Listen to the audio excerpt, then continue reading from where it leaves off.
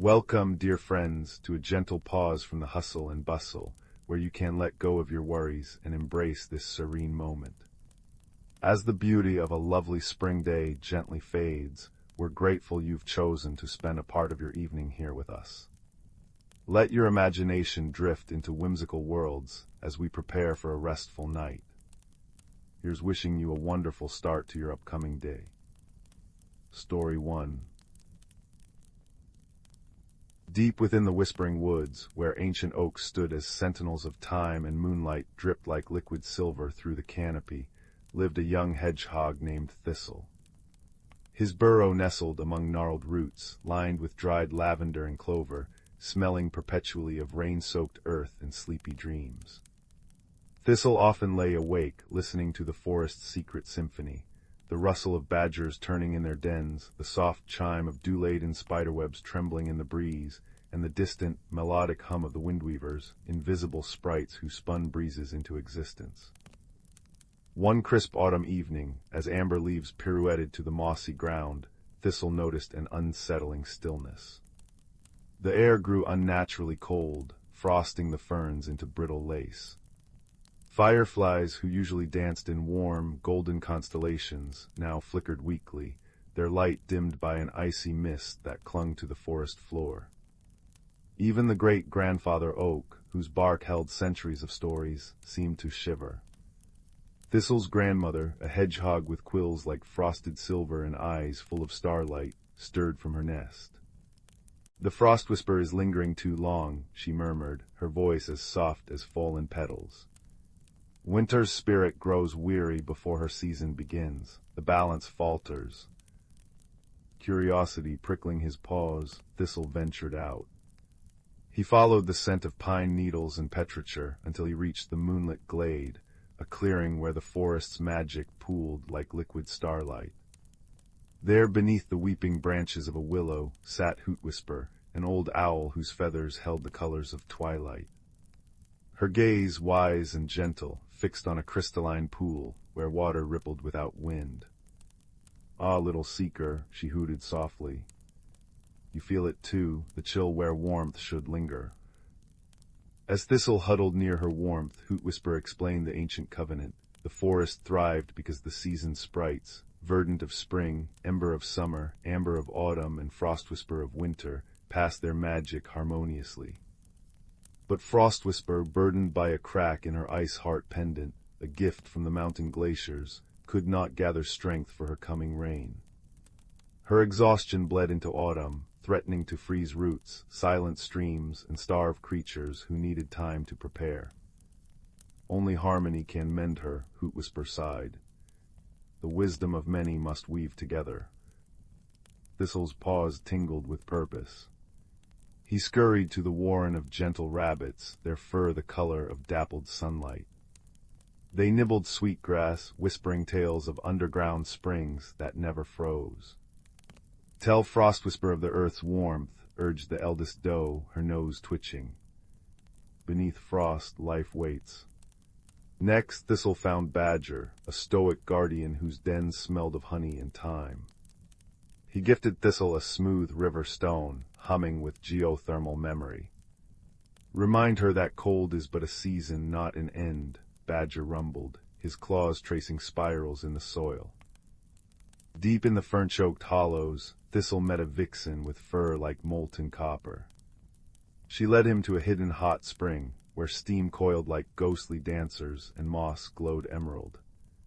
"Warmth endures," the vixen purred, placing a dewdrop from the spring onto Thistle's quills. "Carry this truth." Guided by fireflies now pulsing bravely, Thistle climbed the starlit ridge where Frostwhisper hovered, her form shimmering like fractured moonlight. She was frail, her breath forming fragile snowflakes that melted before touching earth. "Great Spirit," Thistle whispered, laying the rabbit's words, Badger's stone, and the vixen's dewdrop before her. "The forest remembers warmth, we are your strength." As the offerings gleamed, creatures emerged from the shadows. Rabbits thumped rhythms into the soil, badgers hummed ancient hymns, foxes wove patterns with their tails, stirring the air. Hootwhisper's wings unfurled, casting a soft, golden radiance. Thistle, heart-pounding, touched Frostwhisper's pendant. The crack sealed with a sound like icicles singing, warmth flooding the glade. Frostwhisper's eyes brightened, reflecting the gathered community. "You reminded me," she breathed, her voice now a gentle chime, "that balance is not born alone." She lifted her hands, and the mist retreated. Autumn's chill softened into a crisp, apple-scented breeze. Fireflies blazed anew, painting the glade in gold, while the windweavers spun the air into a lullaby of rustling leaves and distant owl calls. By dawn, Thistle returned to his burrow. His grandmother nuzzled him, lavender scent wrapping them like a blanket. "You wove many threads into one tapestry," she murmured. Outside, the whispering woods sighed in relief. Maples blushed crimson, squirrels buried acorns in unfrozen earth, and the grandfather oak's leaves rustled with approval. Years later, when Thistle's own quills silvered, he would tell young hedgehogs of the night harmony healed winter's heart. And in the moonlit glade, if one listened closely, the pool still whispered the story, a ripple of rabbit courage, the echo of badger wisdom, the spark of fox warmth, all cradled in the soft hoot of an owl and the determined heartbeat of a small hedgehog who learned that magic blooms where kindness takes root. As stars blinked awake above the canopy, the forest settled into contented silence, every creature dreaming of interconnected roots, enduring warmth, and seasons dancing hand in hand beneath the watchful, loving gaze of the ancient woods. Sleep now, little listener, and may your dreams be as deep and peaceful as Thistle's burrow, where balance always finds its way home. Story 2. The first frost hadn't yet touched the cobblestones of Willow Creek, but the air held the crisp promise of autumn nights. In a small attic room overlooking the baker's chimney, where the scent of warm bread mingled with wood smoke, lived a boy named Silas. Silas was quiet, often overlooked, with eyes the color of storm clouds and a heart that hummed like a trapped honeybee. He felt things deeply, the sadness in Mrs. Gable's eyes when her cat wandered off, the frustration of the grumpy blacksmith when his fire wouldn't catch, the unspoken loneliness that clung to the edges of the bustling village square. He wished he could help, but his voice always seemed to vanish when he tried to speak up, lost in the louder world. One blustery afternoon, while searching for kindling near the Whispering Woods, a dense, ancient forest that bordered the village, rumored to hold secrets older than the oldest oak Silas, stumbled. His foot caught on a gnarled root, sending him tumbling into a thicket of ferns still damp with morning dew. As he pushed himself up, brushing dirt and moss from his knees, something glinted faintly in the fading light. Nestled amongst the roots, half buried in dark, rich earth, was a stone. It was smooth and cool to the touch, about the size of his palm, and unlike any stone he'd ever seen. It wasn't glittery quartz or dull slate. It seemed alive. Deep within its obsidian depths, flecks of light swirled like captured fireflies, shifting from amber to emerald to a deep, twilight blue as he turned it in his hands. It hummed softly, a vibration he felt more than heard, resonating with the quiet hum inside his own chest. He slipped the warm stone into his pocket, feeling an inexplicable sense of connection. That night, under a quilt stitched with constellations by his grandmother, Silas couldn't sleep. The stone lay beside his bed, its inner light pulsing gently, painting soft, moving patterns on the ceiling. A strange pull tugged at him, a silent melody woven from the wind rustling the ivy outside his window and the distant hoot of an owl. He dressed quietly, the stone clutched tightly in his hand, its warmth spreading up his arm. He slipped out into the moonlit village, the cobbles silvered, the houses dark and dreaming. He followed the pull past the slumbering cottages, past the silent mill wheel, towards the looming darkness of the Whispering Woods. The forest, usually intimidating at night, felt different. Welcoming. The ancient trees seemed to lean closer, their bark silvered in the moonlight, their leaves whispering secrets on the breeze. The stone in his hand flared brighter, its blue light illuminating a path he'd never noticed before, not a deer trail or a logging path, but a ribbon of soft, moss-covered earth winding between enormous tree trunks. The air grew warmer, sweeter, filled with the scent of damp earth, crushed pine needles, and something else, wild honey and ozone. The humming intensified, resonating deep within his bones. Then he stepped through a curtain of hanging vines thick with luminous, pearlescent berries, and the world changed. He stood on the edge of a hidden valley, bathed in perpetual twilight. Giant bioluminescent mushrooms, taller than he was, dotted the landscape like glowing lanterns, casting pools of soft green, blue, and violet light. Trees with bark like polished silver and leaves like spun moonlight stretched towards a sky shimmering with unfamiliar constellations. The air thrummed with life, the cheer-up of unseen insects, the gurgle of a crystal-clear stream winding through luminous moss, the gentle sigh of the enormous trees. Fireflies, larger and brighter than any he'd known, danced in intricate patterns, painting ephemeral pictures in the air. It was breathtaking, a world woven from starlight and shadow. This was Glimmerroot Vale. Silas gasped, the sound swallowed by the vast, gentle silence of the place. The stone in his hand pulsed warmly, its light now a steady, reassuring blue. As he took a hesitant step onto the luminous moss, a soft rustle came from behind a cluster of giant ferns. A creature emerged. It stood about knee-high to Silas. Its body was slender, covered in velvety fur, the deep green of moss and shadow, shimmering faintly. Large, liquid eyes, the color of molten gold, regarded him with intense curiosity.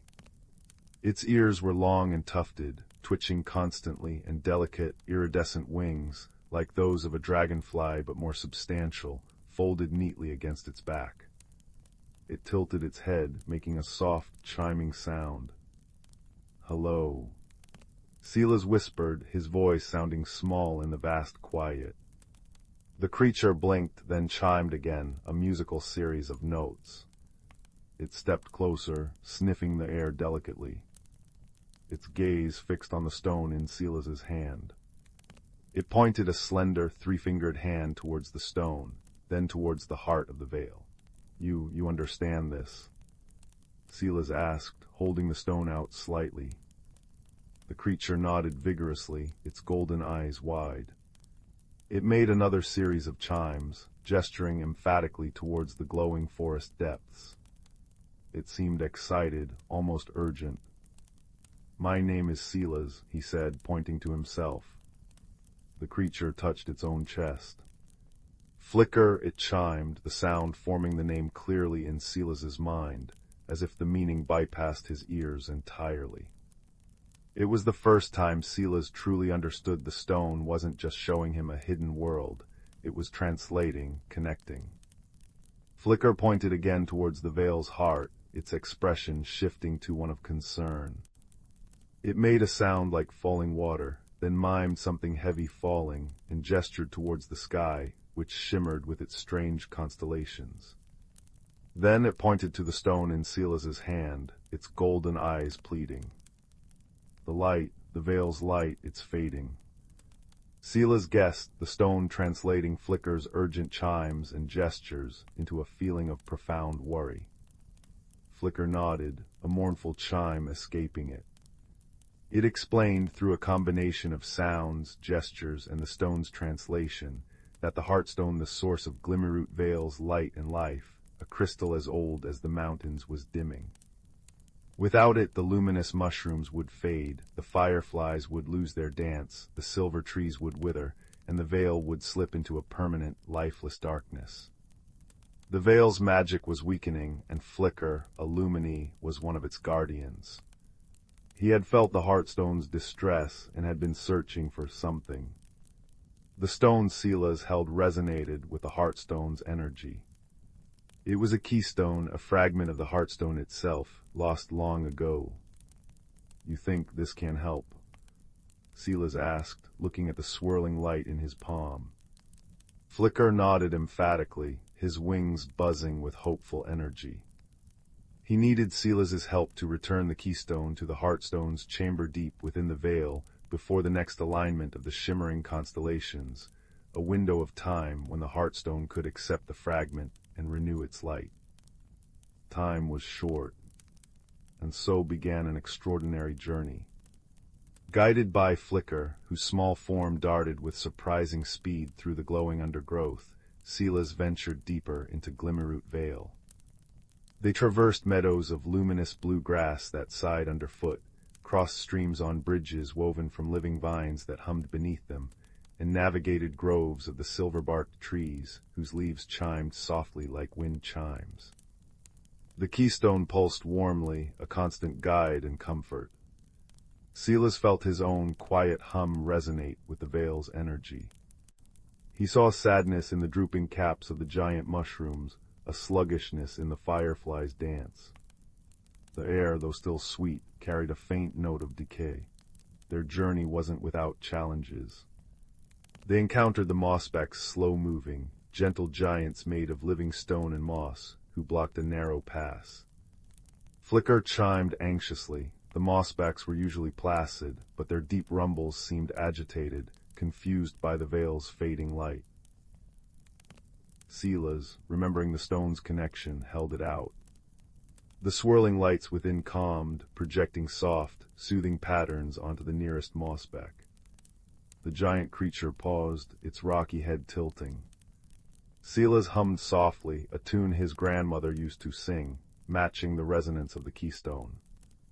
The mossback rumbled softly, a sound like distant thunder, then slowly, ponderously shifted aside, allowing them passage. Silas felt a spark of confidence. His quietness wasn't a weakness here. It was a different kind of strength, amplified by the keystone. Deeper still, they faced the whisper vines, sentient, clinging vines that sought to ensnare anything passing through a treacherous ravine. They lashed out with surprising speed. Flicker darted and buzzed, trying to distract them, but they were relentless. Panic fluttered in Silas's chest. He closed his eyes, focusing on the keystone's warmth, the hum within himself, and the deep, ancient rhythm he sensed in the veil itself. He didn't shout, he sent out a pulse of calm, of belonging amplified through the stone. The whisper vines hesitated, their movements slowing. They seemed to sense the Heartstone's energy within the keystone, a resonance of home.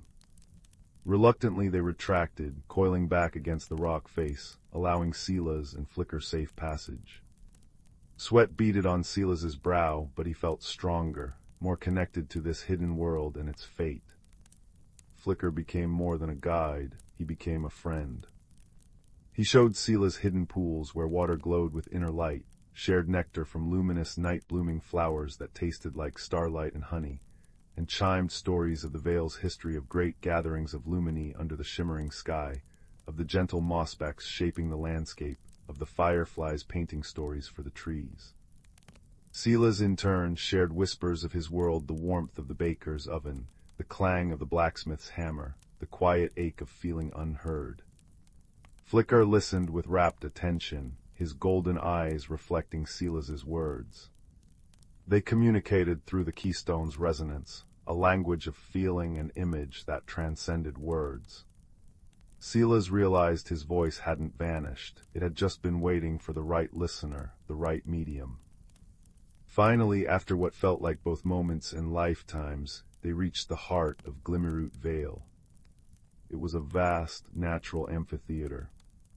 Towering crystal formations, dull and gray now, rose like petrified trees around a central dais. Atop the dais sat the Heartstone. Once Flicker chimed mournfully. It had blazed with a light that could rival the moon.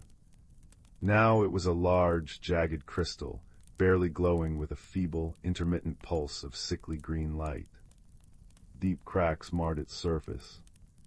The air here was thick with sorrow and the chilling scent of dying magic. The luminous moss beneath their feet was patchy and dim. Above, the shimmering constellations were aligning, forming a specific pattern. Flicker pointed to urgently with a trembling hand. The window was opening, but standing between them and the dais was a figure. Tall, cloaked in shadows that seemed to writhe like smoke, it radiated coldness. Its form was indistinct, shifting, but 2 points of cold, blue light burned where eyes should be. It was a shade, Flicker explained through terrified chimes, a creature born of the Vale's fading light, a manifestation of despair and entropy, drawn to the Heartstone's weakness. It fed on the dying magic. It hissed, a sound like cracking ice, as Silas and Flicker approached. The keystone in Silas's hand flared brightly, pushing back the oppressive gloom, but the shade didn't retreat. It lunged, not physically, but with a wave of chilling despair that slammed into Silas. Images flooded his mind, the village mocking his silence, the veil crumbling into eternal darkness, Flicker's light extinguishing. It whispered of his uselessness, his inevitable failure. The cold seeped into his bones, threatening to freeze his heart and snuff out the keystone's light. Silas staggered. The keystone's warmth flickered. He wanted to run, to hide, to let the darkness take him. He saw Flicker, trembling but defiant, buzzing frantically, trying to distract the shade with bursts of his own soft light, but it was like a candle against a gale. Despair threatened to drown Silas. He thought of Mrs. Gable's lost cat, of the blacksmith's frustration, of his own quiet longing to help. He thought of Flicker's friendship, the luminous moss, the singing trees, the dancing fireflies. He thought of the humming in his chest, the resonance of the keystone, the connection he'd found not through loud words, but through quiet understanding and shared purpose. He didn't shout defiance. He didn't rage. He closed his eyes, shutting out the shade's icy whispers. He focused inward on the warm hum that was uniquely his own. He thought of kindness, Mrs. Gable's gentle smile when she found her cat, which he had quietly guided home days before, the blacksmith's grudging nod when a tool was exactly where he needed it, placed there by Silas. He thought of Flicker's trust, the mossback's rumbling acceptance, the whisper vine's reluctant retreat. He poured all of it, every quiet act, every feeling of empathy, every spark of hope and connection into the keystone. He didn't force it, he simply let it resonate, amplifying his own inner light, his quiet strength, through the ancient fragment. The keystone didn't blaze with harsh light, it sang. A pure, resonant tone filled the amphitheater, clear and strong, cutting through the shade's chilling whispers. It was the sound of friendship found, of courage quietly mustered, of a world worth saving. The sound resonated with the very bedrock of Glimmerroot Vale. The feeble pulse of the Heartstone quickened, synchronizing with the keystone's song. The shade recoiled, hissing in pain, its form flickering like a guttering candle. It wasn't destroyed by force, but unmade by the sheer, undeniable power of light, hope, and connection. With a final, despairing wail, it dissolved into wisps of harmless shadow that dissipated on the suddenly warmer air. The constellations above aligned perfectly. Silas, his heart pounding but his hands steady, stepped forward. Flicker buzzed beside him, a chime of pure encouragement. Silas placed the keystone against the largest crack on the Heartstone's surface. There was a moment of profound silence. Then light erupted. Not an explosion, but an expansion. Pure, radiant light, the color of dawn and starlight combined, flowed from the point of contact. It raced along the cracks, sealing them with threads of living gold. The light pulsed outwards in waves, washing over the crystal formations, which blazed back to life, refracting the light into 1,000 dazzling rainbows. It swept across the amphitheater, touching the moss, which sprang back vibrant and glowing, reaching the giant mushrooms that flared with renewed brilliance. High above, the fireflies erupted into a jubilant, synchronized dance of purest light. The Heartstone blazed whole and vital once more, its light warm, steady, and infinitely powerful. The song of the vale returned, the trees chimed louder, the stream laughed, the insects chirruped with joy. Glimmerroot Vale was healed, its magic restored, brighter and more beautiful than Flicker had ever described. Silas stepped back, awestruck, tears pricking his eyes. The keystone was gone, fully absorbed. Flicker launched himself at Silas, wrapping his small, velvety arms around him in a hug, chiming a melody of pure, unadulterated gratitude and joy that echoed the Vale's renewed song.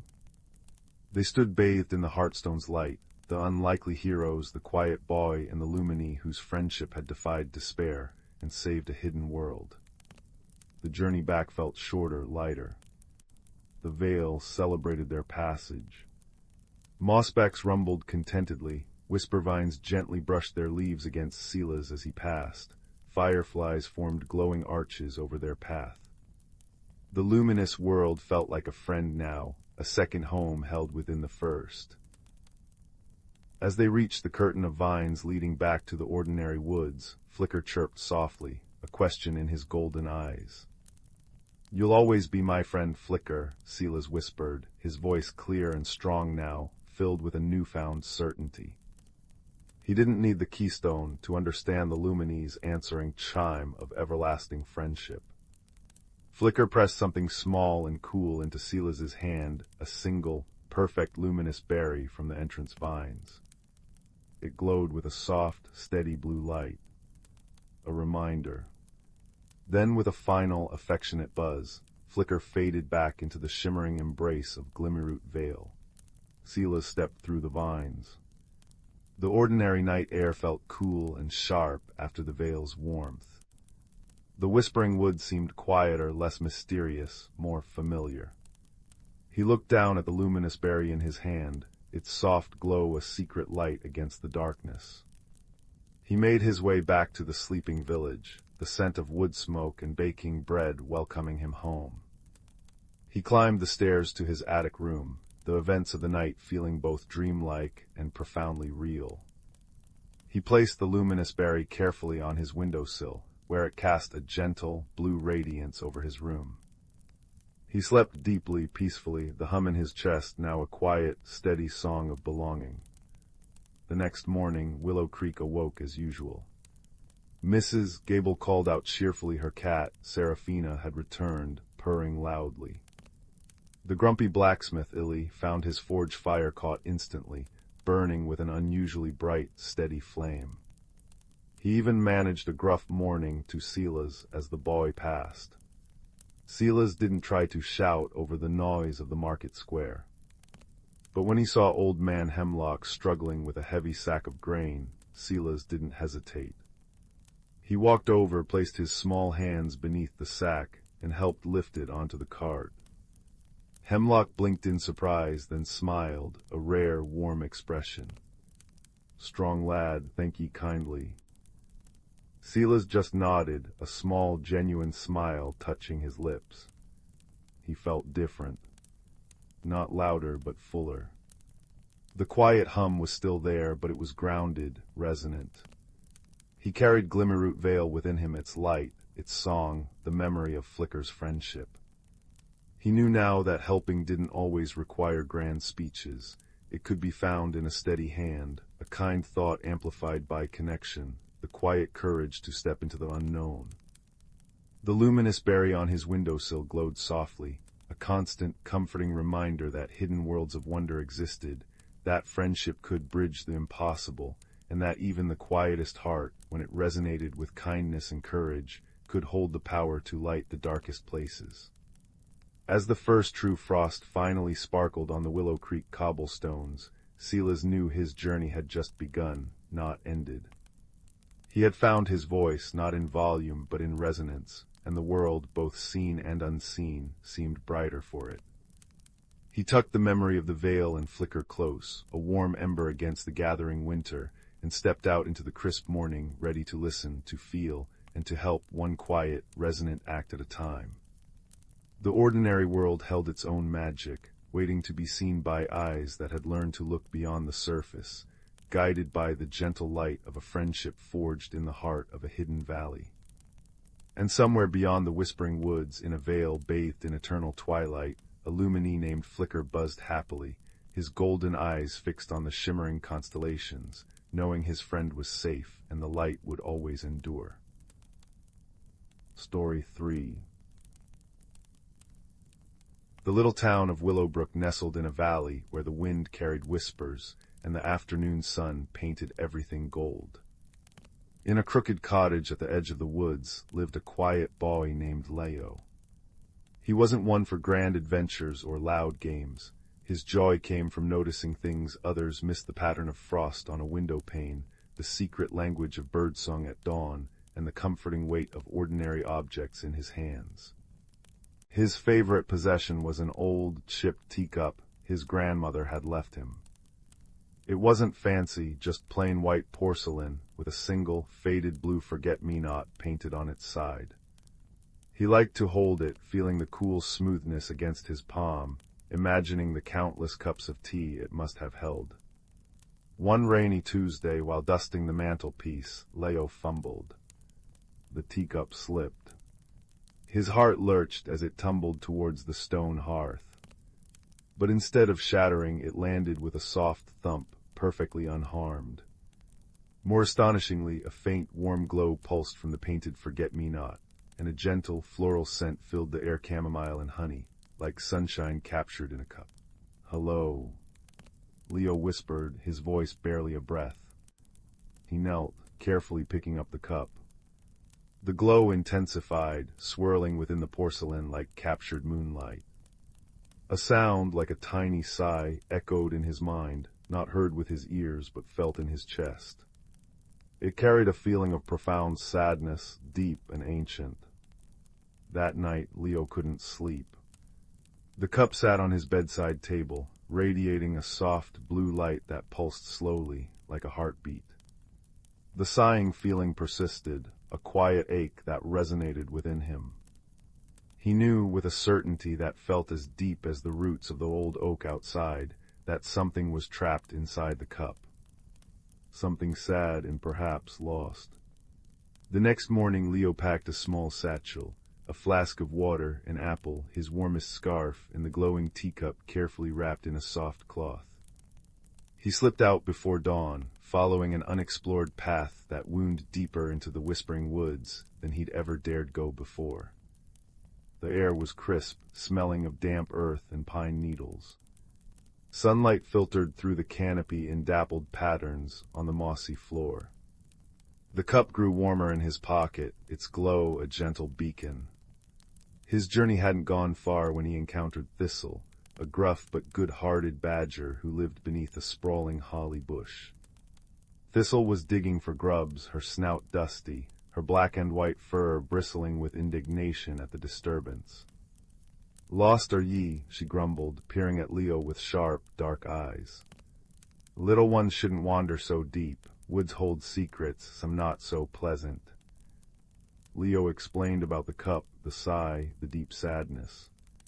He unwrapped it, showing Thistle the soft, pulsing blue light. Thistle sniffed the air cautiously, then the cup itself. Her gruffness softened. "HMPH old magic, faint like starlight on water. Sadness, I feel it too, like a bird with a broken wing." She tapped a claw thoughtfully. "The forget-me-not Glen, deep in the woods, place where things forgotten sometimes linger, might find answers there, but the path is tricky and the Glen it remembers. I'll guide ye partway." Grateful, Leo followed the sturdy badger. Thistle knew the woods intimately, leading him away from tangled thickets and patches of sucking marsh disguised as solid ground. She pointed out edible berries and warned him about the grumpy old oak, whose roots liked to trip the unwary. Her practicality was a comforting anchor. As the sun climbed higher, warming the air, they reached a sun-dappled clearing filled with ancient, gnarled hawthorn trees. Here they met Pip, a whirlwind of russet fur and boundless, slightly scattered energy.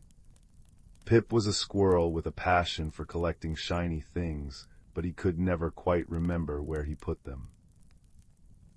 "Thistle, hello, who's the little one? Ooh, shiny glow." Pip chattered, zipping down a tree trunk and skidding to a halt before Leo, his bright eyes fixed on the cloth-wrapped bundle.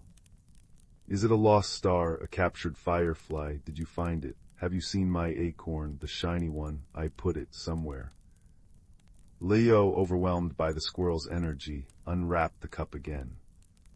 Pip tilted his head, whiskers twitching. Ooh, oh, pretty blue, sad blue makes my nose tingle, like remembering something you forgot, the forget-me-not Glen, that's where sadness gathers. Down the sunken path, past the singing stones, I think, maybe, unless it was the laughing brook, no, definitely the stones, I'll show you, come on. And without waiting, Pip bounded off towards a narrow path Leo hadn't even noticed. Thistle sighed. Best keep up, Pip knows the way, even if his mind hops faster than his feet. With Pip leading the exuberant charge and Thistle providing steady, grounding presence, Leo felt less alone. The cup pulsed warmly against his side, the sigh within seeming to echo the rustling leaves. Pip led them to a stream where smooth, gray stones hummed a low, harmonic note when the water rushed over them, the singing stones. The sound was strangely soothing. Beyond the stones, the path dipped sharply into a shadowed, misty hollow, the forget-me-not Glen. The air here was cool and still, thick with the scent of damp earth, and something else of the sweet, poignant fragrance of countless forget-me-nots blooming in impossible drifts, glowing with the same soft blue light as Leo's cup. It was breathtakingly beautiful, yet heavy with melancholy. At the heart of the glen, beneath a weeping willow whose branches trailed in the glowing flowers, sat an ancient tortoise. His shell was moss-covered and etched with patterns that seemed to shift in the dim light. His eyes, deep and knowing like polished river stones, opened slowly as they approached. This was Old Man Moss. "You carry sorrow, young one," the tortoise rumbled, his voice like stones grinding deep within the earth. He looked not at Leo, but at the cloth bundle. "And you bring a piece of it home." Leo knelt, unwrapping the cup. Its glow intensified, bathing the ancient tortoise's face in blue light. The sigh within seemed to swell, filling the glen with a wave of palpable grief. "It's trapped," Leo said softly. "Something is trapped inside, it feels so lost and sad. How do I help it?" Old Man Moss lowered his head, nudging the cup gently with his beak-like mouth. "Force cannot free what grief binds," he murmured. "Not strength of claw, nor speed of foot, nor even sharpness of mind alone. This spirit is tethered by memory, by a love it cannot release." "But how?"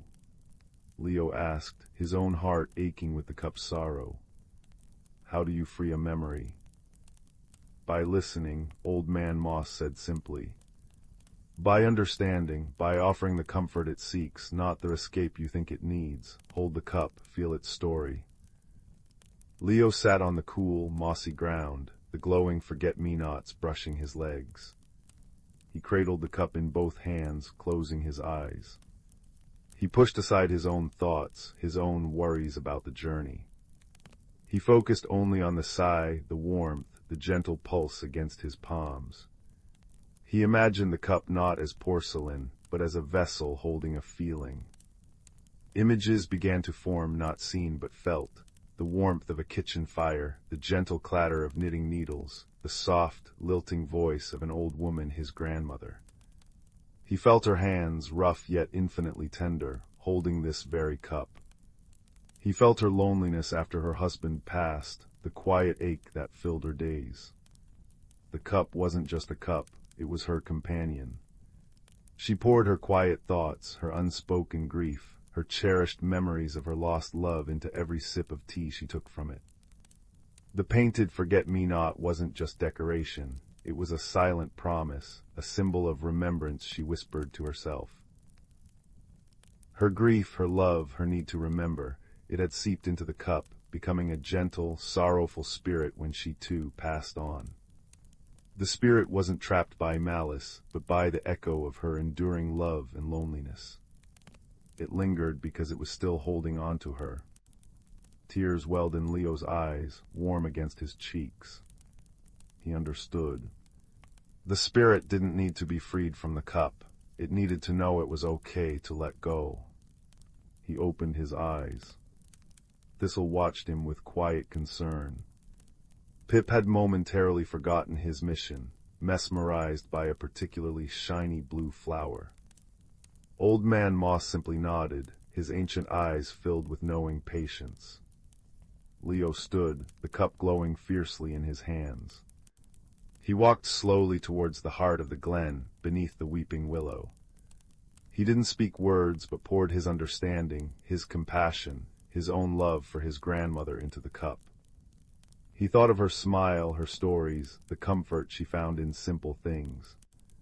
He thought of her love for her husband, a love that was beautiful even if it carried sadness.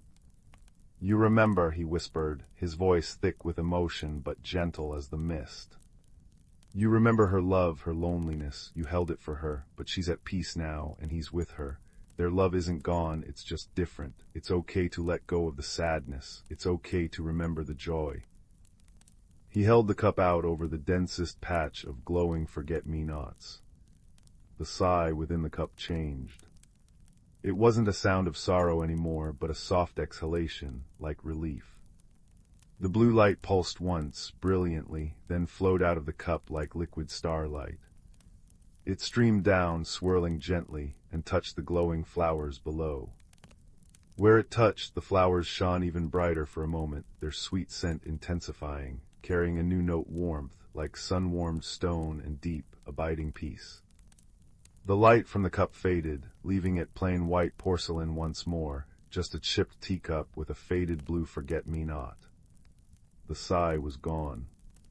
The heavy sadness lifted from the glen, replaced by a profound, gentle stillness. The forget-me-nots still glowed, but their light was softer, warmer, full of peaceful remembrance rather than aching loss. Leo felt a wave of quiet exhaustion, but also a deep, profound warmth spreading through him, as comforting as a cup of chamomile tea. He looked at the ordinary cup in his hands.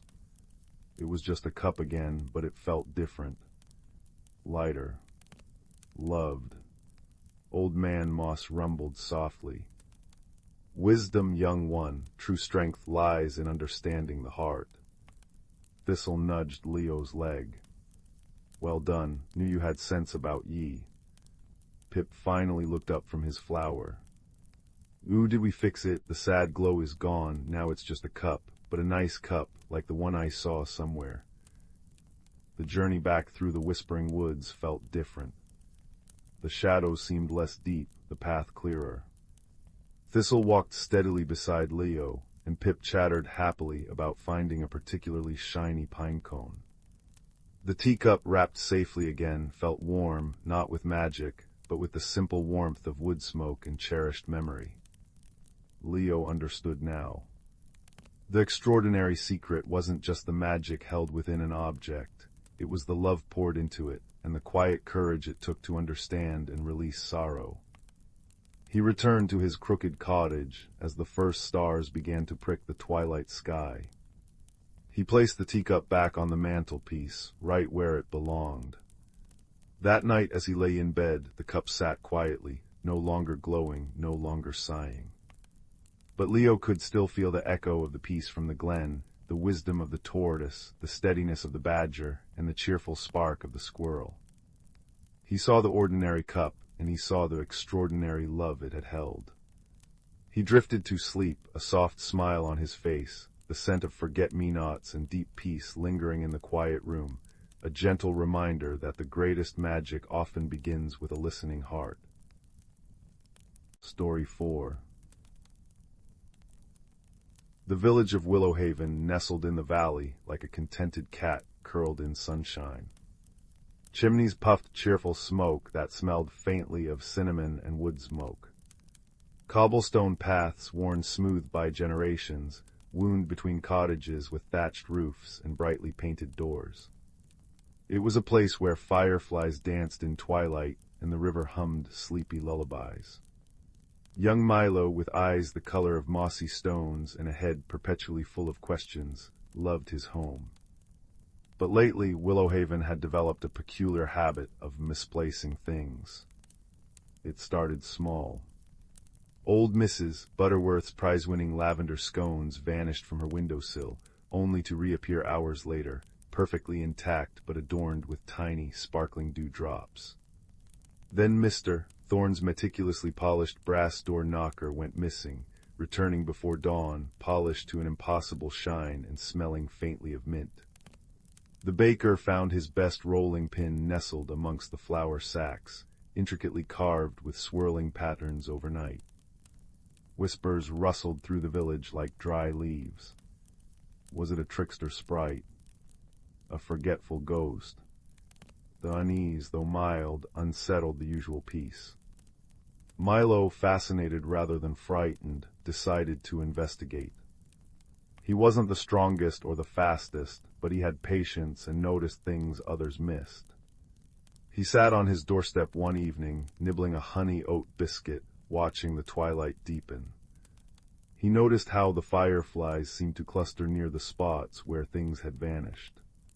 He saw faint, shimmering trails on the cobblestones, like the paths of tiny, wet feet, glinting only when the moonlight caught them just right. They always led towards the whispering woods, the ancient forest bordering the village, where the trees murmured secrets on the wind. The next day Milo sought counsel from the village's oldest and wisest resident, Thistlewick, the hedgehog librarian. Thistlewick resided in the cozy nook beneath the roots of the great oak, his home filled with scrolls, leather-bound books, and the comforting scent of aged paper and ink. He peered over his tiny spectacles as Milo described the missing objects, the shimmering trails, and the fireflies. "Ah," Thistlewick murmured, tapping a claw thoughtfully on an open page depicting luminescent moss. Not malice, young Milo, curiosity, and perhaps loneliness. The whispering woods holds many secrets, and not all are fearsome. He shuffled to a high shelf and nudged a thick volume titled Denizens of Dusk and Dew. "Tell me, do these trails glisten like crushed moonstone, and do the returned objects seem cared for?" Milo nodded vigorously. Yes, the knocker was shinier than ever, and the scones looked fresher somehow, like someone had admired them. "Precisely." Thistlewick beamed. "I believe you have encountered the Glimmerkin, shy, nocturnal folk no bigger than your thumb. They dwell deep in the mossy heart of the woods. They are drawn to beauty and craftsmanship, especially things that shine or smell delightful. They borrow them not to steal, but to study, to admire, perhaps even to try and replicate in their own tiny way. The dewdrops, their signature. The minty smell they polish with crushed moonlight mint leaves." "But why now?" Milo asked. "They've never done this before." Thistlewick's whiskers twitched. "The great glimmering, perhaps. It happens only once every 7 years, when the moonflowers bloom deep in the woods. It's a time of celebration for the Glimmerkin, a time they feel braver, venturing closer to our world. They see our lovely things, and well, their little hearts just can't resist. They mean no harm, only wonder." Milo understood. It wasn't theft, it was fascination. But the villagers' unease needed soothing. How could he bridge the gap between the curious Glimmerkin and the puzzled villagers? He needed proof and a way to communicate. That night, armed with Thistlewick's wisdom and a small, beautifully carved wooden box his grandfather had made, shiny with beeswax polish, Milo set a gentle trap. He placed the box on his own windowsill, next to a sprig of fragrant moonflower he'd carefully cultivated. Inside the box he left a tiny note, written in his neatest script. "Hello, Glimmerkin friends, your polishing is wonderful, could we meet?" He hid nearby, wrapped in a soft blanket, watching. As the moon rose, painting the village silver, the fireflies gathered. Then he saw them. Tiny figures no taller than dandelion fluff, shimmering with a soft, internal light like captured starlight. They had delicate, translucent wings like dragonflies and large, luminous eyes full of wonder. 3 of them flitted towards the box, chittering softly like wind chimes. They admired the wood, touched the moonflower with reverence, and finally one spotted the note. They huddled together, their light pulsing with excitement and nervousness. Using a drop of dew and a sliver of glow moss, they wrote a tiny reply on the back of Milo's note. "We admire, we learn, we sorry for worry." Milo's heart swelled. He carefully approached, moving slowly. The Glimmerkin fluttered back but didn't flee. He pointed to the note and smiled. He then gestured towards the village and mimed polishing the brass knocker. The little creatures chittered happily, nodding their tiny heads. One even did a little flip in the air. The next morning, Milo gathered the villagers in the square. He showed them the tiny reply written in dew and glow moss and explained about the glimmerkin and their great glimmering. He described their shy admiration and their polishing skills. Skepticism turned to wonder as he held up the wooden box now polished to a mirror sheen and adorned with minuscule, intricate patterns of swirling light etched impossibly fine. Instead of worry, Milo suggested gently, perhaps we could welcome their curiosity, maybe leave out something small and shiny or a fragrant flower just for them to admire, a gift, not a trap. The villagers, charmed by the tiny artwork on the box and Milo's earnest explanation, agreed. Mrs. Butterworth left out a single, perfect lavender scone on a miniature plate. Mr. Thorne placed a small, polished copper coin on his doorstep. The baker left a tiny, beautifully carved wooden spoon near his window. That night, the Glimmerkin visited again. They admired the offerings, leaving behind sparkling dew and faint scents of mint or wild honey. They didn't take anything away. Instead, they left gifts of their own, tiny, perfect sculptures woven from spider silk and moonlight, or minuscule mosaics made from iridescent beetle wings, left carefully beside the gifts. The mystery was solved not with fear, but with understanding and kindness. The strange occurrences stopped being strange and became a gentle, shared secret.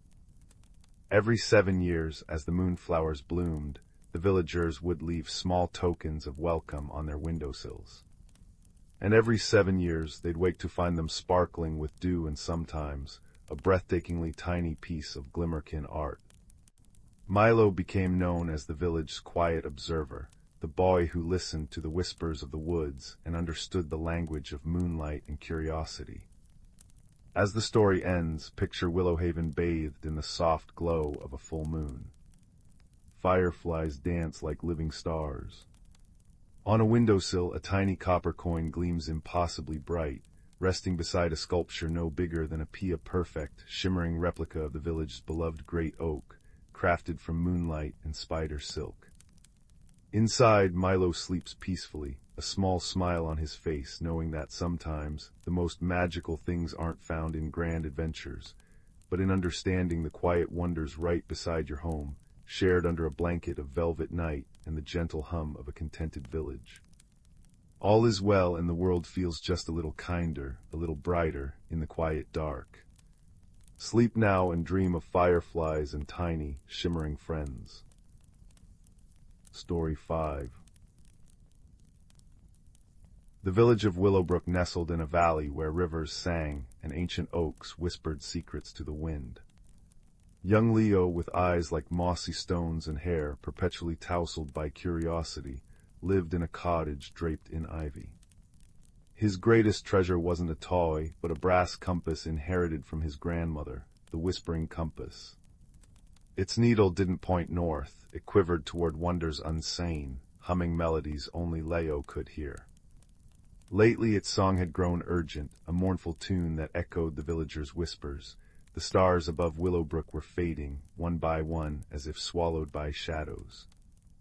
One twilight, as fireflies painted the meadow gold, the compass glowed with sudden ferocity. Its needle spun wildly before settling eastward toward the Forbidden Ridge, a place shrouded in tales of mist and mystery. The hum-shaped words, "Seek the Starfall Glade." Leo's heart drummed against his ribs. He packed a satchel with honey cakes, a woolen blanket, and a vial of starlight water, collected during meteor showers, said to soothe weary souls. With a deep breath, he slipped into the velvet night. The journey began in the Whispering Woods, where sentient willows trailed their lives in moonlit streams. Shadows danced like living things, but the compass's glow cast a warm circle around Leo. Soon he heard a whimper, a sound like crumpled silk. Behind a waterfall shimmering with liquid silver lay a young griffin, his tawny wing pinned under a fallen branch. Lion-like paws scrabbled helplessly, eagle eyes glistened with pain. "I'm Sela's," he rasped. "The ridge's winds betrayed me." Though tales warned that griffins guarded treasures fiercely, Leo saw only fear in Sela's gaze. He used his blanket as a sling, lifting the branch with a grunt. As Sela's flexed his freed wing, the compass hummed approvingly. "You're heading east," Sela's observed, nuzzling Leo's hand. "So am I. The starfall glade is dying, and I must mend it." A bond sparked between them, child and mythical beast, united by a shared purpose. Their path wound higher, where air thinned and glaciers gleamed like dragon teeth. In the crystal caves, walls pulsed with inner light, revealing frozen gardens of amethyst flowers. But beauty hid peril, the caves echoed with mirror sighs, illusions that preyed on loneliness. Leo saw visions of his cottage, his mother's voice calling him home. Silas saw his griffin flock soaring without him. "It's not real," Leo whispered, pressing the compass to his chest. Its melody swelled, a lullaby of courage, shattering the illusions like glass. Higher still, they crossed the bridge of roots, woven by generations of tree spirits over a chasm where wind howled like lost souls. Halfway across, roosting shadow bats awoke, creatures of obsidian smoke that thrived on doubt. They swarmed, whispering, "Turn back, little one, you're too small for great quests." Leo froze, but Silas roared, a sound like golden thunder. Together, the griffin cried. Leo clung to Silas's back as they charged, the compass blazing like a tiny sun, scattering the shadows. At dawn's first blush, the blue hour, they reached the forbidden ridge. Before them lay the Starfall Glade, a valley where celestial flowers bloomed in nebula hues, and streams flowed with liquid starlight. But decay crept at its edges, flowers wilted into ash, and the sky above churned with storm clouds. At the glade's heart stood the celestial tree, its branches bare. Trapped within its amber trunk were faint, flickering lights, the captured stars. An ancient tortoise, her shell etched with constellations, emerged. "I am Elder Thorn," she sighed. "The glade weakens because human hearts have forgotten wonder. Greed dims the stars." She explained that only pure, selfless joy could reignite them. But the tree's guardian, a thorned vine named Sorrowsnare, had coiled tighter with every fading star, feeding on despair. Leo approached the tree. Sorrowsnare hissed, thorns glinting poisonously. "Stay back," it rasped. "These stars are mine." The compass's hum sharpened into a plea. Leo remembered his grandmother's words, "Listen deeper than words." Closing his eyes, he heard Sorrowsnare's true sound, not malice but loneliness. It was once a vine that climbed toward starlight, twisted by neglect. "Let them go," Leo said softly. "Stars belong to everyone." He uncorked his vial. "This is starlight water, it remembers joy. Share it with us." Skeptical, Sorrowsnare uncoiled slightly. Leo poured the water onto its roots. Silas nudged Leo's hand, and understanding, Leo placed the compass against the vine. The device pulsed, sharing memories. Leo chasing fireflies, Silas's first flight, villagers singing under a starry sky. Sorrowsnare trembled, thorns retracting. With a sigh like breaking chains, it unwound from the tree. The trapped stars floated free, darting into the sky like silver minnows. But the celestial tree remained dark. "The stars need a song to guide them home," Elder Thorn murmured. Leo lifted the compass. Its hum wove into a melody his grandmother sang, a tune of hearths and hope. Silas joined in with purring cheer-ups. Elder Thorn drummed her claws in rhythm. Above, the swirling clouds parted. One by one, stars blazed back to life, weaving constellations. Starlight rained down, kissing the glade. Celestial flowers unfurled, painting the valley in sapphire and rose. The trees' branches sprouted leaves of shimmering light. In Willowbrook, villagers gasped as the night sky reignited, brighter than ever. Leo returned at sunrise, Sela's gliding beside him. Where the griffin's shadow touched the earth, wildflowers bloomed. Leo's mother wept with relief, but saw the change in her son, his stillness, the new wisdom in his eyes. Sela's made his nest in the high meadows, visiting Leo at dusk. Together they'd watch stars reflected in the river, a tapestry mended by kindness. The compass now rested on Leo's windowsill, its hum softer, content. It no longer pointed to distant wonders, for Leo had learned the greatest magic bloomed when one listened, to the earth, to friends, to the quiet voice within. Years later, when storms threatened Willowbrook, Leo would stand at Sela's side, compass in hand. Villagers murmured that starlight clung to the boy's hair, and that a griffin's roar could scatter clouds. But Leo simply smiled, remembering a glade reborn by compassion. He'd whisper to children gathered at his feet, "Even the smallest light can pierce the deepest dark, if you carry it together." And as fireflies danced once more in the velvet dusk, the stars above burned bright, a promise kept, a friendship forged, and a world forever changed by a boy who dared to listen. Story 6. The firelight danced on the walls, casting long, comforting shadows as the scent of pine logs filled the air. Outside, a gentle rain pattered against the window pane, a soft counterpoint to the crackling flames. Tonight, dear listener, we journey to a place hidden in plain sight, where ordinary things hold extraordinary secrets. It begins with a boy named Leo, whose world felt a little too small, and a gift he never understood. Leo lived in a cottage at the edge of Willow Creek, a village nestled where rolling hills met an ancient, whispering wood. He was a quiet child, with eyes the color of storm clouds, and a mind that often wandered far beyond his chores. His grandmother, Agnes, was his anchor, a woman whose hands were calloused from gardening but whose touch was as soft as thistledown. Before she passed, she pressed a small, worn object into Leo's palm. It was a simple handkerchief made of sturdy linen, embroidered in one corner with a single, intricate vine bearing 3 shimmering, impossible berries that seemed to change color in different lights. "Keep this close, Leo," she'd whispered, her voice a dry leaf rustle. "It remembers the way home, even when the path is hidden." For years, Leo kept the handkerchief tucked safely in his pocket, a comforting weight, though its magic remained dormant. He'd rub the embroidered berries, hoping for a spark, a sign, but nothing happened. It just felt like cloth.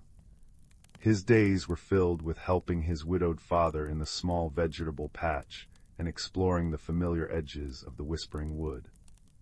Yet Leo always felt a pull, a sense that the woods held more than squirrels and mossy stones. He often stood at the base of the enormous, gnarled oak everyone called Old Man Root, its bark deeply furrowed like a wise face, and felt a strange, quiet hum emanating from its core. One crisp autumn afternoon, chasing a particularly mischievous squirrel who had snatched his favorite acorn cap, Leo tumbled headlong into a thicket of ferns beneath Old Man Root. Spitting out dirt, he looked up and gasped. The squirrel was gone, but nestled between 2 massive roots, hidden by cascading ivy, was an opening he'd never noticed before. It wasn't large, just big enough for him to crawl through if he ducked low. The hum he'd always felt was stronger here, vibrating softly through the ground. Curiosity, that brave little spark, flared brightly in Leo's chest. He glanced back towards the village, then at the hidden opening. Taking a deep breath, the scent of damp earth and ancient wood filling his lungs, he squeezed inside.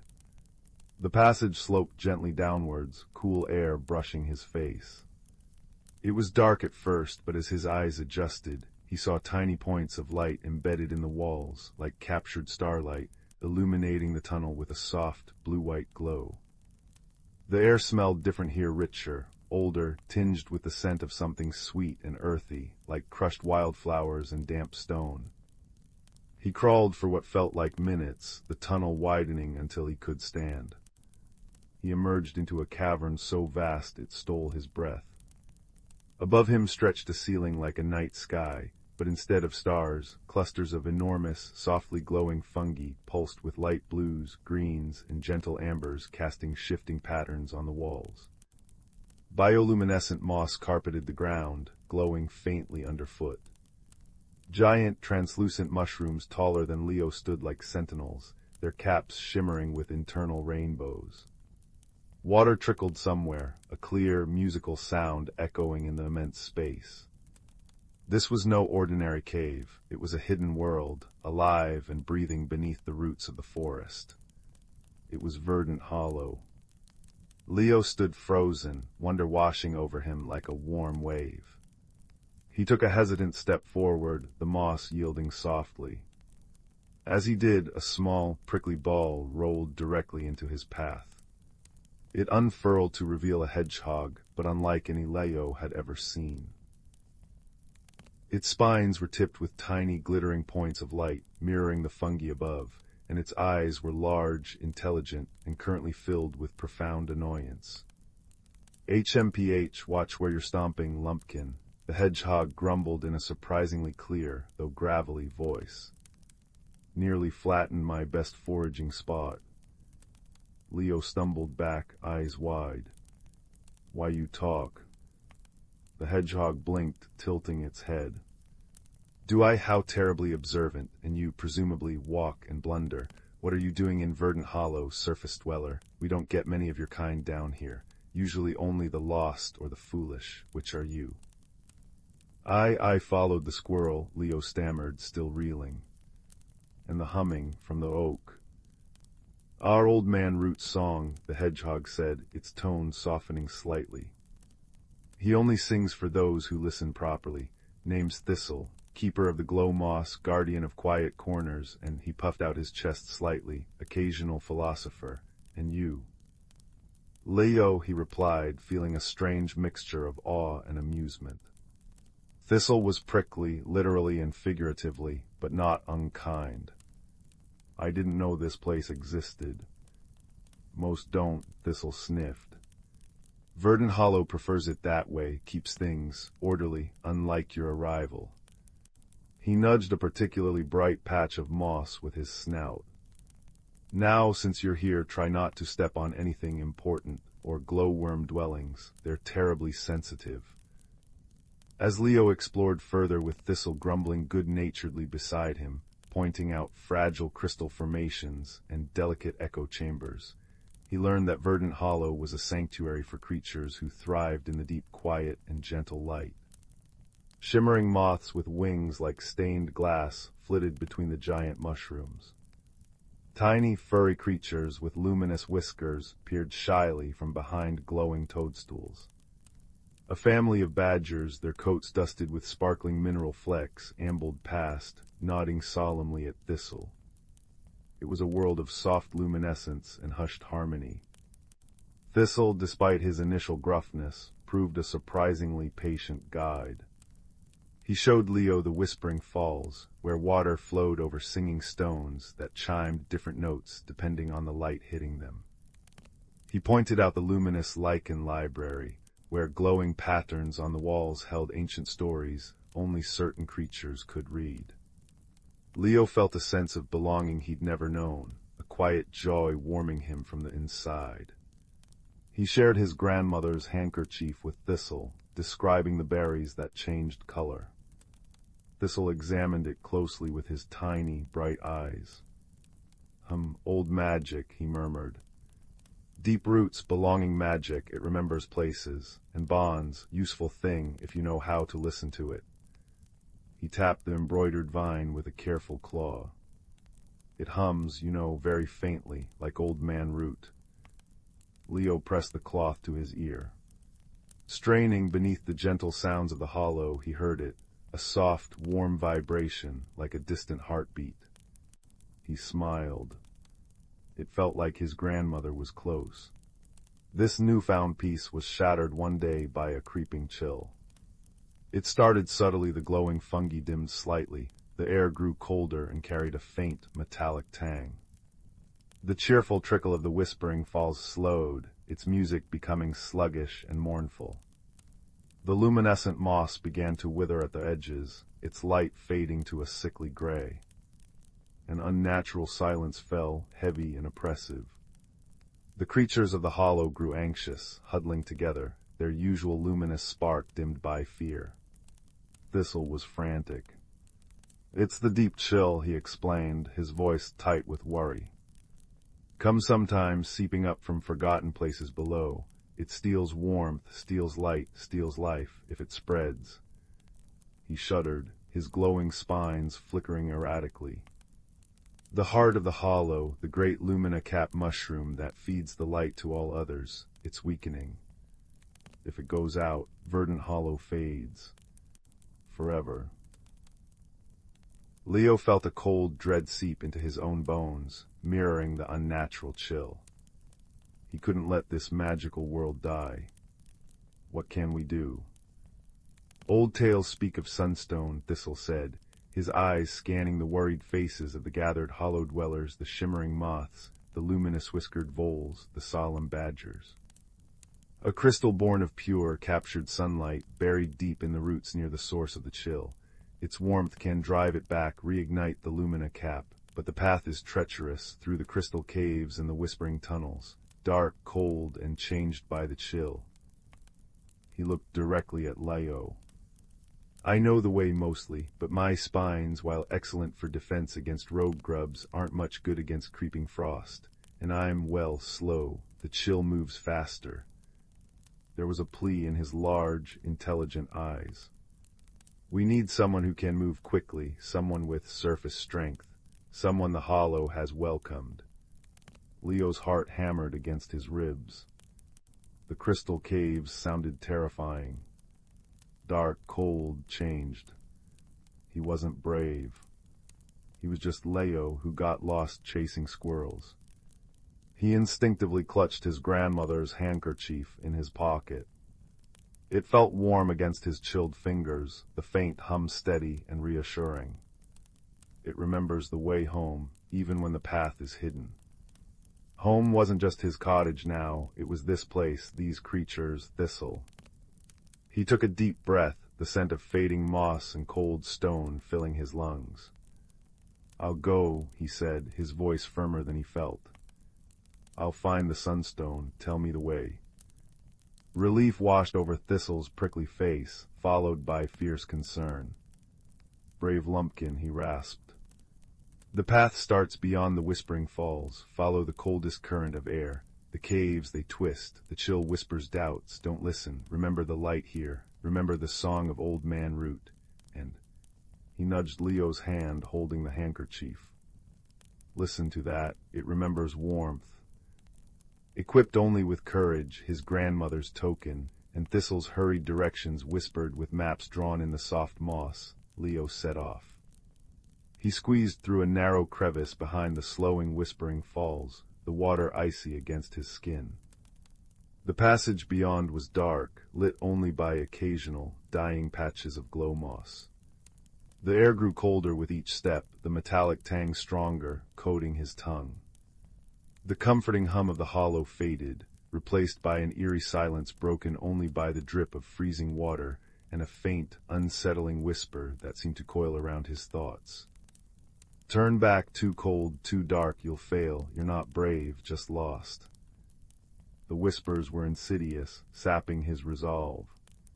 His fingers grew numb. He stumbled on a slick patch of frost-covered rock, scraping his knee. Pain flared, sharp and cold. For a moment, despair threatened to swallow him. He leaned against the freezing cave wall, shivering violently, the whispers growing louder, more mocking.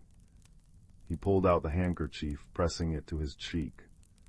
Its warmth was stronger now, a small, defiant ember against the pervasive cold. He focused on the embroidered vine, on the shimmering berries. He thought of his grandmother's kind eyes, of Thistle's worried face, of the lumina cap's fading light, of of the gentle glow of the moths, the solemn badgers, the shy voles. He remembered the warmth of the fire back home, the smell of baking bread, the sound of rain on the roof. He focused on the handkerchief's steady hum, a quiet counterpoint to the chill's whispers. Remember the way home. He wasn't just fighting for the hollow, he was fighting for the warmth inside himself. He pushed himself up, gritting his teeth against the cold and the pain in his knee. He held the handkerchief out before him like a tiny beacon. As he did, the embroidered berries began to glow with a soft, golden light, faint but steady, pushing back the immediate darkness. The whispers faltered. The light wasn't bright, but it was his light, fueled by his resolve and the memory of warmth. He followed the cold current, the golden glow from the berries illuminating just enough of the treacherous path ahead. The caves became more fantastical and perilous. He navigated tunnels lined with jagged, frost-covered crystals that reflected his small light in fractured, dizzying ways. He crossed a narrow, natural bridge over a chasm filled with swirling, icy mist that seemed to reach for him with ghostly fingers. He squeezed through a passage so tight the frost scraped against his back. The handkerchief's glow remained constant, a tiny, unwavering sun in his hand. He talked to it, whispering stories of the hollow, of Thistle, of his grandmother, feeding its light with his memories of connection. Finally, deep within the mountain's heart, where the cold was so intense it burned, he saw it. In a small, ice-encrusted alcove, pulsing with a weak, struggling light, lay the sunstone. It was smaller than he'd imagined, no larger than his fist, but it radiated a profound, latent warmth even through the thick ice covering it. Tendrils of the deep chill, like smoky, semi-solid frost, writhed around it, trying to smother its light. Leo approached cautiously. The chill intensified, the whispers becoming a roar in his mind, promising numbness, oblivion. Frost crackled on his eyelashes. He focused entirely on the sunstone's faint pulse, on the golden glow of the handkerchief, on the faces of his friends above. He reached out, his numb fingers brushing the ice. It was agonizingly cold. He wrapped the handkerchief around his hand, the embroidered berries flaring brighter where they touched the ice. To his amazement, where the glowing berries met the frost, it didn't melt but softened, becoming less brittle. He chipped carefully, using the cloth-protected edge of a small rock he'd picked up. Each strike sent jolts of cold up his arm, but the handkerchief shielded him, its warmth a constant, gentle pressure against the assault. Slowly, painstakingly, he freed the sunstone. As it came loose, it flared brilliantly, bathing the alcove in pure, golden light. The smoky tendrils of the deep chill shrieked soundlessly and recoiled, dissolving like mist in sudden sunshine. Warmth radiated from the crystal, immediate and powerful, driving back the intense cold. Leo gasped as feeling flooded back into his frozen limbs, a painful but welcome sensation. He cradled the sunstone in the handkerchief. Together, they felt like holding captured sunlight. The journey back was faster, lighter. The path seemed less treacherous, the caves less oppressive.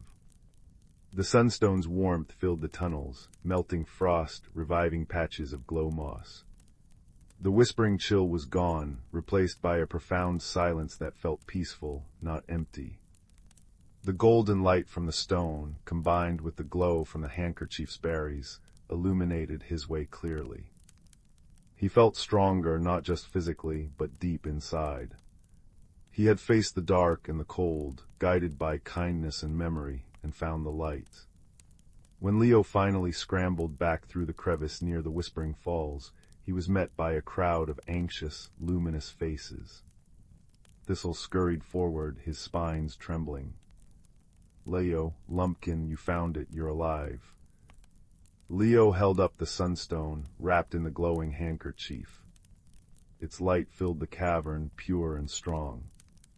As he approached the center of the hollow, where the great lumina cap stood, now dull and grayish, the creatures parted in silent awe. Leo placed the sunstone gently against the base of the giant mushroom. The effect was instantaneous. Golden light surged from the sunstone, flowing like liquid fire up the stem of the lumina cap.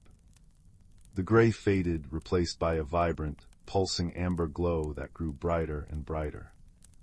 The light spread outwards in visible waves, traveling along veins in the cavern floor and walls, rushing up to the ceiling. The dying fungi overhead flared back to life, blues, greens, and ambers blazing with renewed vigor, brighter than before.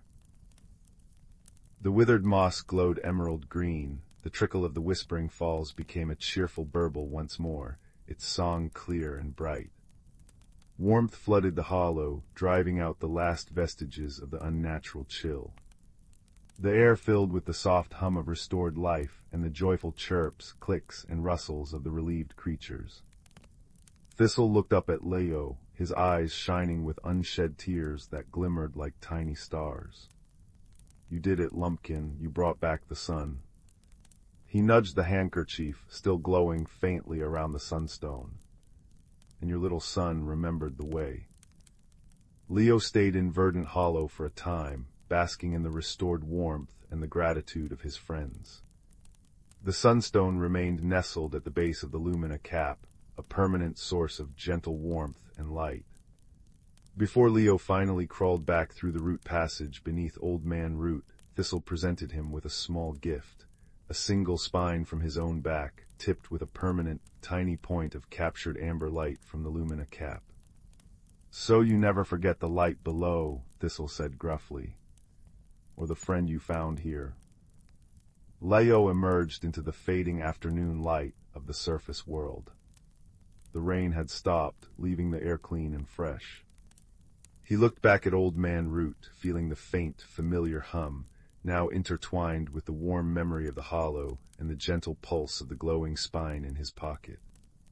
He clutched his grandmother's handkerchief. The embroidered berries still shimmered with faint color, and the hum within it felt richer, deeper, woven now with the song of the whispering falls and the warmth of the lumina cap. Life in Willow Creek resumed its quiet pace. Leo helped his father, tended the garden, watched the changing seasons. But he was changed. The quiet boy now carried a quiet confidence. He saw the world differently. The rustle of leaves held whispers he strained to understand. The pattern of moss on a stone reminded him of the luminous lichen library. The scent of damp earth carried echoes of verdant hollow. He often visited Old Man Root, sitting quietly, listening to its deep hum, feeling the connection to the world below. One rainy evening, months later, sitting by the fire with his father, Leo absent-mindedly pulled out the handkerchief and Thistle's glowing spine. His father looked at them, a curious expression on his face. "That's a strange old cloth, Leo, and that bit of thorn, it glows." Leo smiled, a secret warm smile. He rubbed the embroidered berries, feeling their familiar hum. "It's a long story, Papa," he said softly, gazing into the crackling flames. "About hidden paths, brave friends, and how even the smallest light can guide you home when the world feels cold and dark." He tucked the spine back into his pocket, its tiny light a comforting weight against his leg. Outside, the rain whispered against the window, and deep beneath Old Man Root, a world of gentle luminescence hummed peacefully, forever changed by the quiet courage of a boy and the enduring magic of belonging. The fire crackled low, casting its warm embrace around the room. The story, like the embers, glowed with a quiet warmth. Leo's journey reminds us, dear listener, that magic often whispers rather than shouts. It lives in unexpected friendships, in the courage found when we feel small, and in the quiet, enduring warmth of memory and connection. Sometimes the greatest adventures lead us not just outward, but deep within, to discover hidden strengths and the guiding light we carry inside. Keep your eyes open for the hidden paths, listen for the quiet hum beneath the ordinary, and remember, like Leo's handkerchief, kindness and courage always remember the way home. Now rest your eyes, let the warmth settle around you, and dream of gentle lights and whispering woods. Sleep well. Story 7. The attic above young Ben's house smelled of dust and forgotten summers. Cobwebs draped like lace across beams thick with the memory of old trees, and sunlight, thick and golden as honey, streamed through the single round window, illuminating galaxies of swirling dust motes. Ben wasn't supposed to be up there. The ladder was rickety, his mother said, but the pull of hidden treasures was too strong. That's where he found the button box. It wasn't fancy. Just an old, slightly dented biscuit tin, its floral pattern faded. Inside, however, wasn't a jumble of ordinary buttons. These buttons shimmered. They weren't made of plastic or bone, but of smooth, cool river stones, polished wood, and something that looked suspiciously like solidified moonlight. Each one felt different beneath Ben's fingers, one warm as sun-baked earth, another cool and humming faintly, a third smooth and silent like deep water. Ben, a quiet boy who noticed things others missed, the way dandelion seeds caught the breeze, the precise pattern of frost on a window pane, felt a strange pull from a particular button. It was small, oval, carved from a piece of dark wood, and in its center was a tiny, perfect knot that seemed to swirl if you looked at it just right. He picked it up. Instantly a warmth spread through his palm, and a quiet, insistent tug pulled gently at his thoughts. It wasn't a sound, more like a feeling pointing out, beyond the attic window, towards the whispering woods at the edge of town. The woods lived up to their name. As Ben stepped under the ancient canopy, leaving the familiar cobblestone street behind, the sounds changed. The rustle of leaves wasn't just wind, it was soft sighs and murmured secrets. Sunlight dappled the mossy ground like scattered coins, and the air smelled richly of damp earth, pine resin, and something sweet and wild. The wooden button in his pocket pulsed warmly, its tug growing stronger, leading him off the worn path and deeper into the green embrace. He hadn't walked far when a voice, sharp but not unkind, piped up from a tangle of ferns. "Oi, watch where you're tromping, lad, nearly squashed my best nap spot." A plump, grumpy-looking badger with a distinctive white stripe across his snout glared up at him. This was Thistle. Ben apologized quickly. "I'm sorry, Mr. Badger, I was just following this feeling." He hesitantly showed Thistle the wooden button. Thistle sniffed it cautiously, his beady eyes widening. "HMPH knotwood, rare stuff. That's no ordinary trinket, boy, that's a finder's button. Points you to what needs finding, not what you think you want. Tricky business." Thistle's grumpiness seemed to soften with curiosity. "Well, since you've disturbed my nap, the least I can do is make sure you don't blunder into a snagglethorn patch. Nasty things, snagglethorns. Lead on, button boy, but mind the roots." Thistle proved invaluable. He knew every hidden animal trail, every patch of treacherous bog disguised as solid ground, and every berry bush worth stopping at for a quick snack, though he complained bitterly about the lack of earthworms. As they walked, the tug of the button led them steadily uphill, towards the rumored sleeping mountain. The path grew steeper, the air cooler. The gentle whispers of the woods gave way to the rush of water. Soon they reached the Silver Thread River, cascading over smooth rocks in a sparkling torrent. The button tugged insistently towards the other side. Ben looked worriedly at the rushing water. Thistle grumbled about wet fur. Then a giggle like tinkling bells echoed from a swirling eddy. A head crowned with water lilies and hair the color of river foam popped up. "Lost your way, landwalkers?" asked the river spirit, her eyes shifting like sunlight on water. Her name was Rill, and she was perpetually forgetful. "We need to cross, Lady Rill," Ben said politely, holding up the button. "The finder's button leads us across." Rill drifted closer, peering at the knotwood. "Ooh, shiny and warm. Makes me think of something important." Oh dear, what was it? She tapped her chin, sending ripples across the water. Something lost, something cold, she sighed dramatically. Crossing. Yes. Hop on the stepping stones, but only where the water laughs. Step on the grumpy stones and splash. She pointed to stones barely visible beneath the churning surface. Listen. Ben took a deep breath. He closed his eyes, letting the roar of the river fill his ears. Thistle nudged him impatiently, but Ben focused. Beneath the main roar, he heard it faint, musical chuckles coming from certain rocks. He stepped onto the first chuckling stone. It felt firm. Step by careful step, listening intently to the water's hidden laughter, Ben crossed. Thistle followed, surprisingly nimble, muttering about soggy badgers and ridiculous spirits. Rill waved cheerfully, already forgetting them, humming a watery tune. On the other side, the slope grew even steeper, leading towards the mist-shrouded peak of the sleeping mountain. The air grew thin and crisp. The button's tug was strong now, almost vibrating in Ben's pocket. As they climbed above the tree line, the world opened up, vast valleys spread below, painted in shades of green and purple shadow. But the path ahead vanished into a wall of shifting, gray mist. The mountain seemed to breathe, the mist swirling and thickening, obscuring any trail. Thistle sniffed the air. Mist maze, mountain's way of guarding its secrets. Get lost in there and you might wander forever, or step off a ledge you never saw coming. Nasty business. Ben felt a flutter of fear. How could they navigate this? He pulled out the finder's button. It glowed softly in his palm, the knot swirling faster, but the tug felt confused, pulled in several directions at once by the shifting mist. Force wouldn't work. Shouting wouldn't help. He remembered Rill's lesson listening.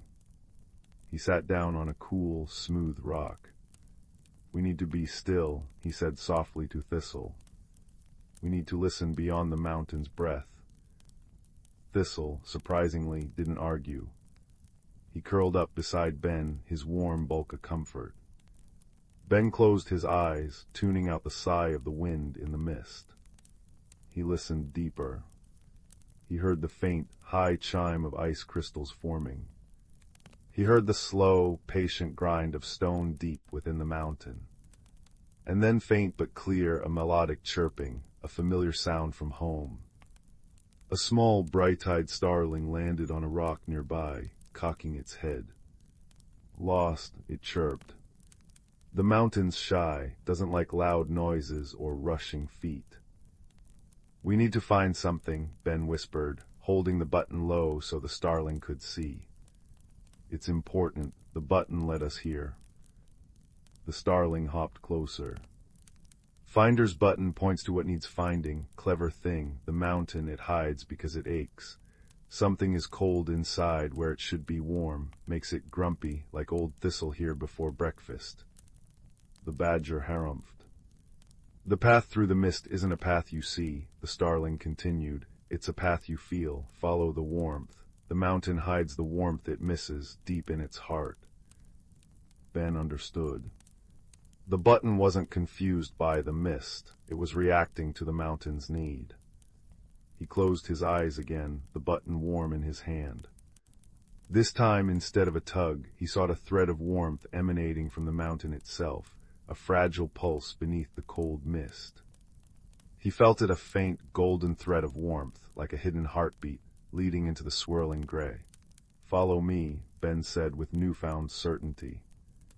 Follow the warmth. Step by careful step, Ben led the way, his hand outstretched, feeling for the subtle warmth radiating from the mountain's hidden heart. Thistle followed his footsteps precisely, and the starling flitted overhead, calling out encouragement. The mist swirled and billowed, sometimes thinning to reveal dizzying drops, sometimes thickening into an impenetrable wall, but the thread of warmth remained constant, an invisible guide. It led them not upwards towards the peak, but sideways along a narrow ledge, finally dipping down into a hidden crevice. Inside was a small cave, surprisingly dry and sheltered. And there, nestled in a bed of soft, glowing moss, lay the source of the warmth, not a treasure of gold or gems, but a large, perfectly smooth river stone. But this stone pulsed with a gentle internal light, radiating a soothing, deep warmth. It was beautiful, but it looked cold. Frost patterns etched its surface, and its light flickered weakly. "This is it," Ben breathed. "This is what needed finding." He remembered Rill's words, something lost, something cold. This was the mountain's heartstone, lost and growing cold. But how to warm it? They had no fire. Ben looked at the finder's button in his hand, still warm. He looked at Thistle, radiating his own cozy body heat. He looked at the starling, fluffing its feathers. Wisdom, not force. "Friendship is warm," Ben said softly. He placed the wooden finder's button gently against the cold heartstone. Then he sat beside it, leaning close. Thistle, understanding without words, curled his warm, furry body around the stone on one side. The starling nestled into the moss on the other, spreading its wings like a tiny blanket. Together they sat in the quiet cave. Ben placed his hands gently on the stone, sharing his own warmth. They didn't speak, they simply were together, a circle of quiet companionship and shared heat. Slowly, slowly, the frost on the heartstone began to melt. The flickering light within grew steadier, brighter, bathing the cave in a soft, golden glow. The warmth radiating from it grew stronger, pulsing outwards like a gentle sigh of relief. Outside the cave, the mist began to thin, not vanishing entirely, but parting like a curtain, revealing clear, safe paths winding up and down the mountainside. The mountain itself seemed to sigh, a deep, contented rumble that vibrated gently through the rock beneath them. The air felt lighter, crisper, filled with the scent of sun-warmed stone and alpine flowers. Their job was done. The journey back was easier. The starling guided them down the now clear paths. Rill, remembering them just long enough, helped them cross the laughing stones again. Thistle grumbled good-naturedly all the way back to the edge of the whispering woods, though Ben noticed he walked a little taller. At the wood's edge, Thistle nudged Ben's hand. "Keep that button safe, button boy. It found more than a stone today." The badger disappeared into the ferns with a final grunt. Ben returned to the attic as the first stars began to prick the twilight sky. He placed the wooden finder's button back in the biscuit tin, its surface cool now, its task complete. But as he closed the lid, he noticed something. The other buttons seemed to shimmer just a little brighter, as if reflecting the warmth of the heartstone far away. He climbed down the ladder, the scent of dust replaced by the comforting aroma of soup from the kitchen below. He didn't tell his mother about the badger, the river spirit, the starling, or the mountain's heart. Some discoveries were treasures meant to be held quietly in the heart. But as he lay in bed that night, listening to the familiar creaks of the house, he felt different. He felt the quiet courage of the journey, the warmth of unexpected friendship, and the profound understanding that the greatest magic often lies not in seeking power, but in answering a call for warmth with an open heart and helping hands. The gentle thrum of the mountain's contentment, miles away, seemed to echo in his own peaceful heartbeat, a lullaby of wonder and quiet strength, carrying him into a deep and dreamless sleep. And the biscuit tin, high in the shadowed attic, held its secrets close, ready for the next whisper of need, the next quiet tug of discovery. Story 8. The old stone bridge spanning Silver Creek had always hummed with secrets, or so Leo's grandmother claimed. 7-year-old Leo, quiet as the moss clinging to its arches, believed her implicitly. He spent countless afternoons tucked beneath its curve, listening to the water chuckle over smooth pebbles and tracing the cool, damp stone with his fingertips. It was there, one drowsy afternoon when the sun painted the world in honey gold, that Leo discovered the true nature of the bridge's secret. It wasn't just a sound, it was a voice. A faint rustling like dry leaves skittering across cobblestones brushed against his ear. Not from the wind stirring the willow fronds, but seemingly from the bridge itself. Leo pressed his ear flat against the cool, mossy stone. The rustling coalesced into whispers, indistinct at first, then clearer. Lost, the heartwood shivers, the path fades. Leo sat bolt upright, heart thumping like a trapped sparrow. He glanced around, but the riverbank was empty save for darting dragonflies and a sleepy frog blinking on a lily pad. Tentatively, he placed his hand back on the stone. The whispers surged, tinged with urgency. Guardian sleeps, shadow creeps, find the listening stone. A thrill, equal parts fear and wonder, shot through him. The listening stone. Was that the bridge? Or something else? The whispers faded, leaving only the familiar sounds of the creek and the chirping of crickets. But the seed was planted. Leo knew deep in his bones that the bridge wasn't just humming secrets, it was asking for help. That night under a sky dusted with 1,000,000 diamond stars, Leo couldn't sleep. The whispers echoed in his mind. He crept from his bed, the worn wooden floor cool beneath his bare feet, and padded silently to the window overlooking the moonlit garden. The stone bridge was a dark silhouette against the silvered creek. As he watched, a soft, greenish luminescence pulsed faintly within its ancient stones, like the heartbeat of the earth itself. It was calling him. With a resolve that surprised him, Leo dressed quickly in his sturdiest trousers and thickest sweater. He slipped downstairs, careful to avoid the creaky third step, and filled his small canvas satchel with a crust of bread, a wedge of cheese, his trusty pocket-knife, a gift from his grandfather, and a small, smooth river stone he always carried for luck. He paused by the back door, glancing at his sleeping grandmother's room. He knew he should wake her, tell her, but the whispers had felt private, meant only for him. Taking a deep breath of the cool, night-scented air-damp earth, honeysuckle and distant pine, he slipped out into the moonlight. The world at night was transformed.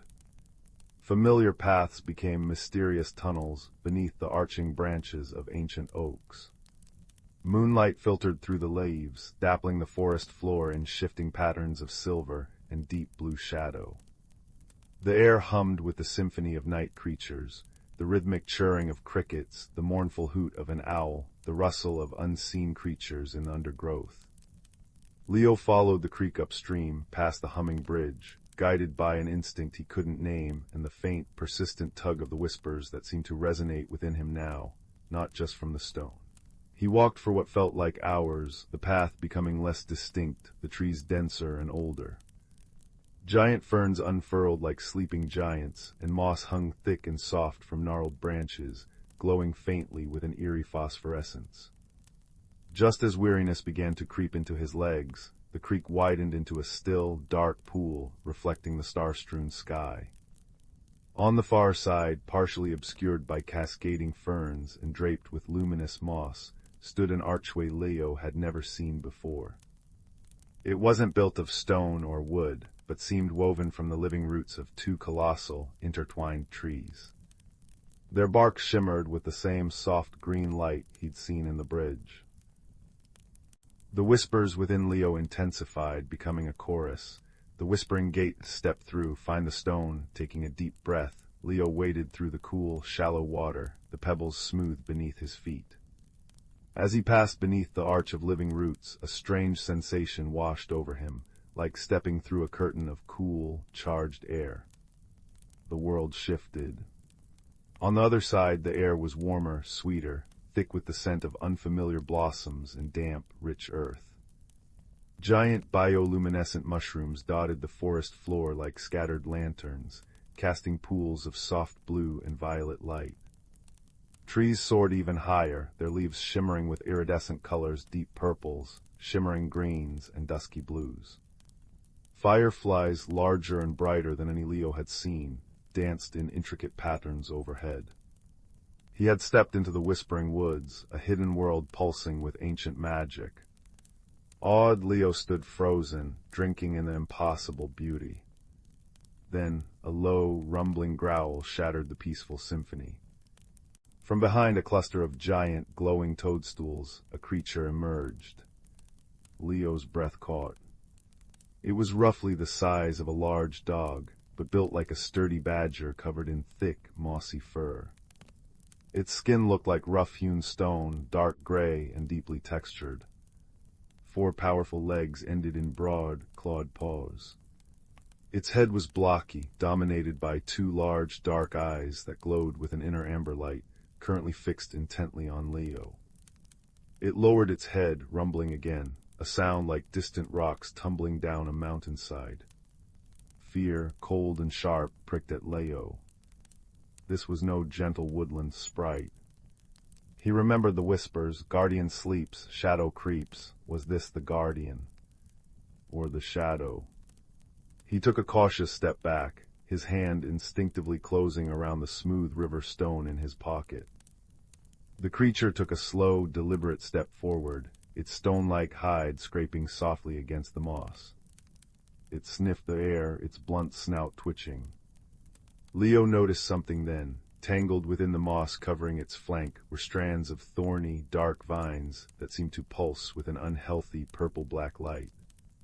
The creature flinched as it moved, as if the vines caused it pain. Its rumbling wasn't entirely hostile, it sounded distressed. The whispers surged within Leo, softer now, layered with meaning. Not shadow, trapped, hurting, listen. Could he listen? Not just to the whispers inside him, but to this strange, stony creature. Summoning every ounce of courage, Leo slowly knelt, making himself smaller, less threatening. He held out his empty hand, palm open, towards the creature, mimicking something he'd seen his grandmother do with frightened animals. He didn't speak, he just tried to project calm as the whispers seemed to guide him. The creature paused, its glowing amber eyes studying Leo's open palm, then his face. The rumbling softened, becoming less a growl and more a deep, questioning vibration. It took another step closer, its movements stiff, hindered by the thorny vines. It sniffed Leo's hand, a surprisingly warm breath puffing against his skin. The touch sent a jolt through Leo, not of fear, but of understanding. Images flashed in his mind, not words, but sensations. Deep earth, cool stone, the comfort of moss, and then sharp, stinging pain, a creeping darkness stealing warmth. The whispers confirmed it, Bramblethorn, steals warmth, steals voice, guardian wounded. This creature was the guardian of the whispering woods. It wasn't threatening Leo, it was hurt. The shadow creeping through the woods was this parasitic Bramblethorn, draining the guardian's strength and silencing the natural magic of the place. Leo understood now why the bridge had called. The guardian needed help. How? Leo whispered aloud, his voice sounding small in the vast, magical wood. How do I help? The guardian nudged his open palm gently with its mossy snout. Another wave of sensation washed over Leo, the image of a tall, slender stone standing in a clearing, its surface etched with swirling patterns that seemed to shimmer. The listening stone. The whispers sighed, stone hears, stone speaks, cleanse the thorn. The guardian turned and began to limp slowly through the glowing forest, glancing back at Leo with those luminous amber eyes. Leo followed. They moved deeper into the whispering woods, the guardian leading the way despite its obvious pain. Leo marveled at the sights, trees that chimed softly in a breeze he couldn't feel, flowers that opened and closed like tiny lanterns, streams that flowed with water glowing like liquid moonlight. But he also saw signs of the spreading shadow patches where the luminous moss was withered and gray, flowers drooping and dark, and more of the insidious, pulsing bramblethorn vines creeping along the forest floor and up the ancient trees. Their journey was slow. The guardian grew weaker, pausing more frequently, its breathing labored. Leo shared his bread and cheese, which the creature accepted gratefully, crunching the crust with surprisingly strong stone-like teeth. As they rested near a stream of glowing water, Leo carefully examined the thorny vines embedded in the guardian's mossy hide. The thorns were sharp and black, oozing a sticky, dark sap. He remembered his pocket knife. Can I try to cut them?" Leo asked softly. The guardian looked at him, then slowly lowered its massive head, presenting the tangled vines. Leo took it as permission. With painstaking care, he used the small blade to saw at the thickest vines near the base, avoiding the guardian's mossy skin. It was tough work, the vines fibrous and resistant. The dark sap stained his fingers, cold and unpleasant. Each vine severed seemed to lessen the guardian's pain a fraction, and a soft, warm pulse of amber light would briefly flare beneath its stony hide. Leo felt a surge of determination. He could help. He cut as many vines as he could reach, but the deepest, most tangled ones near the guardian's spine were beyond his small blade. The guardian rumbled softly, a sound Leo now recognized as gratitude mixed with lingering pain. It nudged him gently onwards. The stone was the only way. Finally, as the first hints of pearly dawn light began to filter through the impossibly high canopy, though Leo felt sure only hours had passed in the outside world, they reached a clearing bathed in ethereal silver light. In its center stood the listening stone. It was taller than Leo, a slender monolith of smooth, dark gray stone shot through with veins of shimmering quartz. Intricate spiral patterns covered its surface, pulsing with a soft, rhythmic light like a heartbeat. The air around it hummed with pure, resonant energy. The guardian stopped at the edge of the clearing, unable to go further. It sank down onto the soft moss, breathing heavily, the remaining bramble-thorn vines pulsing angrily. Its amber eyes looked at Leo, filled with trust and a deep weariness. The whispers within Leo swelled, a chorus of the woods themselves. Touch the stone, share the hurt, and let it listen. Leo approached the listening stone. Its surface felt warm and smooth beneath his fingertips, vibrating gently. He closed his eyes, pressing his palms flat against the cool quartz veins. He didn't know what to say. Instead, he focused on what he had felt, the guardian's deep pain, the creeping cold of the bramblethorn, the fear in the whispering bridge, the fading magic of the woods. He poured his own worry for the guardian and his desire to help into the stone. The stone responded instantly. The pulsing light within its spirals intensified, blazing a brilliant, pure white. The hum grew louder, resonating through Leo's bones, vibrating through the very earth. It wasn't sound, it was pure feeling, pure understanding. The stone knew. A beam of pure white light lanced out from the stone, not blinding, but intensely warm and cleansing. It struck the remaining bramble-thorn vines, entwining the guardian.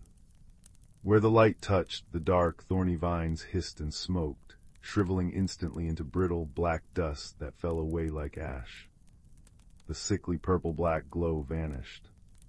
The guardian shuddered, a deep, resonant sigh escaping it like the settling of ancient stones. As the light faded, the amber glow beneath its mossy hide blazed strong and steady, free of shadow.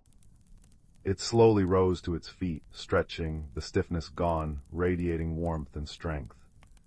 It turned its massive head towards Leo and let out a low, melodious rumble that vibrated through the clearing like a contented purr. The sound was rich, earthy, and filled with profound gratitude. The effect was instantaneous throughout the whispering woods. The withered moss patches regained their vibrant green luminescence. The drooping flowers perked up, their lantern-like blooms shining brightly once more. The chiming of the trees grew louder, sweeter, a joyful chorus. The shadow had been cleansed. The guardian approached Leo. It lowered its great head and gently nudged Leo's chest with its mossy forehead. Warmth, deep and comforting, flowed into Leo, along with a profound sense of peace and connection.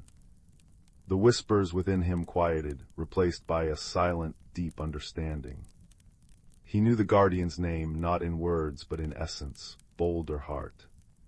Boulder Heart turned and walked towards the edge of the clearing, stopping beneath the arching branches of a colossal, shimmering tree.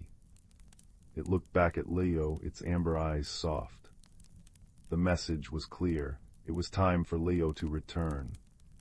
His task was done. The woods were healing. Leo felt a pang of sadness at leaving this magical place and his newfound friend. He walked to Boulder Heart and placed his small hand on the guardian's sturdy, moss-covered shoulder. Boulder Heart rumbled softly. Then it leaned down and nudged the ground near Leo's feet. A patch of moss glowed brightly and lifted slightly. Beneath it lay a small, smooth stone, identical to the river stone Leo carried in his pocket, but this one pulsed with a soft, internal green light, like a captured piece of the whispering woods. Leo picked it up. It felt warm and alive in his hand, humming faintly. A promise. A connection.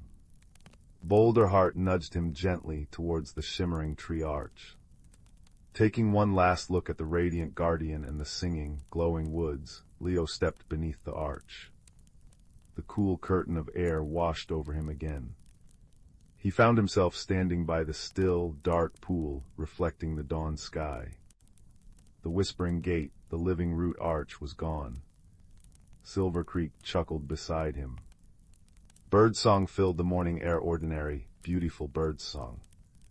He looked down at the small, glowing stone in his hand. It pulsed gently, a warm ember against his palm. He wasn't sure if hours or minutes had passed, but the sun was just cresting the horizon, painting the sky in streaks of pink and gold.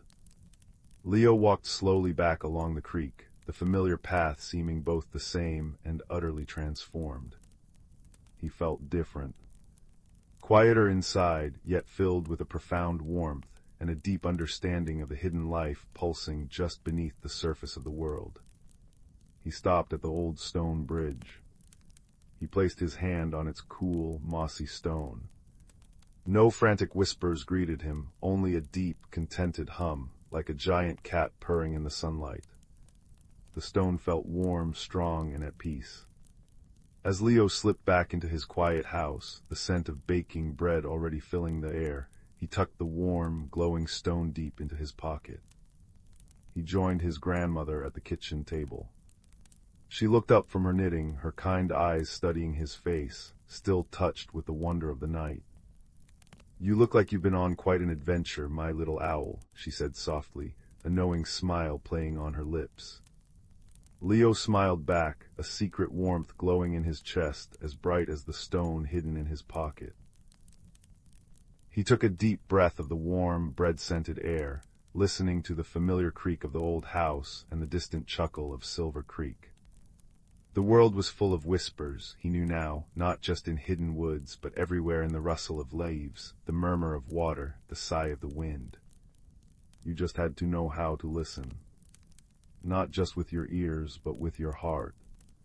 And sometimes the quietest listener could become the most important voice of all. He reached for a slice of warm bread, the simple, comforting taste grounding him, the gentle hum of the bridge and the warm pulse of the stone in his pocket, a constant, comforting reminder of a friendship forged in moonlight and magic, and a world that sang just beneath the silence. He knew Boulder Heart was watching over the woods, strong and healed, and the bridge hummed its contented song, a guardian reassured. Leo took another bite, the warmth spreading through him, a quiet hero carrying a piece of the whispering world within him, forever changed. The adventure was over, but the listening, the true magic, had only just begun. And the world, both seen and unseen, felt beautifully, peacefully whole. Story 9.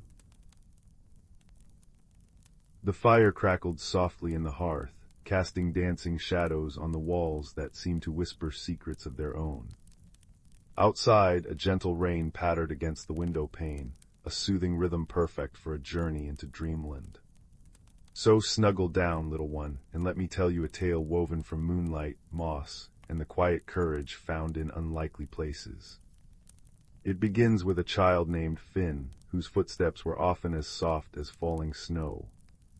Finn lived on the very edge of the village of Oakhaven, where the neat cobbled streets and friendly chatter gradually gave way to wild hedgerows and the deep, ancient silence of the whispering woods. Most villagers spoke of the woods with a mixture of awe and caution, telling tales of shifting paths and voices on the wind. Finn, however, felt a strange pull towards its shadowed depths. While other children raced and shouted in the village square, Finn would sit beneath the old hawthorn tree at the forest's edge, listening. Not just to the birdsong or the rustle of leaves, but to something deeper, older, a quiet hum beneath the surface of the world. Finn was known for being quiet, perhaps too quiet for some.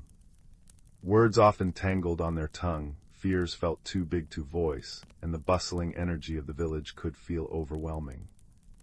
But in the presence of the ancient trees, Finn felt a different kind of understanding, a calm that settled the restless flutters inside. One crisp autumn afternoon, as golden light slanted through the turning leaves, Finn felt the pull stronger than ever. A shimmer like sunlight catching on dew-laden spiderwebs seemed to beckon from just beyond the first line of towering oaks. Taking a deep breath of the damp, earthy air, Finn stepped off the familiar path and into the embrace of the whispering woods. The change was immediate. The village sounds vanished, replaced by the deep hush of the forest floor, muffled by centuries of fallen leaves. Sunlight filtered down in dusty shafts, illuminating motes dancing in the air. The air smelled richly of decaying wood, damp moss, and something sweet and wild, perhaps hidden berries. Finn walked slowly, fingertips brushing rough bark, ears straining. And then they heard it. Not a whisper, but a soft, rhythmic thrumming, like a tiny heartbeat echoing from the roots of a colossal ancient willow tree whose branches wept silvery green tears down to the forest floor. Drawn by the sound, Finn crept closer. Beneath a curtain of trailing willow fronds, nestled amongst velvety mosses green as emeralds, lay a stone. But this was no ordinary river pebble. It was smooth and cool to the touch, about the size of Finn's palm, and seemed to be made of swirling, translucent blues and grays, like captured storm clouds or deep ocean water. And it pulsed with a soft, internal light, synchronized with the gentle thrumming sound. Hesitantly, Finn reached out and picked it up. The stone felt alive in their hand, warm and vibrating faintly. The thrumming intensified slightly, and then, clear as a belt chime in the silence, Finn heard a sound within their own mind. Not words exactly, but a feeling, a sensation, lost, alone, afraid. Finn gasped, nearly dropping the stone. It wasn't speaking, it was feeling, and projecting that feeling directly into Finn's awareness. The stone radiated a profound, aching loneliness mixed with a deep-seated fear. Finn clutched it gently, instinctively wanting to soothe it. "It's all right," Finn murmured aloud, their own voice startlingly loud in the quiet. "You're not alone now." The stone's pulse seemed to steady, the blue light softening from a stormy gray to a calmer, twilight hue. The feeling of fear lessened, replaced by a tentative flicker of hope. Help, the feeling seemed to ask. Finn knew they couldn't leave the stone. Its sadness was too palpable. But what could they do? Where did it belong? As they pondered, holding the warm, pulsing stone, a gruff voice broke the silence. "HMPH found the murmuring stone, have you?" Finn whirled around. Standing just outside the willow's curtain, silhouetted against the dappled light, was a creature unlike any Finn had seen up close. It was a badger, but enormous, standing nearly as tall as Finn's waist. His fur was thick and grizzled, black and white stripes bowled across his powerful shoulders and face. His eyes, however, were deep brown and surprisingly intelligent, though currently narrowed in a skeptical glare. He held himself with a weary dignity, one paw slightly raised as if ready to retreat. Finn froze, heart pounding. Badgers were known to be reclusive and fiercely territorial. This one looked formidable. The stone in Finn's hand pulsed a brief flare of alarm. The badger sniffed the air. "Put it back," he rumbled, his voice gravelly but not unkind. "Trouble follows that stone, always has." Finn found their voice, small but steady. It feels lost and scared. I couldn't leave it." The badger tilted his head, his dark eyes studying Finn intently. "Lost, I scared, probably, been missing near a moon cycle. Caused quite a stir, its absence did, through the deep glade off balance." He took a cautious step closer. "Name's Thorn, keeper of the Tanglewood Warrens, and who might you be, venturing so deep and finding what season trackers couldn't?" "Finn," came the quiet reply. I live near the edge, I just listened." "Listened." Thorn huffed, a sound that might have been a chuckle. Rare skill that these days, especially amongst humans. He eyed the stone again. "Well, Finn who listens, you've found it, but finding is only the start. The murmuring stone belongs in the heart of the deep glade, cradled in the roots of the elder tree. Only there can its song be truly heard, the balance restored, and only there will its fear be soothed." He shifted his weight, looking uncomfortable. "Problem is the way to the deep glade isn't exactly straightforward, especially now. Paths have shifted since the stone went missing. Things are restless." Finn looked from the sad, pulsing stone in their hand to the gruff badger. Thorn seemed weary, burdened. "You know the way?" Finn asked softly. Thorn scratched behind his ear with a powerful hind leg. "Bits of it used to, but the woods are different without the stone's steady hum. The whispering gets confused, misleading." He sighed, a deep rumble from his chest. "Truth be told, young listener, I could use an extra pair of ears. Sharp ones. Mine aren't what they used to be. In the woods, they whisper tricks sometimes." He looked almost embarrassed to admit it. "And that stone, it seems to trust you. Might behave better for you than it would for a grumpy old badger." An unexpected warmth bloomed in Finn's chest. This gruff, intimidating creature was asking for their help. Because Finn listened.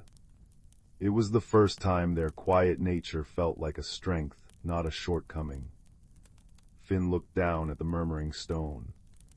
It pulsed a soft, steady blue, the feeling of fear replaced by a quiet thrum of curiosity directed at Thorn. "Friend," it seemed to ask Finn. Finn nodded, meeting Thorn's gaze. "I'll help, we'll take it home." Thorn gave a curt nod, a flicker of relief in his deep eyes. "Right then, stay close, step where I step, and listen, Finn. Listen with more than your ears. The woods will try to guide us, but they speak in riddles and rustles. The stone might help too if it senses the true path." He turned, his powerful body moving with surprising quietness. "This way, towards the Singing Creek, or where it should be."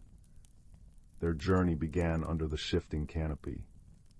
Thorn moved with the sure-footed grace of the forest-born, pausing often to sniff the air, taste the wind, and press a paw to the mossy ground, feeling for vibrations Finn couldn't perceive.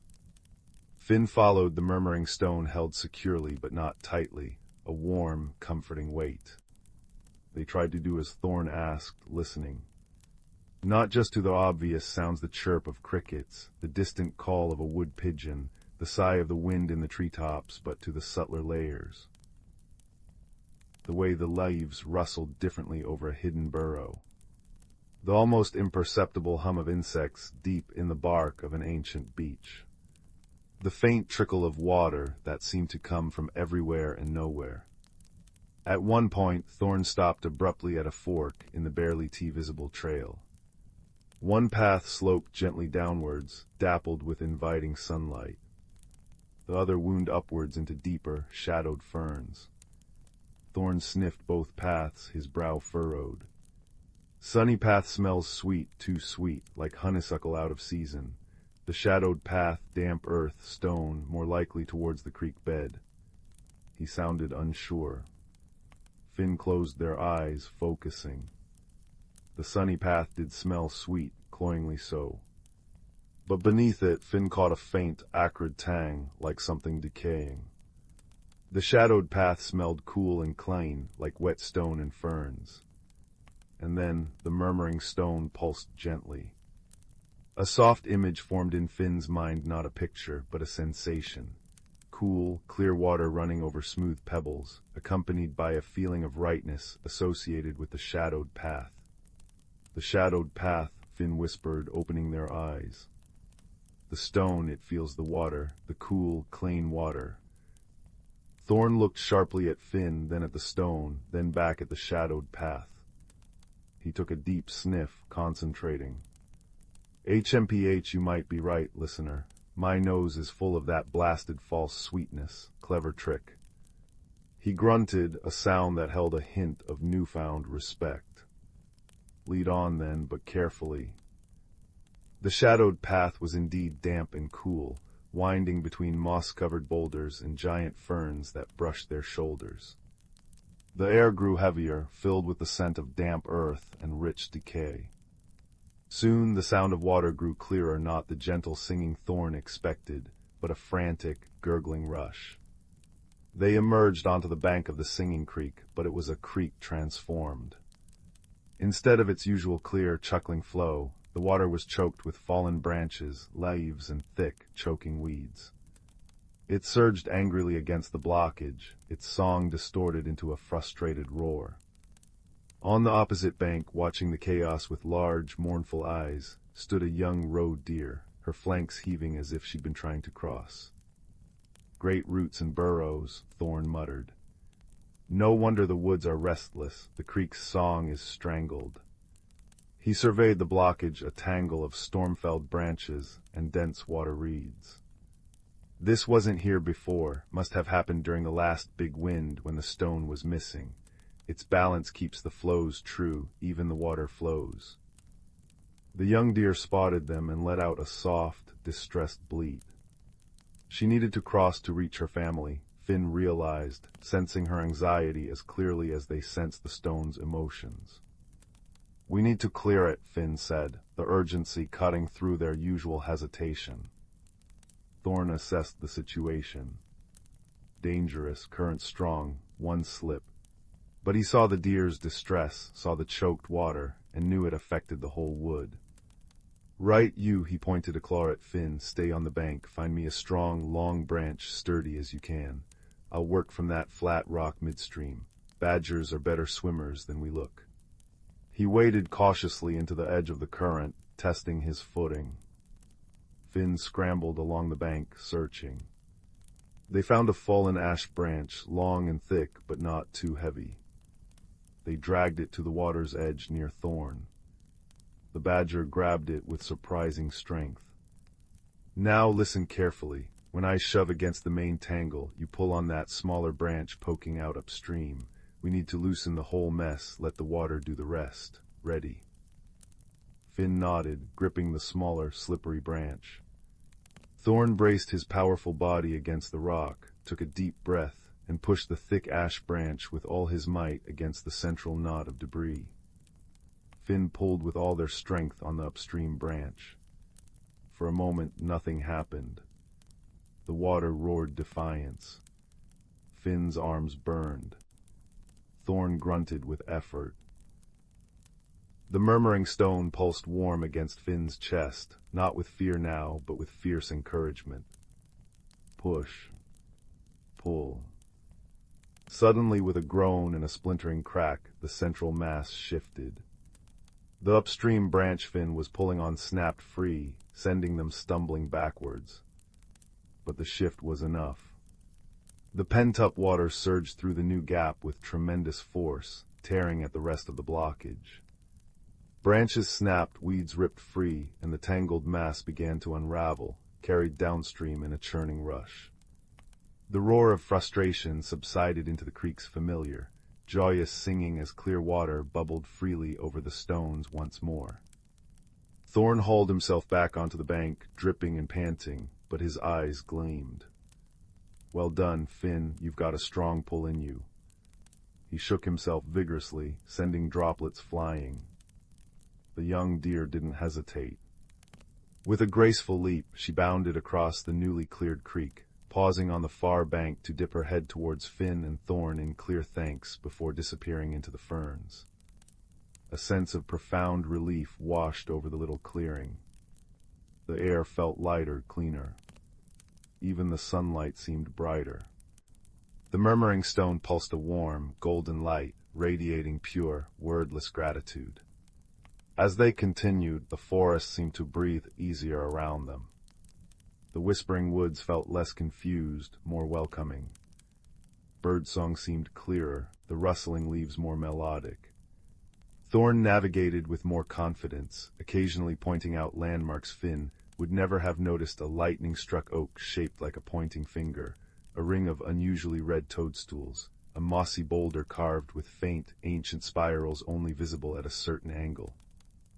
The murmuring stone became their guide in subtle ways. When paths diverged, Finn would close their eyes, feel the stone's gentle pulse, and sense a direction not through sight, but through a feeling of resonance, like a quiet chime growing stronger. This way feels deeper, older, calmer. They learn to interpret its gentle glows: blue for calm, gold for warmth or rightness, a soft green for growing things, and a very faint, quick purple flicker when Thorn was about to stumble over a hidden root, allowing Finn to call out a warning just in time. Thorn, in turn, shared his deep knowledge of the woods, which berries were safe, how to find the sweetest underground springs, the stories whispered by different types of bark. He spoke of the deep glade as a place of ancient peace, where the oldest trees held counsel, and the murmuring stone's song harmonized with the heartbeat of the earth itself. Their friendship grew with each mile, an unspoken bond forged in shared purpose and quiet understanding. Thorn's gruffness softened into a dry wit and a protective presence. Finn found their voice more often, asking questions, sharing observations, their initial timidity replaced by a quiet confidence born of being truly heard and trusted. As twilight began to paint the sky in hues of lavender and apricot, the woods changed again. The trees grew even taller, their trunks wider than cottages, draped in curtains of silvery gray lichen that glowed faintly in the dimming light. The air hummed with a deeper, more resonant energy. Fireflies, larger and brighter than any Finn had seen, blinked like tiny, wandering stars amongst the ferns. The ground felt springy and alive beneath their feet. "We're close," Thorn murmured, his voice filled with awe. "The whispering is clearer here. It welcomes the stone back." He paused before a wall of dense, intertwined holly bushes, their dark green leaves glossy and sharp. "The entrance is here, but it only opens for those who belong, or those bearing what belongs." Finn stepped forward, the murmuring stone held out before them. It pulsed with a strong, steady light, no longer blue or gold, but a pure, brilliant white. As the light touched the holly wall, the branches seemed to shimmer. They didn't move aside, but became less solid. Finn could see through them into a space beyond that glowed with its own soft, ethereal light. Taking a deep breath, Finn walked forward. The holly branches offered no resistance, passing through Finn and Thorn like insubstantial mist. They stepped into the deep glade. It took Finn's breath away. They stood in a vast, circular clearing carpeted with moss so thick and soft it looked like green velvet. Towering trees formed a living wall around the glade, ancient oaks with bark like dragon scales, silver beeches that seemed to hold moonlight within their pale trunks, and massive yews radiating profound stillness. Their canopy was open to the darkening sky, where the first stars were beginning to prick through the deep blue. In the very center of the glade stood the elder tree. It wasn't the tallest, but it was by far the oldest, its trunk vast and gnarled, roots spreading out like the limbs of a slumbering giant, cradling a hollow at its base that glowed with a soft, inviting light. The air vibrated with a deep, harmonious hum, the combined song of ancient trees. But beneath it, Finn could feel a discordant note, a thread of sadness and incompleteness. It was the missing song of the stone. All around the edges of the clearing, watching them with quiet, luminous eyes, were the creatures of the deep glade. Finn saw foxes with coats like spun moonlight, owls with eyes like liquid amber, stoats as white as snow, and rabbits whose fur shimmered with a faint iridescence. There were others too, shapes glimpsed in the dappled shadows, near the giant roots perhaps the shy tree spirits Thorn had mentioned in passing. They watched, silent and expectant. Thorn dipped his head in a deep, respectful bow. Finn felt suddenly small, but the warm pulse of the stone in their hand gave them courage. They walked slowly, reverently, across the mossy floor towards the elder tree. The discordant note in the glade's song grew stronger, a palpable yearning. As Finn approached the root hollow, the murmuring stone began to vibrate, its white light flaring brilliantly. It wasn't afraid, it was yearning. Finn knelt before the hollow. The space within the roots was lined with luminous moss and smooth, water-worn stones. It felt like a cradle waiting. Gently, Finn placed the murmuring stone into the heart of the hollow. The moment the stone touched the luminous moss, a profound change swept through the deep glade. The stone's pure white light flared, then softened, merging seamlessly with the glow of the elder tree's roots. The discordant note vanished, replaced by a deep, resonant chord that vibrated up through the soles of Finn's feet and into their very bones. The harmonious hum of the glade swelled, richer, fuller, more profoundly peaceful than before. It was like the forest itself was sighing in deep relief. The trees seemed to stand taller, their leaves rustling a joyful chorus. The fireflies danced in intricate, celebratory patterns. The watching creatures bowed their heads, a soft murmur of welcome rippling through them. The murmuring stone pulsed once, a wave of pure, radiant contentment washing over Finn. Home. Safe. Thank you. The feeling was overwhelming, a wave of pure, unadulterated peace and belonging.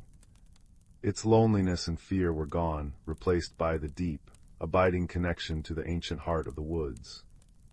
Finn sat back on their heels, tears pricking their eyes, not of sadness, but of awe and shared joy. Thorn padded up beside them, placing a heavy, comforting paw on Finn's shoulder. "You did it, young listener," he rumbled, his voice thick with emotion. "You brought the heart song home." They sat in silence for a long while, bathed in the combined glow of the elder tree and the stone, listening to the restored harmony of the deep glade. Finn felt a profound sense of peace settle over them, deeper than any they had ever known. The fluttering fears that often plagued them felt quiet, soothed by the ancient song. Eventually, Thorn nudged Finn gently. "The woods know the way back now. The paths will be clear. But you'll always be welcome here, Finn. The deep glade remembers kindness." He looked at Finn, his dark eyes warm. And remember, listening, truly listening, is a magic all its own. Stronger than noise, deeper than fear. The journey back through the whispering woods felt like moving through a familiar dream. The paths were clear and wide, bathed in bright moonlight that filtered through the leaves. The forest felt benevolent, protective. The rustling leaves seemed to murmur words of thanks and safe passage. Thorn walked beside Finn, his presence a solid comfort. The murmuring stone's song, now part of the forest's own heartbeat, seemed to follow them, a gentle hum beneath their feet. As they reached the edge of the woods, near Finn's hawthorn tree, dawn was just beginning to blush the eastern sky. Thorn stopped. "This is your path now, young listener. Mine lies deeper." He nudged Finn's hand with his nose. "Don't be a stranger to the wood's edge, and don't forget to listen. The world speaks in many ways." Finn knelt and, on an impulse born of deep gratitude, wrapped their arms gently around Thorn's thick neck. The badger stiffened for a second, then relaxed, giving a soft, rumbling purr deep in his chest. "Take care, Thorn, thank you." "Thank you, Finn," Thorn replied gruffly, but his eyes shone. for listening, for helping an old badger remember the way. With a final nod, he turned and melted back into the shadows of the whispering woods, leaving Finn standing alone at the forest's edge. The village of Oakhaven was just beginning to stir. Smoke curled from chimneys, and the distant sound of a rooster crowed. Finn took a deep breath. The world looked the same, yet utterly different. The fluttering fears hadn't vanished entirely, but they felt smaller, manageable. Finn carried within them the deep peace of the deep glade, the echo of the murmuring stone's song, and the warm memory of Thorn's gruff friendship. They still preferred quiet, but now they understood its power. It wasn't about being small, it was about being open, receptive. It was a way of hearing the world's heart song, of finding hidden paths and forging bonds that defied expectation. Finn walked back towards the village, not with hurried steps, but with a quiet confidence. They paused beneath their hawthorn tree, listening. The wind rustled the leaves, carrying the distant song of the now clear creek, the chirp of waking birds, and beneath it all, faint but unmistakable, the deep, harmonious hum of the forest, whole once more. Finn smiled, a quiet, contented smile. They had ventured into the whispering unknown, helped heal a hidden heart, and found their own quiet strength reflected in the eyes of a gruff badger and the glow of a magical stone. The world was full of wonders, waiting for those willing to truly listen. And as the first rays of the sun warmed their face, Finn knew that bedtime stories weren't just tales. They were echoes of the magic that hummed just beneath the surface of the quiet world, waiting for a listening heart. The fire crackled softly, its warmth a gentle echo of the elder tree's glow, and the last embers pulsed like a contented heart, lulling you towards peaceful dreams filled with mossy glades, steadfast friends, and the comforting hum of a world restored. Sleep well, little listener. Sleep well. Story 10. The village of Mosswood lay nestled in a valley where the air always smelled faintly of damp earth and wild thyme. At its edge, closest to the whispering silver pine forest, stood a cottage with walls of honey-colored stone and a roof thick with moss. This was the home of Leo, a young man whose heart felt as tightly wound as the intricate clockwork mechanisms he loved to build. Leo found immense comfort in precision. Gears meshing perfectly, springs coiling with predictable tension, hands sweeping dials in unwavering circles, these were his anchors in a world he often found bewilderingly unpredictable. Change, especially, unsettled him deeply. The shifting seasons, the unexpected moods of neighbors, even the way sunlight danced differently on the stream each afternoon, it all felt like a chaotic melody he couldn't quite grasp the rhythm of. Behind Leo's cottage lay a garden. Or rather, it had been a garden. Now it was a patchwork of stubbornly neat rows of vegetables, struggling herbs, and large areas of barren, carefully raked earth. Leo had tried, with methodical determination, to impose order. But the plants seemed to resist his plans. Tomatoes refused to climb the perfectly spaced trellises, carrots grew crooked, and the roses he'd planted with such hope remained stubbornly budless, their leaves dull. He'd stand at the edge of his creation, hands on hips, a furrow deepening between his brows. If only they'd follow the rules, he'd sigh to himself, the scent of turned earth mingling with his frustration. His neighbor Mrs. Thistledown, a woman whose silver hair seemed perpetually caught in a gentle breeze, and whose eyes held the calm wisdom of ancient stones, often watched Leo's struggles from her own vibrant, overflowing garden. One crisp autumn morning, as Leo meticulously measured the distance between potential cabbage seedlings, she leaned over the low stone wall separating their properties. A warm, sweet scent drifted from her basket of freshly picked apples. "Good morning, Leo, wrestling with the earth again, I see." Her voice was as soft as falling leaves. Leo straightened, wiping his brow with a clean handkerchief. "It simply won't cooperate, Mrs. Thistledown. I plan, I measure, I plant exactly as the almanac instructs, yet everything wilts or wanders." He gestured helplessly at a row of drooping lettuces. Mrs. Thistledown chuckled, a sound like water tumbling over smooth pebbles. Perhaps, dear Leo, the garden isn't meant to be wrestled.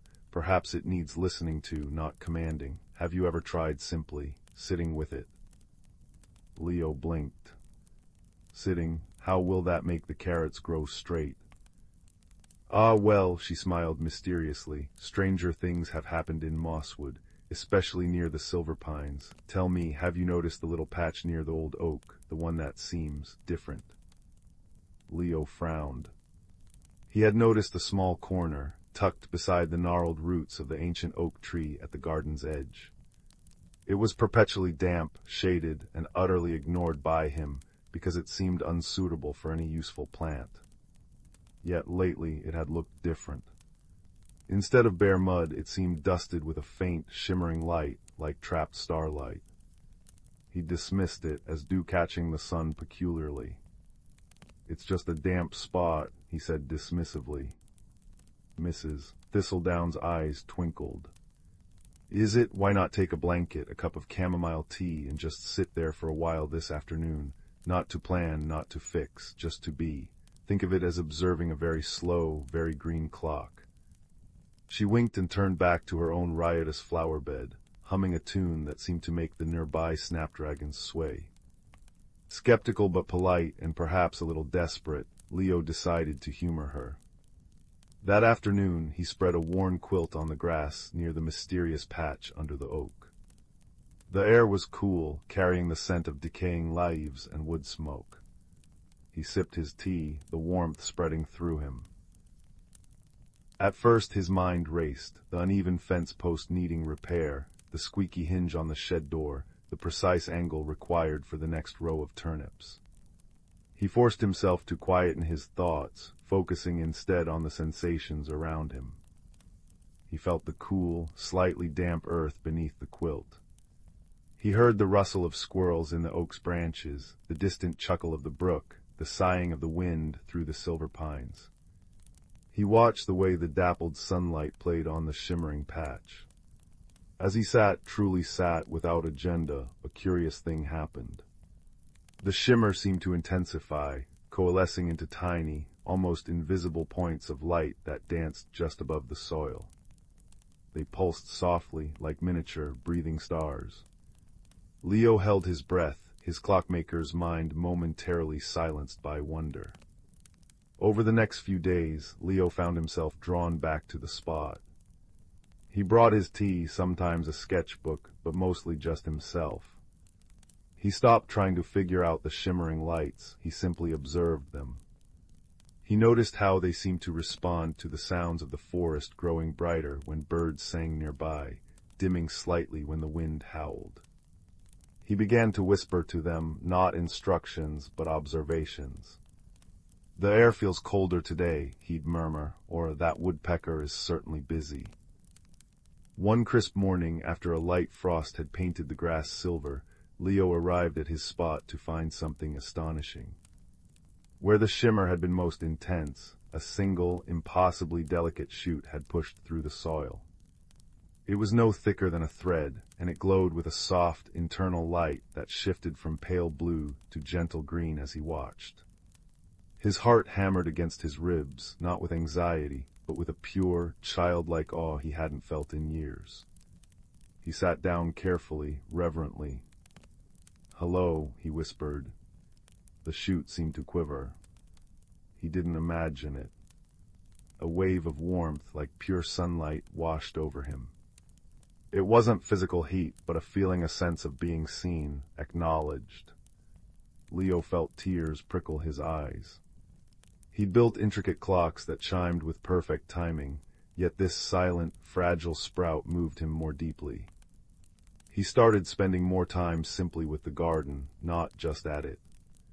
He observed the way the sunlight moved across the beds throughout the day, noting where shadows lingered. He felt the different textures of the soil, dry and crumbly in some spots, cool and loamy in others, damp and rich near the shimmering patch. He listened to the rustle of leaves, the buzz of insects, the patter of rain. He began to understand that the garden wasn't chaotic. It had its own complex, flowing rhythm, one that couldn't be forced into straight lines. He sought Mrs. Thistledown's advice, but differently now. Instead of asking, "How do I make this grow straight?" he asked, "What does this patch of soil feel like it needs? Or why do you think the beans seem happier climbing that old willow branch instead of my trellis?" Mrs. Thistledown beamed. "You're learning the language, Leo. The garden speaks in whispers, in textures, in light and shadow. It tells you its story." She taught him about companion planting, how marigolds protected tomatoes, how basil enhanced the flavor of nearby plants. She showed him how to make nourishing compost tea, not as a regimented fertilizer, but as a gentle gift to the soil. She introduced him to Jasper, the ancient moss-bearded groundskeeper of the village green, whose hands, gnarled as tree roots, seemed to coax life from the stoniest earth simply through patient presence and an intuitive understanding of balance. Leo's approach shifted. He stopped rigidly measuring and started responding. He built curved trellises where the beans naturally reached, planted shade-loving ferns where the oak cast long shadows, and created a small, winding path of smooth stones leading to the shimmering patch under the oak, which he now thought of as the Heart Glade. He watered not on a strict schedule, but when the soil felt dry an inch below the surface. He learned to recognize the subtle signs of thirst or hunger in his plants, and the Heart Glade responded. The single glowing shoot grew into a slender, graceful stem. More followed, each unique. One unfurled broad, velvety leaves that shimmered like moonlight on water. Another sprouted delicate, bell-shaped flowers that chimed softly in the breeze, emitting a scent of pure peace that eased Leo's lingering anxieties whenever he inhaled it. A third produced clusters of tiny star-shaped berries that glowed with a warm, golden light. But the most profound change mirrored Leo's own inner transformation. As he learned to relinquish rigid control and embrace the garden's natural flow, the magic deepened. The plants in the Heart Glade began to exhibit a gentle sentience. The moonleaf plant would subtly angle its shimmering leaves towards him when he approached, like a cat seeking attention. The chime flowers would ring a little louder, a sweeter melody, when he was feeling particularly calm and happy. The starberries pulsed with a comforting rhythm that matched his own heartbeat when he sat quietly beside them. He realized the magic wasn't just in the garden, it was a conversation, a reflection. His rigid control had created barrenness. His anxious energy had made the plants struggle. But his growing patience, his willingness to listen and adapt, his newfound acceptance of the garden's inherent wildness and rhythm, these inner shifts were being mirrored and amplified by the enchanted soil of the Heart Glade. The garden wasn't just growing, it was blooming in resonance with his own unfolding spirit. The challenge came unexpectedly. A fierce summer storm, fiercer than any Mosswood had seen in years, rolled over the valley. Winds howled like wolves, tearing at roofs and trees. Rain lashed down in torrents. Leo huddled inside, listening to the fury outside, his heart clenched with fear for his garden, especially the delicate wonders of the Heart Glade. He pictured the shimmering leaves torn, the fragile stems snapped, the magic washed away. When dawn broke, revealing a world washed clean but littered with broken branches, Leo rushed outside, his boots sinking into the sodden earth. His neat vegetable rows were battered. Lettuces were flattened, bean poles leaned drunkenly. But his feet carried him straight to the Heart Glade under the old oak. He stopped, breath catching. The glade was drenched, glistening. A few moonleaves were torn and some chime flowers drooped, their bells silent and filled with rainwater. But they were alive. The starberry bush glowed with a fierce, determined light. And the oak tree itself seemed to have stretched its ancient branches lower, sheltering the glade more than Leo had ever noticed. The air hummed not with distress, but with a profound sense of resilience and quiet strength. Water droplets clung to the plants, catching the morning sun and scattering tiny rainbows across the glistening leaves and damp earth. The scent after the rain petrichor mixed with the glade's unique magic was overwhelming, rich and alive. Leo sank to his knees on the wet quilt he'd left there, not caring about the dampness seeping through his trousers. He gently touched a drooping chime flower. A soft, clear note sounded, faint but unmistakable. A wave of emotion washed over him, not despair for the damage, but awe at the enduring life, the quiet power of bending without breaking. He understood then, deep in his bones, the lesson the garden and its magic had been whispering all along. True strength wasn't found in rigid control, but in flexible resilience. Beauty wasn't forced perfection, but the unique unfolding of life, even through storms. He spent days tending the garden, not with frantic repair, but with gentle care. He propped up battered plants, cleared debris, and let the sun and air do their healing work. He sat often in the heart glade, his presence a quiet comfort, his own inner storm calmed by the plant's silent fortitude. Slowly the moonleaves mended, their shimmer regaining its soft glow. The chime flowers dried and began to ring again, their music perhaps a touch deeper, wiser.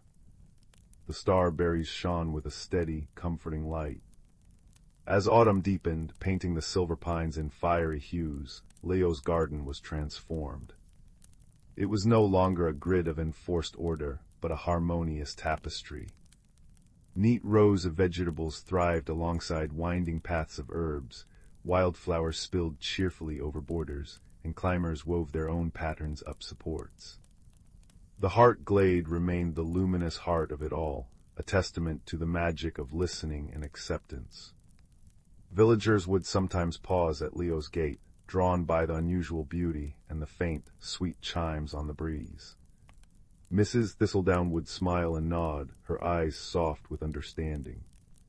Jasper would grunt approvingly, patting Leo's shoulder with a hand that felt like warm bark. One cool, starlit evening, Leo sat on his porch, wrapped in a thick woolen blanket. A steaming mug of spiced cider warmed his hands. He looked out over his garden, bathed in the silvery light of the full moon. The chime flowers sang a gentle lullaby. The starberries pulsed like captured constellations. The moonleaves shimmered, reflecting the night sky.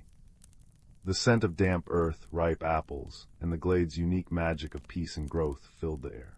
He no longer saw chaos where he once had. He saw a living, breathing symphony, complex and ever-changing, yet profoundly harmonious. He saw the reflection of his own journey, the struggle, the fear of change, the gradual unfurling into acceptance, and the unexpected magic that bloomed when he stopped trying to force the world into his designs and learned to dance with its rhythm. The garden, with its gentle magic, hadn't just grown plants, it had grown him. The worries that once tightened his chest, like overwound springs, had softened. He felt a deep, quiet contentment, as solid and comforting as the old oak that sheltered the heart glade. He took a slow sip of cider, the warmth spreading through him, mirroring the gentle glow emanating from his garden. The night was peaceful, the air crisp and clean. The chime flowers rang once more, a sweet, clear note that seemed to settle deep into his soul. Leo smiled, a quiet, genuine smile of understanding and peace. He closed his eyes, listening to the garden's gentle song, feeling its resilient magic, and knowing, truly knowing, that change wasn't something to fear, but the very essence of life's beautiful, unfolding story. And in that knowing, he found a comfort deeper than any predictable clockwork could ever provide, a comfort that whispered of endless growth and quiet, enduring magic, lulling him towards a rest as deep and peaceful as the starlit garden itself. Story 11. The village of Everwood nestled in a valley where the trees whispered secrets on the wind and fireflies danced like scattered stardust every twilight. In a snug cottage built around the sturdy trunk of an ancient oak lived a quiet boy named Aris. He loved the familiar rhythm of Everwood, the predictable unfurling of fern fronds in spring, the steady murmur of the Willowbrook stream, the comforting scent of damp earth after rain. Change, however, fluttered in Eris's chest like a trapped moth, filling him with unease. He watched the seasons shift with a quiet dread, fearing the loss of the comfortable now. One crisp autumn afternoon, while gathering smooth river stones near Willowbrook, Eris noticed something peculiar. A patch of moss on his favorite sitting rock shimmered with an unusual, internal light, like sunlight trapped in emerald. When he hesitantly touched it, a warm tingle spread up his arm, and for a fleeting second he felt the slow, deep pulse of the earth itself. That night tiny luminescent buds, like captured moonlight, sprouted overnight on his windowsill. They pulsed softly, mirroring the nervous flutter of his own heart whenever he thought of the approaching winter, a season of stark change. Eris confided in his two dearest friends. Thistle, a stout, practical badger with fur the color of storm clouds and eyes like polished river pebbles, listened intently, her paws neatly folded. Hum, she rumbled, her voice like stones tumbling in a gentle current. Earth magic that is deep and old, seems it's found a spark in you, lad, but magic, like a seedling, needs tending. Ignore it and it might just wither. His other friend, Pip, a bright-eyed otter with sleek brown fur and boundless energy, did a joyful flip. Magic, oh Eris, how splendid! Think of the possibilities, like making the tastiest watercress appear or finding the shiniest pebbles without looking. Pip's enthusiasm was infectious, yet it only amplified Eris's anxiety. Possibilities felt like vast, unknown forests, dark and full of unseen turns. The magical signs persisted. Walking through the woods, shy woodland creatures he'd never noticed before, delicate fawns, curious chipmunks would emerge, drawn to him. Where his feet touched dewy grass, tiny star-shaped flowers bloomed in his wake, their petals glowing faintly silver. But Eris shied away. He tried to ignore the buds on his sill, pretended not to see the new flowers. He clung desperately to his routines, his familiar paths, his quiet solitude. Yet the magic within him felt like a held breath, growing more insistent, more uncomfortable. The luminescent buds on his windowsill began to droop, their light dimming. One evening a fierce storm swept down the mountain, howling like a wounded beast. Rain lashed the valley, and the Willowbrook swelled into a raging torrent. Eris huddled by his small hearth, listening to the wind shriek around his oak tree home. Suddenly, a frantic scrabbling came at his door. It was Pip, soaked and shivering, his usual sparkle dimmed by fear. Eris, the old hollow log by the bend, Thistle's sheltering there, but the water's rising fast, the log might wash away. Fear, cold and sharp, pierced Eris's heart. Thistle. His steady, wise friend was in danger. The fear of the storm, the terror of losing Thistle, crashed over him like the floodwaters outside. He froze, the familiar urge to hide, to wait for the storm to pass, almost overwhelming. He glanced at the drooping moonbuds on his sill. Their faint light seemed to pulse with his own frantic heartbeat. Change is here, a quiet voice seemed to whisper within him, not from the wind, but from the warm tingle in his hands, from the deep pulse he'd felt in the moss. Will you hide, or will you grow? Taking a shuddering breath that tasted of rain and pine, Eris made a choice. He threw open his door, the wind whipping his hair. Show me, Pip, he yelled over the gale. Running through the lashing rain, the path slick and treacherous underfoot, Eris felt the magic stir. It wasn't a sudden burst of power, but a slow, deep unfurling, like roots digging into fertile soil.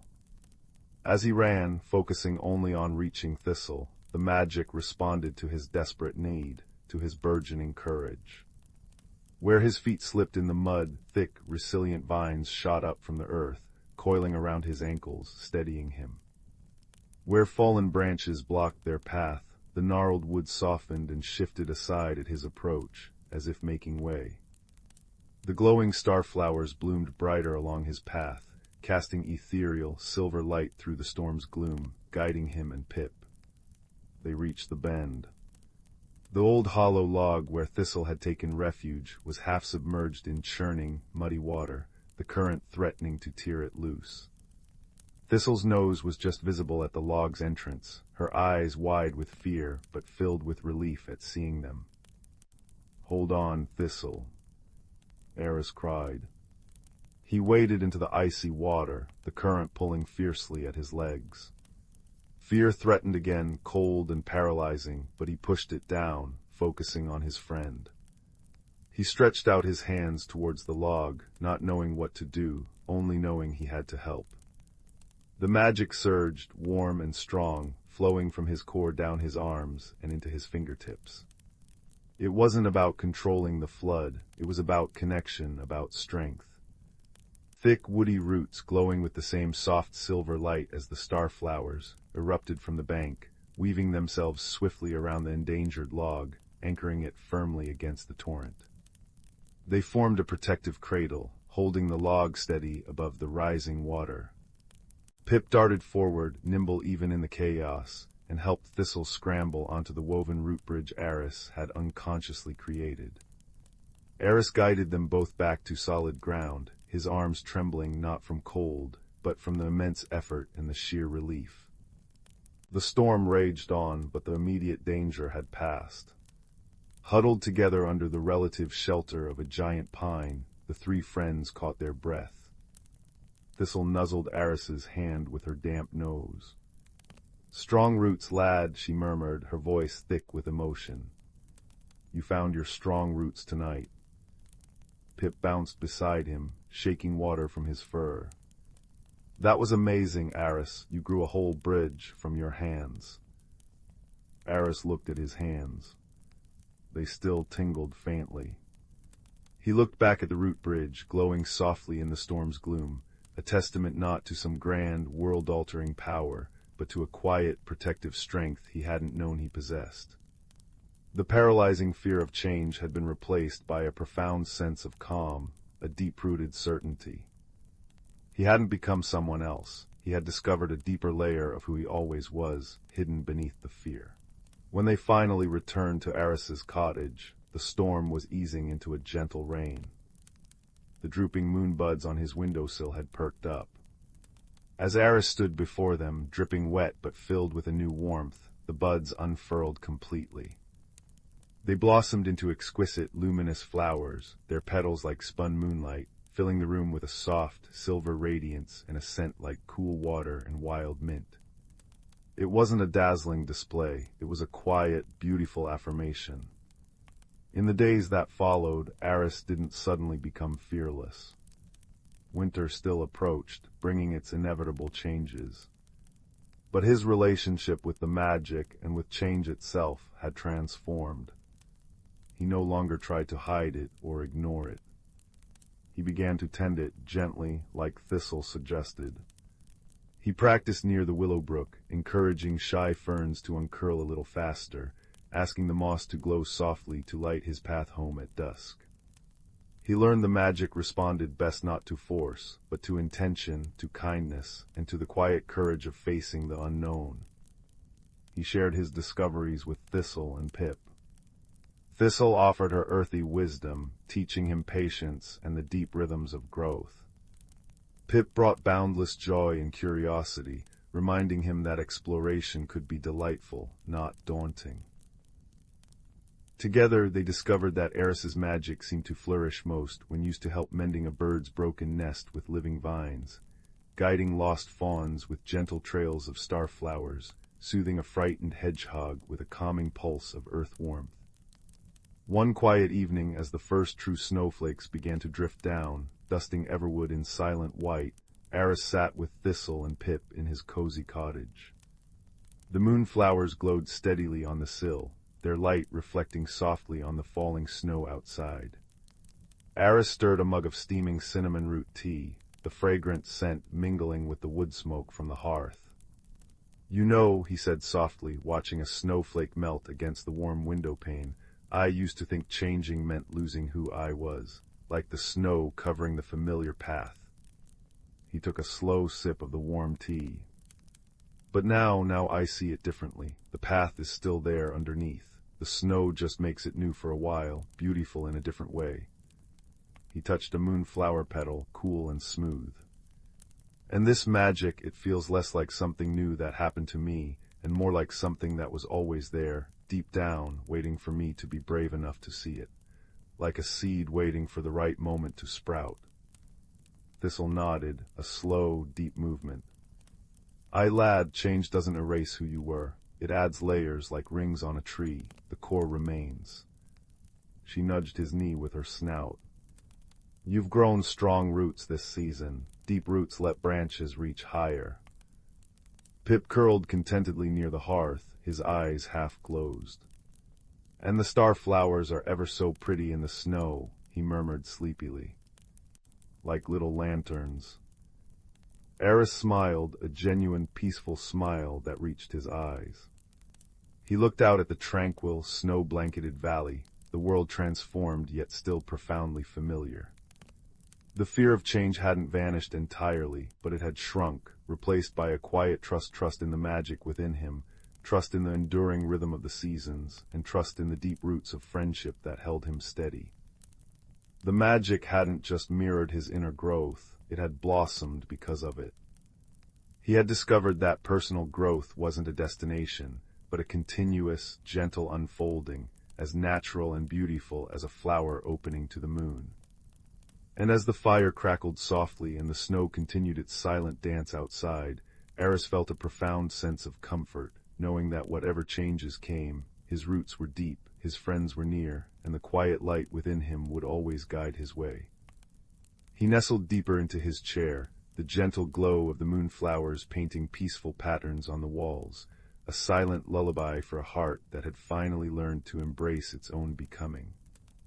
The snow fell, the fire whispered, and in the heart of the ancient oak, wrapped in warmth and newfound peace, Eris drifted towards sleep, his spirit as settled and serene as the winter valley outside.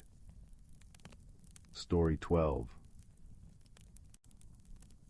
The attic above Leo's bedroom was a kingdom of dust and forgotten things, filled with the scent of old paper and cedarwood. One rainy afternoon, while exploring a trunk tucked beneath a cobwebbed window, Leo found a pocket watch. Its brass surface was tarnished, its glass face cracked, and its hands frozen at 3:30. Yet when Leo brushed his thumb over the engraving, a tiny, spiraling galaxy, a warm hum spread through his palm, and for a heartbeat, he saw his grandmother's garden blooming in midsummer glory, though she'd passed away years ago. That night, curled beneath his quilt, Leo whispered to the watch. To his astonishment, its cracked glass flickered like a candle, showing him a vision. A silver key shaped like a winding vine, hidden deep within the whispering woods beyond the village. The watch's gentle pulse seemed to say, "Find me." So at dawn, with the watch tucked safely in his pocket, Leo slipped into his worn boots and set off. The journey began in dewy meadows where buttercups nodded in the breeze, their sweetness mingling with damp earth. Soon the trees thickened into the whispering woods, their leaves rustling secrets.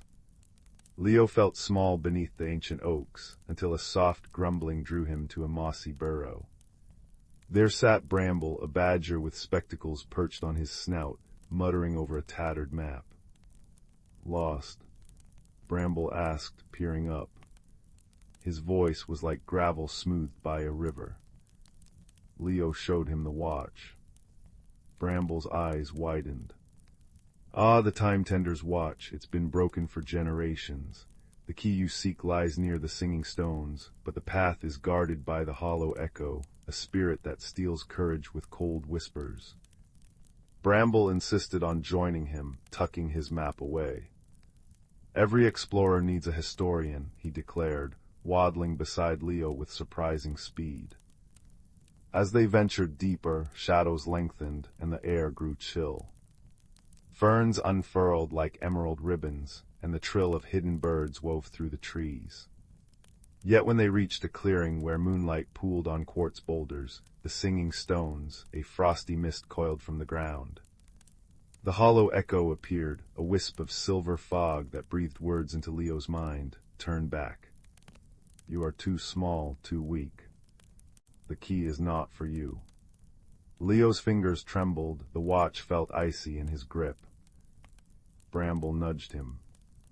Wisdom, not force, remember, listen to the stones. Leo pressed his ear to the nearest boulder. Faintly like distant bells, it hummed a melody of resilience. The echo thrived on fear, but the stones sang of endurance. Leo took a steadying breath and whispered to the mist, "You're lonely, aren't you? Always pushing others away." The fog shimmered, surprised. "Stay with us," Leo offered. "Hear the stones sing." The echo hesitated, then curled around a quartz pillar, its frost melting into dew. The boulder's song swelled, warm and bright, and where the mist thinned, the silver key glimmered in a crevice. Leo slotted it into the watch.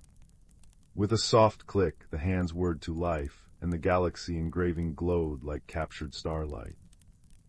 But the watch's true magic unfolded as they journeyed home. It showed Bramble a forgotten memory, his first burrow dug beside his father under a rainbow. It revealed the echo's past, a woodland guardian who'd lost its way in a storm long ago. And for Leo, it painted his grandmother's hands planting seeds, her voice gentle. "Some things grow in their own time, dear one."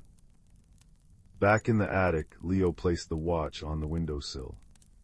Moonlight spilled over it, casting dancing stars on the walls. He understood now, the magic wasn't in seeing time, but in honoring it. The patience of roots breaking stone, the courage in a kind word, the way love lingered like the scent of cedarwood. Bramble visited often, sharing tea and tales, and on still nights the echo would drift by, now a shimmering companion to the singing stones. Leo kept the watch close, not to glimpse futures or pasts, but to feel its steady pulse, a reminder that the most extraordinary secrets live in ordinary moments, waiting for a heart gentle enough to hold them. And as he drifted to sleep, the attic hummed with warmth, the watch's soft light weaving dreams of meadows, badgers, and stones that sang lullabies of forever. Story 13. Deep in the quiet village of Willowbrook, where chimney smoke curled like sleepy cats into the twilight, lived a shy boy named Theo. His greatest treasure was an ordinary-looking copper teapot passed down from his great-aunt, a pot everyone called Brewsie for its constant use. One drizzly evening, as Theo polished its speckled surface near the hearth, he noticed steam swirling not from the spout, but from the painted forget-me-nots on its side. When he whispered, "What secrets do you hold?" the flowers shimmered and steam coalesced into tiny glowing letters, "Pour kindness, see truth." Curiosity fluttering in his chest like a trapped moth, Theo filled Brewsie with chamomile tea and carried it to old Mr. Hemlock, who'd been bedridden with loneliness. As the steam touched the man's wrinkled hands, it swirled into visions, a laughing boy chasing butterflies, a picnic under oak trees. "My grandson," Mr. Hemlock wept, smiling for the first time in years. I'd forgotten how his giggles sounded. Theo understood. Brewsie revealed hidden memories when steeped in goodwill. But the magic demanded caution. That night the teapot's steam formed new words, "Seek the Heartwood Glen," before the moon bleeds red. So began Theo's journey into the Whisperwood, where trees hummed lullabies and ferns unfurled like emerald carpets. His first helper was a badger named Bramble, whose fur was dusted with starlight moss. "Lost your way, tea-bearer." Bramble grumbled, though his eyes twinkled. "Follow my nose, it knows sorrow from joy." Next came Layla, a firefly with wings like stained glass, who lit their path with constellations only she could weave. "Brucie's magic fades," she chimed. "The Glen's keeper is heartsick." As days passed, the woods grew somber. Leaves crumpled to ash underfoot, streams ran silent. In a clearing veiled in gray mist, they found the keeper, a towering willow spirit named Silas, his bark split with cracks like tear tracks. "My memories are stolen," he rasped, roots trembling. "A shadow swallowed them." Around him the Heartwood Glen, once vibrant with singing saplings, lay desolate. Silas believed only Brewsie could restore his past, but when Theo poured tea, the steam dissolved into smoke. The spirit roared, shaking the earth. "Your magic is useless." Theo's hands trembled. Force would doom them all.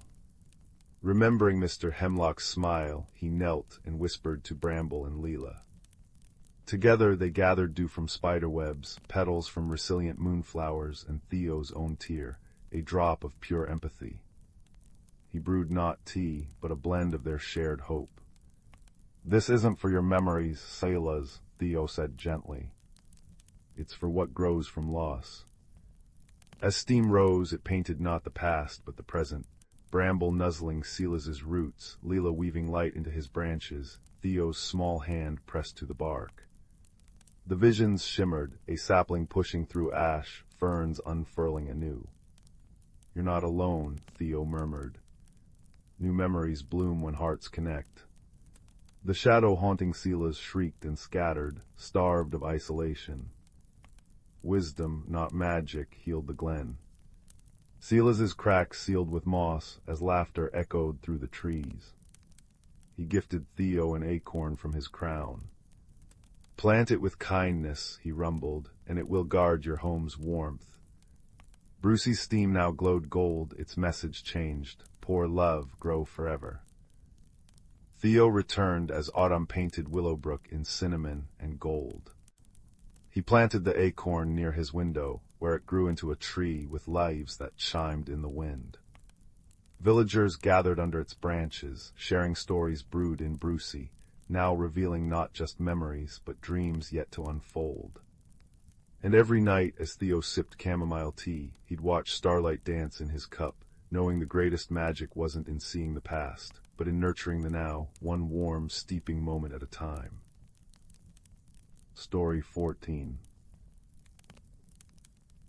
The village of Willowbrook nestled in a valley where the river sang softly and the hills wore cloaks of whispering pines. In a cottage at the edge of the woods lived a quiet, observant girl named Layla. She wasn't one for grand adventures, preferring the familiar rhythm of helping her grandmother tend their small garden, mend clothes, and watch the clouds drift like sheep across the sky. Her greatest treasure was a patchwork quilt passed down through generations. It wasn't particularly beautiful to most eyes, a motley collection of faded squares, deep blue like twilight, soft green like moss, warm russet like autumn leaves, and a curious, slightly shimmering square of silvery gray silk that felt cool to the touch even on the warmest days. Her grandmother called it the whisper quilt, but never said why. One blustery autumn night, a storm unlike any other roared down the valley. Winds howled like wolves, rain lashed the windows, and the river swelled beyond its banks. Leela huddled under the whisper quilt with her grandmother, the familiar weight a small comfort against the fury outside. Suddenly a terrible cracking sound echoed, followed by a groan.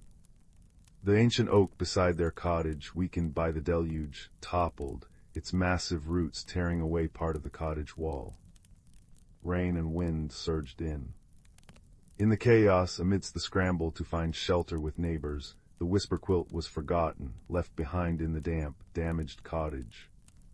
The next morning revealed the extent of the damage. Their home was unsafe. While the villagers rallied to help rebuild, Leela felt a deep ache, not just for the lost walls, but for the lost quilt, a tangible piece of her family, her comfort. Gathering her courage, she decided to retrieve it. The cottage creaked ominously as she slipped inside. There, tangled near the broken wall, lay the whisper quilt, damp and muddy. Heart heavy, she picked it up. As her fingers brushed the silvery gray square, a faint, cool tingle ran up her arm. Then she heard it. Not with her ears, but somewhere deep inside her mind.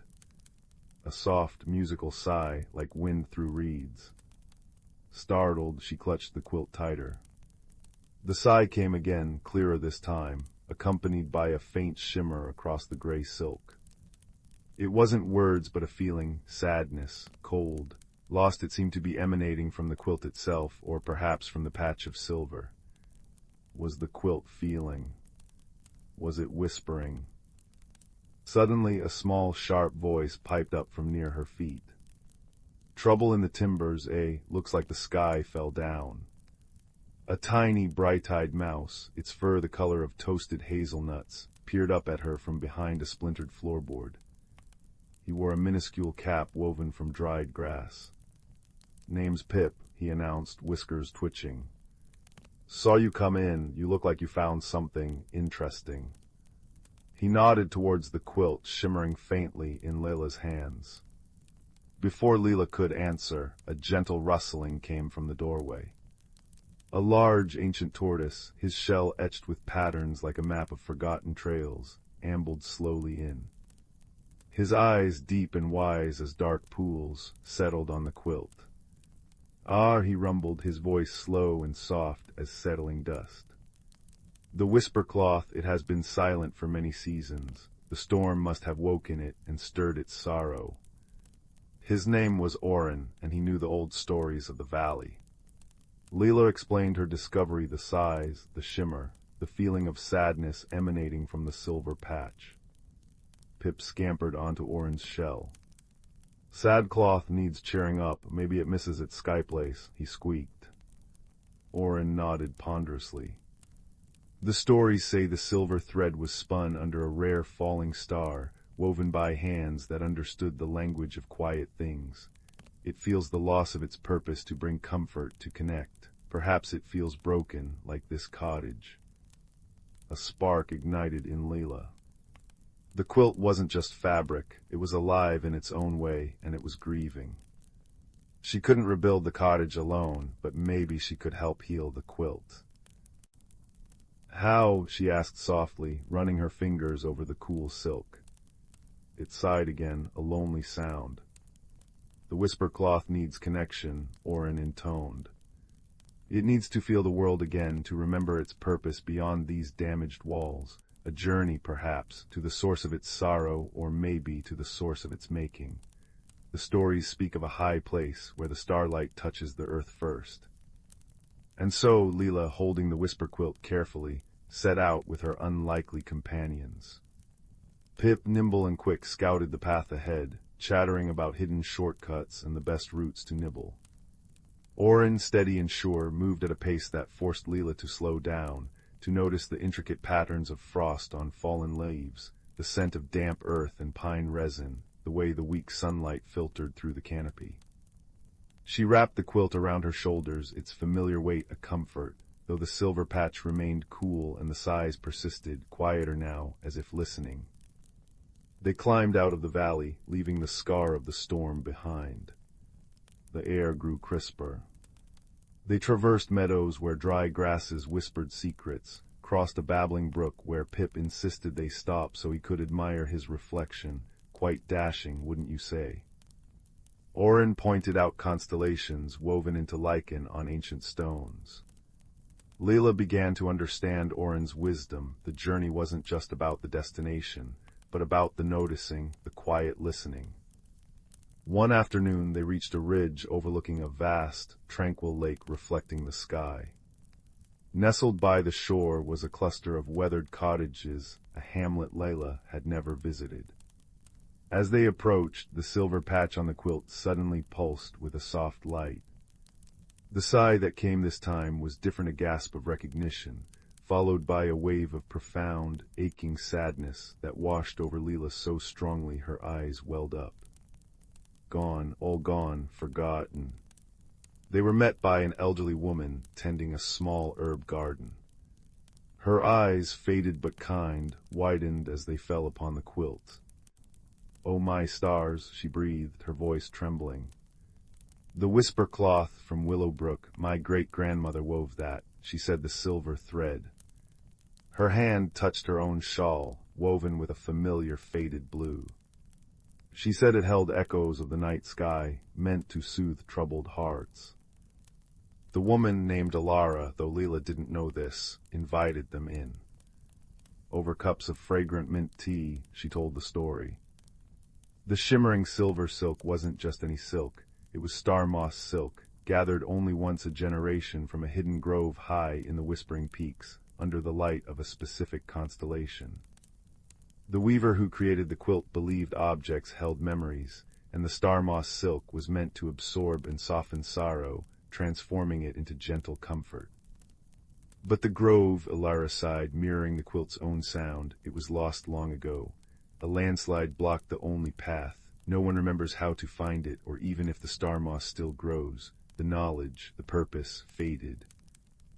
The quilt sighed again, a sound of shared grief. Its sorrow wasn't just for the damaged cottage, it was for its lost purpose, the forgotten magic it was meant to hold. The challenge wasn't to find the grove that seemed impossible. The challenge was to help the quilt remember its purpose, even without the source. Leela sat quietly, the quilt heavy on her lap. Pip nibbled a crumb thoughtfully. Orin closed his eyes, deep in contemplation. Wisdom, not force. Connection, not conquest.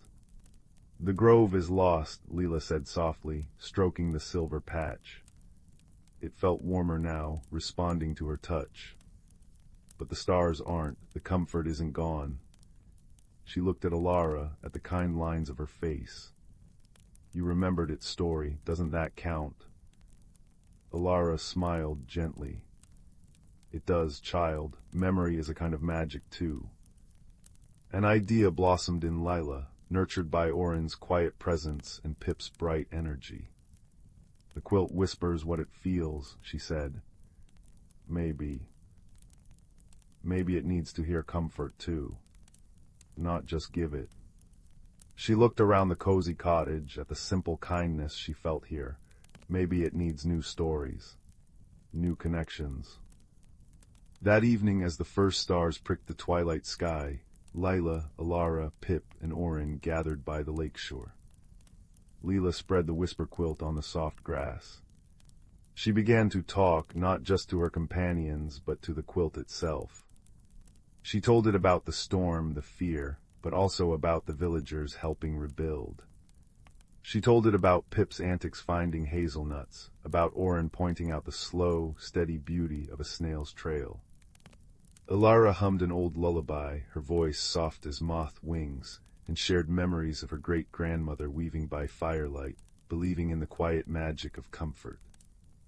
Pip, perched on the silver square, chattered about the exciting journey, the sparkly water, the taste of sweet berries. Orin spoke slowly of the enduring earth, the patient trees, the constant stars. Leela described the feel of the sun on her face, the smell of the pine forest, the sound of the lake lapping gently at the shore.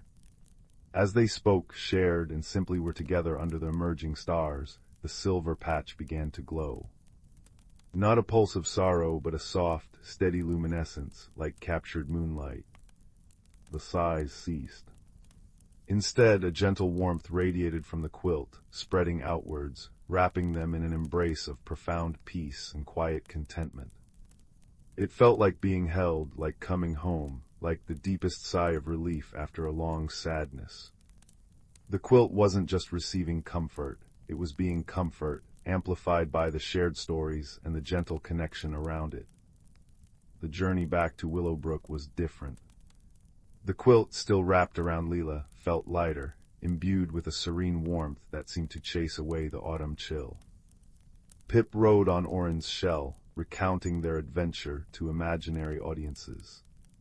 The villagers were amazed to see Leela return with the ancient tortoise and the chatty mouse, but more amazed by the palpable sense of calm that seemed to emanate from the girl and her quilt. The cottage was being rebuilt, stronger than before. On the first night in her new, still unfinished room, Lila spread the whisper quilt on her bed. The silver patch glowed softly, a gentle nightlight. She placed her hand on it.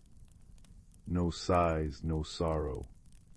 Instead, a feeling washed over her, clear and warm, safe, loved, home, remember. Leela understood. The magic wasn't in a rare moss or a forgotten grove. The magic was in connection, in shared stories, in the quiet act of listening and offering comfort. The quilt hadn't regained an old power. It had discovered a deeper one, the power to resonate with the kindness around it, to transform shared warmth into tangible solace. Pip took up residence in a cozy nook in the garden shed, regaling the local sparrows with tales of high adventure. Orin found a sunny spot near the rebuilt cottage wall, content to watch the seasons turn. And Layla. She learned to listen not just to the whispers of the quilt, but to the rustle of leaves, the murmur of the river, the stories in her grandmother's eyes, and the quiet wisdom in her own heart. She understood that extraordinary secrets often lived in the most ordinary things: a patch of silk, the loyalty of small friends, the slow wisdom of the earth, and the boundless magic of kindness shared under a blanket of stars. And as she drifted to sleep each night, wrapped in the whisper quilt's gentle glow, she knew that home wasn't just walls, but the warmth woven from love, memory, and the quiet courage to listen. The stars outside her window twinkled, silent sentinels of the vast, comforting night. Sleep well, little listener, sleep well. Story 15. The hum of the whispering star, a sturdy little cargo freighter, was usually a comforting drone for Kaylin. Tonight, however, it felt like the amplified buzzing of an anxious insect trapped in her skull. She paced the cramped common area, her worn boots silent on the cool metal grating. Across the small table, her passenger and currently, her biggest problem sat utterly still. Zorvax. Zorvax wasn't human. From the crystalline planet of Lumina Prime, he resembled a bipedal, slender figure carved from smoky quartz. His limbs were long and jointed differently, ending in delicate, multi-fingered hands that seemed to absorb the dim light. His face was smooth, lacking a discernible mouth or nose, but two large, multifaceted eyes, currently glowing a dull, troubled amber, dominated his head. A faint internal light pulsed within his chest cavity, a slow, rhythmic throb that usually calmed Kaylin. Tonight, it flickered erratically. Their journey from Lumina Prime to the verdant jungle world of Veridia was supposed to be straightforward. Kaylin, a pragmatic freighter pilot down on her luck, needed the credits. Zorvax, a luminal botanist, needed passage to deliver a rare, light-sensitive seedling crucial to his research. Their initial interactions had been polite, functional silences punctuated by essential information exchanges. Zorvax's voice was a soft chime, like wind-stirring glass chimes, translated by the ship's systems. Kaylin spoke plainly, her Earth-accented galactic common sounding rough in comparison. The trouble began 3 cycles ago. Zorvax kept a small, opaque containment crate near his designated rest pod. Kaylin, trying to be helpful during a routine systems check, and noticing the crate seemed precariously placed near a ventilation duct, had carefully moved it to what she thought was a safer, more stable shelf unit against the far wall. She hadn't realized she was moving Zorvax's home. For luminals, the concept of home wasn't tied to a structure or a planet in the same way humans understood it. It was tied to a specific, carefully curated energy signature and spatial anchor point, often embodied in a single, significant object in Zorvax's case, the crate containing the precious seedling, which resonated with the unique vibrational frequency of his birth crystal cluster on Lumina Prime. Moving it without his explicit, ritualistic consent was akin to tearing down someone's house while they slept. When Zorvax discovered the displacement, his usually calm demeanor shattered. His internal light flared a blinding white, his crystalline body emitting a high-pitched harmonic shiver that set Kaylin's teeth on edge. He didn't yell. He simply withdrew. His chime voice became monosyllabic, his amber eyes dimmed to near darkness, and he retreated into a rigid stillness that radiated profound distress and betrayal. He stopped tending the seedling crate, which began to emit faint, mournful pulses of light. Kaylin was bewildered and frustrated. "It's just a box. I moved it 2 meters to keep it safe," she protested, her voice tight. Zorvax had merely turned his head fractionally, the facets of his eyes catching the light like cold, hard jewels. The silence that followed was thicker and colder than the void outside the ship. This misunderstanding festered, turning the shared space into a tundra of unspoken hurt. Kalen felt unfairly judged for trying to help. Zorvax felt his most fundamental connection to stability had been violated. They orbited each other like wary moons, communication reduced to the bare minimum required to keep the Whispering Star functioning. Then the ion storm hit. It wasn't on the long-range scans. It roared out of a seemingly calm nebula, a tempest of charged particles and chaotic energy fields. Alarms blared, harsh red light flooding the cabin. The ship bucked violently, throwing Kalen against a console. Zorvax, caught off guard, was flung across the room, his crystalline form clattering against the bulkhead with a sound like breaking glass. Brace. Kalen yelled, scrambling for the pilot's chair, her hands flying over the controls. Engines fluctuating, navigation scrambled. The viewscreen showed a maelstrom of purple and green energy, lashing at the ship like furious spectral whips. The lights flickered, died, then came back on dimly as emergency power kicked in. A sharp smell of ozone filled the air. Another violent jolt. A shower of sparks erupted from the overhead environmental controls. The air grew instantly colder. Life supports damaged. Kalen gasped, her breath frosting in the suddenly frigid air. Panic clawed at her throat. Repairing it meant accessing a cramped access tunnel near the rear of the ship, a tunnel currently blocked by a fallen storage locker, dislodged by the impact. She strained against the heavy locker, muscles screaming, but it wouldn't budge. The cold was biting now, seeping into her bones. She could see her own panicked breath plume in the red emergency light. Glancing desperately towards Zorvax, she saw him struggling to rise. A hairline fracture ran down one of his long arms, leaking a faint, shimmering luminescence. Zorvax. Kalen called, her voice tight with fear and cold. The locker, life support, I can't move it alone. Zorvax's multifaceted eyes, glowing a dim, pain-filled red, met hers. The memory of the moved crate, the hurt, hung between them like ice. But the plummeting temperature, the frantic pulsing of the damaged systems, the shared immediacy of the danger it cut through the frost of their misunderstanding. Survival was the only priority now. With a sound like shifting gravel, Zorvax pushed himself upright, cradling his injured arm. He moved towards the locker, his movements stiff but determined. He didn't speak. Instead, he placed his uninjured, multi-jointed hand flat against the cold metal. His internal light pulsed, intensified, flowing down his arm and into his hand. The air around his fingertips shimmered with heat haze. He pressed. Where Kalen's strength had failed, Zorvax's unique ability to channel and focus ambient energy, a trait common to luminals used for delicate crystal shaping, came into play. The metal where his hand touched began to glow cherry red, then white hot. With a grating screech, he pushed. The superheated section buckled. Kalen, seeing her chance, threw her shoulder against the cooler end. Together, with a final heave, they shifted the locker just enough to clear the access hatch. Go. Zorvax chimed, his voice strained but clear. I stabilize the resonance here. He placed his hands on the shuddering bulkhead near the damaged life support conduit, his light pulsing rhythmically, trying to dampen the chaotic vibrations threatening to tear the conduit apart.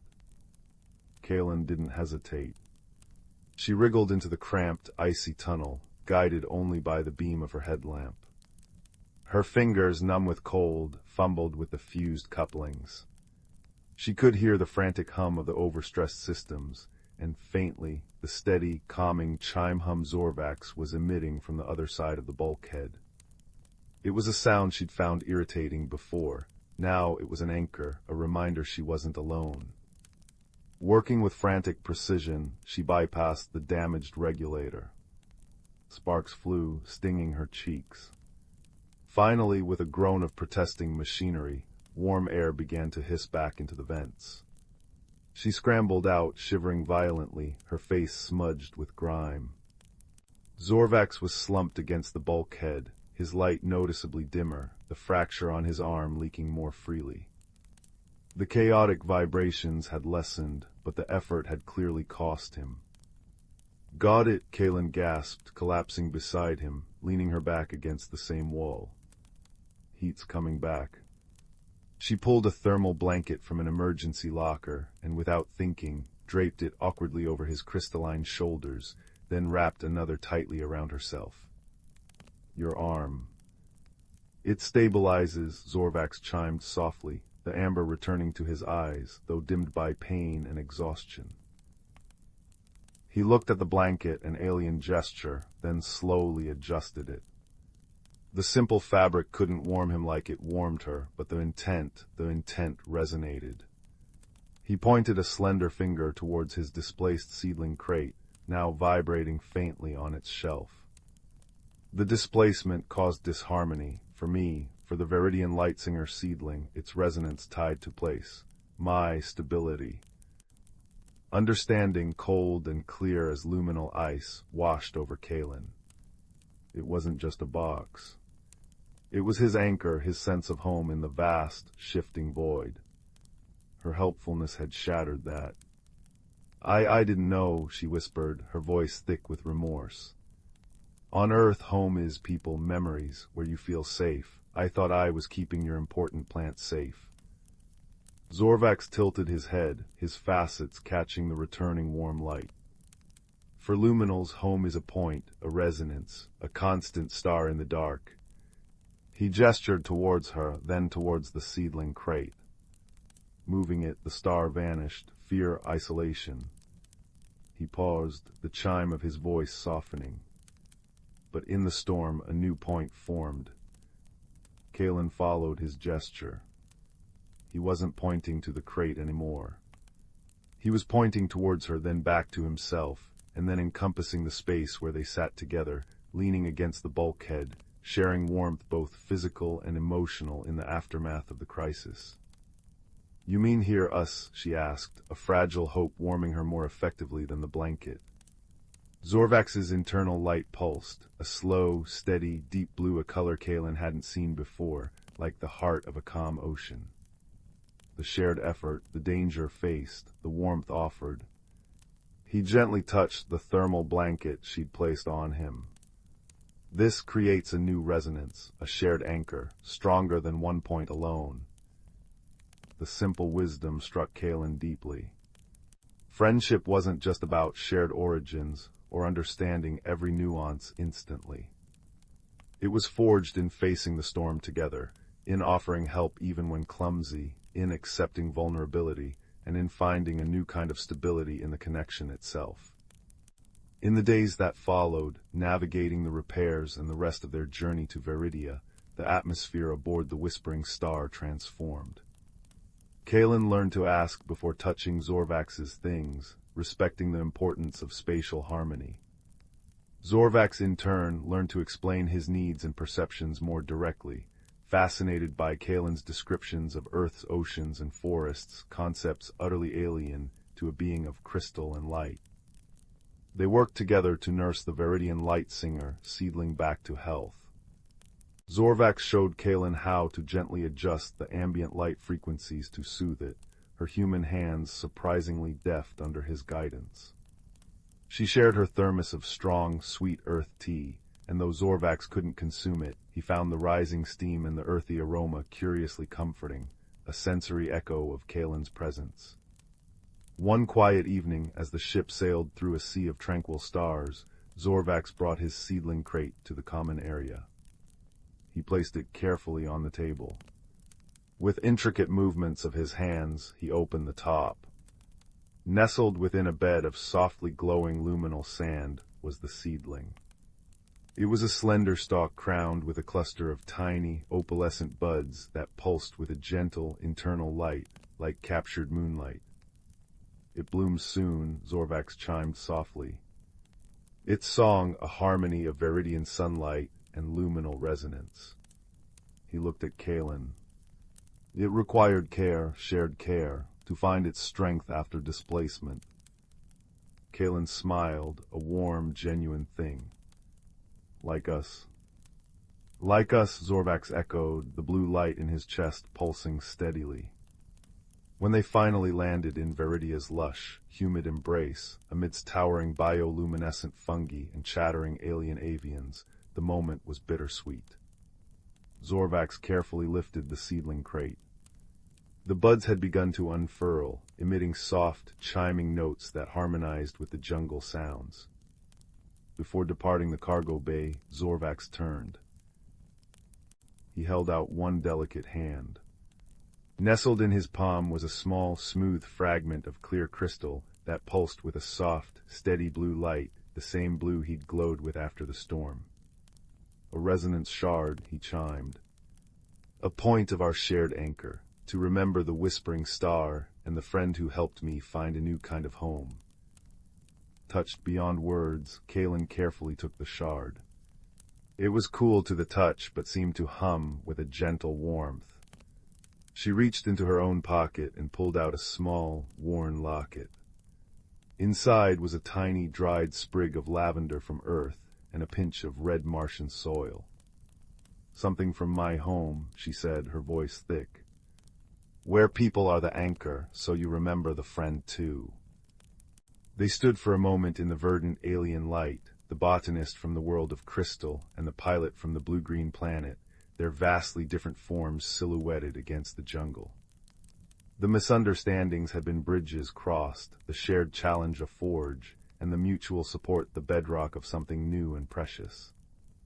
As Zorvax disappeared into the vibrant foliage, cradling his singing seedling, Kalen closed her hand around the resonance shard.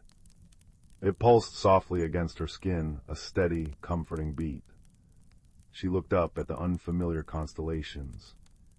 The universe felt vast, yes, but no longer quite so cold or lonely.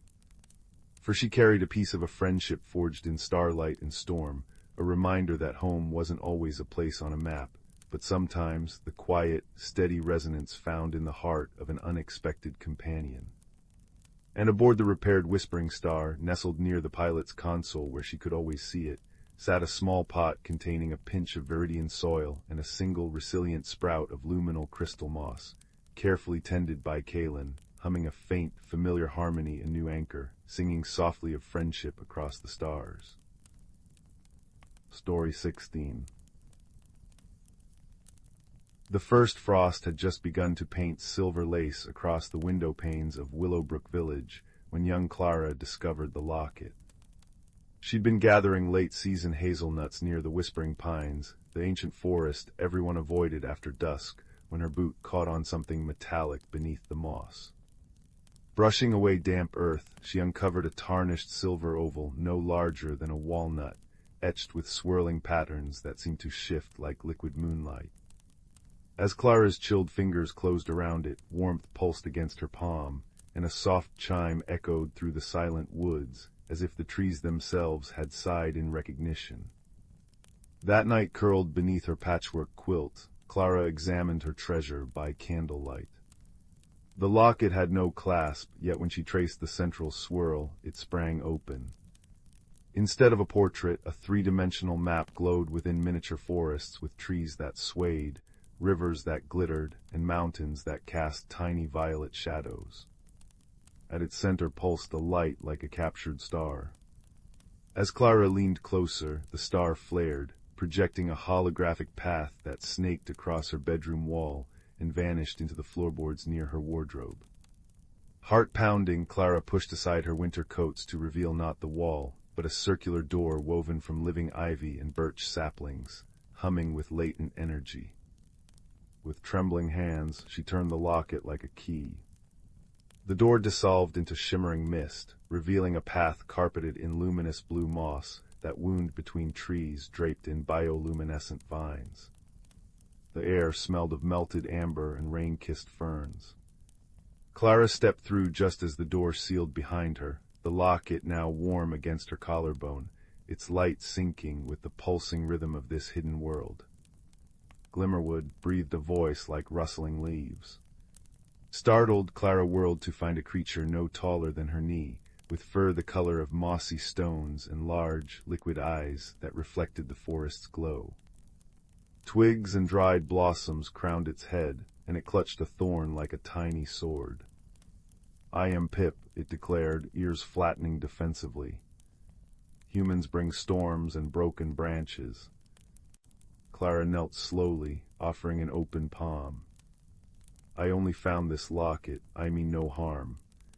Pip sniffed her fingers, then recoiled as the locket pulsed. "The keystone, but it dims." Indeed, the locket's light had faded to a feeble flicker. Pip's ears drooped. The heartstone of Glimmerwood's source of all magic was stolen. Without it, our world fades. The keystone guides its bearer to restore balance, but its light dies as Glimmerwood weakens. Clara understood then why the air felt thinner, why some glowing vines now withered to gray. "I'll help," she whispered. Pip studied her, then gave a solemn nod. "The keystone chose you. We follow its light." Their journey began along the mosslight river, where fish with scales like stained glass darted beneath the current. The locket projected their path, through the veil of whispers where sentient fog murmured warnings, "Turn back, small one, your courage is but a candle in a storm," and across the bridge of roots, a living archway that groaned underfoot. Clara's ordinary woolen dress soon bore smudges of glowing pollen, and her once timid steps grew steadier as Pip taught her to read the forest's subtle language, the way firefly swarms scattered before predators, or how certain mushrooms chimed when safe to eat. Yet the locket dimmed daily, its light now a fragile ember. Their first true trial came in the crystal caves. The path led them into caverns where geodes pulse like heartbeats, casting prismatic light.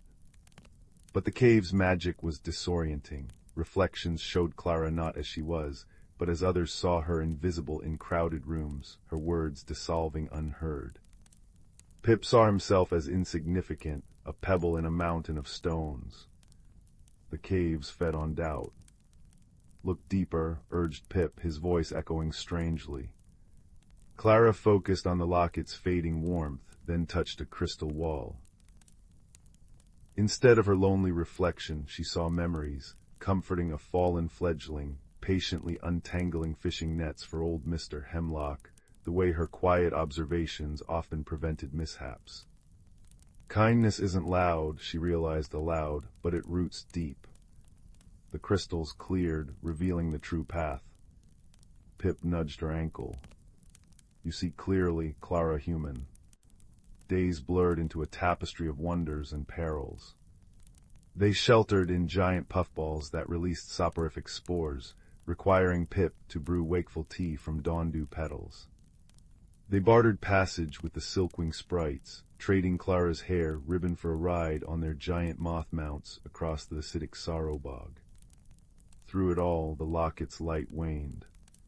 Clara's feet ached, her courage fraying during a skirmish with rock gnomes who stole their provisions, but Pip's unwavering loyalty anchored her. "Your quiet strength is a deep-rooted tree, Clara human," he'd say, patting her worn boot. "Bend, don't break." Clues emerged as they traveled, a scorched patch where magic had been ripped away violently, a silver thread snagged on a thorn bush matching the locket's metal, whispers among the elder trees of a songless one who passed through, radiating loneliness sharper than winter wind. Clara puzzled over these fragments. The thief wasn't a monster, but someone wounded. The locket pulsed weakly in agreement. The trail ended at the obsidian spire, a jagged tower piercing Glimmerwood's twilight sky, its stones leaching the surrounding color to barren gray. Inside, they found not a vault, but a cluttered study. And there, hunched over a pedestal where the heartstone, a geode swirling with nebulous light, pulsed erratically, sat a gaunt man in tattered velvet robes. His fingers, stained with ink and magic, trembled as he tried to force the stone's energy into a complex device. "Alistair, though unheard," Pip gasped. a scholar exiled for useless enchantments. Alistair whirled, eyes wild. Stay back, I'll make them listen. My magnum opus will amplify the Heartstone's power across all realms. They'll finally see. But the device sparked violently, its fractured magic lashing out. Vines withered near its discharge. Pip cried out as his fur dulled. Clara stepped forward, not with the locket raised as a weapon, but opened in her palm, its dying light a plea.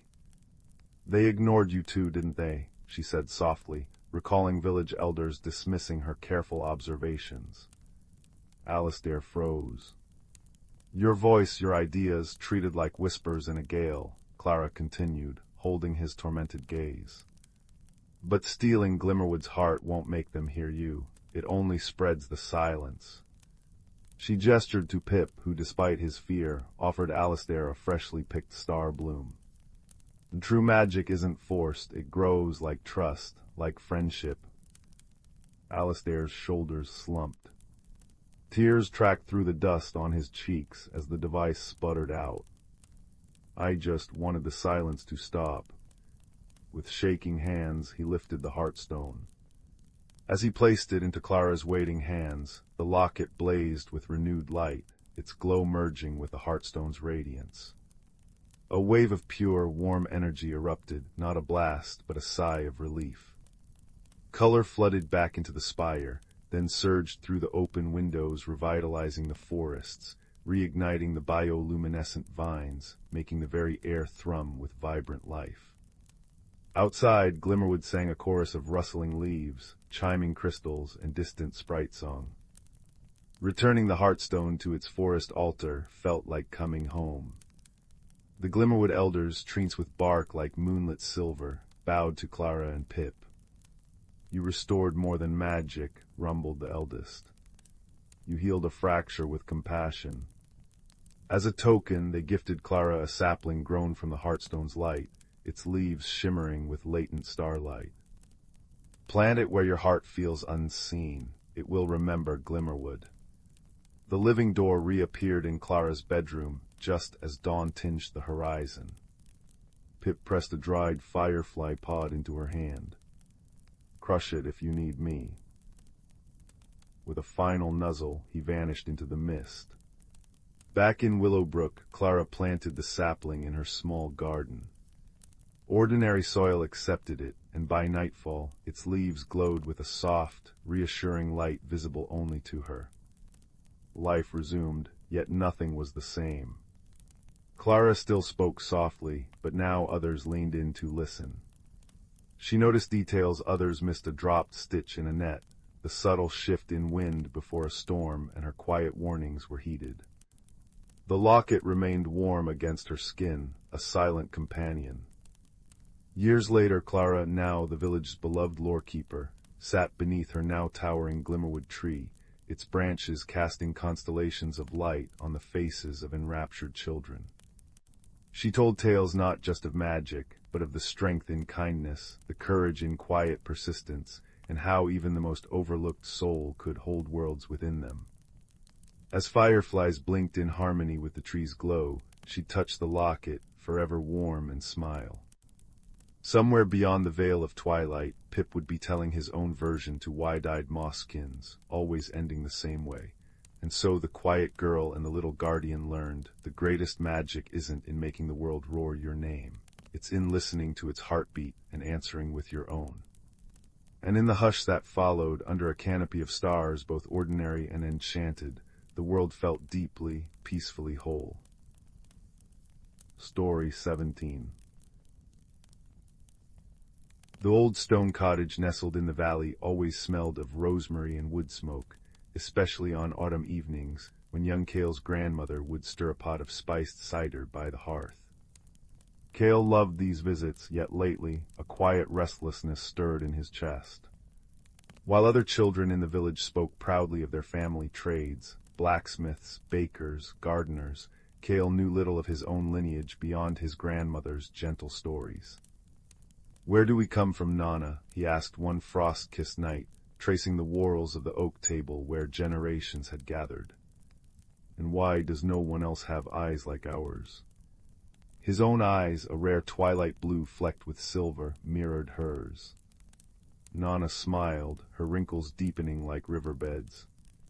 "Ah, my curious darling, some roots run too deep for simple telling, but perhaps—" She rose, her shawl whispering against the floorboards, and fetched a small cedar box from the highest shelf.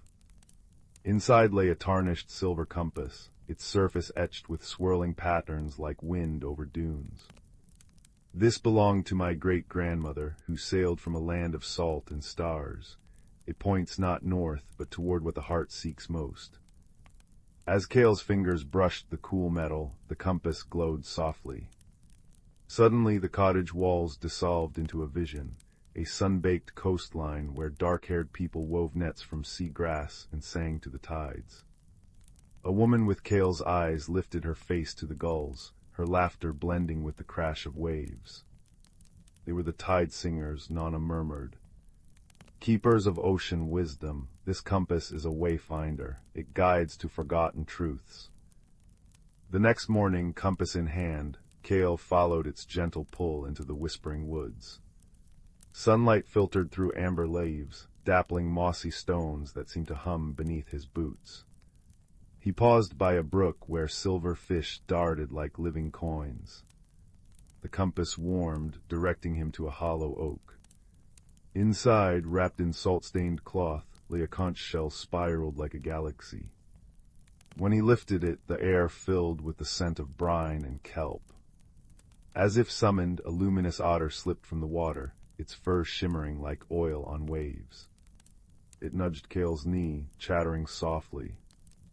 "Hello, little guide," Cale whispered.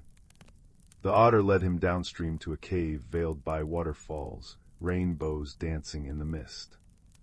Within, the walls glittered with seafoam green crystals. At the center stood a stone pedestal holding a third artifact, a clay bowl painted with leaping dolphins.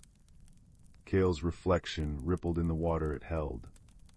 When he touched the surface, visions bloomed, tide singers calming storms with harmonized chants, healing coral reefs with songs, reading currents like stories. He saw drought-stricken villages saved by their knowledge of hidden springs, and feuds soothed by their diplomacy. "They believed," echoed a voice like tide swell, "that all life is a current, connected, flowing. To harm one ripple is to unsettle the whole sea." But the visions darkened, ships with black sails, axes felling sacred mangroves, tide singers scattering as their traditions faded. Cale's throat tightened. Why did they leave? The compass pulsed against his palm, showing his great-great-grandmother clutching the wayfinder on a storm-lashed deck, whispering, "Carry the tide within, even far from shore." That evening Cale returned to the cottage, treasures cradled in his arms. Nana waited by the fire, her gaze tender. "You found the sea bowl and the memory conch. Now you understand." Cale placed the artifacts beside the compass. They didn't abandon their legacy, he realized. They carried it inside, like rivers flowing underground. Nana nodded. Their greatest magic wasn't commanding waves, but listening, to the sea, to each other, to their own hearts. That's your inheritance, to seek connection, not control. Together, they filled the sea bowl with well water. Cale sang the simple melody from his vision, his voice unsteady at first. The water shimmered, reflecting not just his face, but Nana's, and behind them, a cascade of ancestors with kind, silver-flecked eyes. Warmth spread through Cale's chest, sweet as honey, settling the restlessness into belonging. He finally understood the compass's true needle. It pointed homeward, to the legacy within his blood, patience, empathy, the courage to listen deeply. Years later, villagers would seek Cale when wells ran low or quarrels festered. He'd lead them to hidden springs with the wayfinder, or pour water from the sea bowl, letting its calm ripple soothe frayed tempers. And every evening, as fireflies blinked like stars over the valley, he'd sit with his own children by the hearth. Long ago, he'd begin, the compass warm in his palm, our people heard the ocean's wisdom in every stream, every rainfall, every heartbeat, and the tide of love, flowing unbroken from past to present, would wrap around them all, gentle and everlasting as the sea. Story 18. In the sleepy village of Mossglen Hollow, where fireflies danced like embers above velvet moss and cottage windows glowed with buttery lamplight, a small mystery began to unfold. Every evening, just as the last stroke of the copper bell tower chimed 8 o'clock, the village fountain at the center square would bubble with silver-tinted water for precisely 3 minutes. Not a soul could explain it, and though it wasn't frightening, it stirred whispers among the villagers. Why did the water shimmer? And why did the scent of rain-soaked lilacs suddenly fill the air? Young Finn, whose cottage overlooked the square, watched the phenomenon night after night from his window seat, wrapped in a quilt stitched with stars. He noticed something else, too. Each morning the stone rabbits perched around the fountain's edge were ever so slightly damp, as if kissed by dew, though no dew fell elsewhere. "It's like they're crying happy tears," murmured his grandmother, stirring honey into their chamomile tea. But Finn felt a gentle itch to understand. One twilight, as silver bubbles fizzed in the fountain basin, Finn spotted a flicker of movement near the oldest willow tree. There, half hidden among the roots, sat Thistlewick, a moss-haired forest gnome known for mending broken bird wings and untangling spiderwebs. Curious, isn't it? Thistlewick rasped kindly, polishing his spectacles made of dragonfly wings. "Water remembers, young one, and it misses." He explained that long ago, before the fountain was carved, a natural spring had burbled there, beloved by moon-kissed sprites who bathed in its magic. When the stone fountain replaced it, the sprites drifted away, grieving their lost home. But the bubbles... Finn began. "Ah." Thistlewick's eyes twinkled. "The sprites left behind their dearest friend, Lumina, a water wisp no bigger than a dandelion seed. She's lonely, trying to remake the spring's song each night with the only magic she has left." Finn's heart squeezed. He'd seen the damp rabbit statues. Lumina must be brushing against them for comfort, like a cat nuzzling a familiar chair. The next evening, Finn arrived at the fountain with a clay cup, a spool of starlight thread borrowed from Thistlewick, and a handful of crushed moon petals that smelled of cool river stones. As the clock chimed 8, silver bubbles rose again.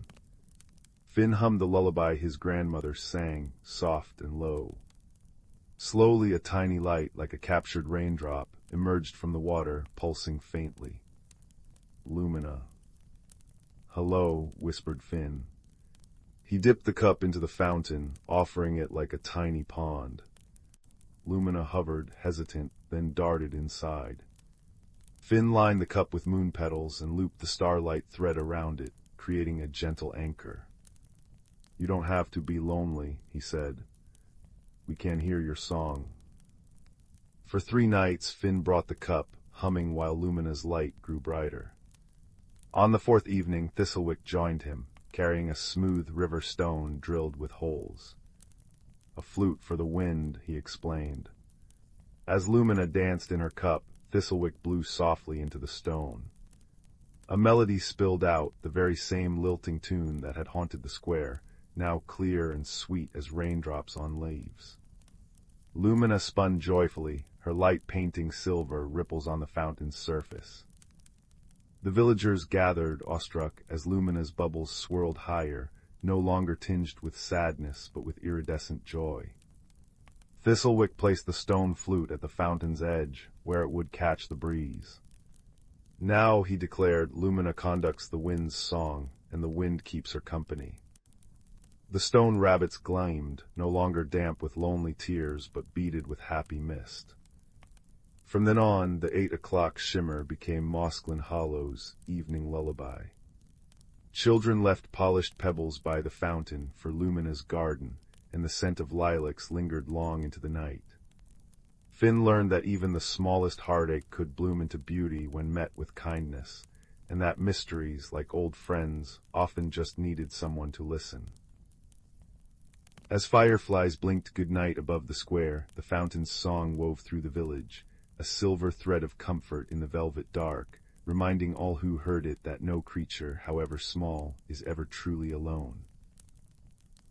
Story 19.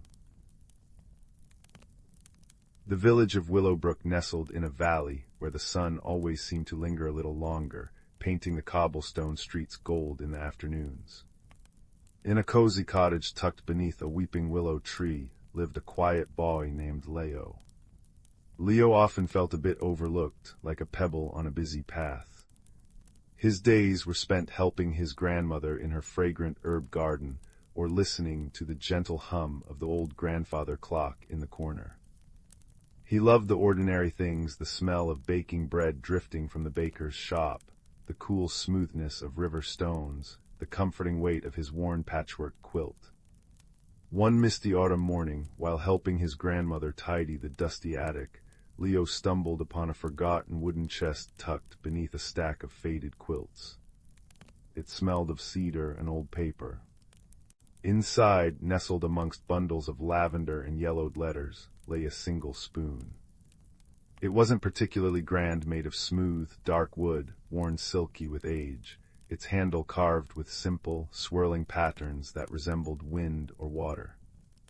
It felt warm in Leo's hand, not from the attic's chill, but with a gentle, inner warmth that pulsed faintly, like a sleeping heartbeat. "Ah," his grandmother murmured, her eyes crinkling at the corners. The stirring spoon, I wondered where it had gone to rest.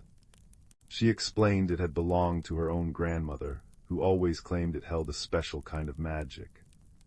"Not the loud, flashy sort," she said, her voice soft as dandelion fluff, "but the quiet magic of making things just a little bit more." Intrigued, Leo took the spoon downstairs. That afternoon, while his grandmother dozed by the fire, Leo decided to test it. He stirred a simple cup of warm milk. As the wooden spoon circled the mug, something extraordinary happened. The air filled with the rich, comforting scent of vanilla and toasted marshmallows, stronger and sweeter than any vanilla bean. And when Leo took a sip, it wasn't just warm milk. It tasted like pure, liquid comfort, like being wrapped in sunshine on a cold day. A tiny spark of wonder ignited in his chest. Over the next few days, Leo experimented. Stirring plain water in a cup made it taste like the clearest, coldest mountain spring. Stirring a bowl of oatmeal transformed it into a creamy, cinnamon-kissed delight that warmed him right down to his toes. The spoon didn't create something from nothing. It drew out the hidden potential, the deepest, purest essence of whatever it touched. Leo felt a new connection to the world around him, a sense that even the simplest things held extraordinary secrets, waiting to be gently coaxed forth. He began to see the hidden sparkle in dewdrops, the quiet strength in the old willow tree, the potential for sweetness in a humble apple. But Willowbrook soon faced a challenge that stirred unease in everyone's hearts. The summer had been unusually dry, and the autumn rains never came. The once lush valley grew parched. The river dwindled to a shallow, muddy trickle. The village well grew worryingly low, and the earth cracked like old pottery. Worry lines etched themselves onto faces, and the comforting smells of baking bread and simmering stews grew scarce as people conserved their dwindling supplies. Fear, dry and gritty, settled over the village. Leo knew he had to help. He couldn't make it rain, but perhaps the stirring spoon could ease the hardship. He went first to his friend Anya, the baker's daughter. Anya was practical and quick, with flour perpetually dusting her nose. Her father was trying to bake bread with precious, rationed flour, but the dough seemed heavy and joyless. "Anya," Leo whispered, showing her the spoon. "Let me try something." He stirred the large bowl of water Anya was about to mix into the flour.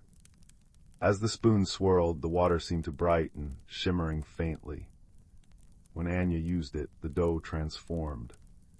It rose higher and baked into loaves that were impossibly light, airy, and imbued with a subtle, heartening warmth that chased away the gnawing hunger and lifted spirits.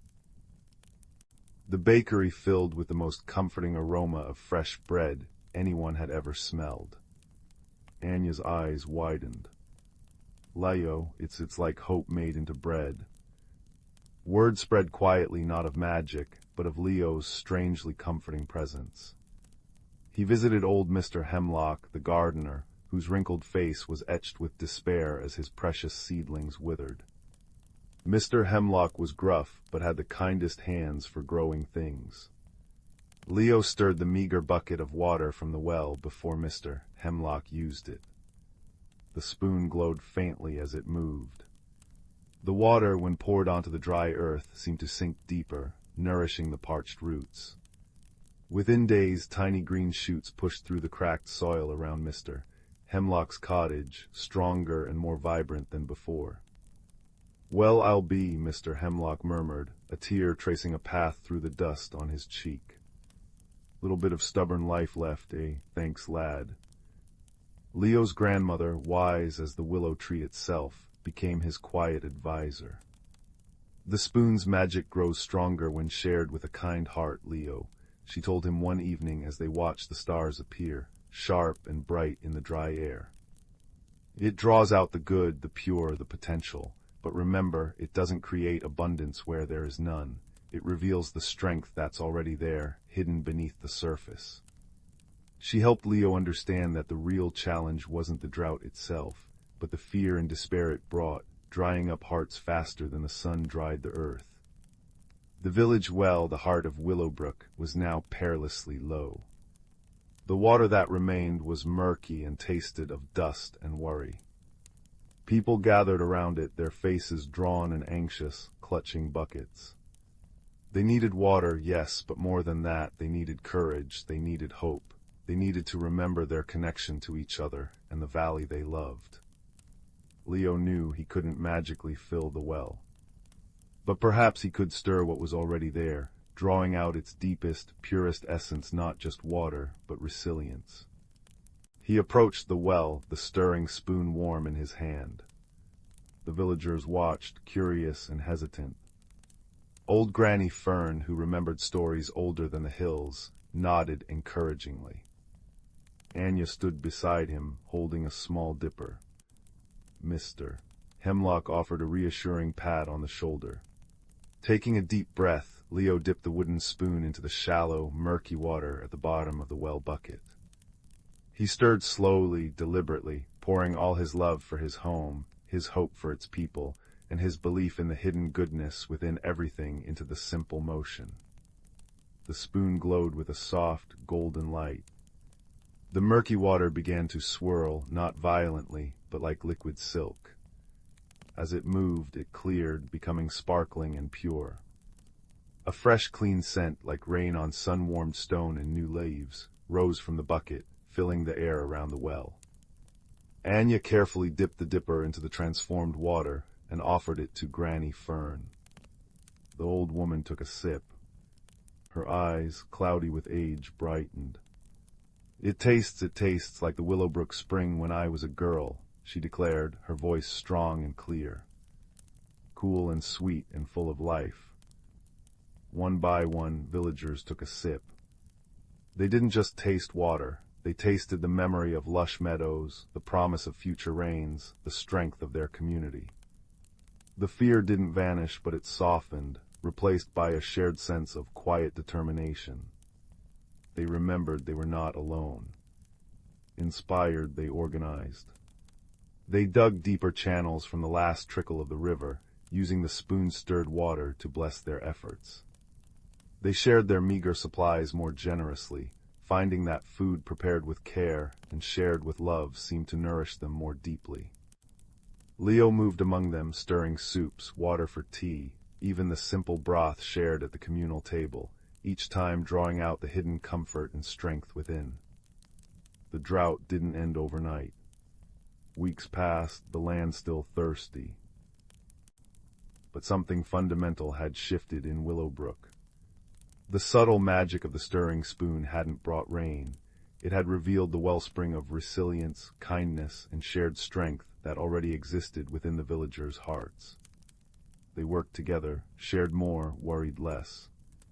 They found joy in small things, the scent of Anya's hopeful bread, the defiant green of Mr. Hemlock's seedlings, the pure, heartening taste of the well-water Leo blessed each morning. And then, one cool evening, as Leo stirred a pot of simple vegetable stew over the communal fire, the first fat raindrop fell, landing with a soft plink on the wooden spoon in his hand. Then another and another. A gentle, life-giving rain began to fall, washing the dust from the leaves, filling the cracks in the earth, and pattering a soothing rhythm on the cottage roofs. Cheers, soft and reverent, rose from the villagers gathered under makeshift shelters. They knew the rain was nature's gift, but the strength to endure, the kindness that had flourished even in the dry times that they felt, had been nurtured by the quiet magic of a wooden spoon and the gentle boy who knew how to listen to the secrets hidden in ordinary things. Leo kept the stirring spoon not hidden away, but close at hand. He used it often, not for grand feats, but for everyday kindnesses, stirring honey into a friend's tea to make it taste like sunshine, stirring milk for a sleepy child to make it feel like a warm hug. He learned that the greatest magic wasn't in changing the world with force, but in seeing the extraordinary potential hidden within the ordinary and gently, wisely helping it bloom. And every night, as the fire crackled and the scent of rain-wet earth drifted through his window, Leo would look at the simple wooden spoon, warm and quiet on his bedside table, a reminder that wonder was always just a gentle stir away, waiting patiently in the heart of the everyday world. The gentle rhythm of the rain on the roof was the perfect lullaby, whispering that all was well, and that even the smallest kindness could hold a universe of comfort. Sleep now, little dreamer, wrapped in the warmth of discovered secrets and the quiet magic of home. Story 20. The ancient forest of Elder Grove breathed with a quiet magic, a place where roots cradled secrets older than memory and the air shimmered with unseen possibilities. Sunlight filtering through the impossibly high canopy didn't just fall, it danced, painting shifting patterns of gold and emerald on the mossy floor below. This moss, thick and velvet soft, carpeted the world in silence, muffling footsteps and amplifying the whispers of the wind through ancient oaks and sighing willows. Here, unseen by bustling human eyes, thrived a community of creatures bound to the forest's deep rhythm. Among them was a small, russet-furred squirrel named Thistle. Thistle wasn't just a gatherer, he was a tender, a keeper of the moss gardens. His tiny paws, deft and careful, knew each patch of emerald velvet, each cushion of silver-green lichen that clung to the north-facing stones. He understood the language of damp earth and decaying leaves, the vital hum of the forest floor. His grandfather, Old Bark, had taught him, the moss, young one, is the forest's breath. It holds the rain, cradles the seeds, whispers stories to the roots. Tend it well, for it tends to us all.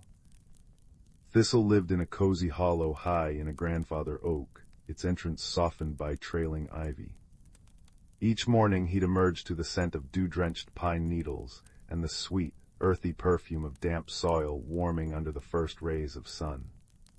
He'd listen to the cheerful plink-plonk of water droplets falling from leaves onto broad ferns below, a gentle percussion to the dawn chorus of unseen birds. His world was a tapestry woven with sensory threads, the cool, damp kiss of moss beneath his paws, the sharp, clean scent of crushed wild mint, the velvety texture of a fallen oak leaf, the distant, rhythmic tap-tap-tap of a woodpecker echoing like a heartbeat. The magic of Elder Grove was inseparable from the turning wheel of the seasons. It flowed through the veins of the trees, pulsed in the sap, and manifested in subtle, wondrous ways. In spring, when the air warmed and hummed with new life, the rain-collar toads would gather in the moonstone pools. Their deep, resonant croaking wasn't just sound. It was a vibration that coaxed gentle showers from the sky, washing the world clean and coaxing shy flowers from the earth. Thistle would watch, mesmerized, as the raindrops seemed to dance around the toads, catching the pale moonlight like falling stars. Summer brought the luminous moths. On the warmest nights they would emerge, wings dusted with starlight, flitting silently through the glades. Where their wings brushed against the heavy-headed moonflowers, the blossoms would softly glow, casting pools of cool, silver light on the forest floor. The air would thicken with the drowsy scent of honeysuckle and the faint, sweet hum of the moths themselves, a sound felt more in the bones than heard by the ears. Thistle would sit on his branch, feeling the warm, fragrant breeze ruffle his fur, watching the silent ballet below. Autumn was the domain of the whispering wind. It wasn't just moving air, it was a playful spirit that rustled the drying leaves into intricate patterns, swirling them into miniature whirlwinds that carried messages and seeds far and wide. It carried the rich, smoky scent of decaying leaves and ripe berries, and its sighs through the branches sounded like ancient secrets being shared. Thistle would help gather acorns and nuts, feeling the crispness of the air and the satisfying weight of a full burrow, knowing the whispering wind was preparing the forest for sleep. Winter brought the frost weavers, tiny, shy creatures like crystalline spiders. On the coldest, clearest nights, they would emerge to spin intricate lacework of ice on bare branches and frozen puddles, catching the moonlight and scattering it into a million tiny rainbows. The air would crackle with cold, sharp and clean as a snapped twig, carrying the faint scent of wood smoke from deep within the badger setts. The forest slept under a blanket of profound silence, broken only by the soft crunch of snow under cautious paws. This harmony, passed down through countless generations of forest dwellers, was maintained by wisdom and cooperation. The elder badger, known only as the Keeper of Roots, lived deep within a set woven amongst the oldest tree roots. His fur was grizzled silver, his eyes deep pools of patient knowing. He remembered the droughts, the great storms, the times when the balance had faltered. He taught the younger creatures the old ways, where the purest springs bubbled, how to read the subtle signs in the clouds and the behavior of insects, the importance of leaving offerings of berries for the birds who spread seeds. The forest breathes together, the keeper would rumble, his voice like stones shifting deep underground. The squirrel gathers and plants, the badger turns the earth, the birds carry song and seed, the toad calls the rain, the moth lights the dark, the wind clears the way, the frost protects the roots, each thread is vital, pull one too hard and the whole tapestry unravels. One unusually cold autumn, however, the rhythm faltered. The days grew shorter too quickly. The air held a biting edge long before the leaves had fully turned their vibrant gold and crimson. The whispering wind seemed fretful, swirling leaves in agitated patterns rather than playful dances. A deep, unnatural chill settled into the ground, making the moss stiff and brittle under Thistle's paws. The rain-caller toads tried their songs, but the clouds they summoned were thin and scattered, leaving the forest parched beneath the cold sun. The luminous moths fluttered weakly, their light dimming. Worst of all, the frost weavers began appearing early. Their delicate ice lay spreading too soon, threatening to trap the still green shoots and tender roots beneath the earth before they were ready for sleep. Unease, sharp and cold, prickled through Elder Grove. Thistle felt it keenly.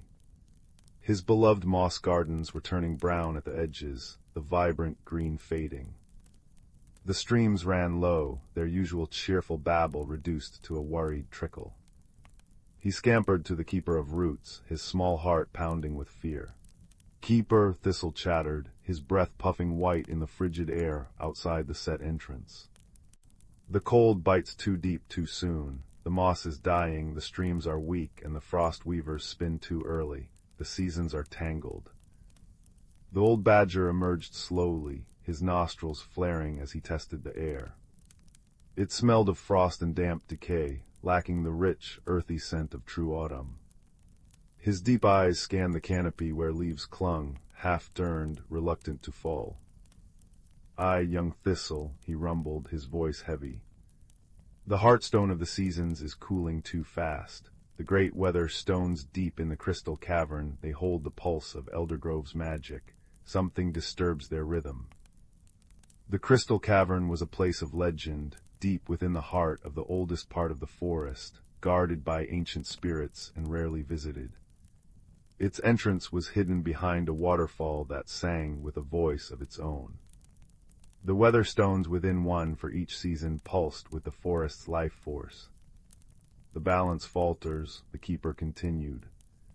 Perhaps a tremor in the deep earth, perhaps a shadow passing over the spirit of the place. But the stones need tending, their connection to the forest reaffirmed. They need the touch of those who live by their rhythm. He looked at Thistle, then beyond him, sensing the gathering anxiety of other creatures. A watchful owl blinked from a high branch. A family of hedgehogs peered from beneath a holly bush. The eldest rain-collar toad sat solemnly on a damp rock. To mend the tapestry, the keeper declared, his voice gaining strength, resonating through the cold air, all threads must work together. We must journey to the crystal cavern. Each must bring a piece of their season, a token of their bond to Elder Grove. A ripple of awe and apprehension went through the gathered creatures. The journey was perilous, the cavern sacred. But the unnatural frost was spreading, a brittle white cobweb stifling the life beneath. Thistle knew his part. He scurried back to his most cherished moss garden, a patch nurtured by generations of squirrel tenders. With infinite care, using a sharp flake of flint, he cut a small, vibrant square, thick and lush, rich with the scent of healthy earth and green growth. It felt alive in his paws, a tiny piece of the forest's resilient heart. The rain-collar toad, his throat sac pulsing with a low, resonant thrum, hopped to the edge of the moonstone pool. He dipped a webbed foot into the clear, cold water, drawing out a single, perfect dewdrop that shimmered with captured moonlight, the essence of spring rain. The eldest luminous moth, her wings faintly aglow even in the dim light, fluttered down to a moonflower that stubbornly refused to close despite the cold. She brushed her wing against the largest petal, and a tiny speck of its silvery pollen, still faintly luminous, clung to her. Summer's fragile light. The whispering wind, sensing the purpose, swirled playfully around a cluster of oak leaves, one gold, one crimson, one still clinging to green. It plucked them gently and deposited them at the paws of a young, swift hare chosen for the journey. Autumn's vibrant change. The eldest frost weaver, delicate as spun glass, approached a patch of early ice. With impossible skill, she spun not a destructive sheet, but a single, intricate snowflake, perfect and six-pointed, capturing the cold beauty of winter without its harshness. The keeper of roots himself dug deep near the set entrance, his powerful claws uncovering a smooth, dark stone, warm to the touch, imbued with the deep, enduring heat of the earth, the foundation of all seasons. Thistle, carrying his square of living moss, joined the chosen group near the singing waterfall. The cold air bit at his nose and ears. The journey was arduous. They navigated gnarled roots like sleeping dragons, crossed streams where the water numbed their paws, and climbed slopes where the unnatural frost had made the rocks treacherously slick. The whispering wind guided them, rustling leaves to show the safest path. The luminous moth fluttered ahead, her faint glow a beacon in the deepening twilight under the dense canopy. The hare carried the autumn leaves with care, his long legs covering ground swiftly. The rain-collar toad moved with surprising determination, his deep croak echoing occasionally to keep spirits up. The frost weaver rode gently on the keeper's broad back, her delicate form protected. Finally, they reached the hidden cavern behind the waterfall. The roar of the water was a physical force, misting the air with icy spray. Yet as they approached the curtain of falling water, it seemed to part just enough, revealing a dark, glittering entrance. The sound inside shifted from a roar to a deep, resonant hum, like the forest itself breathing. The crystal cavern took their breath away. Walls, floor, and ceiling were encrusted with geodes and crystals that glowed with an internal light deep amethyst, clear quartz like frozen air, fiery citrine, and cool blue beryl. In the center stood 4 towering stones, each radiating a different aura. One shimmered with watery light spring, one pulsed with warm, golden energy summer, one swirled with russet and gold motes autumn, and one gleamed with a cool, blue-white luminescence winter. but their light was dim, flickering uncertainly. A thin layer of frost was creeping across the spring stone, and the autumn stone seemed sluggish, its colors muted. A profound silence fell, filled only by the cavern's resonant hum. The keeper moved forward, placing the warm earth stone at the very center where the energies met. "Remember the bond," he intoned, his voice echoing softly. "Remember the balance." One by one the creatures approached. The raincaller toad lifted his dewdrop towards the spring stone. As the droplet touched the cool crystal, it vanished with a soft ping, and the stone's watery light flared, bright and clear, pushing back the frost. The scent of fresh rain suddenly filled the cavern. The luminous moth fluttered near the summer stone. The speck of moonflower pollen drifted from her wing, landing on the warm surface. The stone ignited with golden light, radiating comforting warmth that chased the lingering chill from their fur and feathers. The faint hum grew stronger, sweeter. The young hare carefully placed the 3 leaves gold, crimson, green against the autumn stone. They dissolved into swirling motes of color that sank into the crystal. The stone pulsed, its light stabilizing, becoming a rich tapestry of fall hues. The resonant hum deepened, gaining a vibrant, rustling note. The frost weaver, guided by the keeper, approached the winter stone. She held out her perfect snowflake. It didn't melt, instead it floated gently onto the cool surface, merging seamlessly. The stone's blue-white light steadied, becoming pure and clear, no longer harsh but protective. The frost receded entirely from the spring stone. Finally, Thistle stepped forward, his tiny paws clutching the square of moss. He placed it gently on the warm earth stone at the center. It didn't wither. Instead, it seemed to sigh, deepening in color, its tiny fronds unfurling slightly. A wave of pure, vibrant green energy pulsed outwards from it, washing over all 4 weather stones and through the cavern.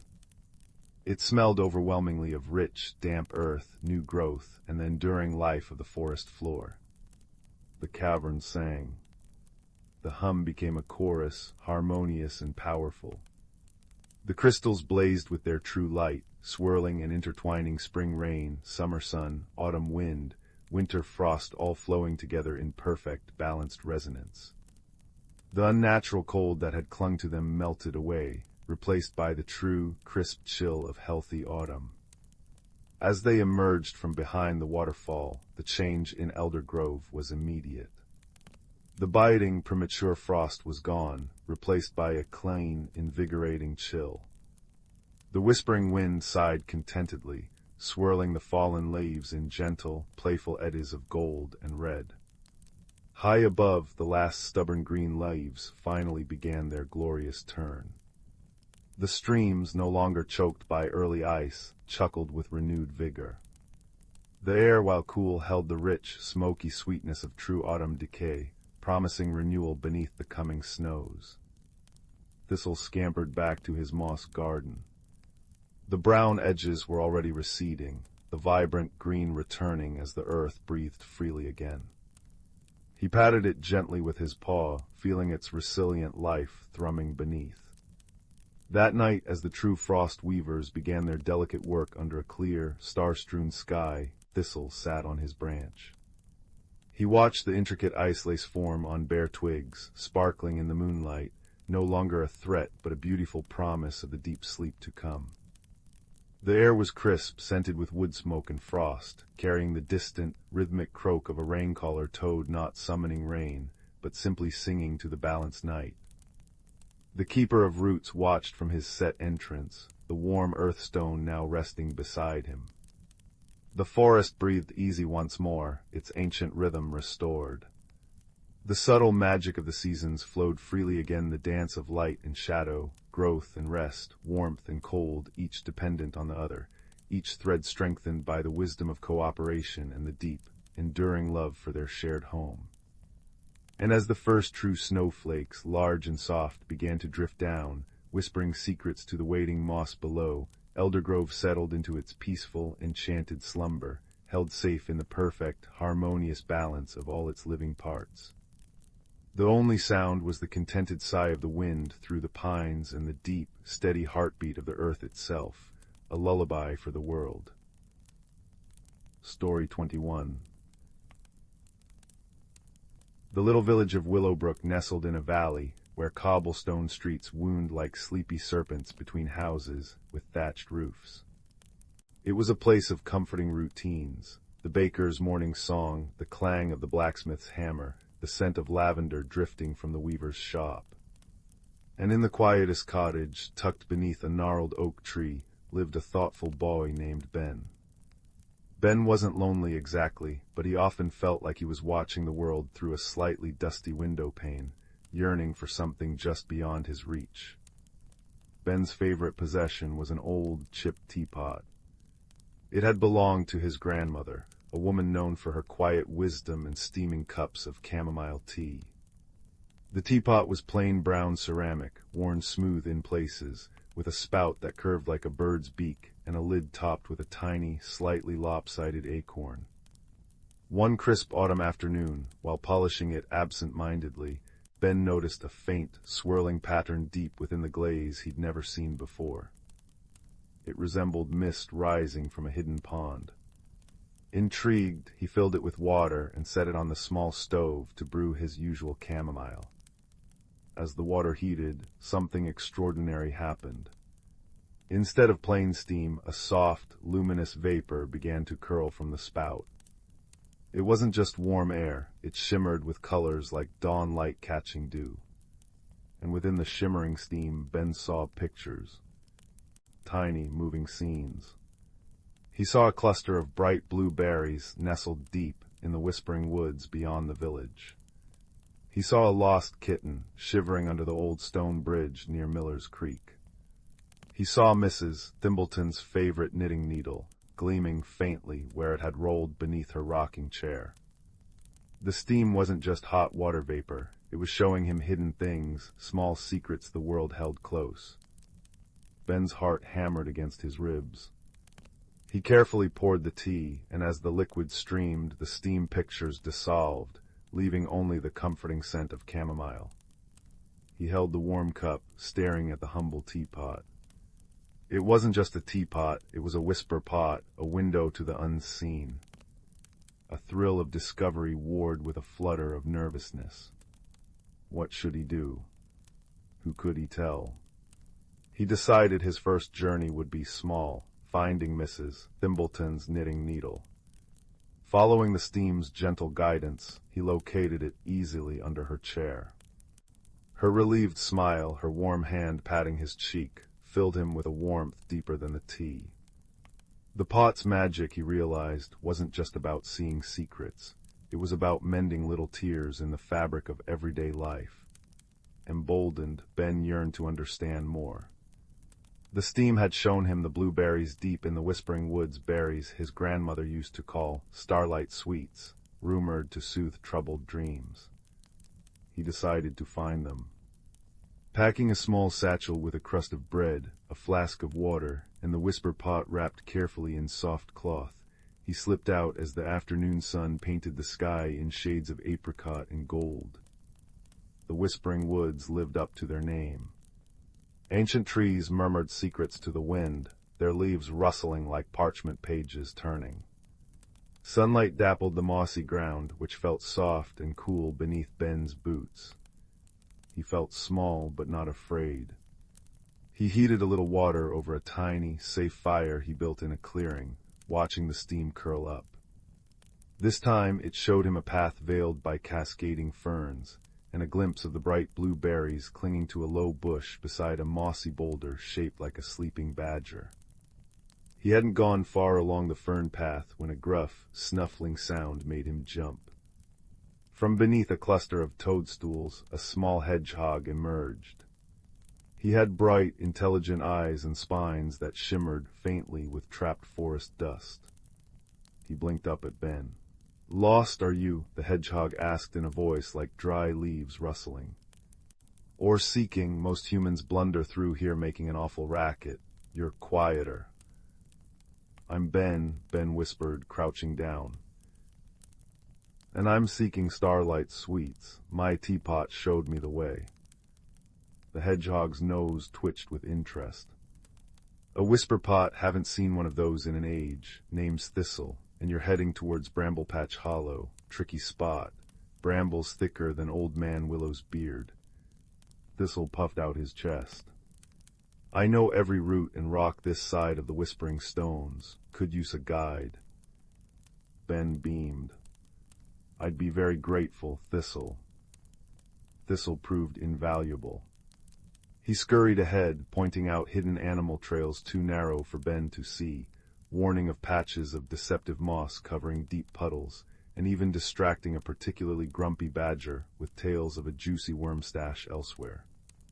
He was practical, resourceful, and possessed a vast knowledge of the forest floor.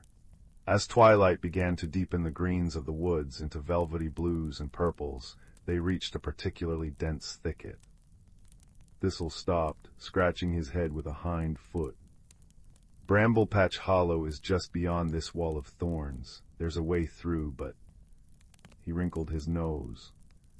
"It's guarded." "Guarded," Ben whispered, a prickle of unease running down his spine. Before Thistle could answer, a soft, silvery light drifted down from the canopy. It resolved into a large moth, her wings patterned like moonlit frost on a window pane. She landed gracefully on a nearby leaf, her antennae quivering. "The bramble guardian stirs," she murmured in a voice like wind chimes. "It senses intrusion near the Starlight Sweets." "Lumen," Thistle greeted her. "This is Ben. He has a whisper pot, needs the sweets."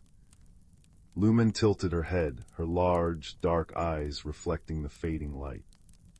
"The guardian is not evil, young Ben. It is sorrow. Long ago, humans took the berries carelessly, trampling the delicate plants beneath.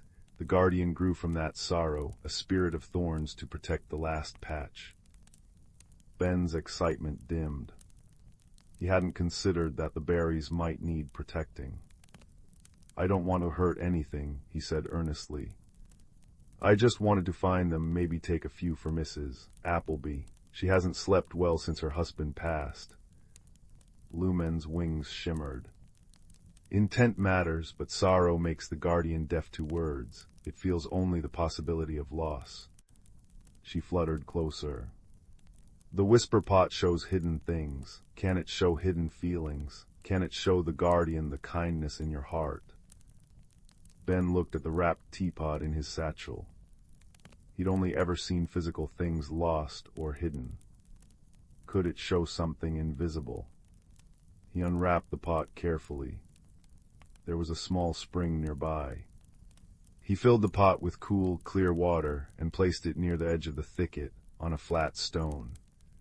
He couldn't build a fire here, but the forest air was cool, and the water in the pot was colder still.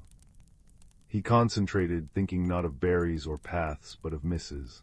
Appleby's tired eyes, of his own wish to help, of the respect he felt for the forest and its secrets. He poured a little water onto the stone. Instead of hot steam, a cool, gentle mist rose from the water pooled on the rock. It shimmered faintly, not with pictures, but with feelings. A soft, golden glow pulsed within the mist, radiating warmth and gentleness. It showed Ben carefully picking only a few berries, leaving the plant healthy. It showed him placing a small offering of nuts and seeds Thistle had found nearby at the base of the thicket. It showed Mrs. Appleby sleeping peacefully, a faint smile on her lips. The thicket rustled, not with aggression, but with a sound like a sigh. Slowly, impossibly, the thickest tangle of brambles directly in front of them began to shift and part, creating a narrow, thornless archway. Beyond it, bathed in the last rays of the setting sun, grew a small bush laden with luminous blue berries that seemed to hold tiny sparks of starlight within them. Ben gasped. Thistle nudged his boot. "Go on then, lad, gently does it." With utmost care, Ben stepped through the archway. He approached the Starlight Sweets bush, feeling a profound sense of peace and gratitude wash over him. He picked only a small handful, placing Thistle's offering of nuts and seeds respectfully at the bush's roots. "Thank you," he whispered, to the bush, to the guardian, to the forest itself. As he stepped back through the archway, the brambles sighed again and gently closed. The guardian's sorrow hadn't vanished, but it had accepted Ben's respect. Lumen fluttered down, landing on Ben's shoulder, her touch light as a snowflake. "Wisdom opened the path where force would have only bred more thorns," she chimed softly. The journey back through the whispering woods felt different. Guided by Thistle and occasionally illuminated by Lumen's soft glow, Ben felt connected to the forest, to his companions, and to the quiet magic humming within the world. He wasn't just an observer anymore, he was a participant, a keeper of small wonders. Back in Willowbrook under a sky dusted with real stars, Ben gave Mrs. Appleby the Starlight sweets. He didn't mention the Whisper Pot, the Guardian, or his extraordinary helpers. He simply said he'd found them in the woods, thinking they might help her sleep. The genuine relief and warmth in her eyes were all the thanks he needed. Word quietly spread that Ben had a knack for finding lost things and helping with small troubles. He used the Whisper Pot carefully, always respecting the secrets it revealed, always guided by kindness.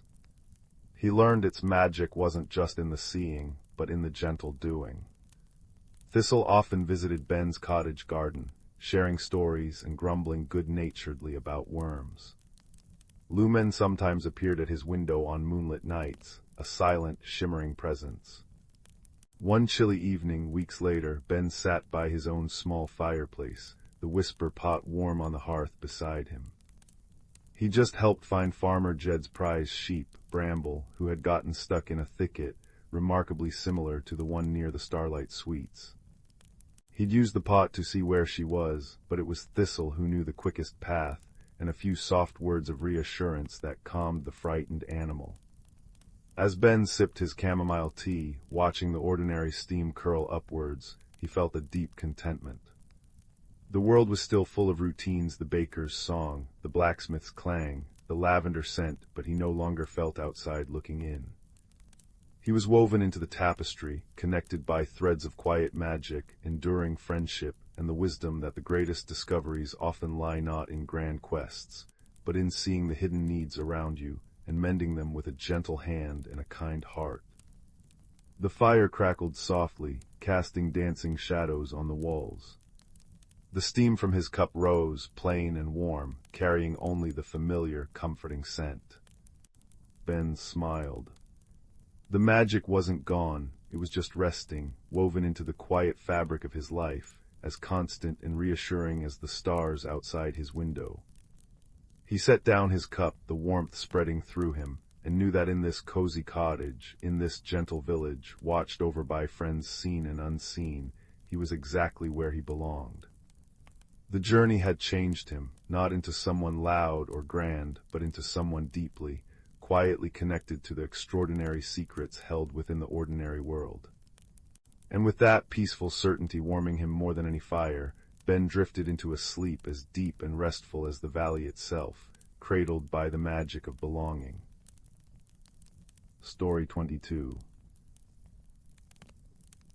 Deep within the Whisperwood, where ancient oaks wore cloaks of velvet moss and sunlight dappled the forest floor like scattered gold coins, lived Bramble the hedgehog. His home was a cozy burrow beneath the gnarled roots of an elder tree known only as sage, whose bark felt like candle-warmed parchment and whose leaves murmured secrets on the wind. Here the air always carried the scent of damp earth, crushed pine needles, and the faint, sweet perfume of hidden moonflowers blooming only at dusk. Bramble, small and russet-brown with eyes like polished river stones, knew the forest's hidden rhythms. He knew where the shy wood mice stored their acorn treasures, heard the low conversations of badgers deep in their sets, and understood the intricate dances of the fireflies painting the twilight.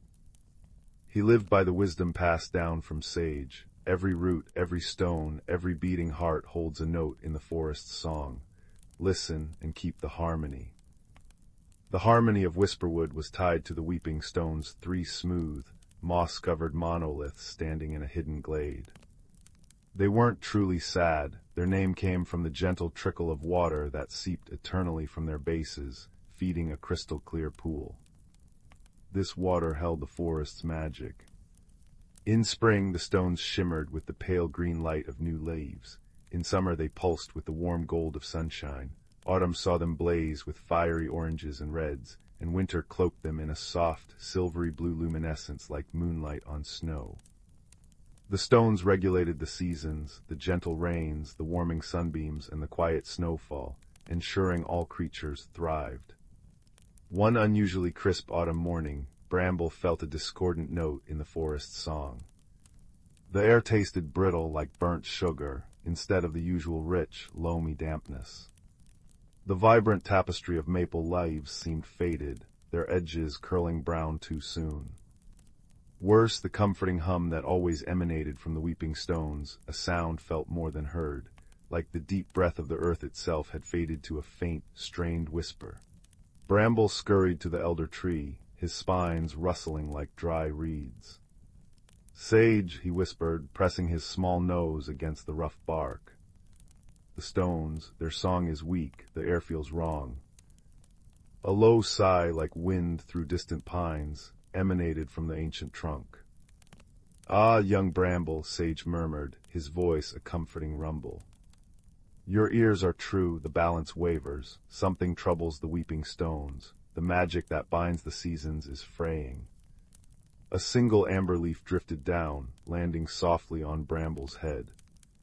The stones are not sick, they are worried, they feel a disharmony deep within the forest's heart, a shadow on the pattern.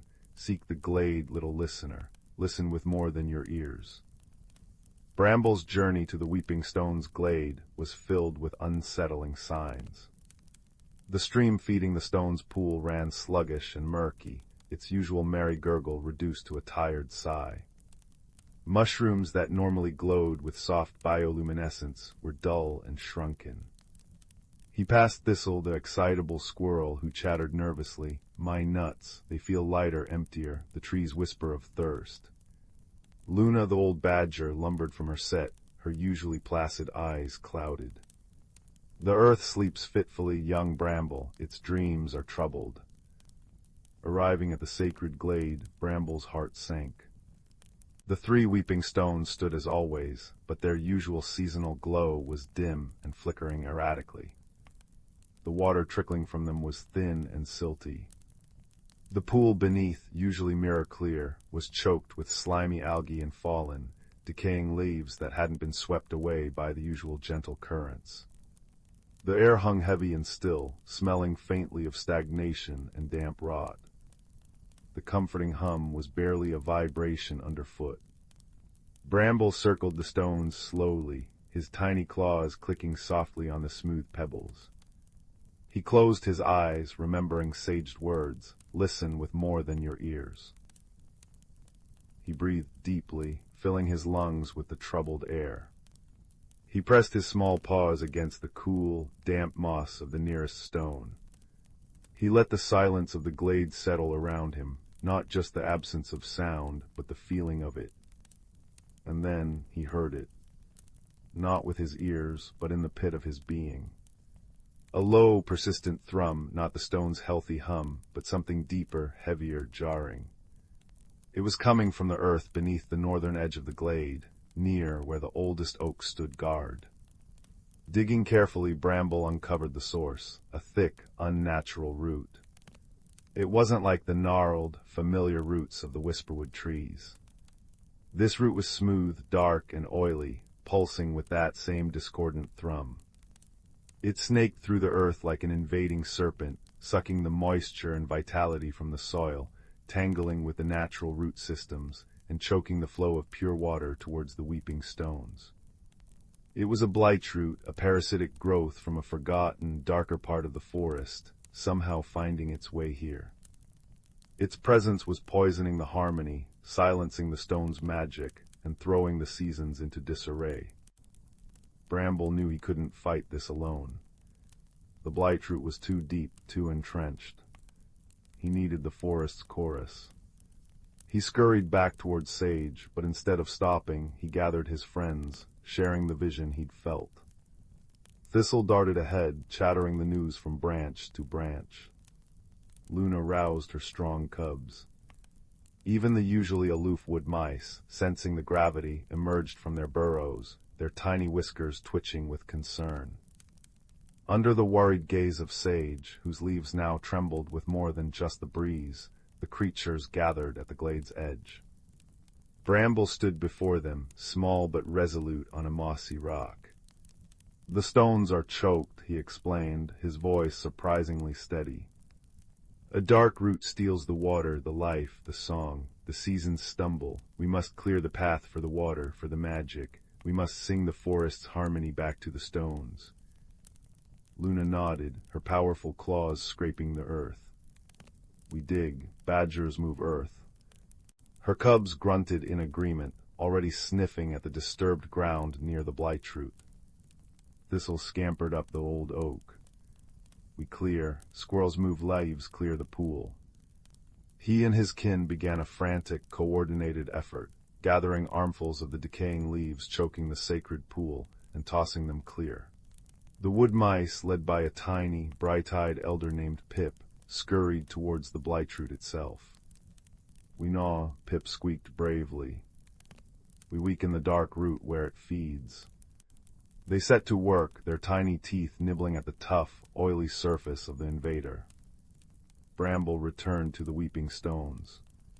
He pressed his forehead against the cool, damp moss of the central stone, pouring all his hope, his love for the whisperwood, into the touch. He hummed a soft, wavering sound at first, mimicking the deep resonance he remembered. He hummed of the scent of rain on dry earth, the crunch of frost underfoot, the warmth of sun-drenched ferns, the soft hush of falling snow, the true rhythm of the seasons. Around him, the forest worked in harmony. Badgers dug deep trenches, carefully exposing more of the blightroot and diverting its choking path. Squirrels worked like furry whirlwinds, clearing the pool until the water began to sparkle again under the dappled light. Mice gnawed tirelessly, weakening the dark root. And above them all, Sage's branches rustled, sending waves of calm strength and ancient wisdom washing over the glade. As the last decaying leaf was tossed aside and the blightroot, weakened and severed by Luna's powerful claws, shriveled and turned to dust, a profound silence fell.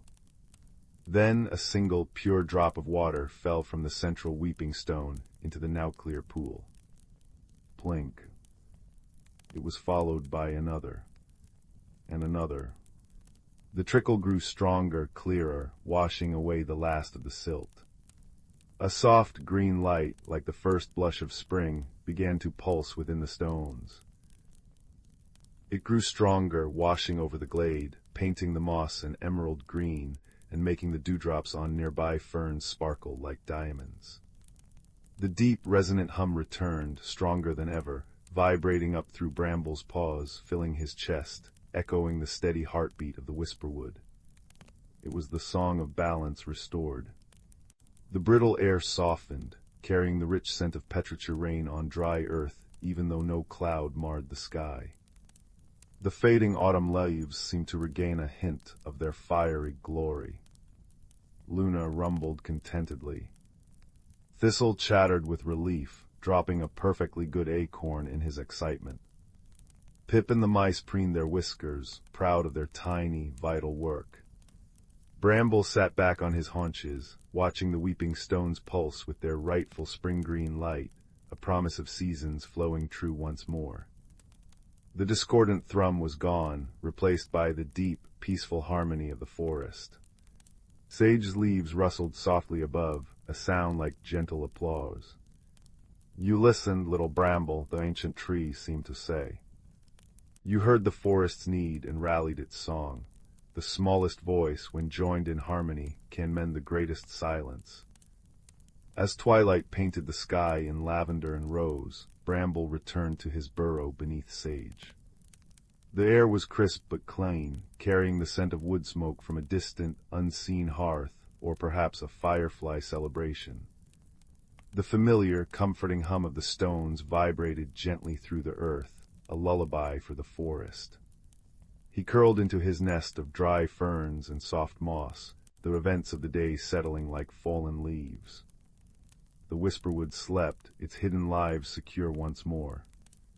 The magic of the seasons flowed unimpeded, a testament to the enduring wisdom of listening, the strength found in gentle hearts united, and the quiet, powerful harmony that thrived when every root, every stone, and every beating heart found its true note in the everlasting song of the ancient forest.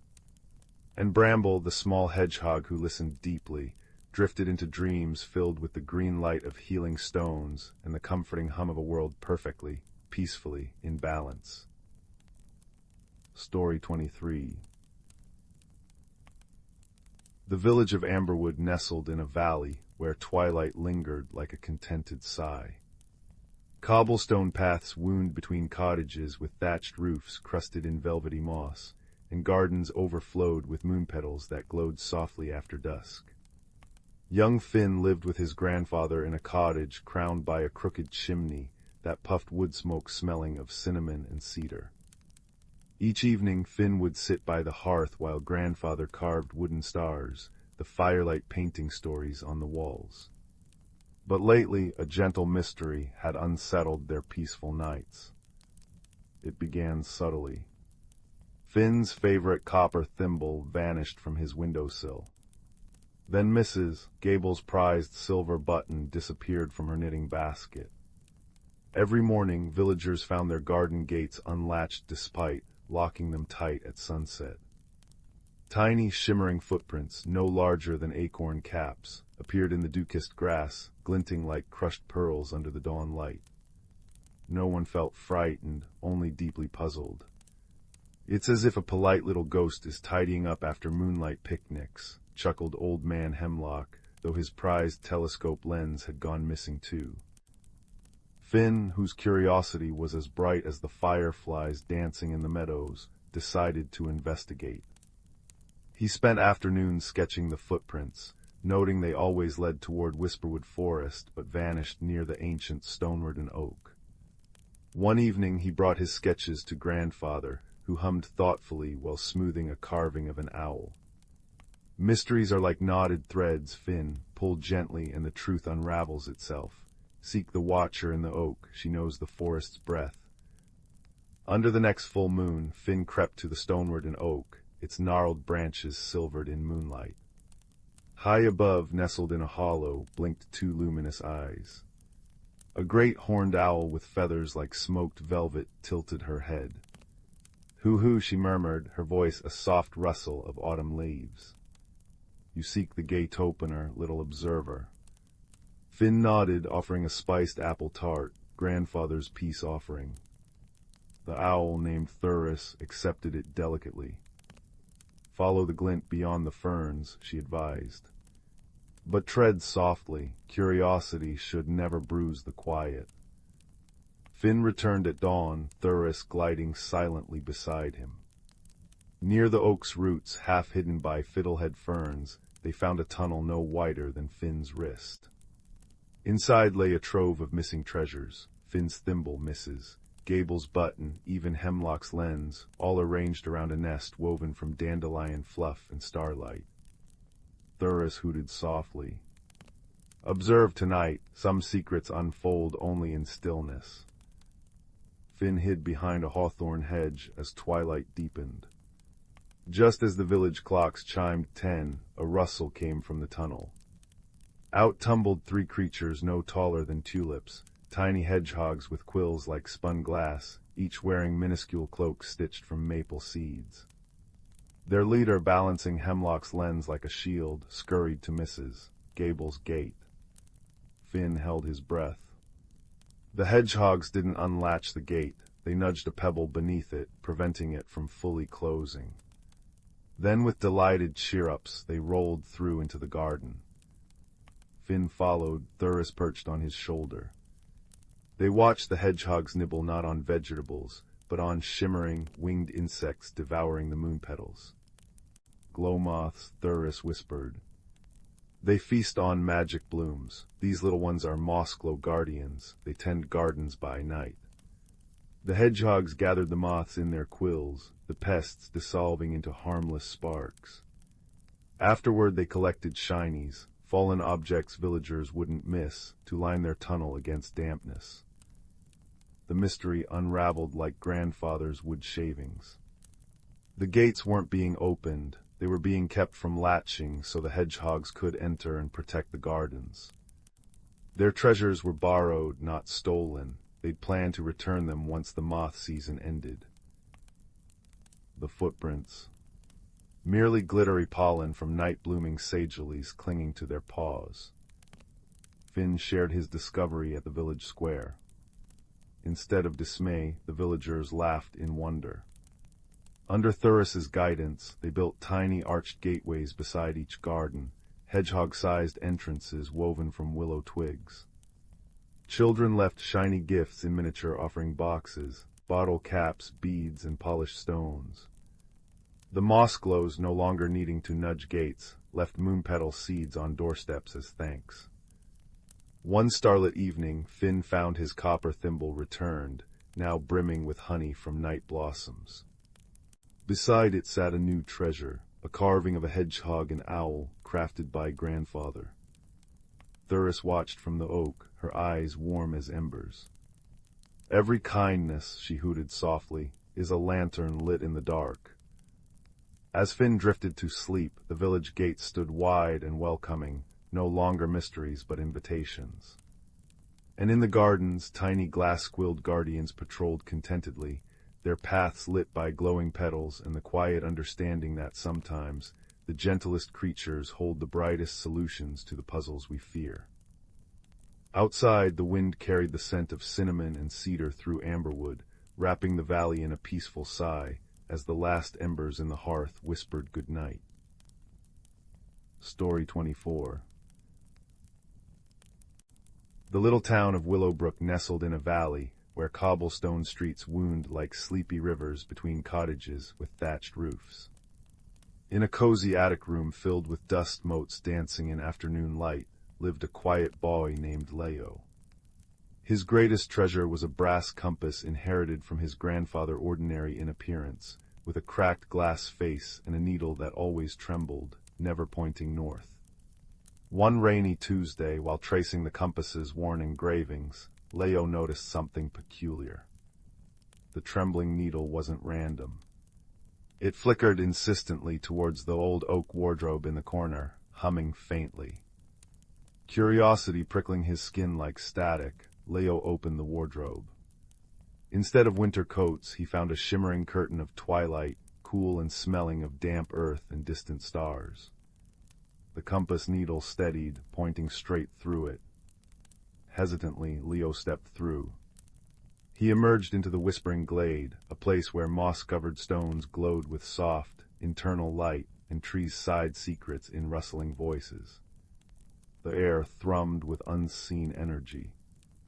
That's where he met Fig, a creature no taller than his knee, covered in velvety gray fur with luminous green eyes and ears like moth wings.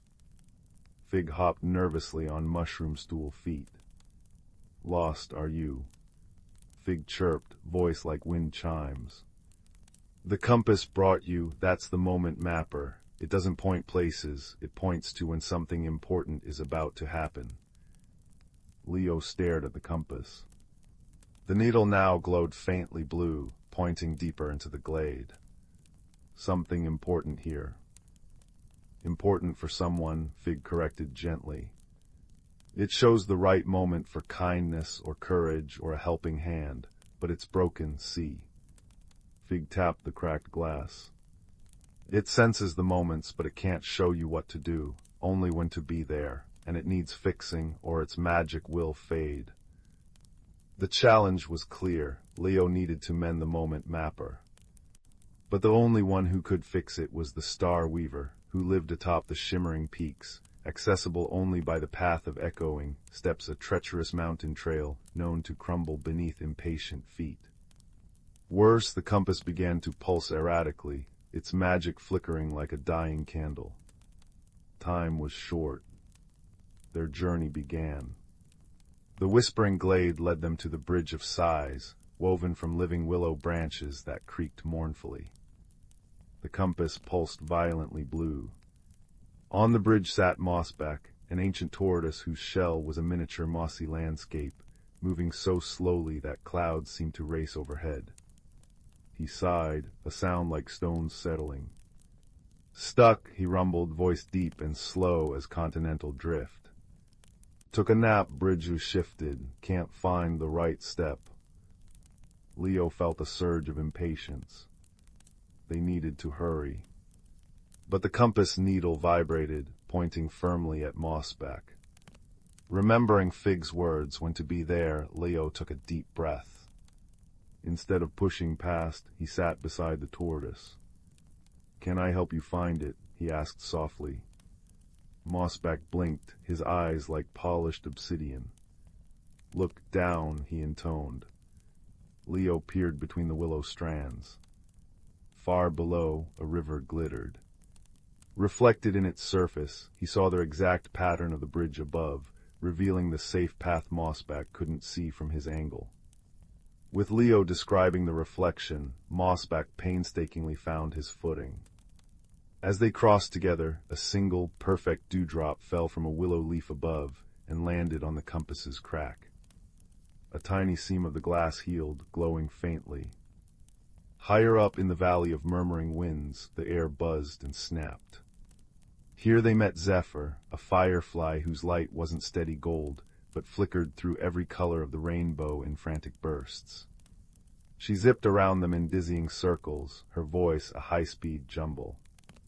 "Lost my light, can't he find it, can't he calm down, must shine properly butet silrongentia there's there waiting." The compass pulsed blue again. Leo understood. He held up the moment mapper. Its needle, steadier now, pointed not at Zephyr, but at a still pool under a fern. "Look," Leo said gently, guiding Zephyr towards the water. "Your light is beautiful." Zephyr hovered, seeing her reflection not a frantic blur, but a kaleidoscope painting the fern fronds in shifting hues. "Oh," she breathed, her light slowing to a gentle, rhythmic pulse of amethyst and emerald. "It's different, but it's still light."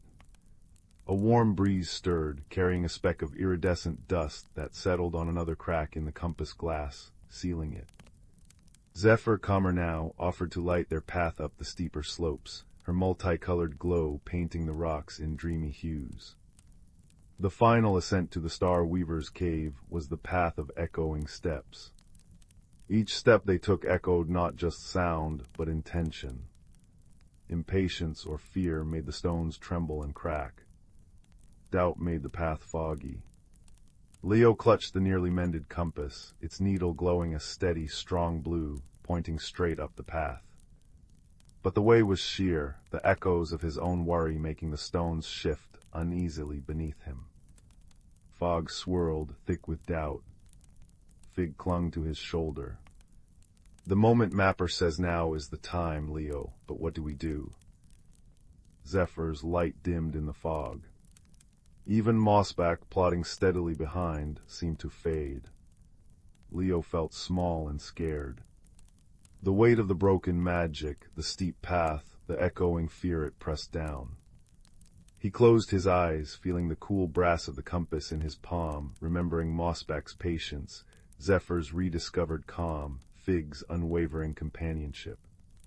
The compass didn't show him the future, it showed him the moment to trust what he already had.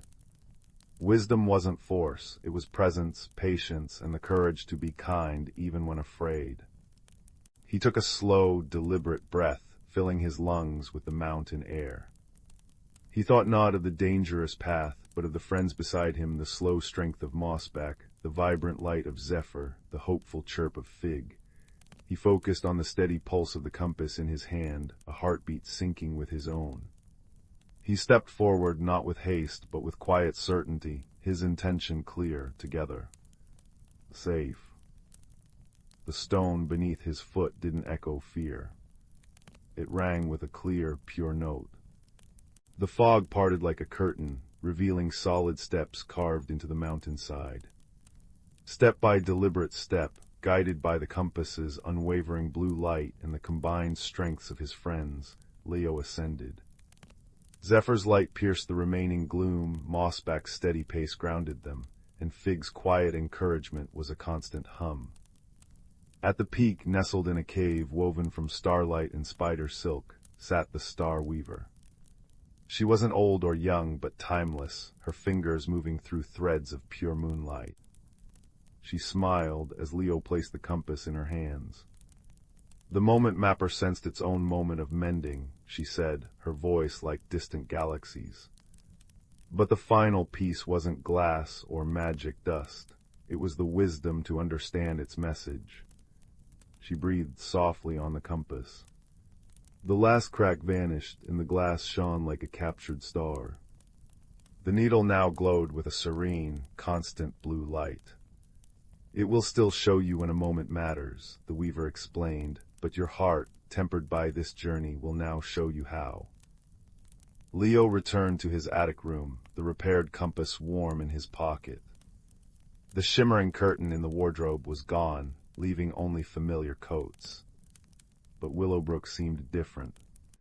He noticed the baker's frown just as the compass pulsed blue, the right moment to offer a shy smile and a compliment about her rye bread.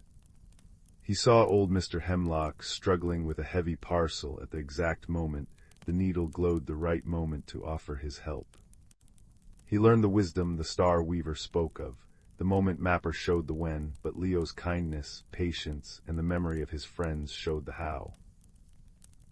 As he drifted to sleep that night, the compass resting on his bedside table emitted a soft, blue pulse, a gentle reminder that the most extraordinary magic often lives within the most ordinary moments, waiting only for a kind heart and the wisdom to act at the right time.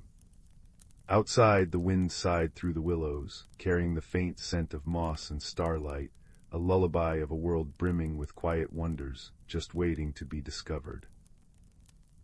Story 25. 26. 26.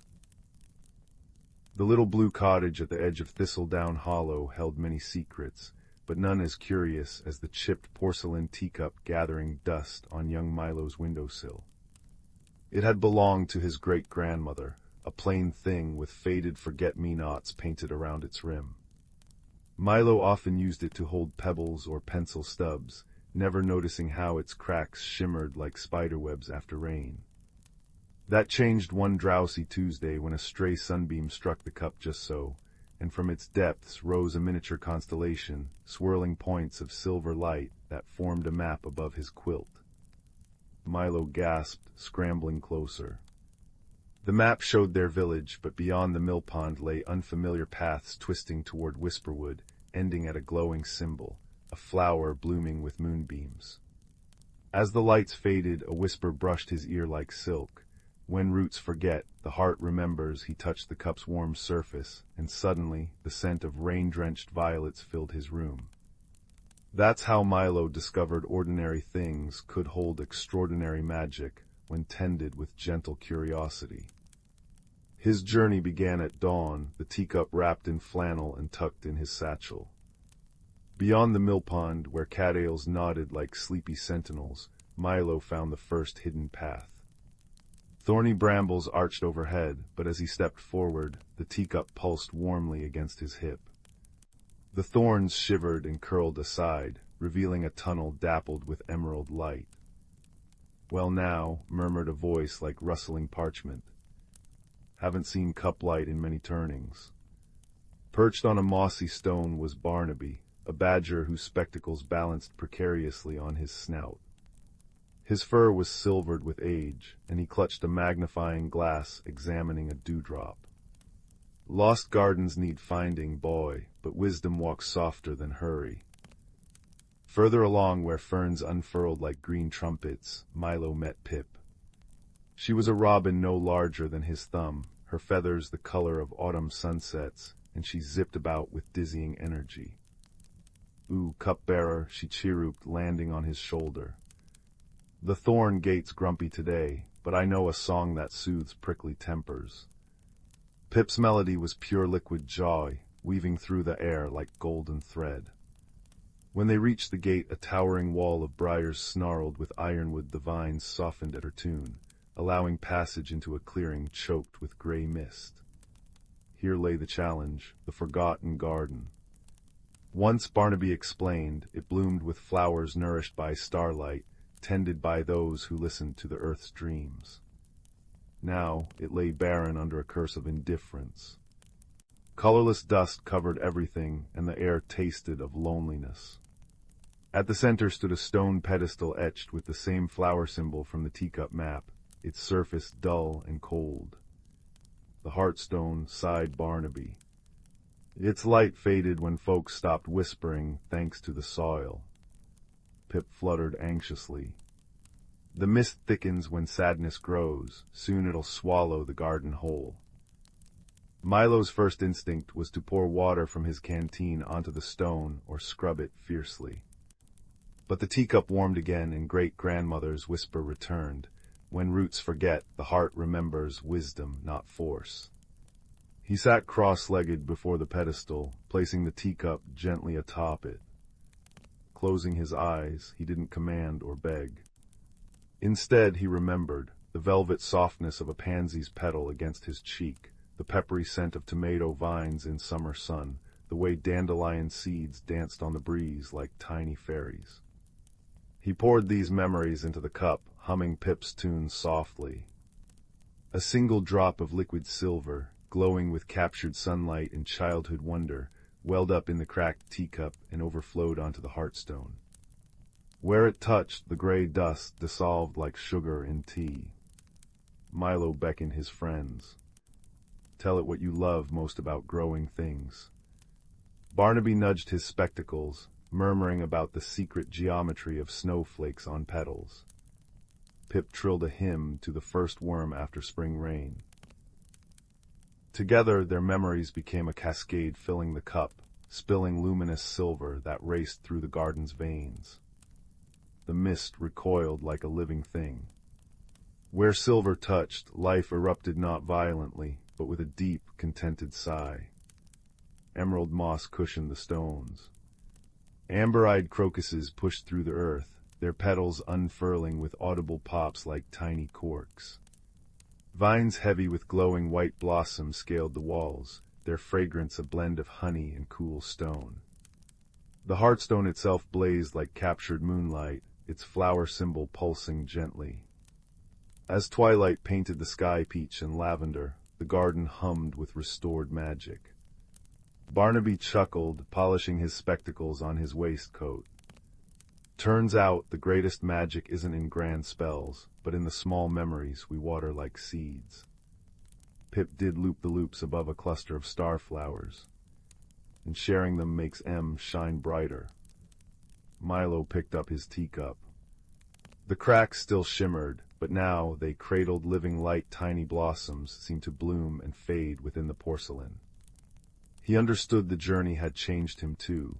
The quiet boy who collected pebbles now carried a garden in his heart and knew that listening was the bravest kind of strength. Walking home, fireflies winked around them like fallen stars. Milo paused at the garden's edge, where moonlight silvered the newly bloomed, night-blooming jasmine. He poured a single drop from the teacup onto the soil. For remembering, he whispered. The jasmine glowed brighter in response, its sweetness following him down the path like a promise. Back in his little blue cottage, he placed the teacup on the windowsill. Outside, the ordinary garden now held an extraordinary secret, a single night-blooming jasmine, glowing softly beside the rosebush, a reminder that wonder blooms brightest when tended with kindness.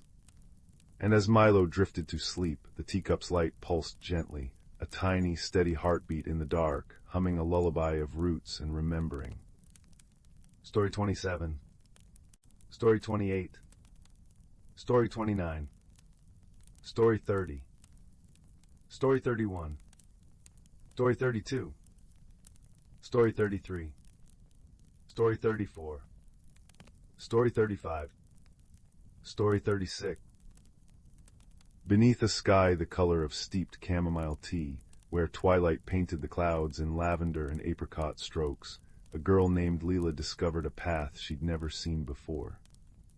It wound behind the old willow tree at the edge of her village, its entrance hidden by cascading vines strung with bioluminescent berries that glowed like fallen stars. The air hummed with the scent of rain-soaked moss and distant wood smoke, and though every sensible bone in Leela's body whispered turn back, her fingers brushed the vines aside and she stepped through. The path unfurled into a forest unlike any she'd known. Trees towered like cathedral pillars, their bark shimmering with iridescent lichen. Leaves the size of rowboats rustled overhead, filtering the moonlight into dappled patterns that danced across the forest floor. A stream meandered alongside the trail, its water clear as liquid crystal, carrying petals that flickered like tiny lanterns. Leela knelt, cupping a handful, and the petals glowed warmer at her touch, as though greeting her. "Where are you taking me?" she murmured, and the stream bubbled a melody in reply. She followed the water's song until the trees thinned, revealing a meadow bathed in the silvery light of 1,000 fireflies. At its center stood a cluster of mushroom houses, their caps striped in candy red and buttercup yellow, chimneys puffing cinnamon-scented smoke. Before Leela could marvel further, a small voice piped up, "You're just in time for tea." A creature no taller than her knee bustled forward, its body resembling a hedgehog crossed with a dandelion puff, quills soft and glowing faintly, eyes like polished citrine. It held a tiny lantern made of acorn shells, which cast shifting constellations onto the grass. "I'm Fig," the creature said, bowing so deeply their snout nearly touched the ground. "Keeper of lost things and part-time baker. You've come for the moonlit conclave, yes." Without waiting for an answer, Fig tugged Leela toward the largest mushroom, where a table was set with cups of steaming elderflower tea and cakes dusted in crushed violets. Around it sat other creatures, a moth with wings like stained glass, a fox whose fur shifted colors like the northern lights, and a rock-shaped being that chimed when it laughed. "The conclave's a meeting of wanderers," explained the moth, sipping tea through a proboscis curled like a candy cane. "We share stories to light the way for those who come after." The fox nodded, pushing a plate of cakes toward Leela. "But first, you must give something to the Well of Whispers." They pointed a paw toward a stone well at the meadow's edge, its rim carved with runes that pulsed faintly. "It asks for courage, not coins," the fox added gently. Leela approached the well, peering into its depths. Instead of water, she saw swirling mist that whispered in voices like wind through reeds. "What do you carry that weighs heavy?" Her throat tightened. She thought of the fear she'd clutched since childhood, the dread of losing her way, of being too small in a vast world. Squeezing her eyes shut, she whispered, "I'm afraid of disappearing." The mist surged upward, wrapping her in a cool embrace, and when it faded, a weight she hadn't realized she'd carried was gone. Around her neck hung a pendant she hadn't arrived with, a teardrop of amber, inside which a firefly's light pulsed steadily. Fig clapped their paws. "Now you're ready." The conclave's stories unfolded like tapestries. The moth spoke of a valley where dreams took root and bloomed into flowers. The fox recounted outwitting a landslide by teaching it a lullaby. When Leela's turn came, her words stumbled at first, but the amber at her throat glowed brighter, and she found herself telling of the willow tree, the hidden path, the shimmering forest. "I thought I'd be lost," she admitted, "but I think being lost is just another way of finding something new." The Well of Whispers hummed approvingly. As dawn tinged the horizon, Fig pressed a paper-wrapped bundle into Leela's hands. "Mapleberry scones for the road," they said.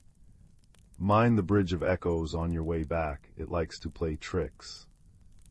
The return journey led Leela to a gorge, where a bridge of woven moonlight arched over a rushing river.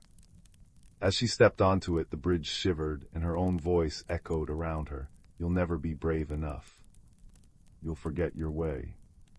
Layla froze, her pulse a frantic drumbeat, until she remembered the stories. Kneeling, she touched the bridge and said, "I'd like to hear your story." The echoes stuttered, then shifted. The river's roar softened into a song about mountains it had carved and valleys it had nourished. The bridge steadied and Leela crossed, the pendant at her throat gleaming like a captured star. When she pushed through the willow's vines once more, dawn had broken over her village. The path behind her vanished, but the amber pendant remained, warm against her skin.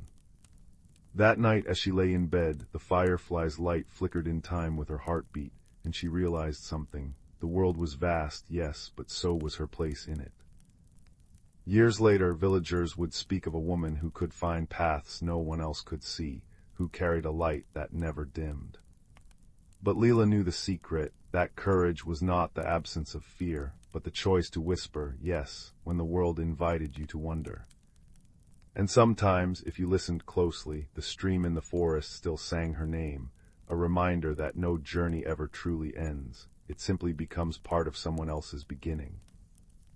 37. Story 38. Story 39. Story 40. Story 41. Story 42.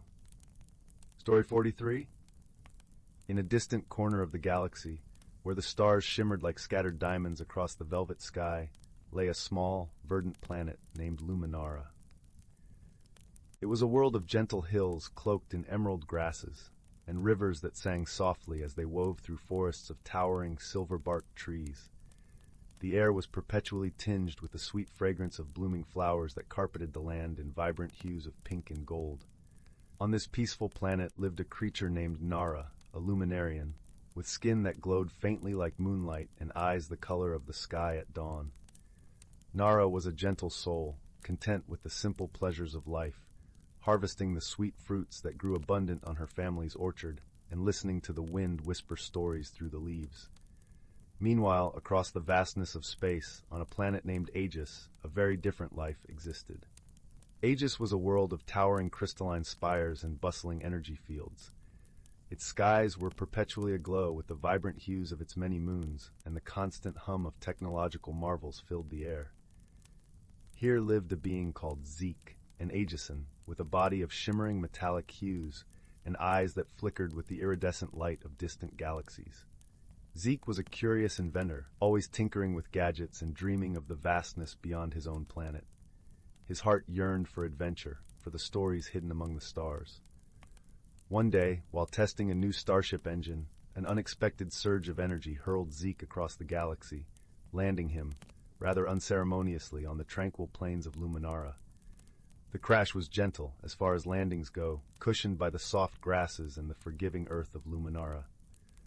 Nara, tending to her orchard, heard the distant thud and decided to investigate.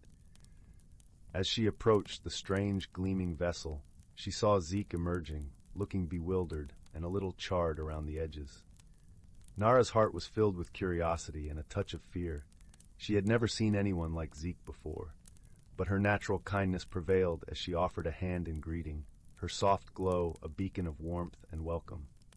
Zeke, grateful and a little embarrassed, accepted the gesture, his metallic skin cooling in the gentle breeze. Communication was their first challenge. The languages of their respective planets were as different as the worlds themselves. At first, they resorted to gestures and expressions.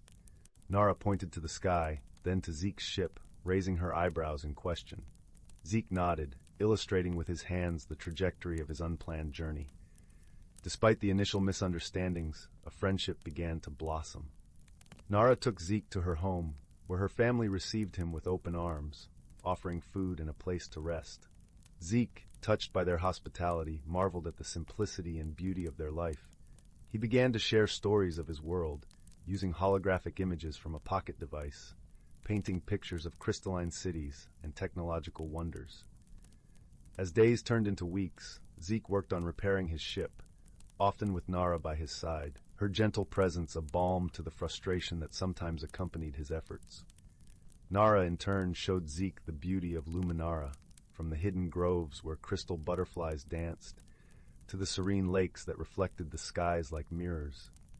One evening, as they sat by the fire, the stars twinkling overhead, Zeke shared a hologram of his family, the soft light casting a glow over their faces.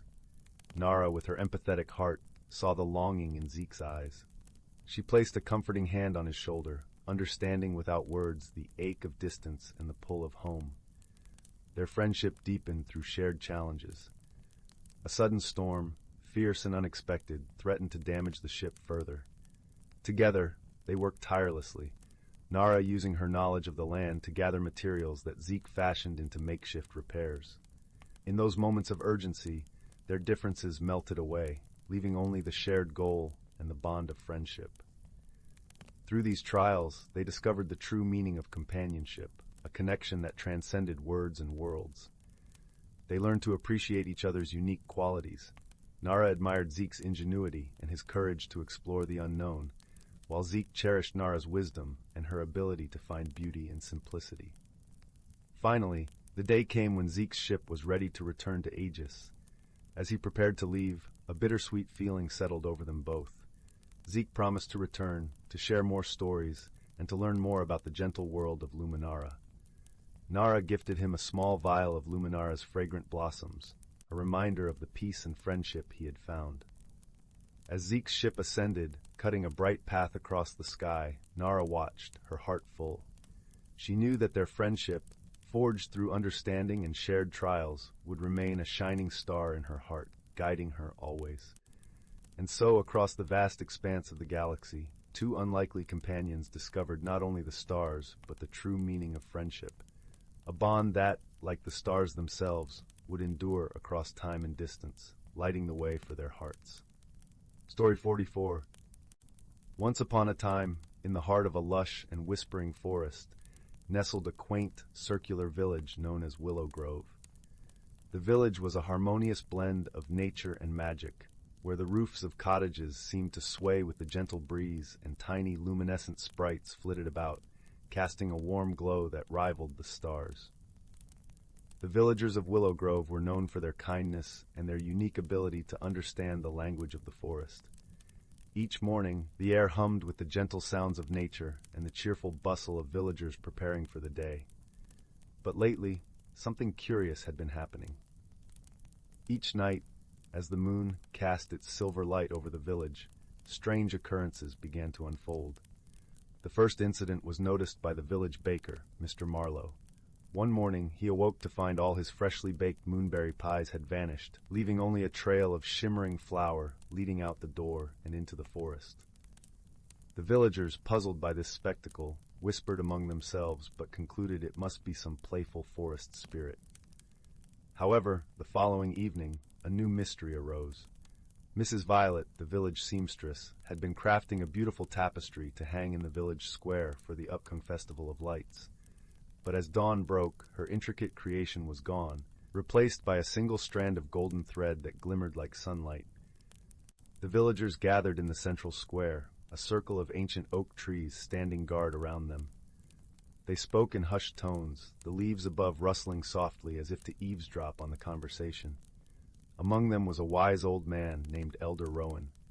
Known for his deep understanding of the forest's mysteries, he stroked his long silver beard thoughtfully. "It seems," Elder Rowan began, his voice as smooth as the gentle stream that wound through Willow Grove, "that our village has attracted the attention of the forest's more mischievous creatures. But do not fret, for where there is mystery, there is also the chance for discovery." Curiosity piqued young Finn, a bright-eyed boy with an adventurous spirit, stepped forward. "Elder Rowan, how can we solve this mystery?" he asked, his voice tinged with both eagerness and a hint of trepidation. "Ah, young Finn," Elder Rowan replied with a twinkle in his eye, "the forest holds many secrets, and those who seek to uncover them must do so with an open heart and a keen mind. But worry not, for I believe you are up to the task."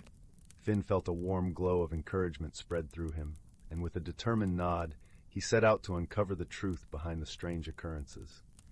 Alongside him trotted Luna, a small, silver-furred rabbit with eyes that sparkled like the night sky. Luna was no ordinary rabbit. She was a forest guide, wise beyond her years, and her presence filled Finn with reassurance. As dusk fell and the village settled into a peaceful slumber, Finn and Luna followed the shimmering trail left by the vanished pies into the heart of the forest. The trees loomed tall and majestic around them, their branches whispering secrets to the wind. Luna's keen senses led them deeper into the woods until they reached a clearing bathed in moonlight. There, in the center of the clearing, stood a peculiar sight.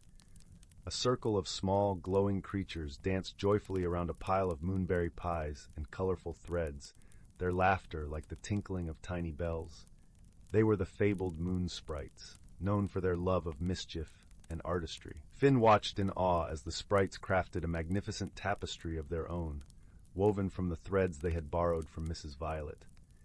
It depicted scenes of the village bathed in moonlight, capturing the spirit of Willow Grove in a way that was both enchanting and heartfelt. Luna nudged Finn gently, and he nodded in understanding. With a soft voice, he called out to the sprites. "Dear moon sprites, your creations are beautiful, but the villagers are worried about the missing items.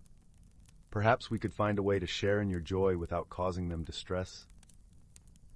The sprites paused in their revelry, their eyes twinkling with curiosity. After a moment's consideration, the leader of the sprites, a tiny creature with wings that glimmered like stardust, fluttered forward. "We meant no harm," she chimed, her voice as delicate as the rustle of leaves. "We simply wish to celebrate with your delightful creations. But if it has caused concern, we shall make amends." With a nod of agreement, the sprites gathered the tapestry and the remaining pies, and together they returned to the village with Finn and Luna leading the way. As dawn's first light kissed the treetops, the villagers awoke to find the village square transformed. The tapestry hung proudly, a collaborative masterpiece that spoke of unity and celebration. Elder Rowan, observing the scene, smiled gently. "It seems our mystery has been solved, and with it, a new friendship has blossomed between our village and the moon sprites." From that day on, the villagers welcomed the sprites to their festivals, sharing in their laughter and creativity. The strange occurrences ceased, replaced by a newfound bond that enriched the lives of all.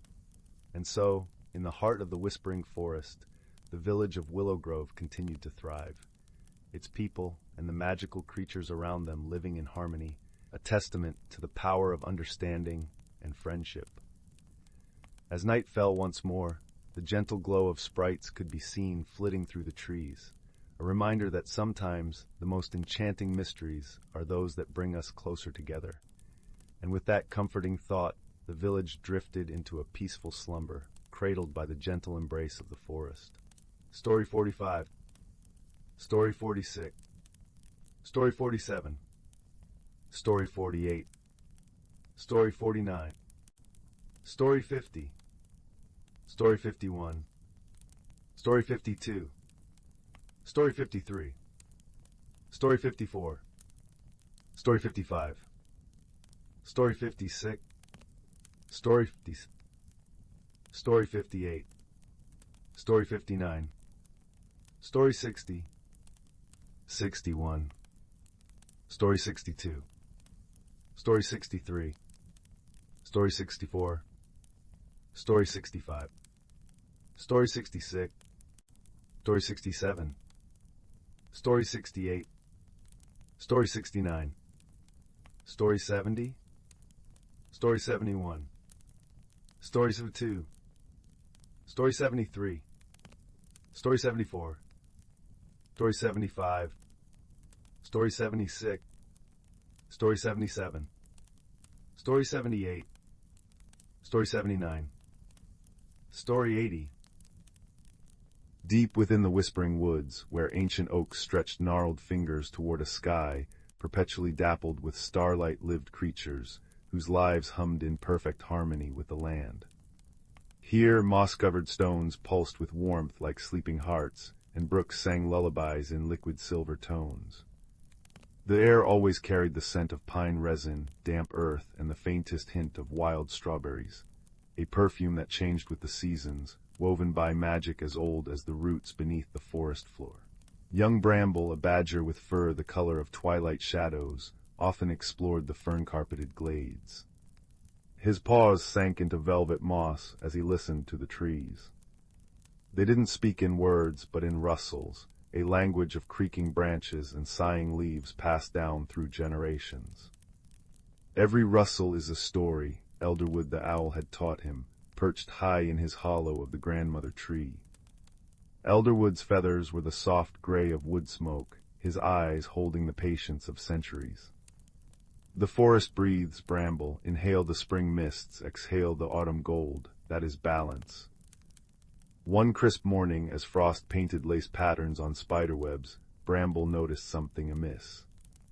Winter's chill lingered like an unwelcome guest. Icicles hung heavy even as the first snowdrops should have pushed through the soil. The brook's song grew sluggish, its melody muted. Worst of all, the tree's rustles turned anxious, a sound like dry bones rattling. The heartstone dims, Elderwood confided, his voice a low hoot in the stillness. Deep within Crystal Cavern, a geode pulsed with the forest's magic, tied to the turning seasons. If its light faded, the whispering woods might never bloom again.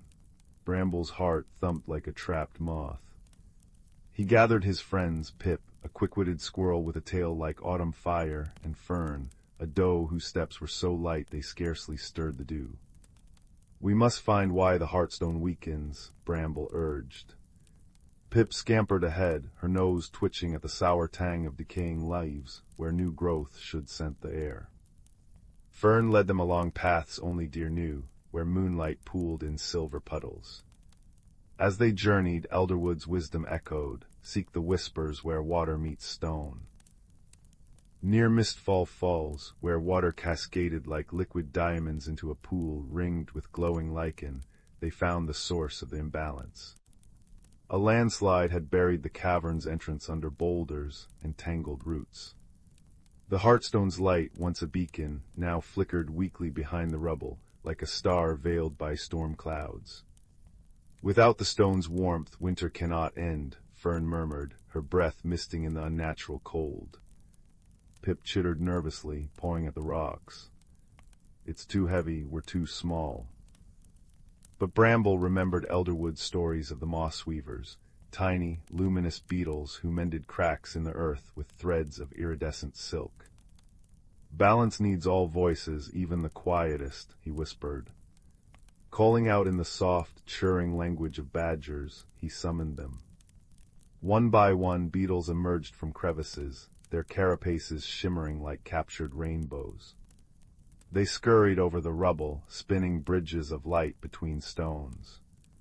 Pip darted up the newly woven paths, gnawing through stubborn roots with teeth sharp as pine needles. Fern used her strong legs to nudge smaller rocks aside, her movements gentle as a breeze.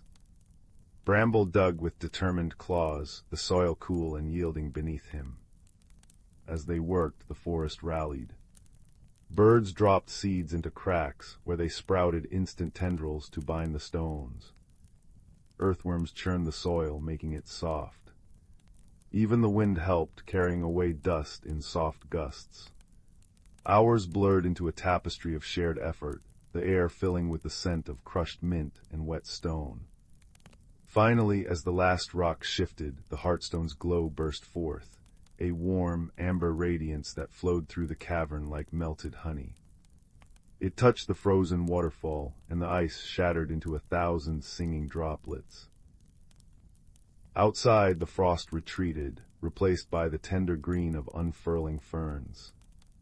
Seasons spun back into rhythm. Spring arrived in a rush, cherry blossoms snowed pink petals over the paths, and the brook's song swelled, clear and bright. That evening, the creatures gathered beneath Elderwood's tree. Fireflies drifted like living stars, and the air hummed with the contented buzz of waking bees. Elderwood gazed at the restored harmony, his feathers ruffled by a warm breeze carrying the scent of rain and blossoms. "Strength lies not in size," he said softly, "but in the weave of many threads. Remember this when the wind grows cold again." Bramble curled beside Fern, Pip dozing on his back. As moonlight filtered through the leaves, casting lace shadows on the forest floor, he felt the deep, steady pulse of the Heartstone, a gentle thrum in the earth beneath him. The trees rustled again, their whispers now a lullaby of gratitude and peace. And in that sacred grove, cradled by ancient magic and newfound wisdom, the creatures of the whispering woods slept, knowing their harmony was a story that would echo through generations, as enduring as the stars above. Story 81. Story 82. Story 83. Story 84. In a corner of the galaxy where stardust painted the skies with hues of lavender and gold, there existed a quaint little planet named Luminara. This planet was home to the lumens, gentle beings who glowed softly in the dark, their light a beacon of warmth and kindness.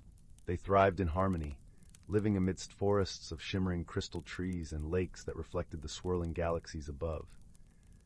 One evening, as the lumens prepared for their nightly glow gathering, a time when they would sing and share stories, a peculiar event disrupted the gentle rhythm of their lives. A streak of fiery light tore through the velvet sky, crashing into the heart of their tranquil forest.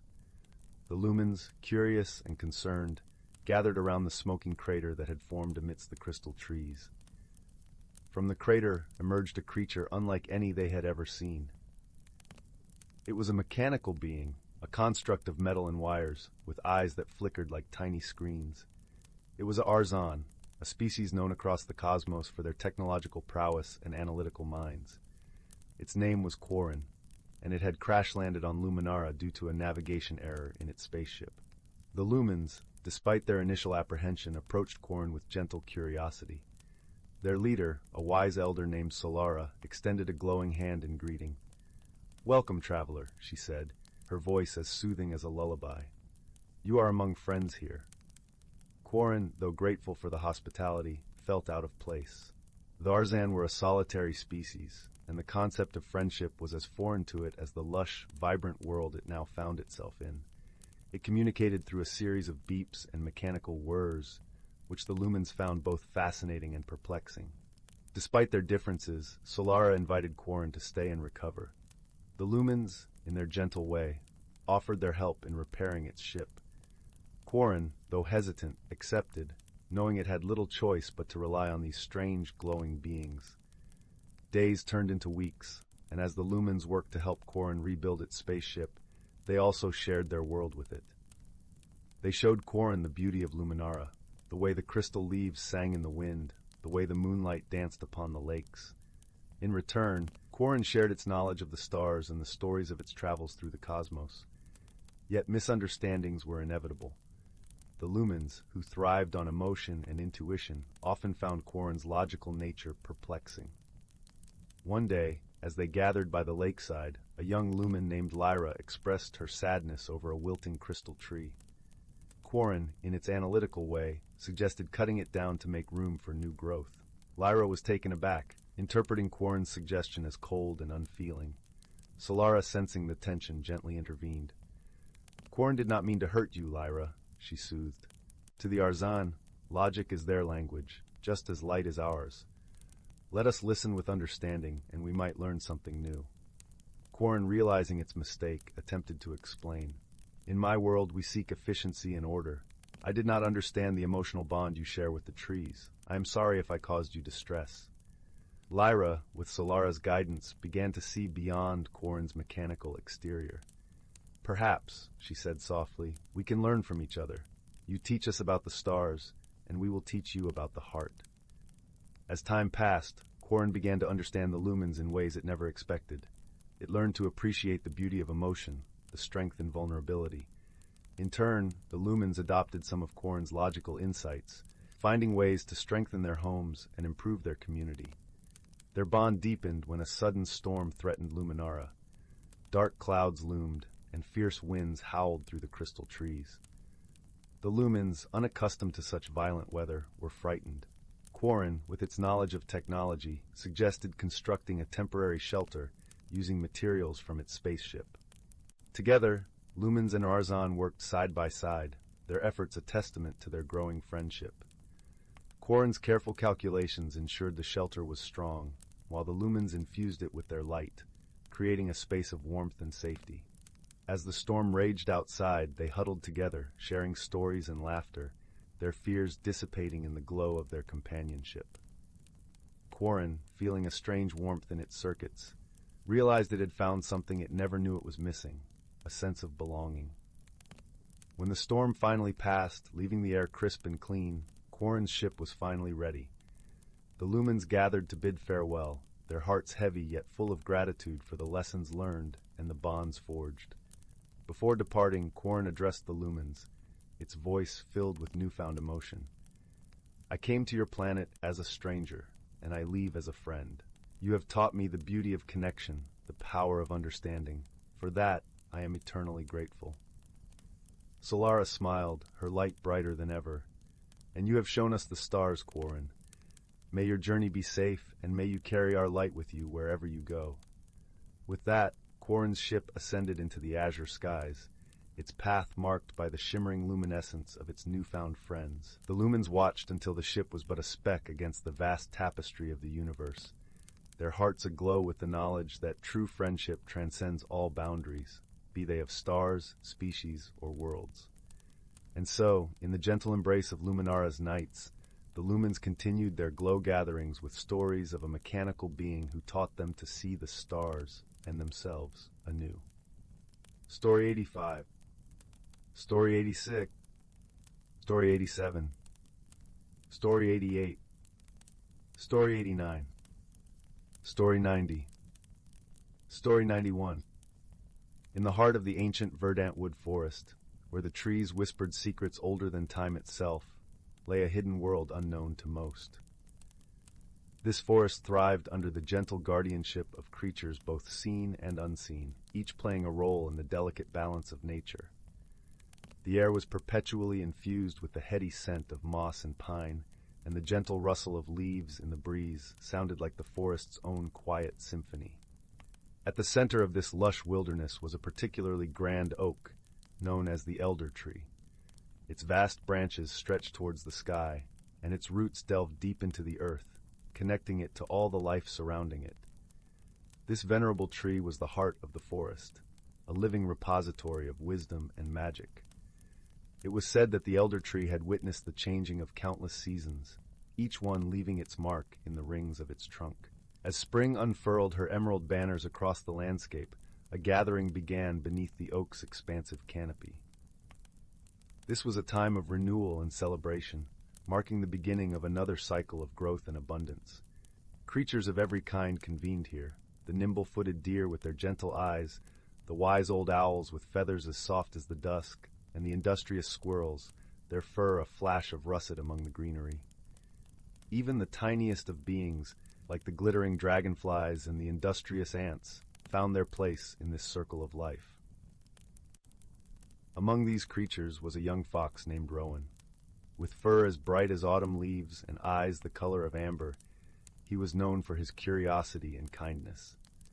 Rowan had grown up hearing the stories of the elder tree and the magic that pulsed throughout the forest, and he dreamed of understanding the mysteries that lay hidden within the woods.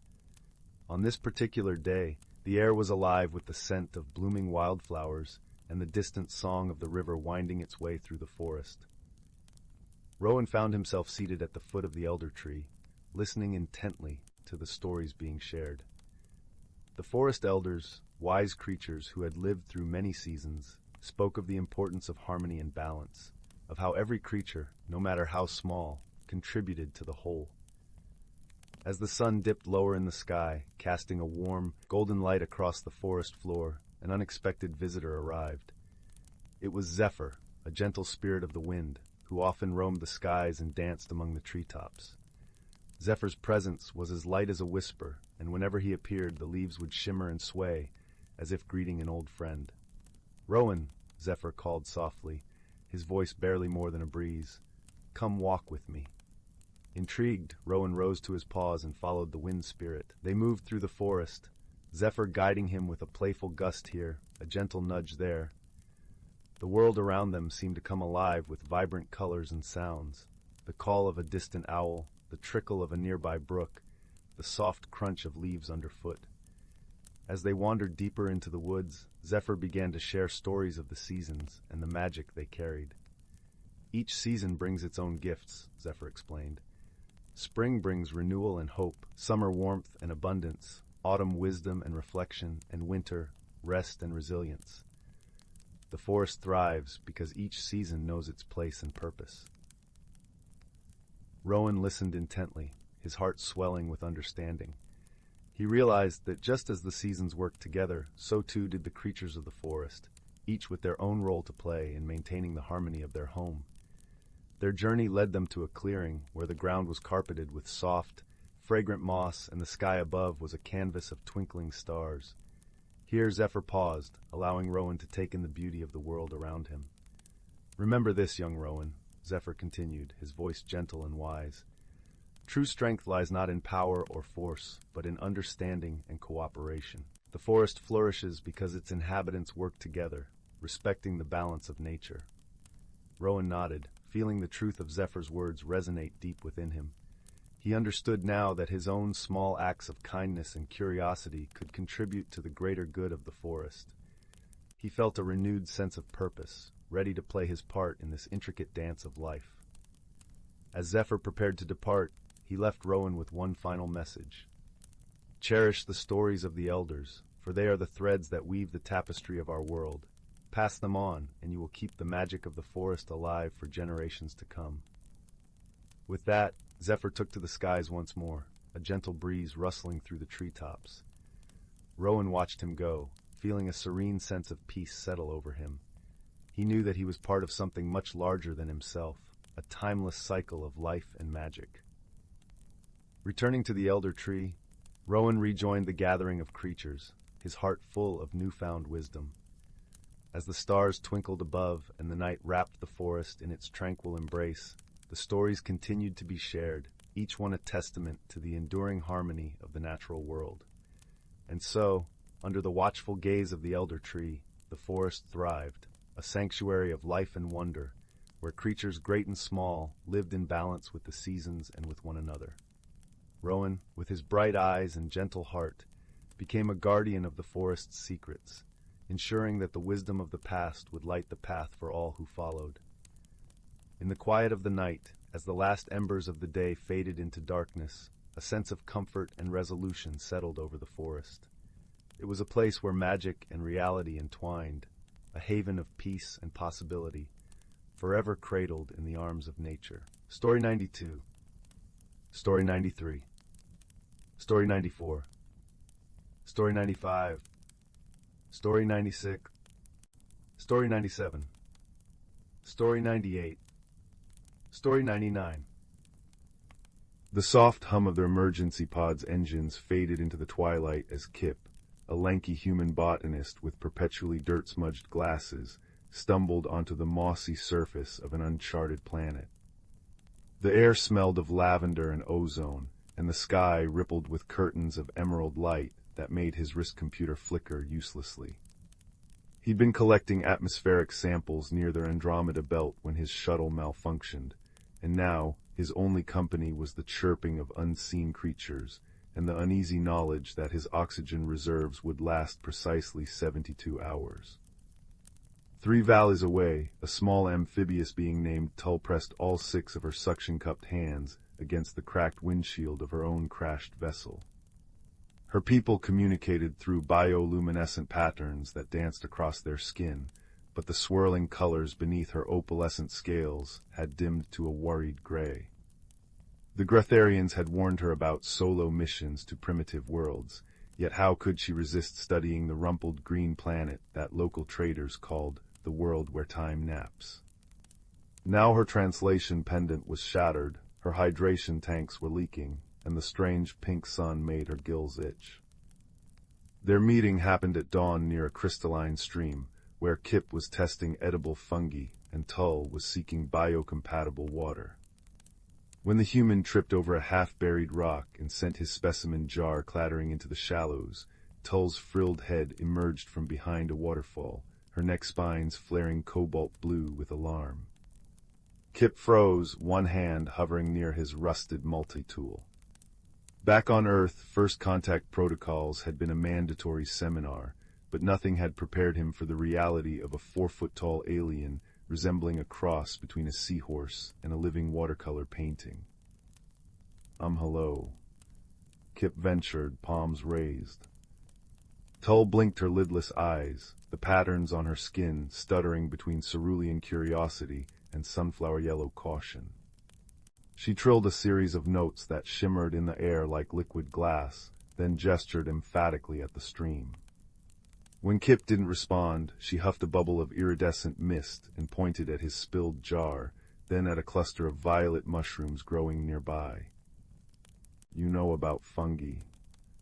Kip adjusted his glasses, heart racing.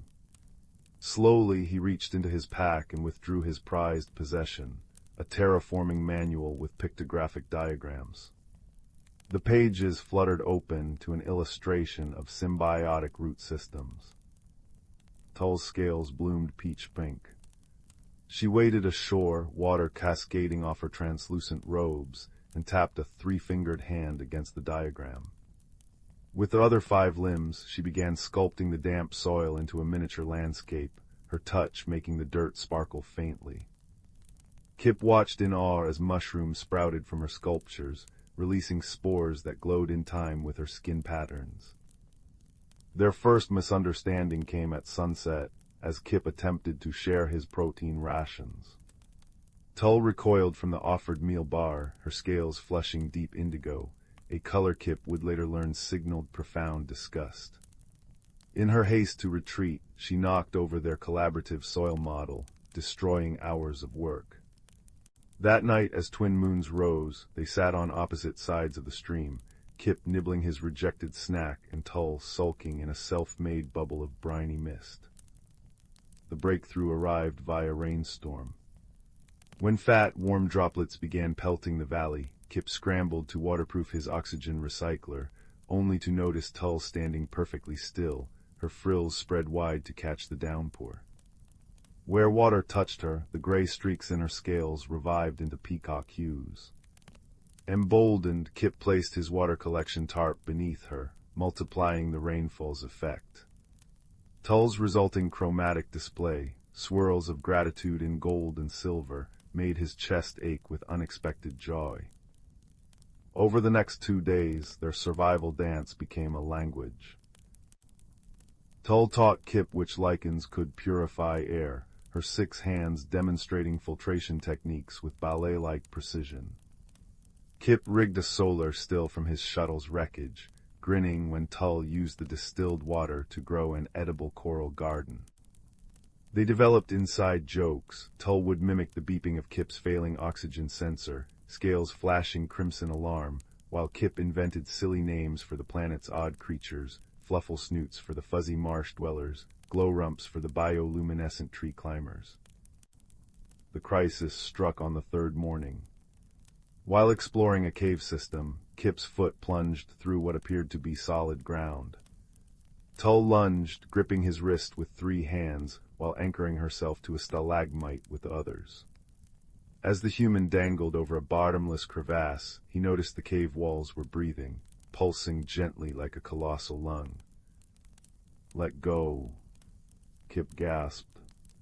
"You'll fall too." Tull's scales blazed ultramarine determination. With a sound like wind chimes made of ice, she hauled him upward inch by inch, her muscles quivering.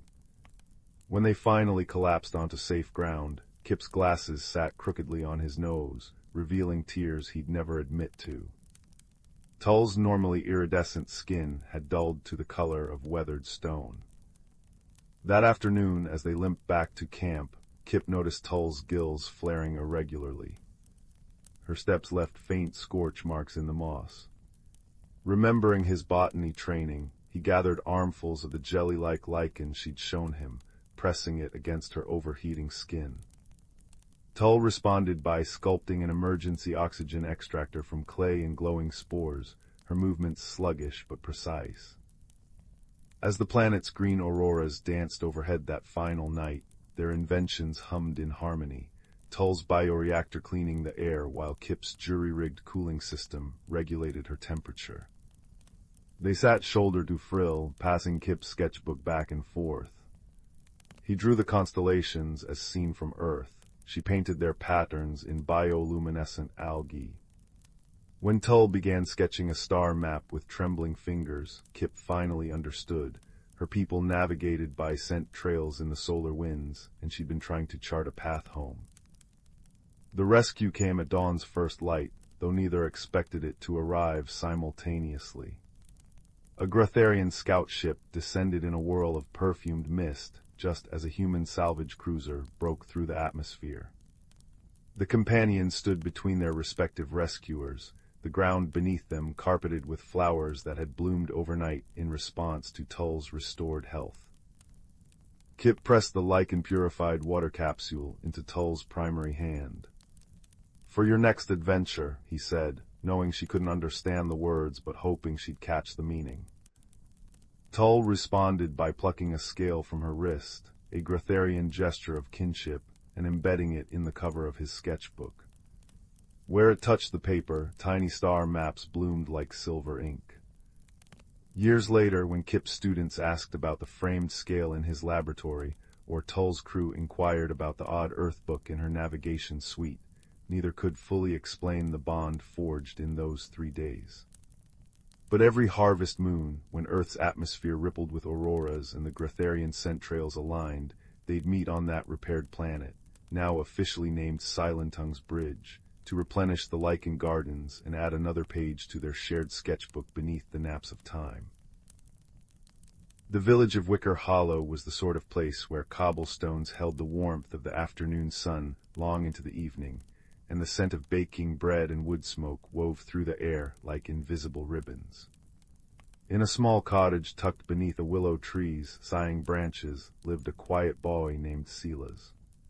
Silas noticed things others missed, the precise pattern of frost on a window pane, the different songs of the wind through the oak versus the pine, and the way Mrs. Thimble's cat, Marmalade, always blinked twice before pouncing. But mostly, Silas noticed the forgotten things, the chipped teacup at the back of the cupboard, the single button gleaming in the dust beneath the dresser, the worn-out boot left by the garden gate.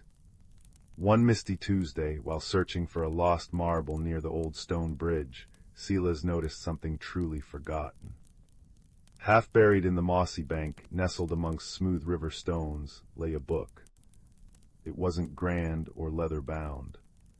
It was small, its cover faded to a soft, indeterminate gray, the edges worn smooth as sea glass. There was no title, no author. When Silas picked it up, it felt unexpectedly warm, like a stone left in the sun, and it hummed faintly against his palms, a vibration more felt than heard. Intrigued, Silas brushed off the damp moss and carried it home. That evening, curled in his favorite armchair beside the crackling hearth, the orange firelight dancing on the worn pages, he opened it. The first page was blank. So was the second. Disappointment prickled, but then, as he turned the third page, something shimmered. Not ink, but light. Delicate, silvery lines began to weave across the paper, forming not words, but pictures. They were fleeting, like reflections on water, a glimpse of a soaring bird, the curve of a winding path through tall grass, the wink of a distant star. As Silas watched, mesmerized, the images shifted, responding to his quiet thoughts. When he thought of the river, the page showed minnows darting over pebbles. When he thought of the willow tree, its long leaves swayed in an unfelt breeze across the paper. The book, he realized with a gasp, didn't contain stories, it showed them. It reflected the world, but only the parts unseen, the hidden wonders, the secret heart of things. This discovery sparked a quiet yearning in Silas. The book showed him glimpses of places beyond Wicker Hollow, a forest glowing with bioluminescent mushrooms, mountains capped with clouds that looked like spun sugar, a meadow where flowers chimed like tiny bells. He longed to see these wonders himself, to understand the book's silent language. So one crisp morning, with the book tucked safely in his worn satchel, Silas set off, following the faint, shimmering path the book had shown him winding eastward from the village. His journey began gently, through sun-dappled woods. He hadn't gone far when he encountered his first helper. A large, rather drowsy badger named Barnaby was attempting to dig up a particularly stubborn truffle near the path. Barnaby had spectacles perched precariously on his snout and spoke in a slow, rumbling voice. Trouble with the subterranean aromatics, he grumbled, blinking at Sela's. The scent is strong, but the earth, she clings. Can't quite triangulate the epicenter, you see. Sela's, remembering the book, gently opened it. The page shimmered, showing not the truffle, but the intricate network of roots around it, and a single, bright earthworm wriggling near its location. Sela's pointed. Barnaby adjusted his spectacles, squinted, then dug with renewed vigor. Ah, foundational disturbance, excellent cartography, young fellow. Barnaby, grateful for the help and intrigued by the shimmering book, decided Silas's quest sounded far more interesting than truffles. He became Silas's guide through the deeper woods, his knowledge of hidden trails and edible roots invaluable. Deeper into the ancient forest, where the trees grew tall and silent, they met Thistle. Thistle was a hedgehog, but unlike any Silas had seen. Her spines weren't just brown, they shimmered with tiny flecks of iridescent green and gold, like moss catching the light. She moved with surprising swiftness, darting between ferns. Thistle was incredibly observant, but terribly forgetful. "Oh, hello, lovely morning for the thing with the leaves," she'd chirp, then zoom off, only to circle back moments later. "Barnaby, Silas, have you seen the shiny pebble? No, oh well." She remembered every hidden spring, every patch of rare moon mint, and the exact location of the singing stones, which hummed when the wind blew just right, but couldn't recall what she'd had for breakfast. The book helped Silas understand her fragmented thoughts. It would show fleeting images of the things she'd forgotten: a blue pebble near the oak stump, a patch of clover she'd admired. Silas, with gentle patience, would help her find them, and Thistle, delighted, shared her knowledge of the forest's secret paths and moods in return. The trio traveled for days. The book showed them wonders: a waterfall where the water fell upwards into a cloud, a grove where trees whispered ancient secrets in rustling tongues only the book seemed to translate into shimmering images of long-gone travelers, and a lake so still it reflected not the sky, but a sky from another time, dotted with unfamiliar constellations. Silas felt himself changing. He grew braver navigating unknown paths, quieter in his observations, and kinder in understanding his companions' quirks. The world felt larger, yet more intimately connected, every rustle and scent holding potential magic revealed by his humble book. Their journey led them to the Whispering Peaks, jagged mountains veiled in perpetual mist. The book showed a path winding steeply upwards, towards a hidden valley where the most wondrous sight shimmered faintly. A tree made entirely of light, its branches holding tiny, pulsing stars. But the mist wasn't just mist. It was thick, swirling, and alive with confusion. It was the gray murk. As they entered its embrace, disorientation struck like a physical blow. Paths seemed to shift underfoot. Sounds became distorted echoes. Barnaby's usually precise directions faltered. East, or was it southwest, the olfactory markers are scrambled. Thistle darted in frantic circles. "My pebble, I mean the path, it was here, or was it there?" Even the book flickered uncertainly, its images blurring and fading, reflecting only the swirling gray confusion surrounding them. Panic threatened to rise in Silas's chest. Force was useless against the formless murk. Shouting only made the echoes louder and more confusing. Pushing forward blindly led them in exhausting circles. Silas sat down on a cold rock, pulling the book close. He closed his eyes, ignoring the disorienting swirl. He thought not of the destination, but of his journey. He remembered the warm hum of the book in his hands that first day. He pictured Barnaby's earnest face as he studied his truffle maps, Thistle's spines shimmering like captured sunlight. He thought of the willow tree sighing outside his window, the scent of misses, thimbles baking, the comforting crackle of his hearth. He focused on the feelings: warmth, kindness, quiet wonder, friendship. He poured these feelings into his thoughts, holding them steady like a candle flame in the disorienting gray. He opened the book. Instead of showing the confusing mist or the distant light tree, the pages began to glow with a soft, steady, golden light. It wasn't a bright beam, but a gentle, unwavering radiance that emanated warmth and calm. The light didn't push the mist away, it simply held its space. Barnaby stopped his frantic sniffing. Thistle stopped her dizzy circling. They both looked at the book, then at Sela's, whose face was calm, reflecting the golden glow. The disorienting whispers of the mist seemed to soften, the swirling slowed. The golden light from the book acted like a beacon of clarity, not by fighting the confusion, but by offering a calm center.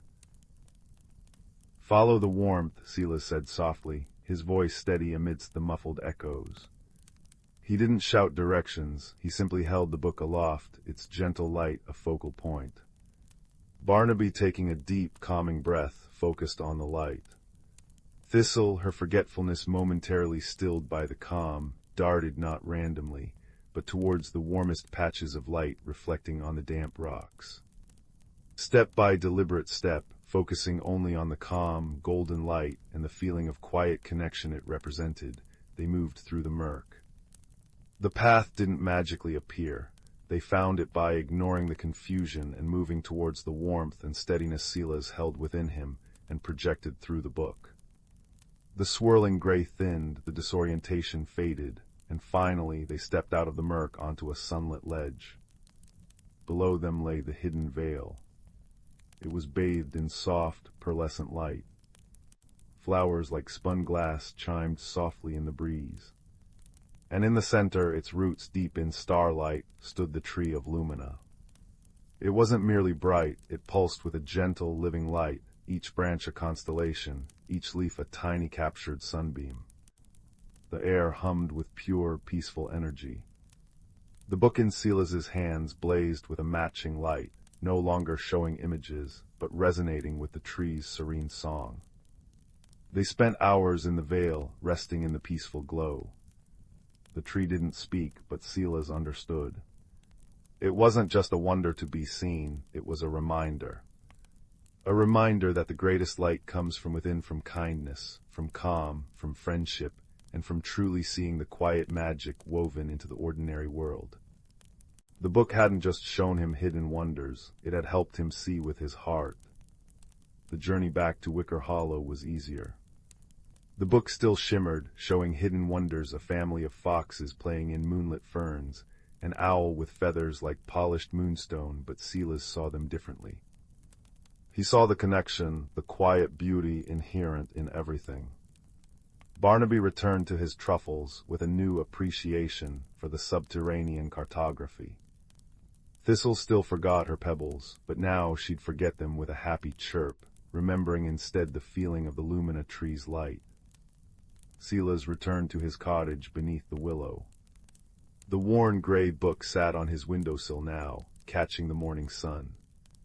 It still shimmered sometimes, showing the dew on a spiderweb like diamonds, or the secret path a ladybug took across a leaf. But Sela's didn't need it to see the magic anymore. He saw it in the steam rising from Mrs. Thimble's teacup, in the way marmalade blinked twice before purring, in the familiar creak of the floorboards. The world hadn't changed, he had. He'd learned that the most extraordinary secrets aren't found in distant, hidden valleys, but in the quiet noticing, in the warmth of friendship, and in the gentle light of kindness that can guide you through any fog. And sometimes he'd open the book for a child visiting Mrs. Thimble, and together they'd watch the shimmering story of a dandelion seed sailing on the breeze, or the secret dance of fireflies in the twilight, a reminder that wonder is always just a heartbeat away, waiting to be seen with a quiet and kind heart. The gentle hum of the book blended with the crackle of the hearth, a soft lullaby of hidden wonders and peaceful hearts, perfect for drifting into dreams. In the quiet village of Willowmere, where chimney smoke curled into shapes like sleeping cats and every garden gate squeaked in its own peculiar melody, there was a mystery brewing as soft as the steam from a teacup. It began on a crisp autumn evening when young Milo, the clockmaker's apprentice, noticed something odd. The village sundial, which had always pointed faithfully to the sun's position, now spun lazily clockwise every time a cloud passed overhead. By the next morning, whispers fluttered through the cobblestone lanes like autumn leaves. Baker's bread turned lavender overnight, the mill pond rippled in perfect geometric patterns, and every third stair in the library staircase had gone mysteriously silent underfoot. Milo, a boy with a mop of chestnut hair and a pocket watch that ticked in time with his curiosity, decided to investigate. His first clue came from old Mrs. Thistle, the village knitter, who claimed her yarn had begun knitting itself into tiny sweaters for the mice in the walls. "It's not mischief," she insisted, her silver needles clacking like crickets. "It's lonely magic, like something's trying to talk but doesn't know the words." Guided by the scent of cinnamon drifting from the hearth of the village's wise apothecary, Master Corwin, Milo found himself in a cozy shop where jars of starlight and dried thunder hummed on shelves. Corwin, a man whose beard seemed to hold constellations in its tangles, listened gravely. "Magic always has a reason," he murmured, stirring a copper pot of soup that smelled like forgiveness. "Look for patterns, lad. Even whispers leave footprints." The next day Milo noticed the anomalies followed a rhythm. The sundial spun fastest at noon, the bread turned lavender only when the wind blew east, and the library's silent stairs formed a perfect spiral. That night, under a moon the color of buttercream, he followed the trail of a glowing moth, a creature with wings like stained glass, to the edge of the whispering wood. There, beneath an ancient oak with roots like knuckles, he found a small, shivering creature, a dust hare, a rare magical being made of powdered starlight and autumn thistledown. Its ears drooped like wilted petals, and its eyes held the ache of 1,000 unsung songs. "I didn't mean to cause trouble," it hiccuped, voice like a rustling diary. "I was looking for a home. My old burrow was washed away by rains, and when I'm sad, my magic leaks." It gestured weakly to the air, where motes of its stardust swirled into shapes, a spinning sundial, a lavender loaf, a silent stare. "I just wanted someone to notice." Milo's heart folded like a well-loved letter. With Corwin's guidance, the village rallied. Children gathered acorn caps to catch the dust hare's runaway magic, weavers spun a nest from thistle silk, and the baker crafted a honeycake steeped in welcome. On the night of the harvest moon, the dust hare, now named Pippin, burrowed into its new home beneath the oak, its magic settling into gentle hums that made the sundial chime at noon and the library stairs sing lullabies. Years later, travelers would remark on Willowmere's enchantments, clocks that ticked in haiku, bread that tasted like cherished memories, and stairs that carried tired feet like a mother's arms. But the villagers simply smiled, sipping cider by firesides, and said, "The best magic isn't in the wonders you see, it's in the listening."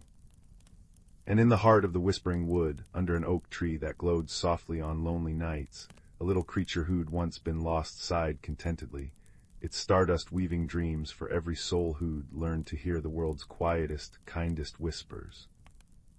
Once upon a time, in a land where the sun painted the skies with hues of pink and gold, there lay the enchanting village of Whimsy Hollow. The village was nestled between rolling hills of lavender and fields of fluttering daisies, where the air was always filled with the gentle hum of laughter and the sweet scent of honeysuckle. In Whimsy Hollow, every creature was unique, and each had a special charm of their own.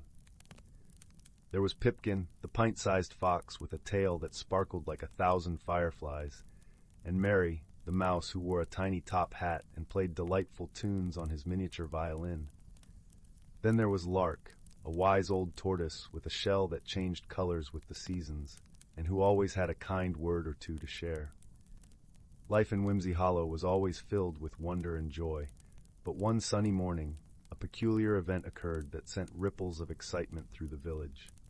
The great bubble tree, a magical tree that stood at the heart of the village square, began to produce bubbles that were far too large and bouncy. Normally, the tree's bubbles were just the right size to float gently around, spreading giggles to anyone they touched. But now, they were so immense that they bounced off rooftops and sent chickens clucking in surprise. The villagers gathered around the great bubble tree, scratching their heads in bewilderment. "I do declare," said Pipkin, his eyes wide with amazement, "these bubbles are as big as pumpkins and as bouncy as a bed of marshmallows." Mary twirled his hat and played a cheerful note. "Perhaps there's a bit of magic gone awry," he mused. "Or maybe the tree is simply in a jolly mood." Lark nodded thoughtfully, his shell glistening in the sunlight. "It seems to me," he said in his deep, soothing voice, "that we must discover the cause and find a way to help our dear tree return to its usual self." The villagers agreed, and so began their whimsical adventure. Pipkin, Mary, and Lark decided to seek the advice of the village's resident enchantress, a whimsical old woman named Flora, who lived at the edge of the village in a cottage made entirely of gingerbread. As they made their way through the fields, the air was filled with the fragrance of freshly baked cookies, and the sound of Flora's laughter danced on the breeze. Her garden was a riot of colors, with flowers that sang when tickled by the wind and trees that swayed in rhythm to the songs. Flora greeted them with a warm smile and a twinkle in her eye. "Ah, my dear friends," she chuckled, "I hear the great bubble tree has been getting a bit carried away with its bubbles." Pipkin nodded, his tail twinkling with excitement. "Yes, indeed. We were hoping you might have a potion or a spell to help." Flora clapped her hands with delight. "Oh, I do love a good magical mystery. Let us see what we can brew together." In Flora's cozy kitchen, the scent of cinnamon and vanilla filled the air as they mixed ingredients from her collection of jars and bottles. There were giggleberries, which always brought a smile, and whispering petals, known to share secrets with those who listened closely. They added a sprinkle of moonbeam dust, just for a touch of sparkle. As they stirred the concoction, Mary played a joyful tune, and Lark shared an old tale of a turtle who once danced with the stars. The potion bubbled and glowed, casting a warm light around the room. With the potion ready, the friends hurried back to the great bubble tree. The villagers watched with anticipation as Flora sprinkled the potion over the roots of the tree. For a moment, nothing happened, and then the tree shivered with delight, and the bubbles began to shrink to their usual delightful size. The villagers cheered, and the air was filled with laughter and hugs. The great bubble tree twinkled in the sunlight, grateful to be back to its bubbly self. Pipkin, Mary, and Lark beamed with pride, knowing they had helped their village with creativity and friendship. Flora smiled, her heart warmed by the joy she saw around her. "Remember, my dear friends," she said, "that the magic of Whimsy Hollow lies not just in spells and potions, but in the kindness and laughter we share." And so life in Whimsy Hollow returned to its happy rhythm, with bubbles that danced gently on the breeze and hearts that sang with joy. The village continued to be a place of wonder and whimsy, where every day was a new adventure, and where friendship was the most magical gift of all. As the sun set, painting the sky with colors as vibrant as the village itself, the villagers gathered around the great bubble tree once more. This time, they weren't there to solve a mystery, but to celebrate the joy of their community. Pipkin, Mary, and Lark stood proudly, knowing that their teamwork had brought the village back to its delightful self. Flora joined them, bringing a basket filled with her homemade ginger snap cookies, each one shaped like a star. As they nibbled on the sweet treats, the bubbles floated gently overhead, casting rainbows in the fading light. The air was filled with the soft sounds of Mary's violin, his tunes weaving a melody of peace and happiness. "Do you suppose the tree will ever get carried away again?" Pipkin asked, a playful glint in his eyes. "Perhaps," Flora replied with a wink. "But that's the beauty of magic, isn't it? It's full of surprises and wonder, much like life itself." Lark nodded in agreement, his wise old eyes sparkling with wisdom. "And when it does, we'll be ready with our wits and laughter," he said, his shell reflecting the gentle glow of the bubbles. The villagers continued to celebrate, sharing stories and dreams as the stars began to twinkle in the night sky. They knew that whatever challenges they might face, they would always have each other, and that was the greatest magic of all. As the night deepened, the villagers slowly made their way to their cozy homes, their hearts warm with the comfort of friendship and community. The great bubble tree stood tall and proud, a symbol of the joy and unity that defined Whimsy Hollow.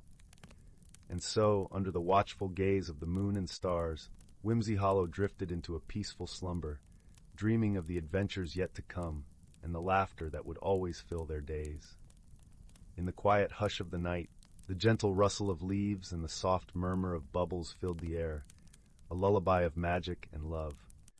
And as the first light of dawn began to peek over the hills, Whimsy Hollow awoke once more, ready to embrace the new day with open hearts and cheerful spirits.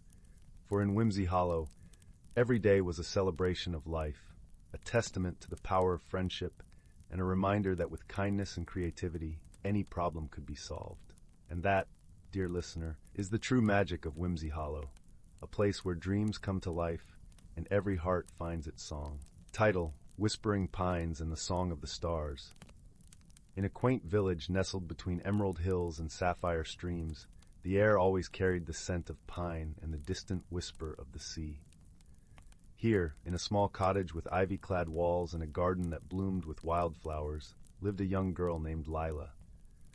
Her hair was the color of chestnut leaves in autumn, and her eyes shimmered like the morning dew on a spider's web. Lila was known throughout the village for her kindness and the gentle way she could coax a smile from even the grumpiest of villagers. But what truly set Lila apart was her voice. When she sang, it was as if the world paused to listen. Her melodies floated through windows, slipped into dreams, and wrapped around hearts like a warm embrace. One evening, as the sun dipped below the horizon and painted the sky in hues of lavender and gold, Lila sat by her window, humming softly. The garden outside was alive with the chorus of crickets and the occasional rustle of leaves as a gentle breeze wove through the branches. Her melody twined with the night, a lullaby to the stars that began to twinkle above. Lila's grandmother, a wise woman with silver hair and eyes that sparkled with stories untold, joined her by the window. "Do you hear them, Lila?" she asked, her voice a soft echo of the wind. "Hear what, grandmother?" Lila replied, tilting her head and listening with all her heart. "The stars, my dear. They sing too in their own way. It's a song that only those who truly listen can hear." Lila closed her eyes, letting the world fade away until all that remained was the gentle hum of the night. And then she heard it, a faint melodious whisper, like the tinkling of distant bells. Her eyes flew open, wonder lighting them from within. "I hear it!" she exclaimed, her voice a breathless whisper. Her grandmother smiled, brushing a strand of hair from Lila's face. "There's magic in you, child, a gift, and with it, a journey you must one day take." Lila's heart fluttered with excitement and a hint of trepidation. She had always felt a pull towards something beyond her village, a calling that whispered through her dreams. As the days passed, Lila found herself drawn to the forest that bordered the village, a place both feared and revered by the villagers. It was said that the forest was alive with magic, that it held secrets as ancient as the stars themselves.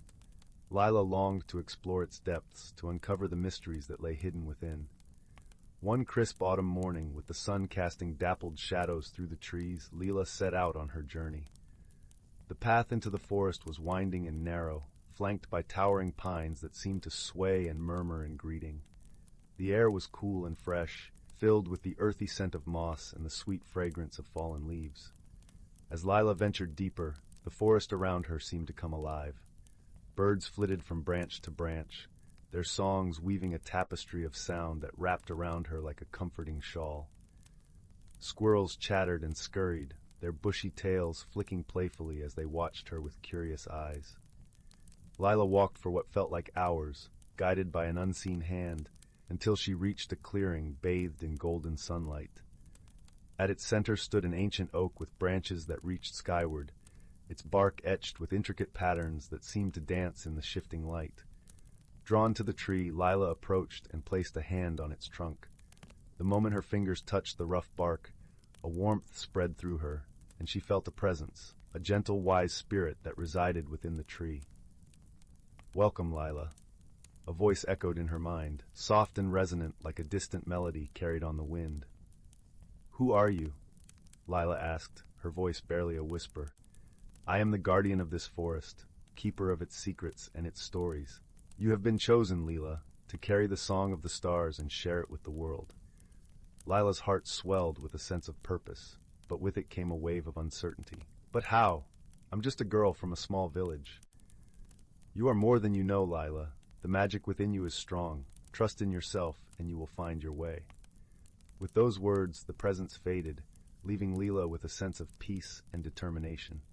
She knew she had a path to follow, a song to share, but how and where she was yet to discover.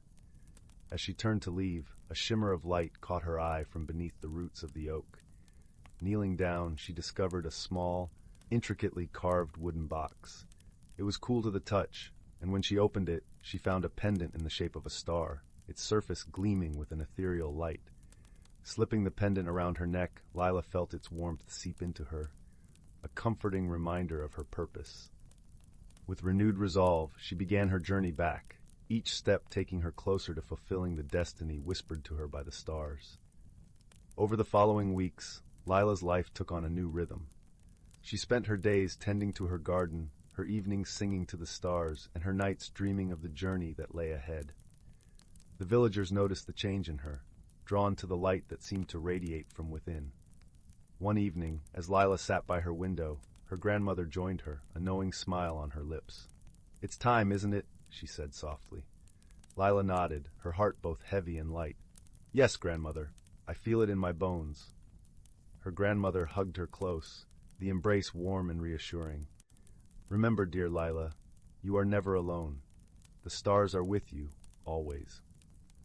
With her grandmother's words echoing in her heart, Lila set out at dawn the next day, the pendant around her neck, a beacon of hope and strength. She followed the path through the village, her feet carrying her towards the unknown, guided by the song that sang within her. The journey took her over rolling hills and through misty valleys, each step bringing her closer to the heart of the world's magic. Along the way, she met others who, like her, were drawn to the music of the stars. There was Finn, a kind-hearted boy with hair like spun gold and eyes that twinkled with mischief. He had a way with animals, and wherever he went, creatures great and small followed in his wake.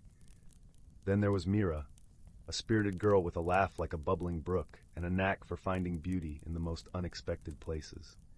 Together they traveled through enchanted forests and across shimmering lakes, their friendship growing stronger with each shared adventure. They faced challenges, of course, storms that tested their resolve, paths that seemed to lead nowhere, but through it all, they had each other, and that made all the difference. One evening, as they sat by a campfire, the stars twinkling overhead, Lila shared her story with Finn and Mira. She spoke of the song of the stars, of the pendant that glowed with a light not of this world, and the journey she felt destined to take.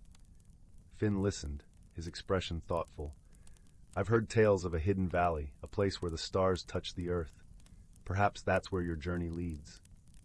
"Do you think it's real?" Mira asked, her eyes wide with wonder. Finn nodded. "I believe so, and I believe we're meant to find it." With a new destination in mind, the trio set out the next morning, their spirits buoyed by the promise of discovery. The days passed in a blur of laughter and song, their path illuminated by the light of the pendant and the hope that burned brightly within them.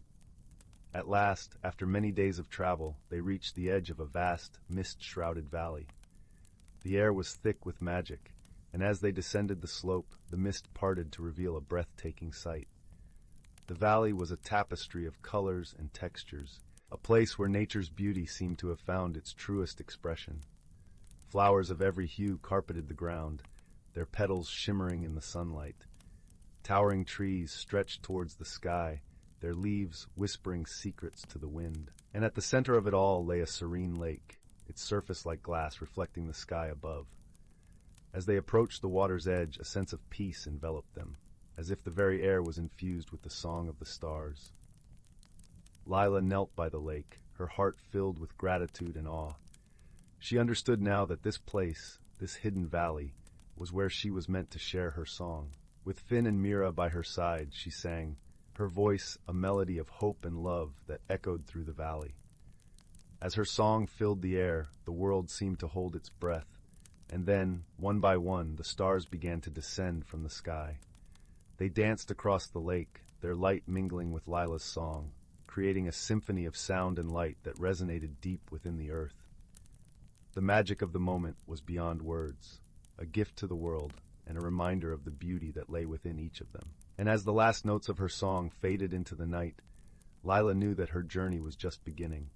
With her friends beside her and the song of the stars within her, she was ready to face whatever lay ahead, a beacon of light in a world that, like her, was ever-changing and full of wonder. In the heart of an ancient forest, where the air was laced with the whisper of leaves and the ground softened by centuries of fallen needles, there lay a glen known only to the creatures of the wood.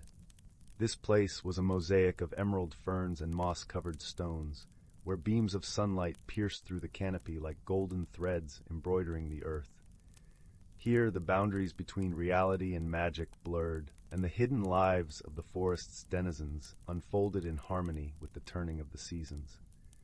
At the edge of this glen, nestled beneath the protective arms of a towering oak, lived a wise old tortoise named Thistle. His shell was a tapestry of forest hues, etched with the lines of countless years and stories told by the rustling leaves.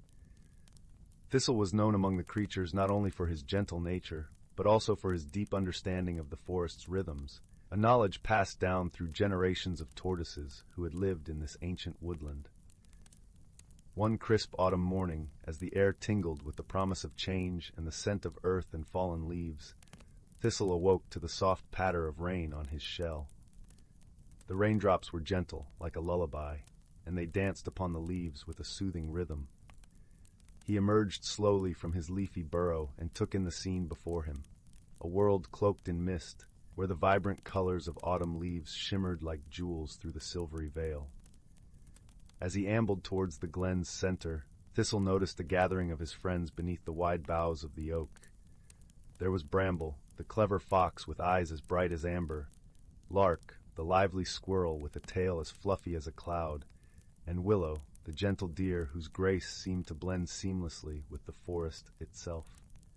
They were engaged in a lively discussion, their voices mingling with the sound of the rain. "Good morning, Thistle," called Bramble, flicking his bushy tail in greeting. "We've been discussing the changes the forest has seen this past season." "Indeed," added Lark, bounding over with a nut clutched in her tiny paws. "The air feels different, and the trees seem to whisper secrets we can't quite hear." Willow nodded, her large, dark eyes reflecting the soft light. "There is a balance to maintain, and we feel it shifting," she said gently. Thistle listened carefully, his wise old eyes narrowing thoughtfully. He understood that the magical phenomena of the forest were closely tied to the seasons and the weather. Each season brought its own challenges and transformations, and it was crucial to maintain harmony among the creatures and their surroundings. "Let us walk together," Thistle suggested, his voice like the low rumble of distant thunder, "and see what the forest wishes to tell us." The friends set off, moving through the glen with a quiet reverence for the world around them. The ground was a patchwork quilt of damp leaves, their colors vivid against the dark, wet earth. The air was filled with the song of raindrops, and the scent of pine mingled with the earthy aroma of the forest floor. As they walked, Thistle spoke of the wisdom passed down through his kin. "The forest thrives when all its parts work in harmony," he explained. "The trees share their secrets with the wind, the rain nourishes the earth, and the creatures play their roles in the dance of life." Bramble nodded, his ears perked attentively. "But what can we do if the balance is disturbed?" he asked, his voice edged with concern. Thistle paused beside a small stream that wound through the underbrush like a silver ribbon. "We must listen," he replied. "The forest has its own language, and it speaks to those who are willing to hear. Each of us, in our own way, contributes to the harmony." As if in response to Thistle's words, the stream gurgled softly, and a gentle breeze rustled through the trees. Lark flitted to a branch above, peering down at the reflection of their faces in the water. "The forest is alive," she said with awe, "and we are a part of its story." Willow stepped closer, her hooves barely making a sound on the soft earth. "Perhaps the change we feel is a part of its growth," she mused, "a new chapter in its ancient tale." Together they continued their journey, the rain easing into a fine mist that hung in the air like a delicate veil. The forest was a tapestry of sound and color, each element interwoven with the next in a seamless dance of life. As they walked, Thistle shared stories of the seasons, of the spring's vibrant renewal, the summer's lush abundance, the autumn's vibrant decay, and the winter's quiet dormancy. With each story, the friends felt a deeper connection to the forest and to one another. They learned of the ways in which the trees and the creatures communicated, how the changing seasons brought challenges that required cooperation and understanding. As the day waned and the light grew softer, they found themselves back at the oak tree where their journey had begun. The rain had ceased, leaving the forest glistening under the fading light. It was a scene of serene beauty, where every leaf and stone seemed to hum with life. "Thank you, Thistle," Bramble said, his voice warm with gratitude. "Your stories have helped us see the forest in a new light." Thistle smiled, the gentle creases around his eyes deepening. "It is not my wisdom," he said softly, "but the forest's. We are all part of its tale, and it is our duty to listen and learn." As the shadows lengthened and the first stars began to prick the sky, the friends settled beneath the oak, wrapped in the comfort of their shared understanding. The forest around them sighed with contentment, as if it, too, was at peace. In the quiet of the evening, as the world softened into twilight, Thistle and his friends felt the balance restored, a reminder of the gentle power of harmony and the enduring wisdom of the natural world. And as they drifted into a restful slumber, they did so with the knowledge that they were part of something much larger than themselves, a story as old as the forest, ever changing and ever blessed with the magic of life. The whispering locket in the moonlit grove. Beneath a sky quilted with stars, where the village of Bramble Hollow nestled between rolling hills, there lived a quiet girl named Leela with eyes the color of storm clouds and a heart that listened to things others couldn't hear. Her hands were always stained with charcoal from sketching the world as she saw it, not just trees and streams, but the shimmering edges where reality blurred into something older, wilder. On the eve of her 12th birthday, as fireflies winked secret messages in the meadow, she found a silver locket half buried in the roots of an ancient oak. Its surface was etched with constellations that shifted when touched, and when she pressed it to her ear, it hummed like a seashell full of distant winds.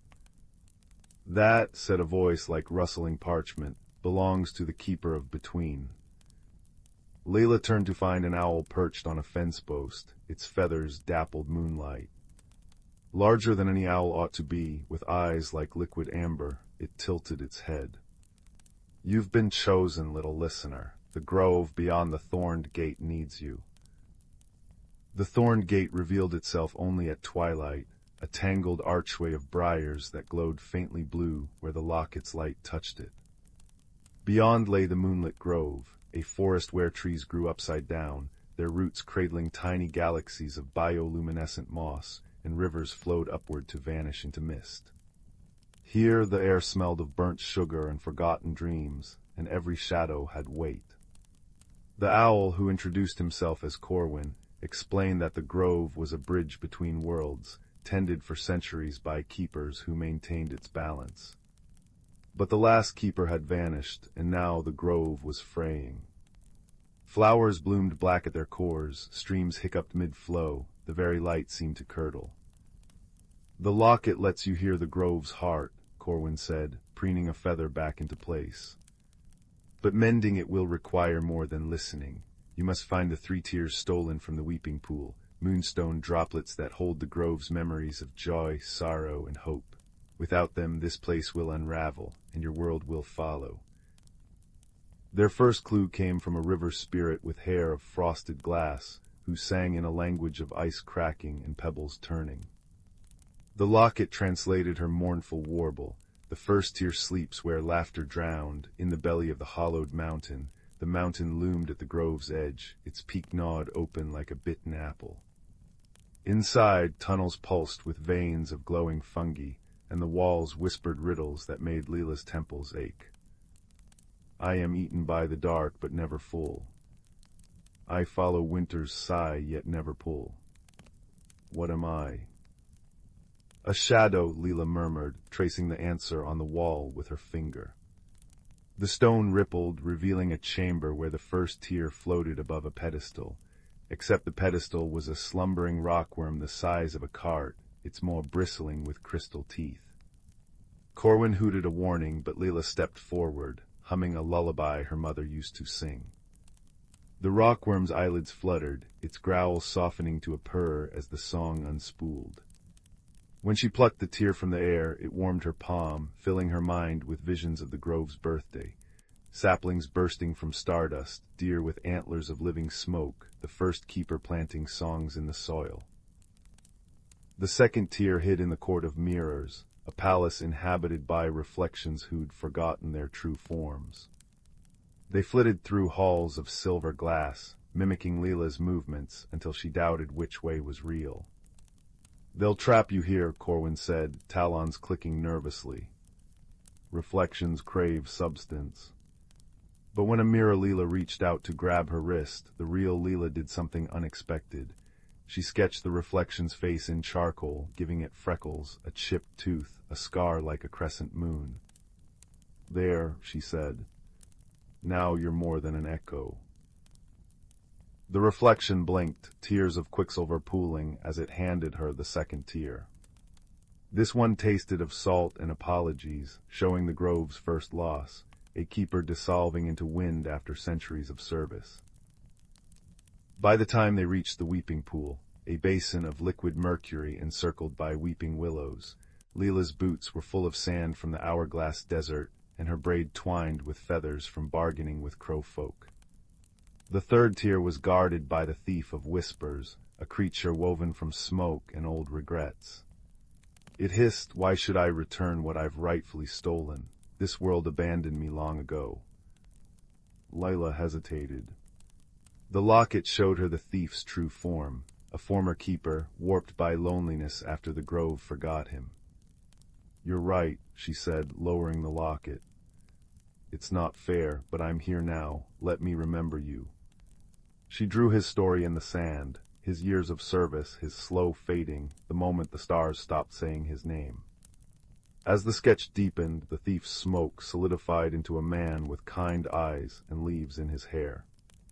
With a sigh, he dropped the third tier into her palm. "Thank you," he said, vanishing into a shower of fireflies. Returning the tears to the weeping pool was like dropping snowflakes into a storm. The grove shuddered, then bloomed, trees straightened, rivers danced, and the sky peeled back to reveal a dawn made of opals. But as the magic settled, Leela felt the locket grow heavy. "It's binding you to the grove," Corwin said quietly. "To stay, you must become its new keeper, immortal but alone, to live." He nodded at the locket, now dull as tarnished tin. Leela thought of her mother's voice, of charcoal sketches tucked under her pillow, of the way sunlight caught the village bakery's frosting each morning. She placed the locket on the pool's edge. "The grove deserves someone who can give it everything, but that's not me, not yet." The grove sighed, not in anger but understanding. The locket dissolved into stardust, sprinkling her hair with silver. "You'll always hear its whispers," Corwin said, nudging her shoulder. "Keeper or not." Back in Bramble Hollow, dawn gilded the hills. Leela's mother found her asleep under the oak, clutching a charcoal sketch of an owl and a silver locket. "Just a dream," her mother murmured, tucking the blanket closer. But Leela knew better. That night, she left a bowl of milk by the window. When she woke, it was empty, and a single amber feather lay on the sill. Outside, the meadow grass swayed in patterns too deliberate to be wind, and the shadows beneath the thorned gate hummed a familiar lullaby. Years later, when townsfolk asked why Leela's paintings seemed to breathe, why lost children always found their way home near her cottage, she'd simply smile. "The world's fuller than it looks," she'd say. And if you pressed your ear to her garden wall at midnight, you might hear it too, the soft, sweet sigh of a grove remembering its friend. Once upon a time, in a cozy little village nestled among rolling hills, there lived a young girl named Willow. Her days were filled with simple joys, chasing butterflies through sun-dappled meadows, listening to the gentle babbling of the nearby stream, and curling up by the fire with her favorite storybook. One crisp autumn morning, Willow woke to find a curious object on her nightstand, a small, intricately carved wooden box. Puzzled, she turned it over in her hands, admiring the intricate patterns etched into its surface. As her fingers traced the delicate grooves, something extraordinary happened. The box began to glow with a warm, golden light. Willow gasped in wonder as the lid opened, revealing a single feather resting within. It was no ordinary feather, however. Its radiant colors seemed to shimmer and dance before her eyes. Entranced, she reached out to touch it, and in that moment, a wave of energy washed over her. Suddenly, Willow found herself transported to a world unlike anything she had ever seen before. Towering trees of vibrant hues stretched toward a sky painted in dazzling shades of amber and crimson. Strange, enchanting creatures scampered through the undergrowth, their laughter like tinkling bells carried on the breeze. As Willow marveled at her newfound surroundings, a gentle voice called out to her, "Welcome, dear child, to the realm of wonders." Turning, she found herself face to face with a kindly old oak tree, its branches stretching wide and its trunk etched with ancient runes. "I am Elderwood, guardian of this realm," the tree continued. "The feather you found is a key, unlocking the door to a world of magic and adventure, but it is also a test, for only those with pure hearts and open minds can truly embrace its wonders."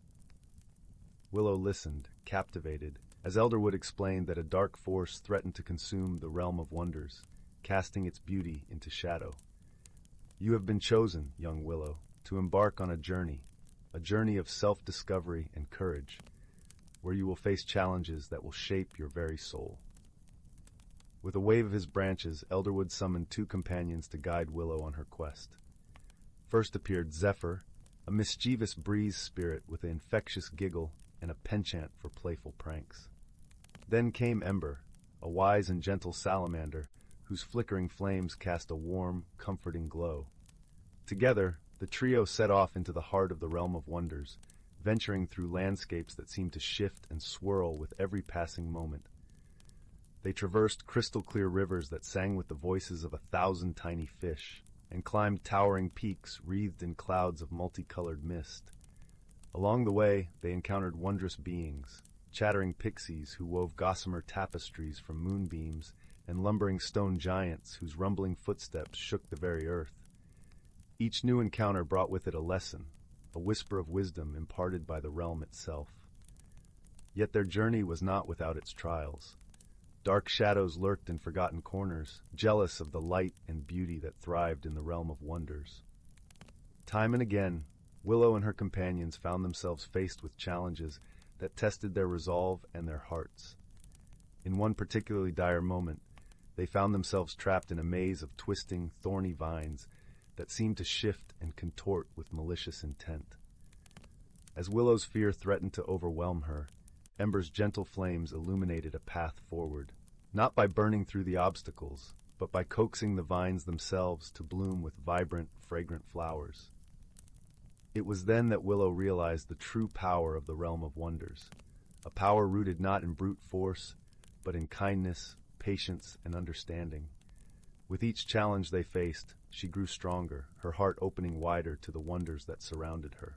At last, after what seemed like an eternity of adventure, Willow and her companions stood before the source of the darkness that threatened the realm, a great, shadowy entity that fed on fear and doubt. But Willow was no longer the timid girl who had first stumbled into this magical world. Drawing upon all she had learned, she reached out with her heart, offering compassion and empathy to the entity. And in that moment, the darkness began to recede, transforming into a shimmering aurora of light and hope. As the realm of wonders was restored to its former glory, Elderwood's voice echoed through the land, filled with pride and gratitude. "Well done, young Willow. You have proven yourself worthy of the wonders that surround us, and in doing so have discovered the greatest wonder of all, the boundless strength and resilience of your own heart." With a final embrace for Zephyr and Ember, Willow found herself back in her own cozy room, the feather clutched tightly in her hand. But she knew that the magic of the realm of wonders would forever be a part of her, a guiding light in the years to come. As she drifted off to sleep, Willow smiled, her dreams filled with the laughter of pixies and the gentle crackle of embers' flames. For she had learned that true wonder lies not in extraordinary realms, but in the extraordinary courage and kindness that burns within us all. Once upon a timeless eve, nestled deep within the ancient elderwood forest, a wondrous tale unfolded, a story as eternal as the towering pines and whispering streams that graced this enchanted realm. In a cozy burrow beneath the gnarled roots of an ancient oak, a family of rabbits stirred to welcome the first rays of dawn. Willow, the matriarch, nuzzled her kits awake with a gentle nudge, her soft fur glistening with dewdrops like diamonds in the morning light. "Wake up, my little ones," she cooed, her voice as soothing as the babbling brook nearby. "The forest awakens, and with it, a world of magic awaits." Blinking away the remnants of sleep, the kits scampered out of their burrow, their tiny noses twitching with curiosity. The forest floor was a tapestry of emerald moss and wildflowers, each petal glistening with crystalline beads of dew. As the family ventured deeper into the woodland, the air seemed to hum with an ancient melody, the harmonious symphony of nature itself. Willow's ears twitched, and she paused, her eyes alight with wonder. "Listen closely, my kits," she whispered. "Can you hear the heartbeat of the forest?" The kits stilled, their eyes wide with awe as the gentle thrum of life pulsed around them. The rustling of leaves, the gurgle of the stream, the song of birds, all woven together in a tapestry of sound that echoed the very essence of the elderwood. Willow led her family through a maze of ferns and mushroom rings, her paws leaving no trace upon the mossy ground. As they ventured deeper, the forest seemed to come alive with magic. Glimmering sprites danced among the branches, their gossamer wings scattering stardust in their wake.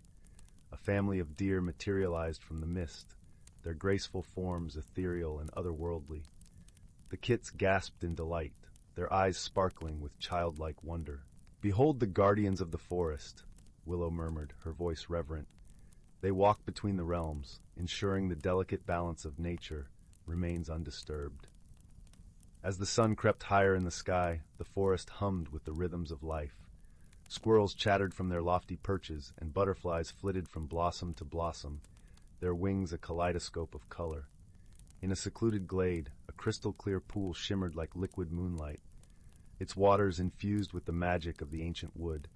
Willow gestured for her kits to approach, her eyes sparkling with mischief. "Watch closely, my little ones," she whispered. With a flick of her paw, she conjured a ripple upon the surface of the pool.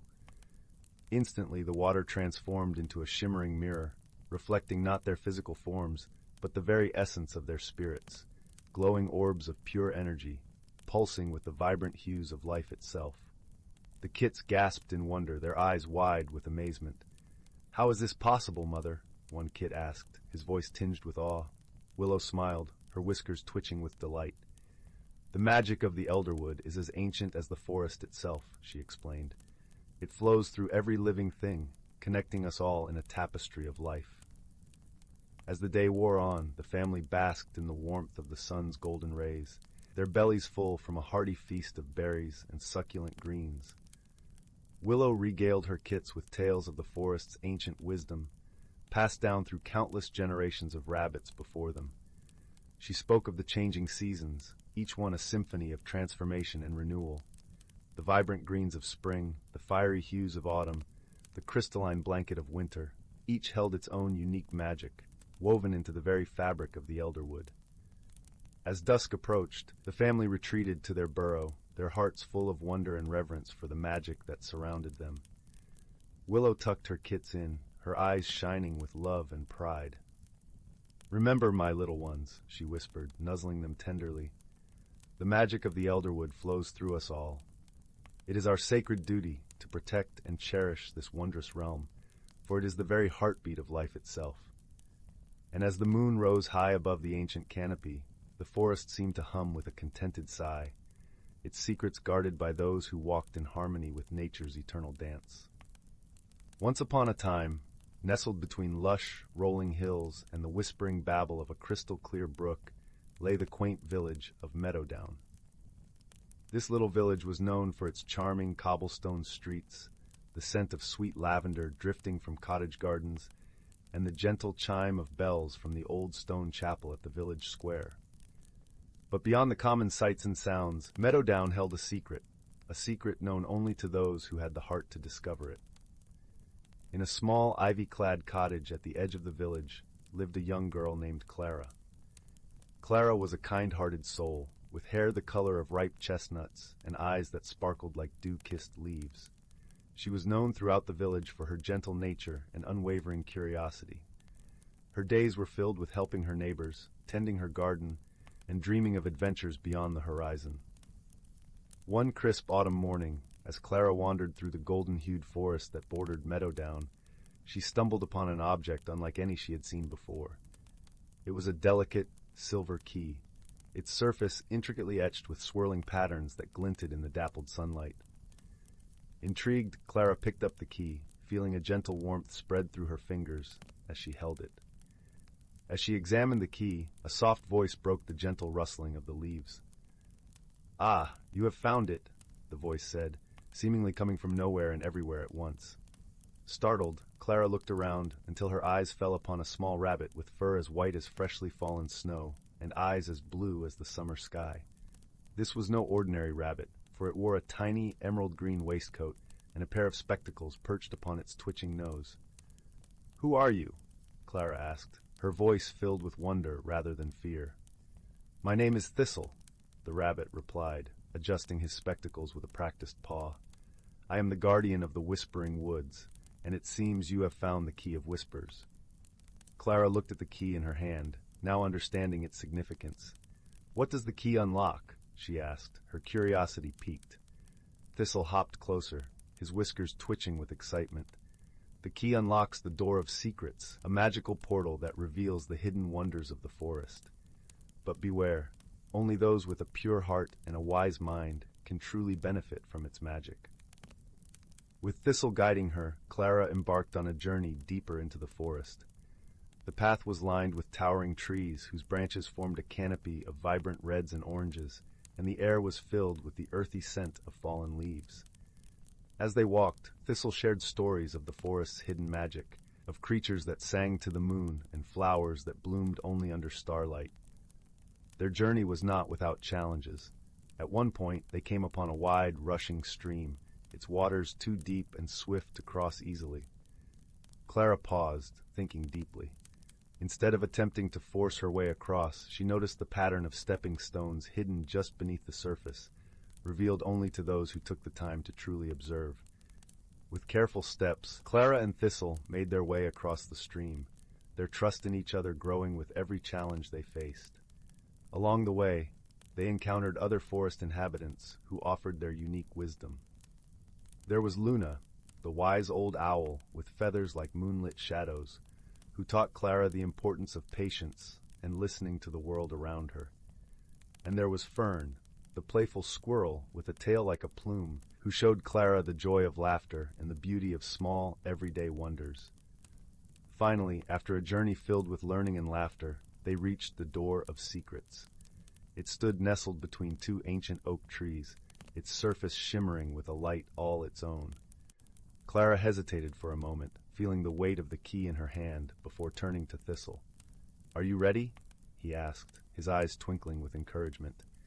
Taking a deep breath, Clara nodded and inserted the key into the lock. As she turned it, the door swung open with a gentle creak, revealing a world of breathtaking beauty. A world where the trees whispered secrets of the ages, and the air was filled with a melody only the heart could hear. Clara stepped through, feeling a sense of peace and belonging wash over her.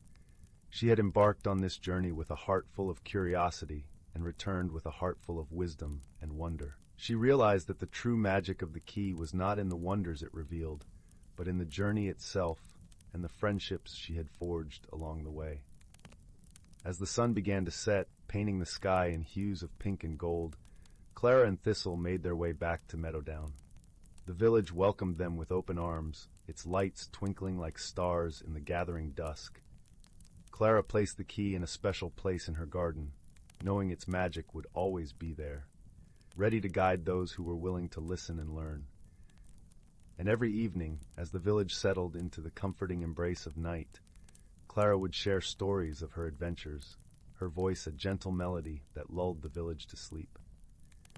And so in the heart of Meadowdown, where ordinary objects held extraordinary secrets, Clara's story of discovery and wonder was whispered from generation to generation, a reminder that the true magic of life lies not in the destination, but in the journey itself. In a cozy cottage tucked away in a woodland glade, there lived a young rabbit named Hazel. She had always been content hopping amongst the ferns and wildflowers, her soft brown fur blending seamlessly with the earthy surroundings. Yet, deep within her heart, a flicker of curiosity burned, a yearning for something more. One dewy morning, as Hazel nibbled on a crisp dandelion leaf, a glimmering light caught her eye. She followed the ethereal glow to a clearing where a magnificent butterfly floated before her. Its wings were a kaleidoscope of vibrant hues, shimmering with an otherworldly radiance. "Greetings, young Hazel," the butterfly spoke in a melodious voice. "I am Zephyr, a guardian of transformation." Hazel's eyes widened in wonder. "A talking butterfly? This must be a dream." Zephyr fluttered closer, trailing stardust in her wake. "Dreams are the seeds of change, my dear. You have a great journey ahead, one that will test your courage and reshape your very being." Uncertainty flickered across Hazel's features. Change was a daunting concept, and she had always found solace in the familiar. "But I'm just a simple rabbit," she protested. "What journey could possibly await me?" With a warm chuckle, Zephyr replied, "The most wondrous transformations often begin with the smallest of seeds. Look within, and you will find a spark waiting to be fanned into a brilliant flame." Before Hazel could respond, a rustling came from the undergrowth, and two of her dearest friends emerged, Oakley the wise old oak tree, and Flutter the hummingbird. "Do not fear, little one," Oakley rumbled, his bark rough yet comforting. "We will be with you every step of the way." Flutter zipped excitedly around Hazel's head. "Oh, this is going to be such an adventure. You'll see. It will be simply dazzling." Reassured by her friend's presence, Hazel turned to Zephyr. "What must I do?" The butterfly's wings shimmered with magic. "Seek the enchanted grove, where the veil between worlds grows thin. There, you will undergo a transformation that will reveal your true self." With a deep breath, Hazel nodded. Though apprehensive, she knew this was a journey she must embark upon. And so, with Oakley and Flutter by her side, Hazel set off into the unknown, her paws treading paths she had never dared explore before. The forest seemed to come alive with each step, whispering secrets in the gentle whispers of the wind. After many twists and turns, they arrived at the enchanted grove, a vibrant meadow where moonbeams danced across a shimmering stream. Hazel gazed in awe at the ethereal beauty surrounding her. Suddenly, a warm glow emanated from within her, and she felt her body beginning to shift and change. Her fur transformed into downy feathers of the richest brown, and her paws melded into delicate wings. Oakley and Flutter watched in wonderment as their friend emerged from her cocoon, reborn as a magnificent owl. Hazel stretched her wings, reveling in her newfound form, and took to the skies with a joyous hoot. As she soared above the treetops, bathed in the soft moonlight, Hazel realized that the spark Zephyr had spoken of was her own inner strength and resilience. The journey had been one of self-discovery, revealing the beauty and grace that had been within her all along. With a grateful heart, Hazel descended to her friends, her eyes shining with wisdom. "Thank you," she said, her voice now a gentle coo. "Without your guidance and unwavering support, I may never have found the courage to spread my wings." Oakley and Flutter beamed with pride, for they knew that their friend had blossomed into her truest, most radiant self. From that day forth, Hazel took to the night skies, her keen eyes ever watchful for those in need of guidance. And whenever a fellow creature felt lost or uncertain, she would share the lessons she had learned. That change, though daunting, can be an opportunity for growth and transformation, and that true beauty lies not in physical form, but in the courage to embrace one's authentic self. The rain whispered secrets against the window pane of old Mr. Thimbleby's Clockwork shop. Inside, the air hummed with the steady tick-tock of 100 timepieces and smelled of oiled brass, polished wood, and the faintest hint of cinnamon from the tea mister. Thimbleby always kept brewing. His apprentice, a quiet boy named Leo with ink-smudged fingers and a head full of cogs and springs, was sorting through a dusty box of forgotten parts. He sighed. nothing but broken mainsprings and chipped gears. Then his fingers brushed something smooth and cool beneath the tangle of metal. He pulled out a teacup. Not brass or porcelain, but something else entirely like polished moonlight held in a curve. It felt impossibly light, yet solid. Delicate swirls like captured smoke danced just beneath its surface. Leo held it up, utterly bewildered. How had this ended up in a box of clock parts? He carried it to Mr. Thimbleby, who peered over his spectacles. "Ah," the old man murmured, his voice like a well-oiled gear. The luminous cup thought it was lost to the dust bunnies years ago. He didn't seem surprised, only thoughtful. Not for telling time, that one, for finding things. Finding things. Leo echoed. "Lost things," Mr. Thimbleby clarified, tapping the cup gently. "Pour warm tea into it, see what appears." Intrigued, Leo filled the small kettle, lit the spirit lamp beneath it, and selected Mr. Thimbleby's special chamomile blend. As the water heated, filling the shop with its gentle, floral scent, he placed the luminous cup carefully on the workbench. He poured the steaming tea. Instantly, the liquid inside the cup began to shimmer, not reflecting the lamplight, but glowing with its own soft, internal light. Wisps of steam curled upwards, forming shapes. Leo gasped. Within the steam, he saw a miniature image not of the shop, but of a sun-dappled forest path. And there, lying half-buried in fallen leaves beside a gnarled oak root, was the tiny, perfect image of his most treasured possession, his father's old brass compass, lost weeks ago during a walk in the whispering woods. His heart leapt. "Mr. Thimbleby, it shows the compass, in the woods," Leo exclaimed. The old clockmaker smiled faintly. "It shows what the heart seeks most when lost, but the cup only shows the where. Finding it, that's the journey, and journeys are best not taken alone, especially into the whispering woods near dusk. Be mindful, Leo. Wisdom sees clearer than haste." Leo understood. He filled a small thermos with the fragrant tea, carefully wrapped the luminous cup in soft cloth, and set out. The rain had softened to a mist that clung to the cobblestones as he left the cozy glow of the shop. The image in the cup led him towards the edge of town, where the neat houses gave way to the ancient, towering trees of the whispering woods. The air grew cooler, smelling of damp earth, pine resin, and secrets. His first helper appeared near the old stone bridge. Mrs. Nettle the baker was wrestling with a sack of flour that had tipped precariously from her cart. She was a woman built like a sturdy loaf herself, cheeks rosy and perpetually dusted with flour. "Blast this stubborn thing," she huffed. "Can I help, Mrs. Nettle?" Leo offered. She beamed.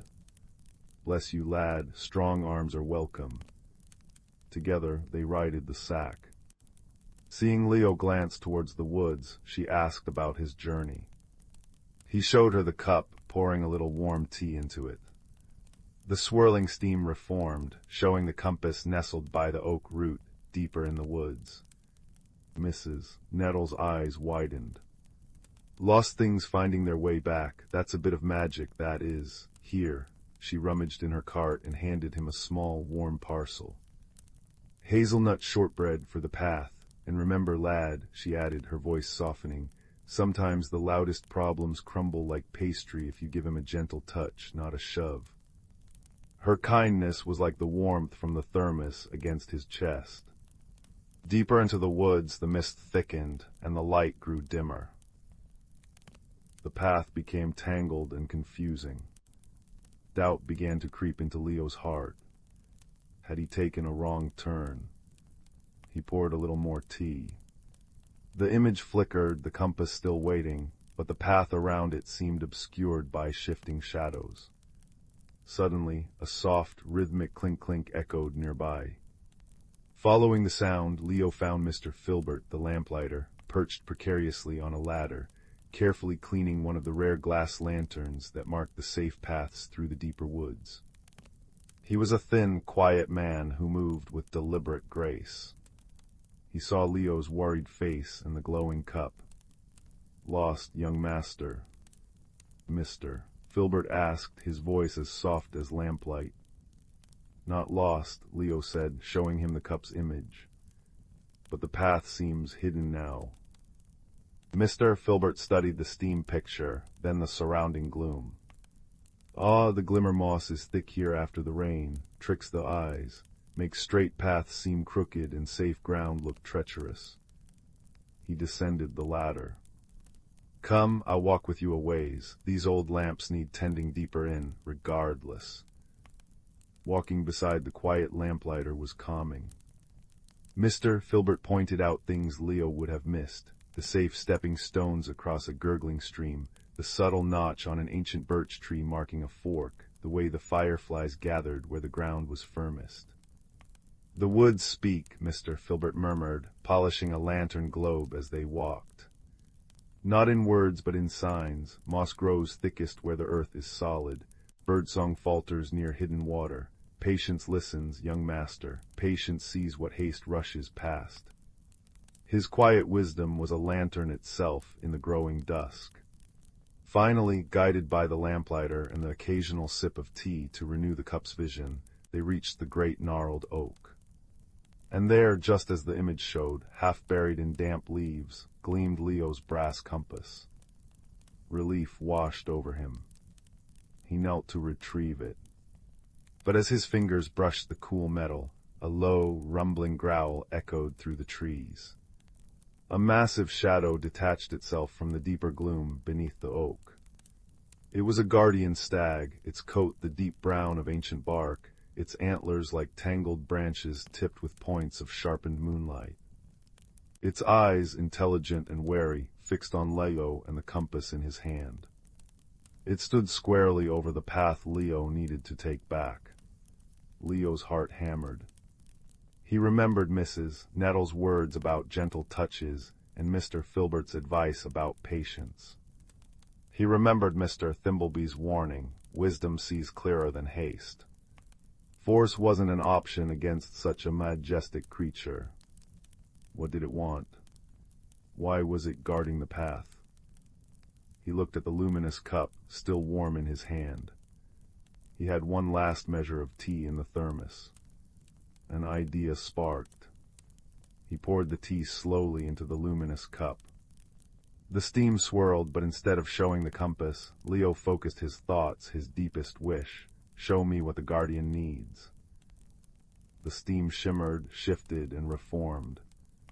This time it showed not an object, but a scene. The guardian stag limping slightly, its powerful flank marred by a deep, angry gash tangled with thorny vines. The image pulsed with the creature's pain. Understanding dawned. The stag wasn't guarding the path out of malice. It was protecting itself, wounded and vulnerable. "Mr. Filbert," Leo whispered urgently, "do you have anything sharp, but small?" The lamplighter, understanding instantly, pulled a tiny, precise folding knife from his pocket used for trimming wicks. Leo took it gratefully. He held up the luminous cup, showing the stag the image of its own wound. The great beast snorted, its eyes fixed on the glowing steam. Slowly, cautiously, Leo approached, not towards the path, but towards the stag's flank. He spoke softly, words he didn't fully understand, but that felt calm and reassuring, like the ticking of a well-made clock. The stag remained tense but didn't move away. With painstaking care, using the tiny knife, Leo gently began to cut and unwind the cruel thorns biting into the creature's hide. It took time. He moved slowly, deliberately, whispering apologies whenever the stag flinched. Mr. Filbert stood quietly nearby, his presence a steady anchor. Finally, the last thorn came free. Leo stepped back. The guardian stag shook its massive head, then lowered it. Not in threat, but in what looked remarkably like gratitude. It nudged Leo gently with its velvet nose, then turned and limped away, disappearing silently into the trees, leaving the path clear. Leo's hands trembled, but his heart felt light. He had his compass, cold and reassuring, in his palm. He looked at the luminous cup. The steam had faded, leaving only the dregs of chamomile tea. Its magic felt spent for now, but its lesson glowed warmly within him. The journey back through the whispering woods felt different. The mist still curled, but it seemed softer. The sounds, the rustle of leaves, the distant hoot of an owl felt like companions, not mysteries. Mr. Filbert walked beside him, his lanterns casting warm pools of light on the path, his quiet presence a comfort.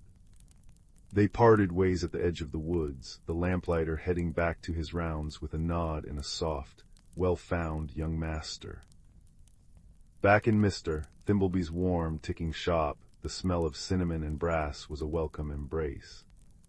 Leo placed the brass compass carefully on the workbench and set the now cool, ordinary-looking luminous cup beside it. He told the old clockmaker everything: the finding, the woods, Mrs. Nettle's kindness, Mr. Filbert's guidance, the guardian stag, the thorns. Mr. Thimbleby listened, polishing a gear with a soft cloth. When Leo finished, the old man nodded, a slow, satisfied smile spreading across his face. "Extraordinary secrets hide in ordinary things, lad," he said, his voice a soft rumble. "But the greatest magic isn't always in the object. Sometimes it's what the object helps us find within ourselves. Wisdom, patience, kindness, and the courage to use them." He poured fresh tea chamomile into 2 ordinary mugs. "You found more than a compass today, Leo. You found your own true north." Leo sipped the warm tea, the gentle floral taste soothing. He looked at the luminous cup, now just a beautiful, silent vessel on the bench. It had shown him the way, but the journey, the helpers, the gentle wisdom to overcome the challenge, that had all been his own. The steady tick-tock of the clocks filled the cozy room, a comforting rhythm marking the peaceful end of an extraordinary day. Outside, the night was still and quiet, holding its secrets close, while inside, warmed by tea and accomplishment, Leo felt a deep sense of calm settle over him, as soft and sure as the moonlight finally breaking through the clouds outside the window. He had journeyed, he had discovered, and he had returned, not just with a lost treasure, but with a quiet understanding that would tick steadily within him, like the most reliable clock of all.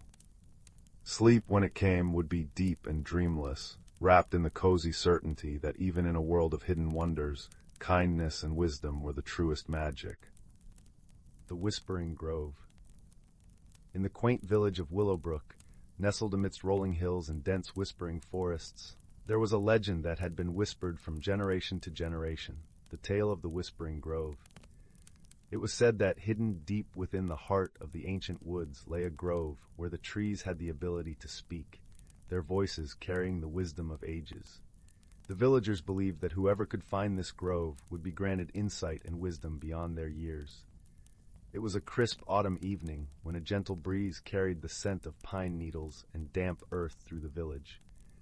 The sky was a canvas of fading golds and purples, and as the sun dipped below the horizon, a fiery-haired girl named Leora sat by the fireplace in her cozy cottage. The flames danced merrily, casting a warm glow that flickered off the walls and painted shadows that seemed to breathe with life. Leora was known throughout Willowbrook for her insatiable curiosity and her heart that yearned for adventure. Her eyes sparkled like the stars on a clear night, and her laughter was a melody that brought joy to all who heard it. But beneath her cheerful exterior, Leora felt a longing for something more, something beyond the gentle life of the village. Her grandmother, wise and kind-hearted, sat across from her in a rocking chair, knitting with nimble fingers. The soft click-clack of needles was a soothing rhythm that punctuated the cozy silence. "Grandmother," Leora began, her voice barely above a whisper, "do you believe the stories about the Whispering Grove are true?" The old woman paused, her eyes twinkling with a knowing light as she looked up from her knitting. "Ah, the Whispering Grove," she mused, her voice rich with the cadence of 1,000 stories. "Many have sought it, my dear, but few have found it. The grove reveals itself only to those who seek wisdom not for themselves, but for the world." Leora pondered her grandmother's words, feeling a spark of determination ignite within her chest. "I want to find it," she declared softly, her voice tinged with a mix of excitement and resolve. Her grandmother chuckled, a sound like the gentle rustle of leaves in the wind. "Then you must listen to the whispers of the forest, Leora. Follow them with an open heart." The next morning, Leora set off at dawn, the air crisp and invigorating against her face. She dressed warmly in a cloak the color of autumn leaves and carried a small satchel filled with provisions. As she stepped into the forest, the world seemed to hold its breath. The only sound, the gentle crunch of leaves beneath her boots. The forest was a tapestry of vibrant colors, leaves painted in shades of amber, crimson, and gold. The air was thick with the scent of pine and earth, and shafts of sunlight pierced through the canopy, casting dappled patterns on the forest floor. Leora walked deeper into the woods, her heart guiding her as much as her feet. As the hours passed, the forest seemed to come alive around her. Birds flitted from branch to branch, their songs weaving melodies that danced through the air. Squirrels scampered along the ground, their bushy tails flicking as they collected acorns for the coming winter. Leora paused to rest by a babbling brook, the water clear and cold as it meandered over smooth stones. She sipped from her flask, the water refreshing her spirit as much as her body. As she sat, she closed her eyes, letting the sounds of the forest envelop her. It was then she heard it, a soft, gentle whisper, like the rustling of leaves in the breeze. At first, the sound was indistinct, but gradually it grew clearer, forming words that seemed to weave through her mind. "Seek the light that guides, the heart that listens," the whisper said, a voice both ancient and familiar. Leora's heart quickened, a thrill of excitement coursing through her veins. She rose to her feet, her senses attuned to the whispers that seemed to guide her deeper into the forest. She followed the sound, her footsteps light and sure. The day turned to dusk, the forest bathed in the soft glow of twilight. Leora's path led her to a clearing, and there, standing tall and majestic, was the entrance to the Whispering Grove.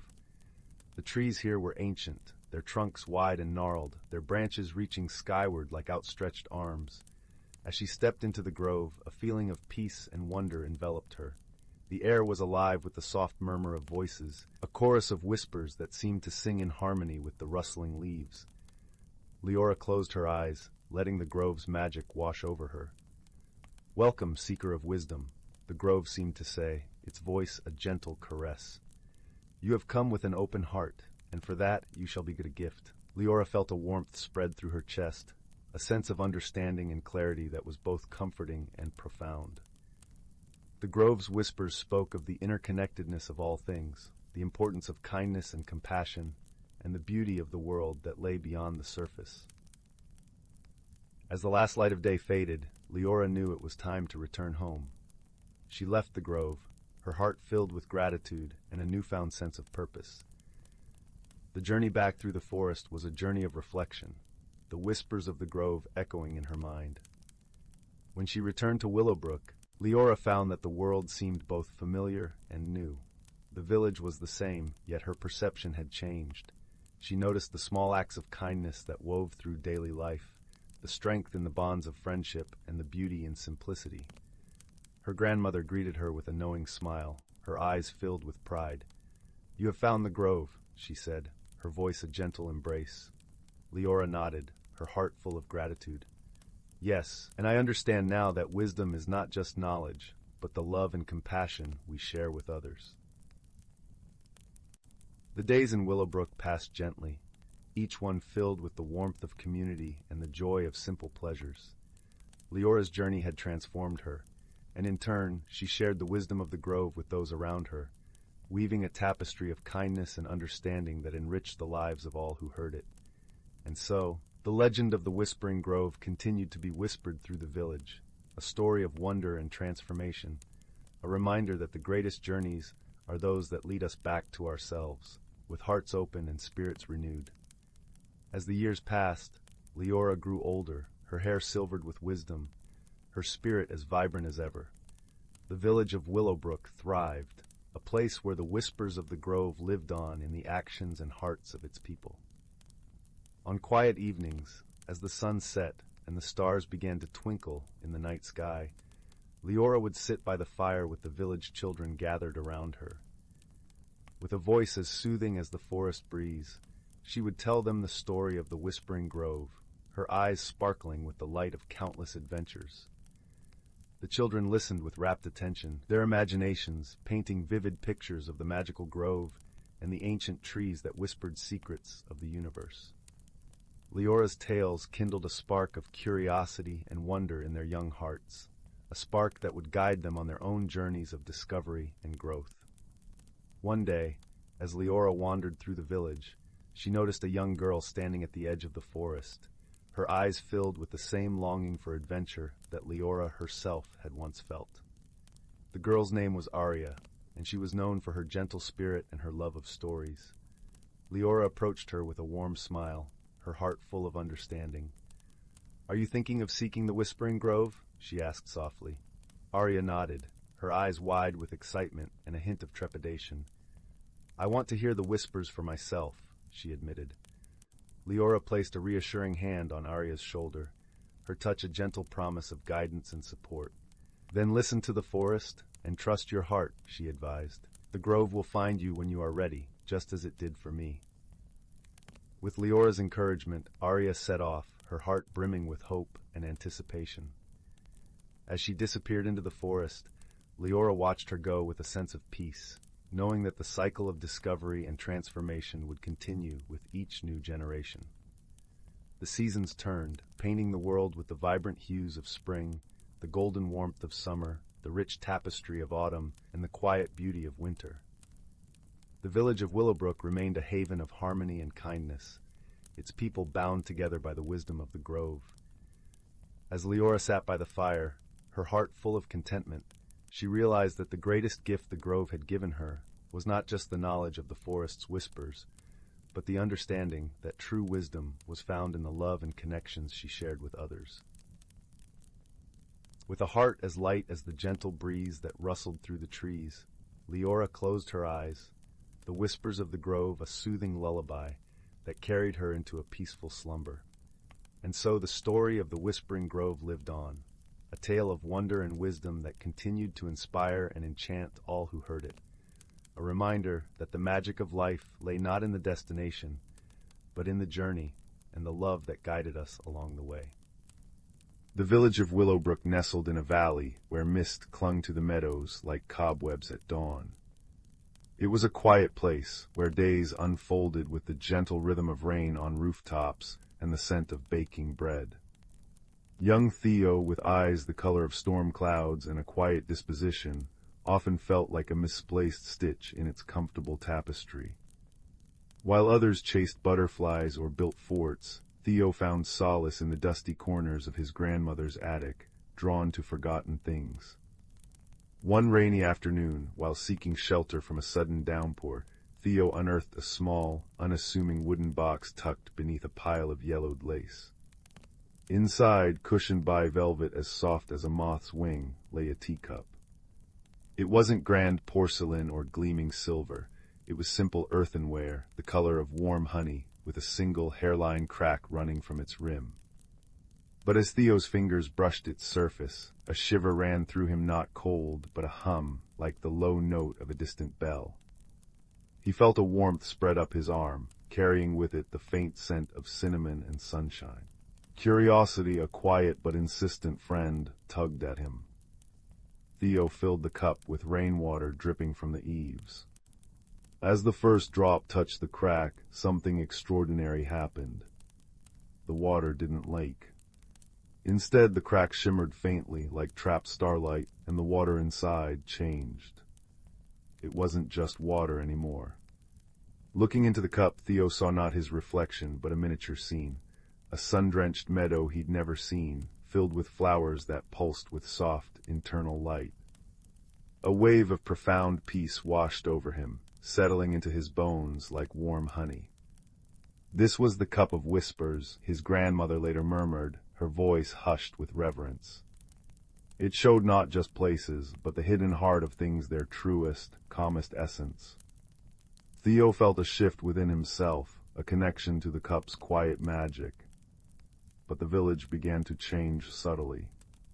Flowers in Widow Hemsley's garden wilted overnight, their colors leaching away. The cheerful babble of the brook behind the mill became a fretful murmur. The comforting warmth of freshly baked bread seemed to vanish too quickly. The cup of whispers, Theo discovered, showed him the lack of peace as well. When he peered into it near the wilting flowers, he saw only gray mist and heard a faint, discordant sigh. The heart of Willowbrook was fading. The journey began not with footsteps on a road, but with a growing conviction in Theo's own heart. He needed to understand why the village's quiet magic was unraveling. His first helper arrived unexpectedly. Bartholomew, a portly badger with spectacles perched precariously on his snout, emerged from the roots of the ancient oak by the brook one twilight. Bartholomew was the keeper of deep roots, possessing an encyclopedic, if somewhat slow and methodical, knowledge of the valley's hidden history and natural rhythms. He spoke in measured tones, punctuated by thoughtful snuffles. "Disturbance," Bartholomew rumbled, adjusting his spectacles as he peered at the wilting flowers.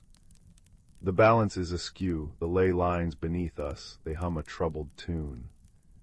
He explained that the valley's magic, woven from the land's natural peace, and the villagers' quiet contentment, was like a tapestry. A thread had snapped. The second helper was Pip, a skittish finch with feathers the color of spun gold and a voice like tinkling bells. Pip was the messenger of sunbeams, flitting everywhere, seeing everything in bright, fleeting glimpses. The old stone. Pip chirruped one morning, landing on Theo's windowsill. By the north field, it looks sad. Dark moss grows where sunlight used to kiss it. Pip's perspective was fragmented, but vital. She noticed the small things others missed. Theo, Bartholomew, and Pip became an unlikely trio. Bartholomew provided the slow, deep understanding, the history of the standing stones that anchored the ley lines, the way the brook's song reflected the village spirit. Pip brought bright flashes of insight, a patch of unnaturally dark earth near the mill, the way the wind soughed mournfully around the old well. Theo, guided by the cup of whispers, learned to interpret its visions. Near the standing stone Pip mentioned, the cup showed only jagged shards of darkness where once there had been a warm, amber glow. The heart of the stone was wounded. The challenge wasn't a dragon or a dark wizard. It was a fracture, a deep, unseen crack in the ancient foundation stone of the northern boundary, likely caused by a recent, unnoticed tremor. This fracture was draining the valley's inherent peace, its quiet magic seeping away like water from a broken vessel. Force was useless. Trying to mend the stone physically would be like trying to glue back a shattered dream. Wisdom was needed. Theo gathered his friends under the gnarled branches of the oak. Bartholomew snuffled thoughtfully. "The magic is the land's breath, the village's calm heart. The fracture is a wound in that calm." Pip flitted nervously. "Can we sing to it, make it happy again?" Theo looked into the cup of whispers. He saw the valley not as it was, but as it could be, vibrant, peaceful, whole. He saw the fracture not as a jagged scar, but as a line waiting to be filled with light. "Not force," Theo murmured, understanding dawning. "Connection, we need to remind the valley of its own peace, its own wholeness. We need to weave the calm back together." It wasn't about fixing the stone. It was about healing the feeling the stone represented. Bartholomew nodded slowly, a deep rumble of approval in his chest. Pip chirped excitedly. Their plan was gentle, woven from the very essence of Willowbrook. On the night of the full moon, when the hidden currents of the world flowed strongest, they gathered at the fractured stone. Theo placed the cup of whispers carefully on the ground before it. Bartholomew, connecting his paws to the earth, began a low, resonant hum, a sound like roots growing deep into bedrock, steady and grounding. Pip, fluttering above, sang a melody pure and bright as sunlight on dew, weaving threads of joy and hope into the air. Theo closed his eyes, holding the image of the valley's heart from the cup, the peaceful meadows, the singing brook, the warm kitchens. He poured his own quiet wish for wholeness into the cup.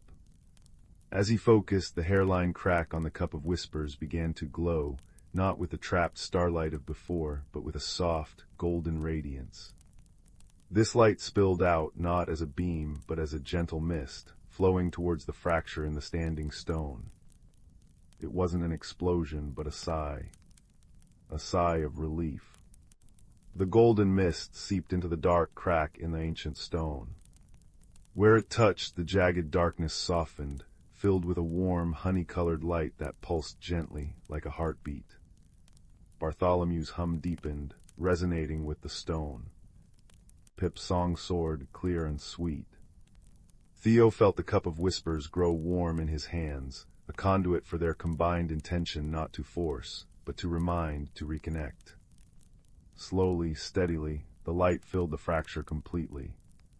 It didn't vanish, it became a luminous seam, a beautiful scar of mended magic. As the last tendril of mist settled, a wave of profound peace washed outwards, silent but immense.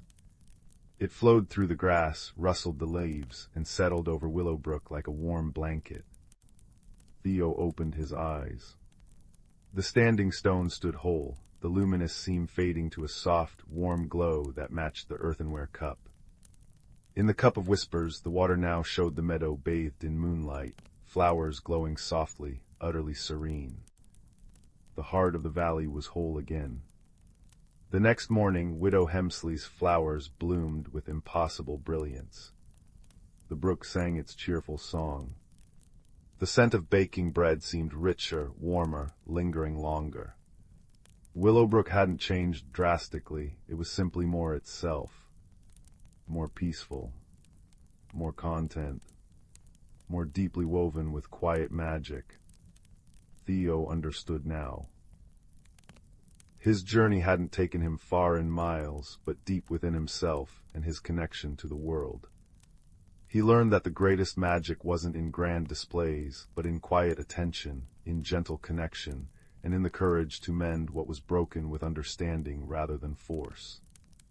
He learned that even a crack like the one in the cup or the stone could hold light and become a thing of beauty, a testament to healing. Bartholomew returned to his roots, his spectacles glinting with quiet satisfaction. Pip continued her sunbeam messages, her song a little brighter. And Theo. He still visited the attic, but now he often sat by his window, the simple honey-colored cup in his hands. He'd fill it with water or tea and gaze into its depths, not always seeing visions, but always feeling the deep, resonant peace of his mended home, a gentle hum in his heart. The cup of whispers rested beside his bed, a quiet guardian, its hairline crack a luminous thread in the moonlight, a reminder that even the smallest things and the quietest hearts can hold extraordinary secrets and the power to heal. And with that comforting warmth settling around him like the softest quilt, Theo drifted into a peaceful sleep, the scent of cinnamon and sunshine a gentle lullaby in the quiet night. The quilt had always been there, draped across the foot of grandmother's bed like a patchwork sunset. 12-year-old Clara traced the fraying edges with her fingertips the morning after the funeral, each square whispering stories beneath her touch. The cinnamon-scented room still held the shape of absence, sunlight pooling in dust motes where a familiar voice should have been. It was when her tears fell upon a triangular scrap of indigo velvet that the first thread began to glow. "Mind the stitching, little one," chirped a voice like rustling tissue paper. Clara jerked back as a silver thimble rolled off the bedside table, sprouting delicate clockwork legs. It scuttled up the quilt's topography, pausing beneath an embroidered willow tree. "Your sorrow's tugging the seams loose. Can't have the memory roots coming unraveled, can we?" The world tilted. Clara gripped the quilt as the thimble's glow spread through the fabric like liquid starlight. Suddenly she stood beneath the willow's weeping branches, fireflies humming a lullaby between its leaves. A starling with feathers like mother of pearl hopped down from its perch. "Ah, the thimbles sent us a mender. You'll be wanting to speak with the keeper of threads, I expect." Thus began Clara's journey through the stitched realm. The quilt's patches became forests of velvet moss and mountains of crocheted cloud. She met a badger in waistcoat pockets who sorted memories into honeycomb shelves, his spectacles gleaming with the light of 1,000 captured fireflies. "Every stitch holds a heartbeat," he explained, patting a square depicting children chasing maple seeds. "Your grandmother wove her joys here, but see this torn edge."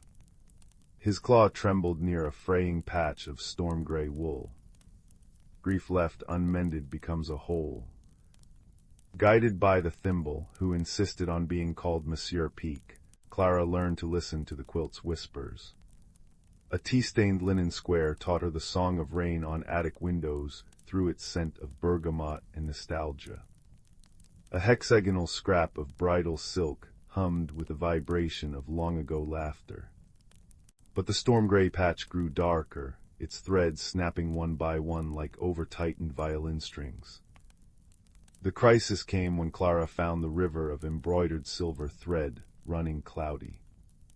The memory currents clogged with unshed tears, clucked Madame Charu, a kingfisher whose plumage shifted between sapphire and sorrow blue. She perched on Clara's shoulder as they floated past button mushrooms, glowing with bioluminescent moss.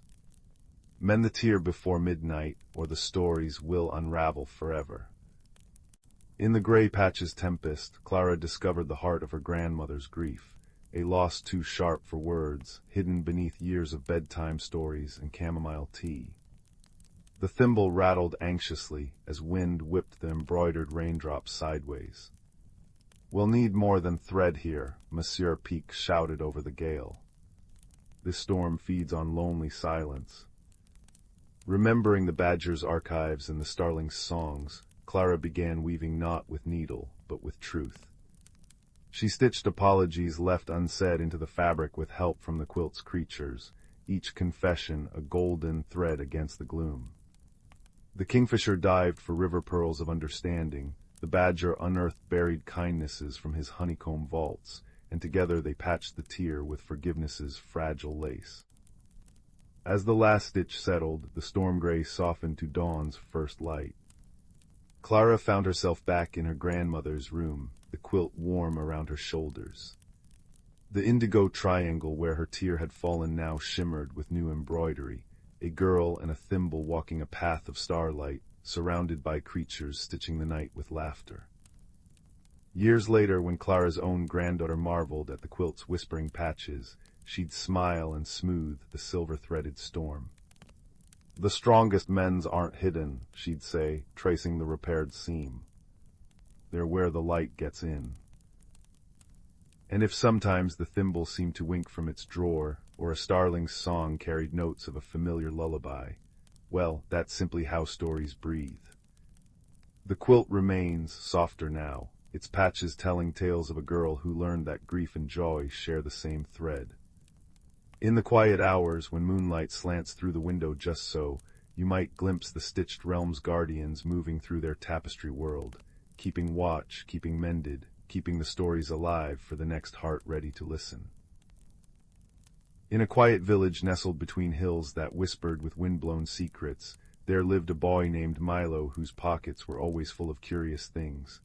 Smooth stones that hummed when held to the ear, feathers that shimmered like liquid starlight, and acorn caps that fit perfectly on his thumb.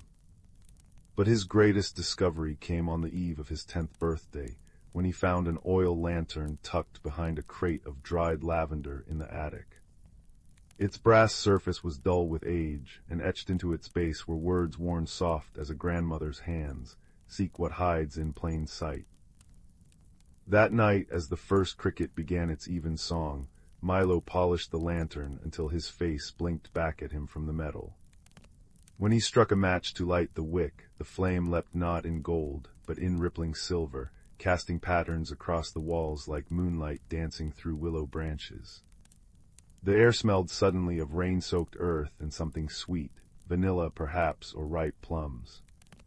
A path of glowing foxglove blossoms appeared beyond his window, winding into the ink-dark forest where villagers never wandered after dusk. Milo's boots crunched on frosted leaves as he followed the trail, the lantern swinging gently in his grip. Shadows stretched and shivered around him until he reached a clearing where a hedgehog in a waistcoat of moss stood atop a toadstool, tiny spectacles balanced on his snout.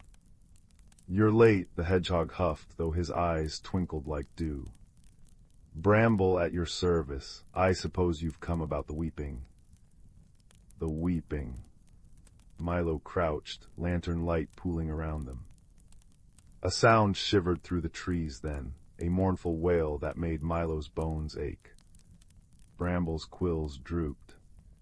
The guardian of roots, her heart tree is sick, and without its song the forest's memories are unraveling. Birds forget their nests, streams misplace their courses. Even the stars, he pointed to the sky, where constellations flickered like guttering candles, grow faint. The lantern's flame dimmed as the wail came again, closer now. Bramble scurried up Milo's sleeve, his whisper urgent. "The lantern chose you, but only kindness can mend what's broken. Remember, roots listen best when the world holds its breath." They pressed deeper into the woods, guided by a firefly named Glint, whose wings left trails of citrine light.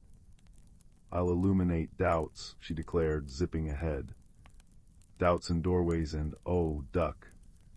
Milo barely avoided a spiderweb strung with trembling pearls of rain.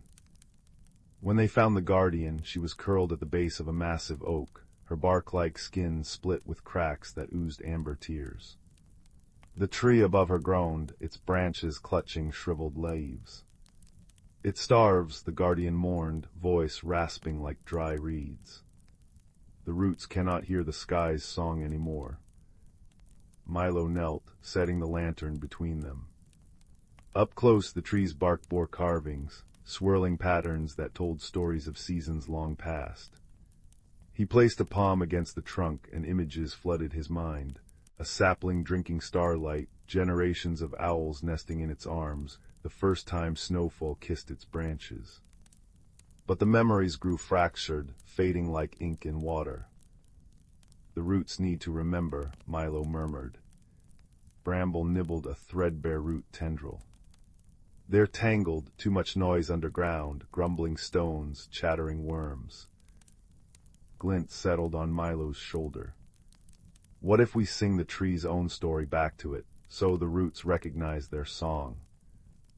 The guardian lifted her face, hope kindling in her hollow eyes. "The tree gave its voice to the wind long ago. We've forgotten the tune."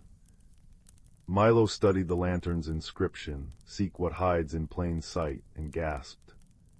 "The stories are right here." He traced the carvings on the oak. "These aren't just marks, they're notes."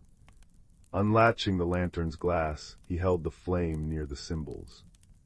Shadows leapt across the grooves, transforming them into a musical staff dotted with notes.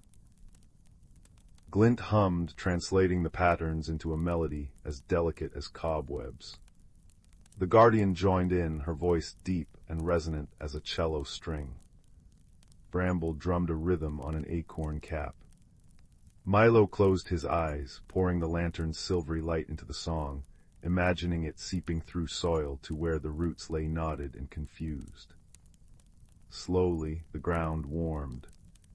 The oak shuddered as roots untwined, stretching toward the melody.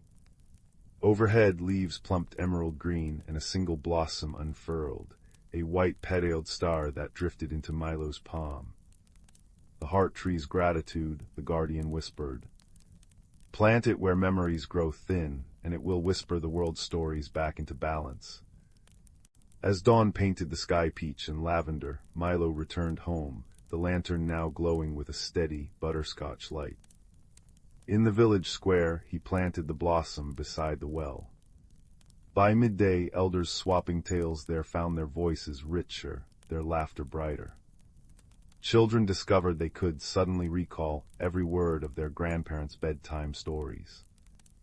Milo still collects curious things, but now he seeks objects heavy with unsung tales. A locket that hums lullabies when opened, a a quill that writes in the scent of its memories, campfire smoke, rose gardens, fresh-baked bread. And on quiet evenings, when the lantern's light spills across his windowsill, he swears he hears brambles snuffily chuckle in the rustle of leaves, or glimpses glint spark leading fireflies in constellations no one else recognizes.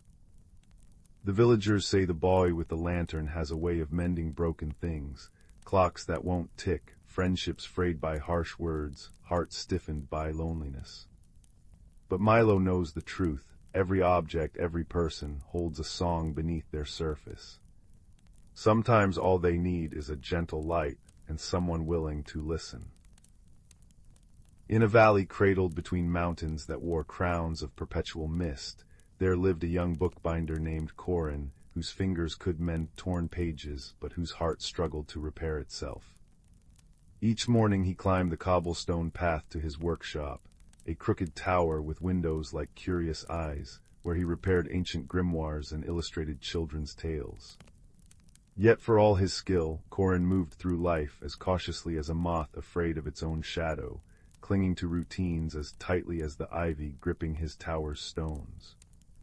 Change unsettled him. The rearrangement of a shelf or the arrival of a new season sent him retreating into his shell like a hermit crab. One brittle autumn afternoon, as Corin dipped his quill into ink the color of midnight, a peculiar book arrived without warning. It lay on his work table, bound in covers that shifted from deep cobalt to silvery green depending on the light, as if woven from twilight itself. No name marked its spine, but when Corin brushed his thumb over the pages, they hummed faintly, like a tea kettle singing on a hearth. Inside, the book lay utterly blank, until the moment Corin sighed in frustration and words began to bloom. To the one who mends stories, the first line read, "You've forgotten how to read your own." Corin startled, nearly upsetting his inkwell. The letters shimmered like liquid starlight, and as he read on, the room seemed to soften at the edges, the firelight growing warmer, the scent of aged paper deepening into something alive and verdant. The book spoke of a forgotten garden hidden in the heart of the valley, where a tree with crystalline leaves grew, a tree said to reflect the truest self of whoever stood beneath its branches. Legend claimed it had withered long ago, its magic locked away by a guardian who feared the vulnerability of truth. "Nonsense," Corin muttered, though his hands trembled as he turned the page. Yet that night dreams of the tree haunted him, roots like braided moonlight, leaves chiming like bells in a breeze, and a voice, soft as a spider's thread, whispering, "What are you afraid to see?" The next morning, Corin found a sparrow perched on his windowsill, its feathers the exact shifting blue of the mysterious book. It dropped a single seed into his palm, a seed that pulsed with a faint, rosy glow before darting away.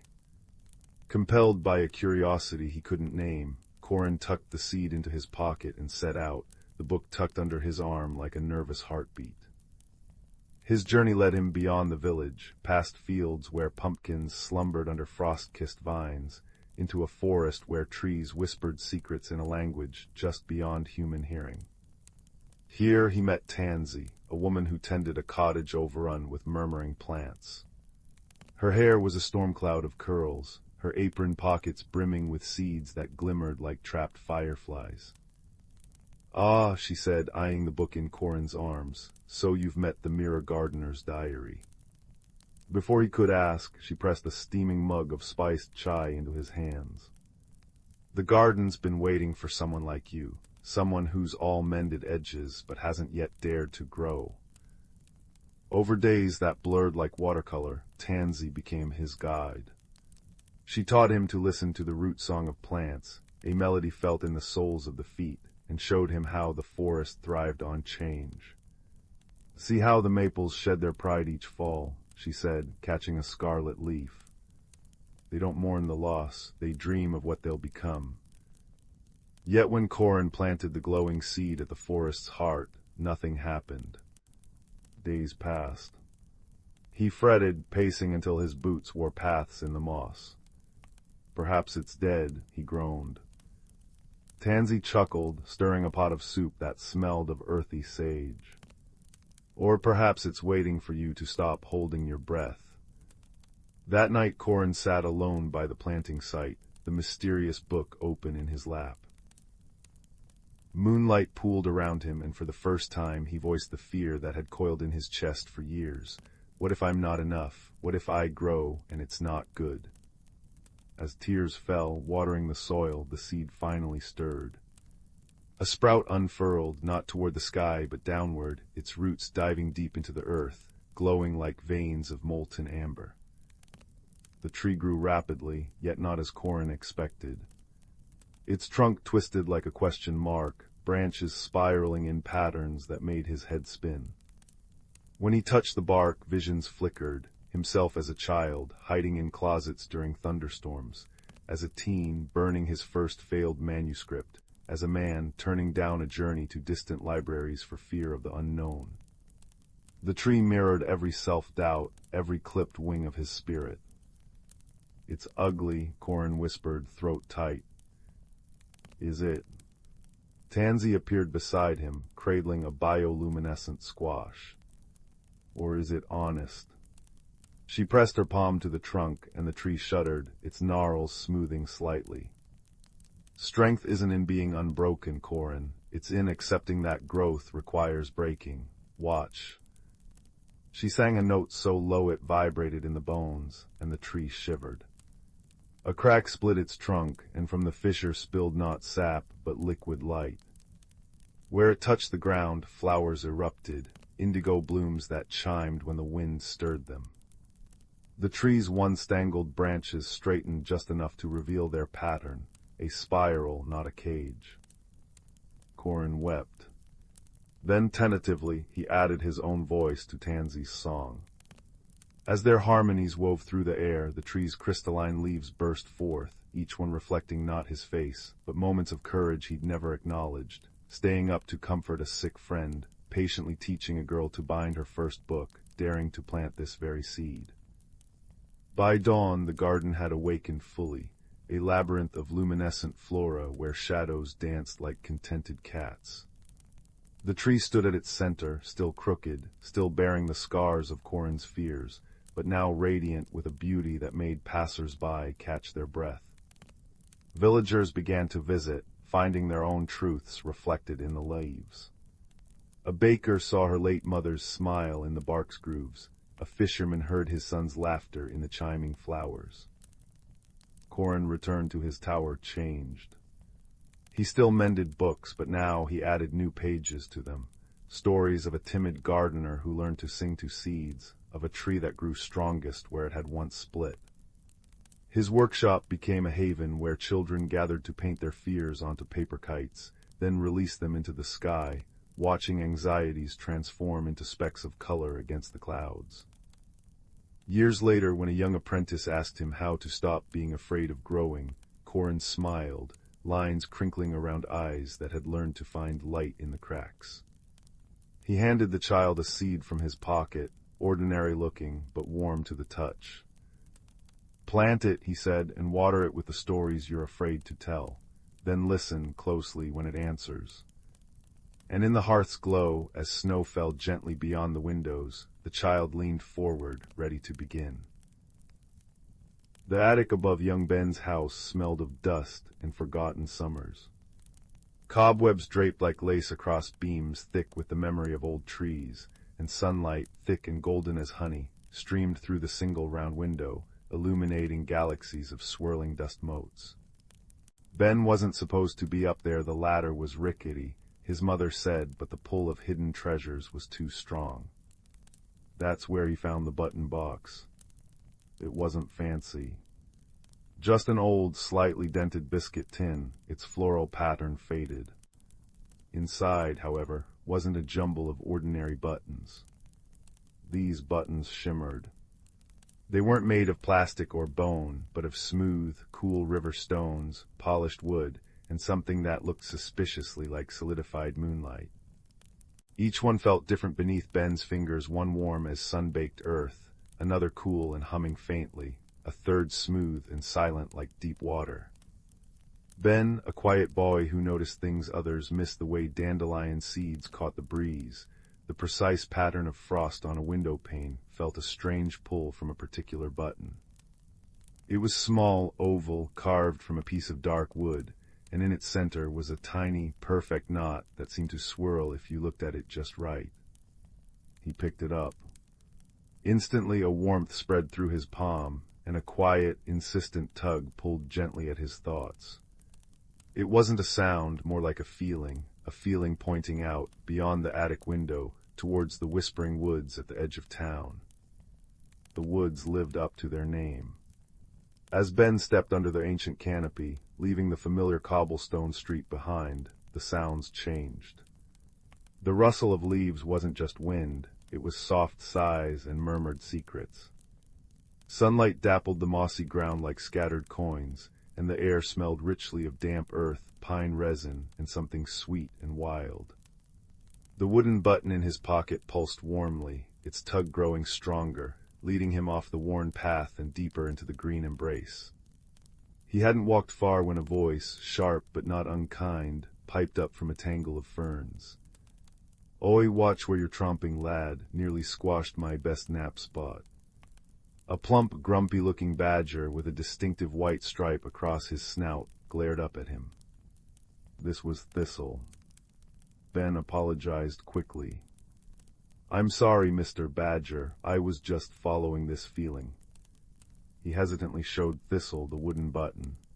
Thistle sniffed it cautiously, his beady eyes widening. "HMPH knotwood, rare stuff. That's no ordinary trinket, boy, that's a finder's button. Points you to what needs finding, not what you think you want. Tricky business." Thistle's grumpiness seemed to soften with curiosity.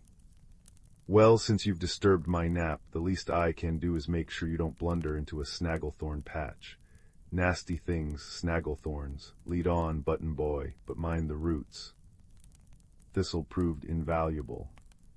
He knew every hidden animal trail, every patch of treacherous bog disguised as solid ground, and every berry bush worth stopping at for a quick snack, though he complained bitterly about the lack of earthworms. As they walked, the tug of the button led them steadily uphill, towards the rumored sleeping mountain. The path grew steeper, the air cooler. The gentle whispers of the woods gave way to the rush of water.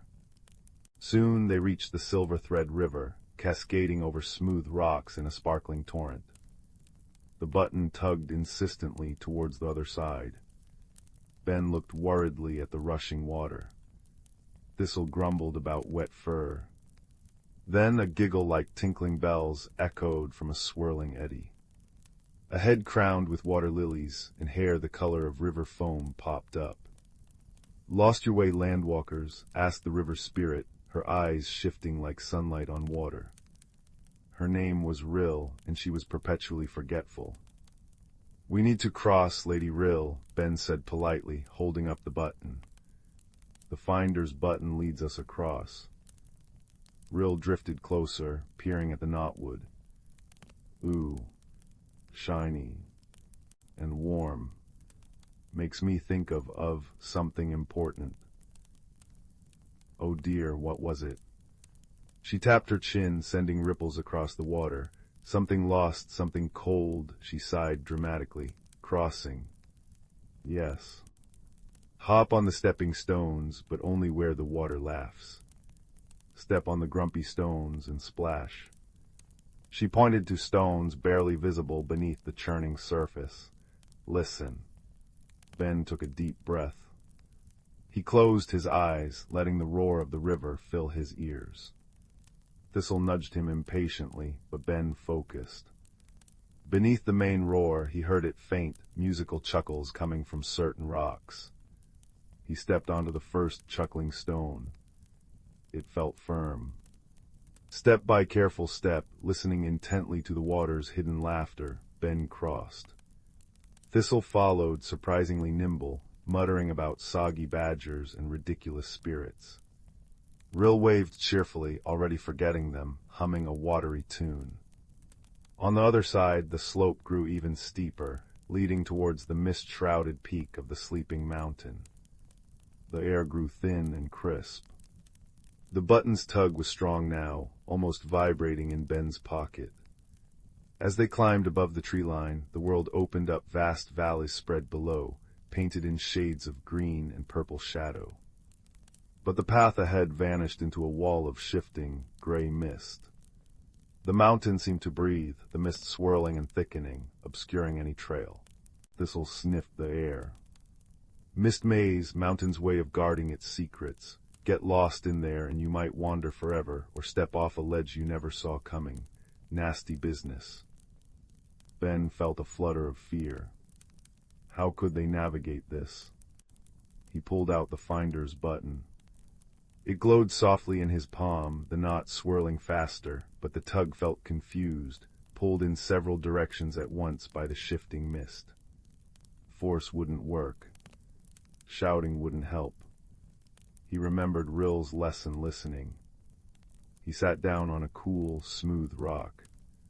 "We need to be still," he said softly to Thistle. "We need to listen beyond the mountain's breath." Thistle, surprisingly, didn't argue. He curled up beside Ben, his warm bulk a comfort. Ben closed his eyes, tuning out the sigh of the wind in the mist. He listened deeper. He heard the faint, high chime of ice crystals forming. He heard the slow, patient grind of stone deep within the mountain. And then faint but clear, a melodic chirping, a familiar sound from home. A small, bright-eyed starling landed on a rock nearby, cocking its head. Lost, it chirped. The mountain's shy, doesn't like loud noises or rushing feet. "We need to find something," Ben whispered, holding the button low so the starling could see. "It's important. The button led us here." The starling hopped closer. Finder's button points to what needs finding. Clever thing. The mountain it hides because it aches. Something is cold inside where it should be warm. Makes it grumpy, like old Thistle here before breakfast. The badger harumphed. "The path through the mist isn't a path you see," the starling continued. "It's a path you feel. Follow the warmth. The mountain hides the warmth it misses, deep in its heart." Ben understood.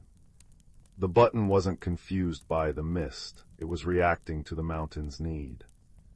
He closed his eyes again, the button warm in his hand.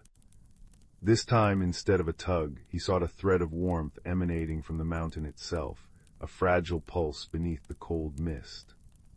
He felt it, a faint, golden thread of warmth, like a hidden heartbeat, leading into the swirling gray.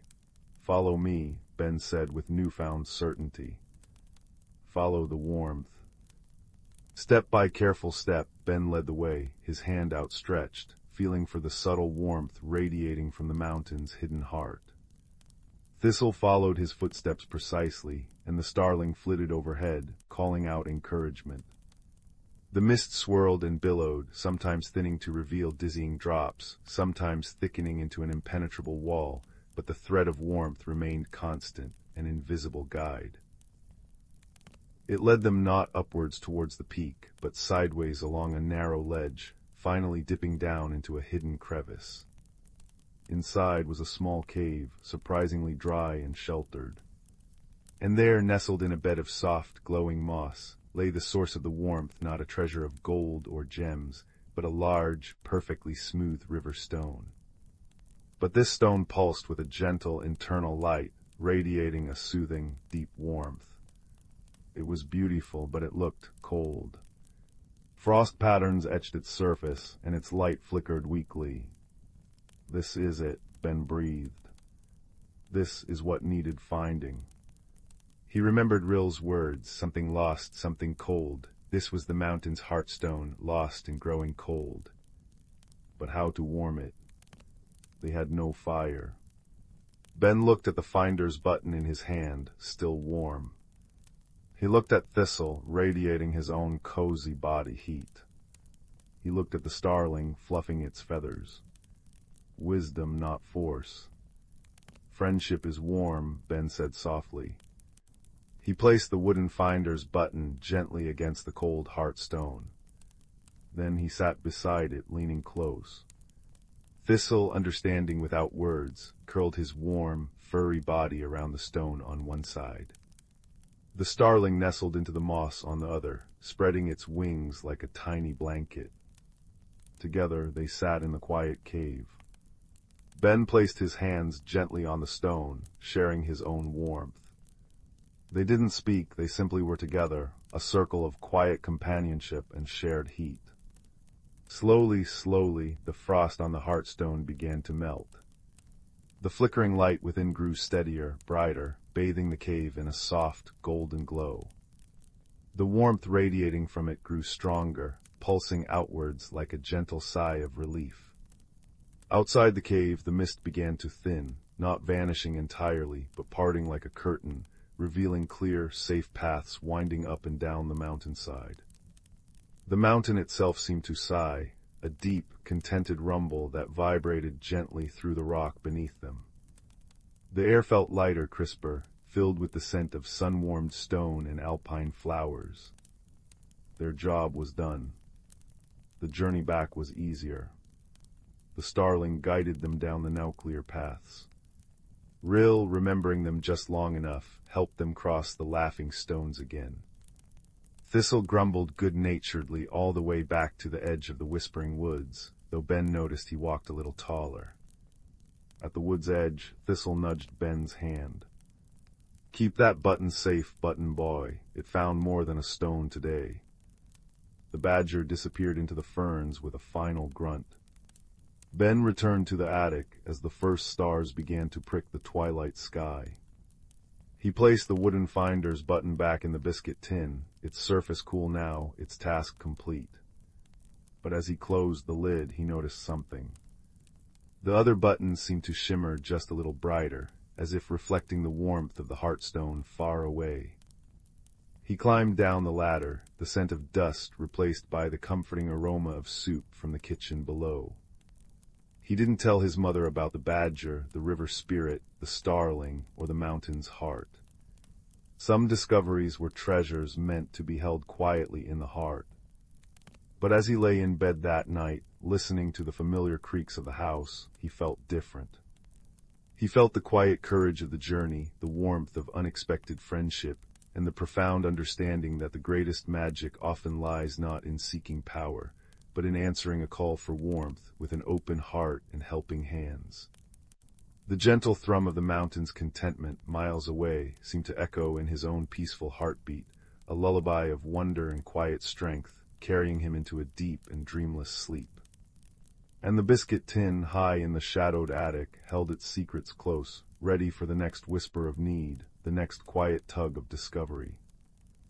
Once, in a small village cradled between emerald hills and a golden sea of daisies, there lived a curious young girl named Lila.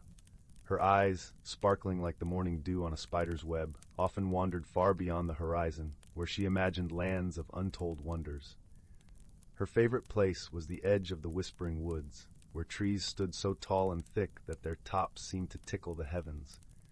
One crisp autumn morning, when the air was filled with the scent of ripe apples and the sky was painted in hues of orange and pink, Lila felt a gentle tug at her heart. It was as if the woods themselves were calling out to her, whispering secrets through the rustling leaves. With a deep breath of courage and a heart full of wonder, she decided to venture into the unknown. As she stepped past the familiar boundary of the village, the forest enveloped her in a cool embrace. The path was lined with moss that felt like the softest velvet beneath her feet. Sunlight streamed through the branches in playful patterns, and Lila felt as though she was walking through a living cathedral of nature. The air was alive with the symphony of chirping birds and the gentle babble of a hidden brook nearby. A little way into her journey, Lila stumbled upon a clearing where the ground was carpeted with mushrooms of all shapes and colors. Sitting atop one of the largest mushrooms was a peculiar creature with fur the color of twilight and eyes that sparkled with the light of 1,000 stars. It was a wisp fox, a creature as rare as it was wise, known for guiding lost travelers. "Welcome, dear Lila," the wisp fox greeted, its voice as soft as a lullaby. "I see you have a heart full of questions. Would you like some answers?" Lila, though surprised that the creature knew her name, nodded eagerly. "Yes, please. I wish to learn about the wonders of these woods." The wisp fox flicked its bushy tail and smiled. Then follow me, for this forest holds more magic than you can imagine. As they ventured deeper, the forest unfolded like a storybook. They passed trees with bark that shimmered like silver and leaves that sang gentle tunes when the wind caressed them. They walked alongside streams that flowed with water as clear as crystal, reflecting the sky's ever-changing moods.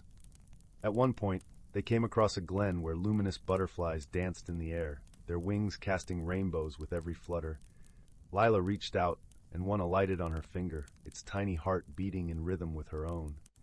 It was in that moment she realized the importance of gentle curiosity and respect for the wonders of the world around her. Suddenly, the path divided into three. Lila hesitated, unsure which way to go. The wisp fox looked at her kindly. Sometimes, the right path is the one that calls to your heart, not your mind. Remembering the gentle tug she felt that morning, Lila chose the path to the right, which was lined with glowing fungi that lit up under her steps like warm, welcoming lights. The path led them to a serene pond, its surface like a mirror reflecting the sky. By the water's edge sat an elderly turtle, wise with the weight of centuries. The turtle looked up and spoke slowly. Every journey brings new lessons, young one. It's the courage to take the first step that shapes who we become. Lila pondered the turtle's words, feeling a warmth spread through her. She realized that it was her curiosity and bravery that had brought her here, and that sometimes simply daring to explore could be the most rewarding adventure of all.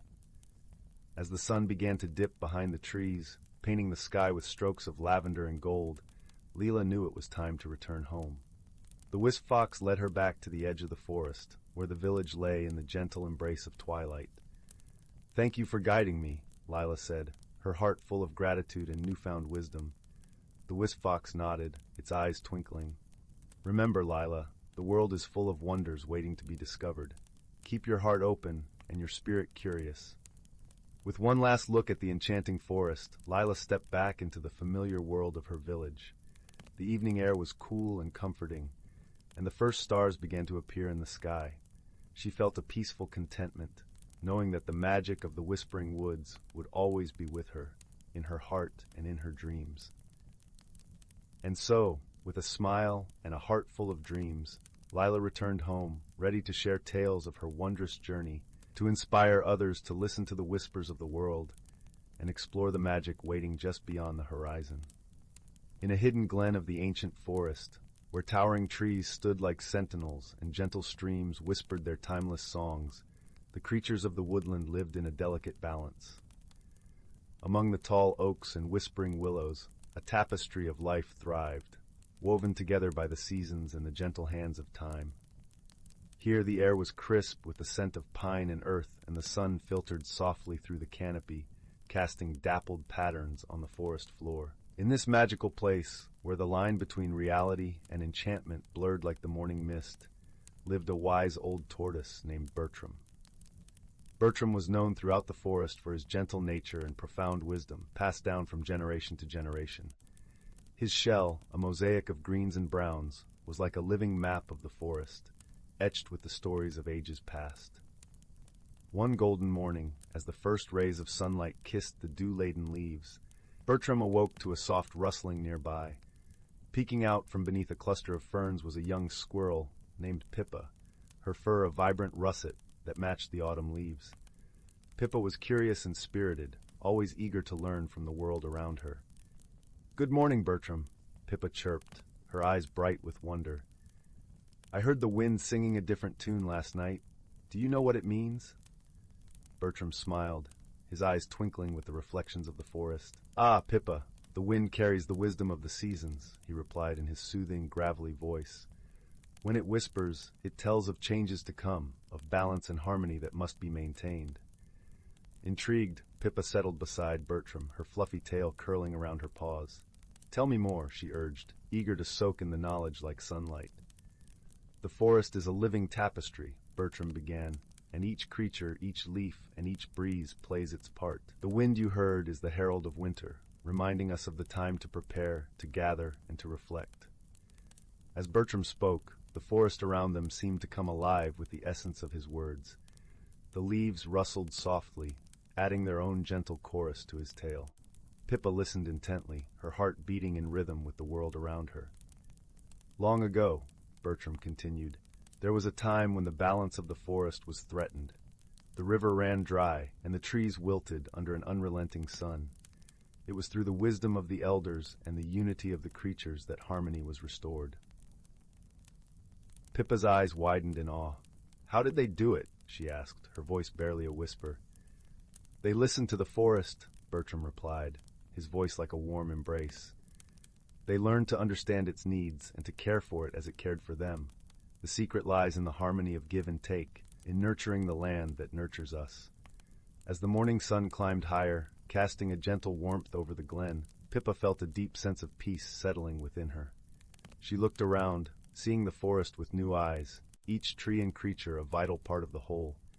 Bertram watched her with a gentle smile, knowing that the seeds of wisdom had taken root. Remember, little one, he said, the forest is our home, and we are its guardians. With wisdom and kindness, we can preserve its magic for generations to come. With that, Pippa scampered up a nearby tree, her heart full of the promise of a new day. She would share Bertram's wisdom with her friends, ensuring the harmony of the forest would continue to thrive. As the sun dipped below the horizon, painting the sky in hues of pink and gold, the forest settled into a tranquil hush. The creatures nestled into their homes, wrapped in the comfort of Bertram's timeless tales. And so, in the quiet heart of the ancient forest, a gentle balance was maintained, woven together by the wisdom of the past and the promise of the future. The trees stood tall, the streams sang softly, and the wind carried with it the enduring harmony of a world at peace. Once upon a time, nestled in a serene valley where misty mornings kissed the verdant hills, lay the quaint village of Willowbrook. The village was known for its enchanting landscape, where ancient willow trees whispered secrets to the babbling brook, and vibrant wildflowers painted the meadows in hues of gold and violet.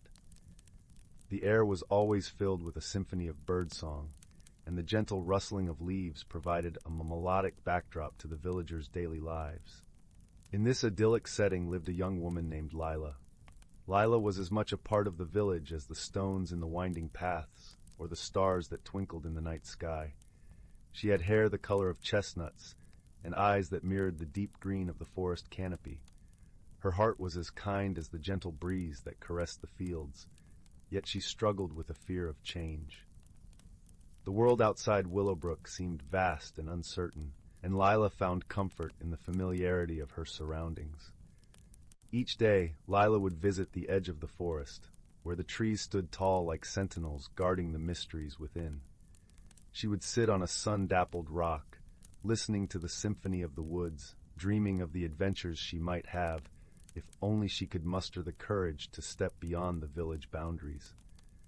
But the thought of change, of leaving the safety of what she knew, kept her tethered to her little corner of the world. One crisp autumn morning, as the leaves turned to shades of amber and russet, Lila's routine was interrupted by an unexpected visitor. A small, luminous creature with wings that shimmered like moonlight flitted into her garden. It was a fairy, delicate and ethereal, leaving trails of stardust in its wake. The villagers spoke of fairies as guardians of the forest, beings of wisdom and magic. The fairy introduced herself as Mirabelle, her voice as soft as the whispers of the wind.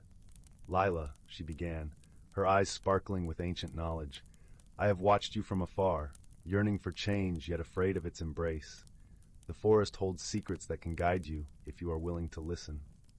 Intrigued yet hesitant, Lila nodded, feeling a gentle warmth spreading through her chest. Mirabelle continued, Within the heart of the forest lies the Grove of Reflection. It is a place where magic and nature intertwine, where you will discover the strength within to embrace transformation. With Mirabelle as her guide, Lila embarked on a journey into the forest. The path was softly lit by the golden glow of the morning sun filtering through the canopy. As they ventured deeper, the air grew fragrant with the scent of pine and earth. The forest seemed to welcome her, wrapping her in its timeless embrace. Along the way, they encountered friendly creatures, wise owls with eyes like polished amber, gentle deer that moved with silent grace, and playful squirrels that chattered merrily as they scurried through the branches.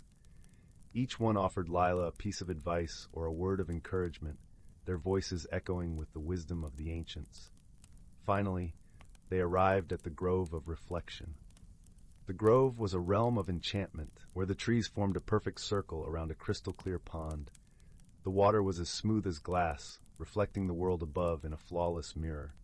Lila approached the edge, her heart filled with a mixture of awe and trepidation. Mirabelle hovered beside her, her wings casting dappled shadows on the ground. Look into the pond, Lila, and see not just your reflection, but the essence of who you are and who you can become. Taking a deep breath, Lila gazed into the water. Her reflection stared back, but as she watched, it began to shift and change. She saw herself not as she was, but as she could be, confident, adventurous, and unafraid of the unknown. The vision filled her with warmth and a newfound sense of possibility. With Mirabelle's gentle encouragement, Lila dipped her hand into the pond. As her fingers touched the water, ripples spread across its surface, sending shimmering waves of light into the air. She felt a tingling sensation, as if the magic of the grove was flowing through her, awakening something deep within. As the ripples settled, Lila felt lighter, as though a weight had been lifted from her shoulders. The fear that had once held her back was replaced by a quiet determination. She realized that change was not something to be feared, but a natural part of life, as essential as the changing of the seasons or the ebb and flow of the brook. With a grateful heart, Lila turned to Mirabelle. "Thank you," she whispered, her voice filled with emotion. "You've shown me that the journey of self-discovery is as beautiful as the destination." Mirabelle smiled, her eyes twinkling like stars. "Remember, Lila, the magic lies not in the grove, but within you. Embrace the journey, and let your heart be your guide." With newfound courage, Lila returned to Willowbrook, her spirit as radiant as the morning sun. She began to explore beyond the village, discovering the wonders of the world with eager eyes and an open heart. The villagers noticed the change within her, inspired by her transformation and the joy she found in each new experience. As the seasons turned and the years passed, Lila's adventures became the stuff of legend in Willowbrook. Her stories were filled with laughter and learning, with kindness and courage. Each tale was a testament to the beauty of personal growth and the magic of embracing change. And so, in the heart of the valley where the willows whispered and the brook sang its timeless song, Lila lived a life rich with discovery and wonder. She had learned that true magic lay not in the mystical creatures of the forest, but in the power of friendship, the strength of the heart, and the endless possibilities that awaited those who dared to dream. In the end, Lila found that the journey of growth was the greatest adventure of all, and that by embracing change, she had unlocked the door to a world of infinite beauty and boundless hope. And as she sat by the fire, surrounded by friends and family, she knew that she had finally come home to herself. The village of Bramble Hollow nestled in a valley where twilight lingered like a contented cat. Chimneys puffed curls of wood smoke into the crisp autumn air, and the scent of cinnamon and nutmeg drifted from every window.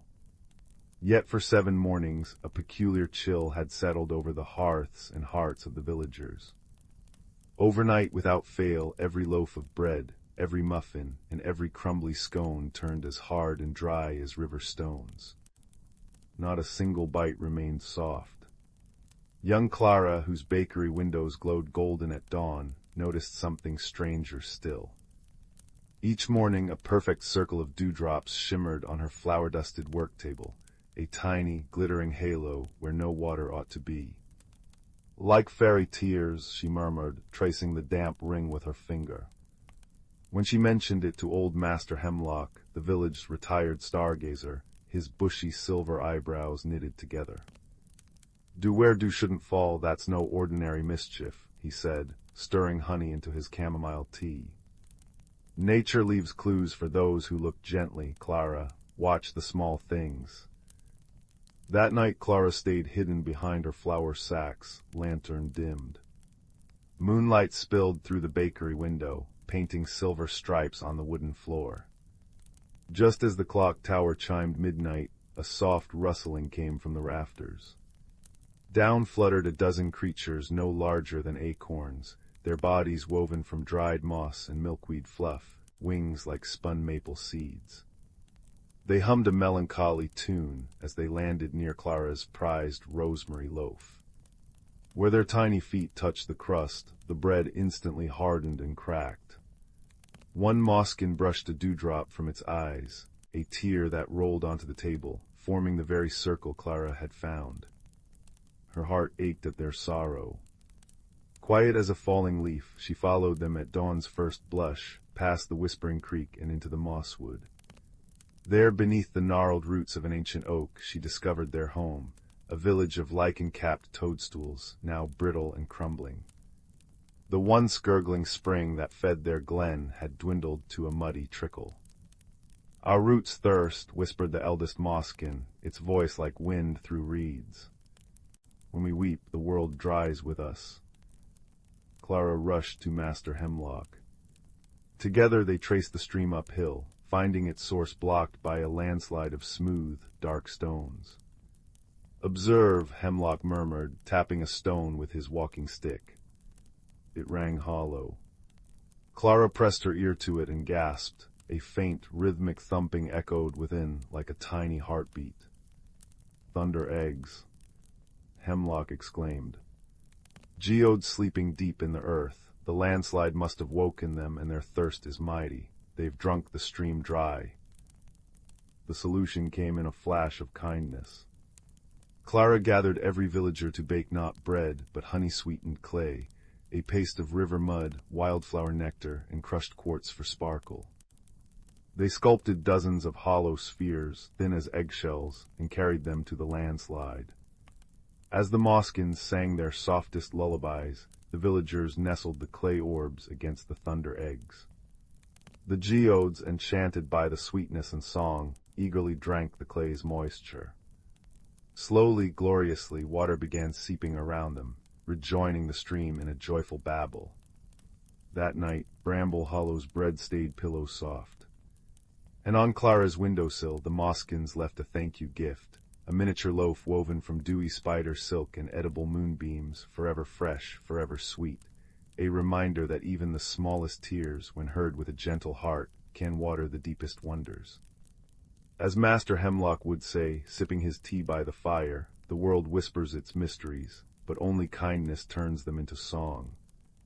And so the moskins' lullabies drifted through the woods once more, now bright as spring rain, weaving peace into every dream. On the humming orbital station Nebula's cradle, where starlight streamed through crystal viewports and hydroponic gardens breathed sweetness into recycled air, two souls drifted into each other's path like asteroids caught in the same gravity well. Kale, a lanky human botanist with perpetually dirt-smudged fingers, tended his beloved luminous orchids. His companion was Pip, a small, six-legged mechanoid resembling a copper spider, who whirred softly as it adjusted nutrient feeds. They were content in their quiet routine, until the day a shudder rattled the station's bones. Alarms blared, a containment breach in Sector Gamma. Kale sprinted toward the disturbance, Pip skittering at his heels. What they found wasn't radiation or fire, but a creature curled beneath a fractured coolant pipe, trembling. It resembled a living nebula, translucent skin shimmering with internal constellations, limbs like braided starlight, and eyes like molten silver pools. Kale gasped. Pip extended a delicate probe, chirping a diagnostic. The creature flinched, emitting a sound like cracking ice. Fear. Communication was impossible. Kale offered water. The being recoiled, mistaking the gesture for aggression. Pip displayed holographic schematics of the station. The alien blinked, overwhelmed. Its name, they learned days later through painstaking gestures, was Lyra, from the water world Thalassar, where thoughts flowed like currents and touch conveyed meaning. Here, stranded after her scout pod collided with debris, Lyra felt adrift in a desert of harsh lights and jarring sounds. She perceived Kale's attempts to help as clumsy intrusions, Pip's whirs as threatening buzzes. Loneliness was a cold, suffocating tide. The misunderstanding deepened when the station's core life support faltered. lights dimmed, the air grew thin and stale. Kale, deciphering schematics with Pip, realized only thalassarian biogel, a substance Lyra secreted when calm, could reseal the fractured oxygen recyclers. But Lyra, sensing the panic around her, had retreated into a defensive shell, her skin hardening into opaque crystal. Kale approached with tools. Lyra saw weapons. Pip extended a welder. Lyra hissed, mistaking it for a predator's mandible. She thinks we're attacking her. Kale realized, heart sinking. Their survival depended on trust, yet an ocean of fear lay between them. Then Pip did something extraordinary. The little mechanoid didn't approach Lyra. Instead, it scuttled to Kale's abandoned orchid tray, its delicate limbs carefully plucking a wilting bloom. With agonizing slowness, Pip placed the flower before Lyra, then retreated. It began to hum, not its usual mechanical whir, but a gentle, melodic vibration that echoed the station's distant harmonic stabilizers. The sound was familiar. Lyra uncurled slightly. Thalassarians communicated through resonant frequencies in water. This dry, artificial hum carried a ghost of home. Hesitantly, Lyra reached out. Her crystalline fingertip touched the orchid's petal. Kale held his breath. Lyra's skin softened, glowing faintly. She touched the flower again, then looked at Pip. A soft, chiming note escaped her, a question. Pip responded with 2 ascending tones. A conversation began, fragile as spun glass. Pip became the bridge, translating Lyra's resonant pulses into binary flashes Kale understood, converting his words into vibrational patterns Lyra felt. They learned her gel wasn't harvested, but shared in moments of deep connection. Survival wasn't about taking, it was about giving. Working together, they became a symphony. Kale rigged a hydration mist to mimic Thalassar's humidity, soothing Lyra. Pip calibrated sonic emitters to amplify her calming frequencies. As the station groaned around them, Lyra closed her eyes, focusing not on fear, but on the fragile trust blooming between them. Her skin shimmered and luminous gel, warm as sunlight, pooled in her palm. Kale, guided by Pip's precise instructions, applied it to the recyclers. With each seal repaired, the air grew sweeter, the light steadier. When the final breach closed, Lyra slumped, exhausted. Kale caught her, not with tools but with open hands. Her skin pulsed softly against his, a language beyond words saying, "I am safe with you." Weeks later, Lyra's repaired pod prepared to depart. Nebula's cradle gleamed, its gardens thriving under Kale's care, Pip polishing viewports with quiet pride. At the airlock, no words were needed. Lyra pressed her forehead to Kale's, a thalassarian gesture of eternal bond. To Pip, she offered a single, perfect, luminous orchid grown from their shared garden, its roots entwined with a strand of her starlight hair. Pip stored it carefully within its chassis, a warm light glowing where its heart might be. As Lyra's pod vanished into the star-flecked velvet, Kale felt not emptiness, but fullness. He understood now, friendship wasn't about speaking the same language or sharing the same sky. It was the quiet hum in the darkness that says, "You are not alone." It was the flower offered instead of a weapon, the gel given freely, the light held safe within a metal chest. Pip chirped softly, projecting a hologram of Lyra's orchid beside Thalassar's swirling oceans. Together, human and mechanoid watched the stars, their silence a comfortable, lasting warmth, like embers in a hearth after a long journey. Some bonds, they knew, stretched farther than light years, anchored not in sameness, but in the brave, gentle choice to understand. And in the vast, whispering cosmos, that made all the difference. Once upon a time, in a quaint village nestled in the heart of an ancient forest, there lived a young girl named Amara. She was a curious child, always wondering about the stories her grandmother would tell her before bed. tales of their ancestors, the guardians of a sacred tradition that had been passed down for generations. One summer evening, as the fireflies danced in the twilight, Amara's grandmother beckoned her closer. "My dearest," she said, her eyes twinkling with wisdom, "it is time for you to learn the ways of our people." Amara's heart raced with excitement as her grandmother unveiled a carved wooden box, adorned with intricate symbols she had never seen before. Inside lay a delicate silver necklace, its pendant shaped like a crescent moon. "This is the moonstone," her grandmother explained, "a sacred talisman that has watched over our family for centuries. It holds the memories and teachings of those who came before us." With reverence, Amara's grandmother placed the necklace around her neck, and in that moment, a surge of warmth and connection flowed through her. It was as if the whispers of her ancestors had awoken within her. Over the following weeks, Amara's grandmother led her on a journey of discovery, unveiling the ancient rituals and traditions of their people. They would venture into the forest at dawn, greeting the rising sun with songs of gratitude. In the evenings, they would sit beneath the stars, weaving intricate baskets from the supple willow branches, just as their ancestors had done. With each lesson, Amara felt a deeper sense of belonging, as if she were rediscovering a part of herself that had been long forgotten. The stories her grandmother shared were not mere tales, but living threads that connected her to a rich tapestry of heritage. One night, as they sat by the crackling fire, Amara's grandmother held her hands and spoke softly.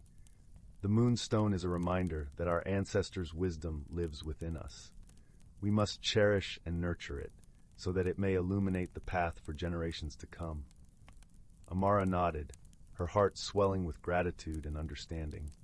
She realized that the true legacy her ancestors had bestowed upon her was not merely the moonstone or the ancient rituals, but the enduring spirit of love, respect, and harmony with the natural world. From that day forward, Amara carried the moonstone close to her heart, its gentle glow a constant reminder of the profound connection she shared with her roots.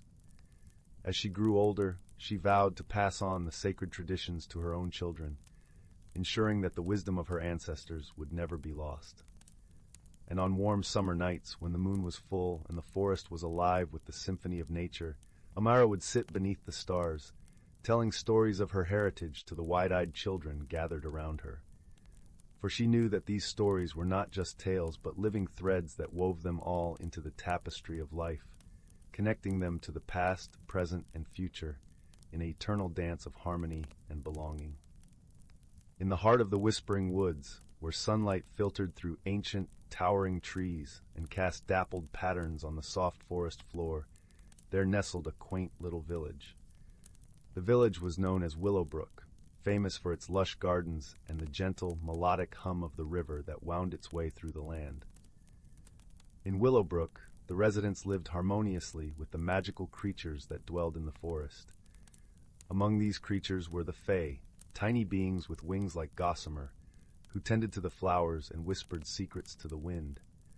There were also the wise owls, who perched high above in their leafy abodes, watching over the village with kind, knowing eyes. One peaceful evening, as the sun dipped below the horizon and painted the sky in hues of orange and purple, an unusual event began to unfold. The villagers noticed that each morning the flowers in their gardens were blooming in peculiar patterns, spirals and stars, unlike anything they had seen before. The villagers were puzzled, for these flowers seemed to change their formations overnight, as if by some unseen hand.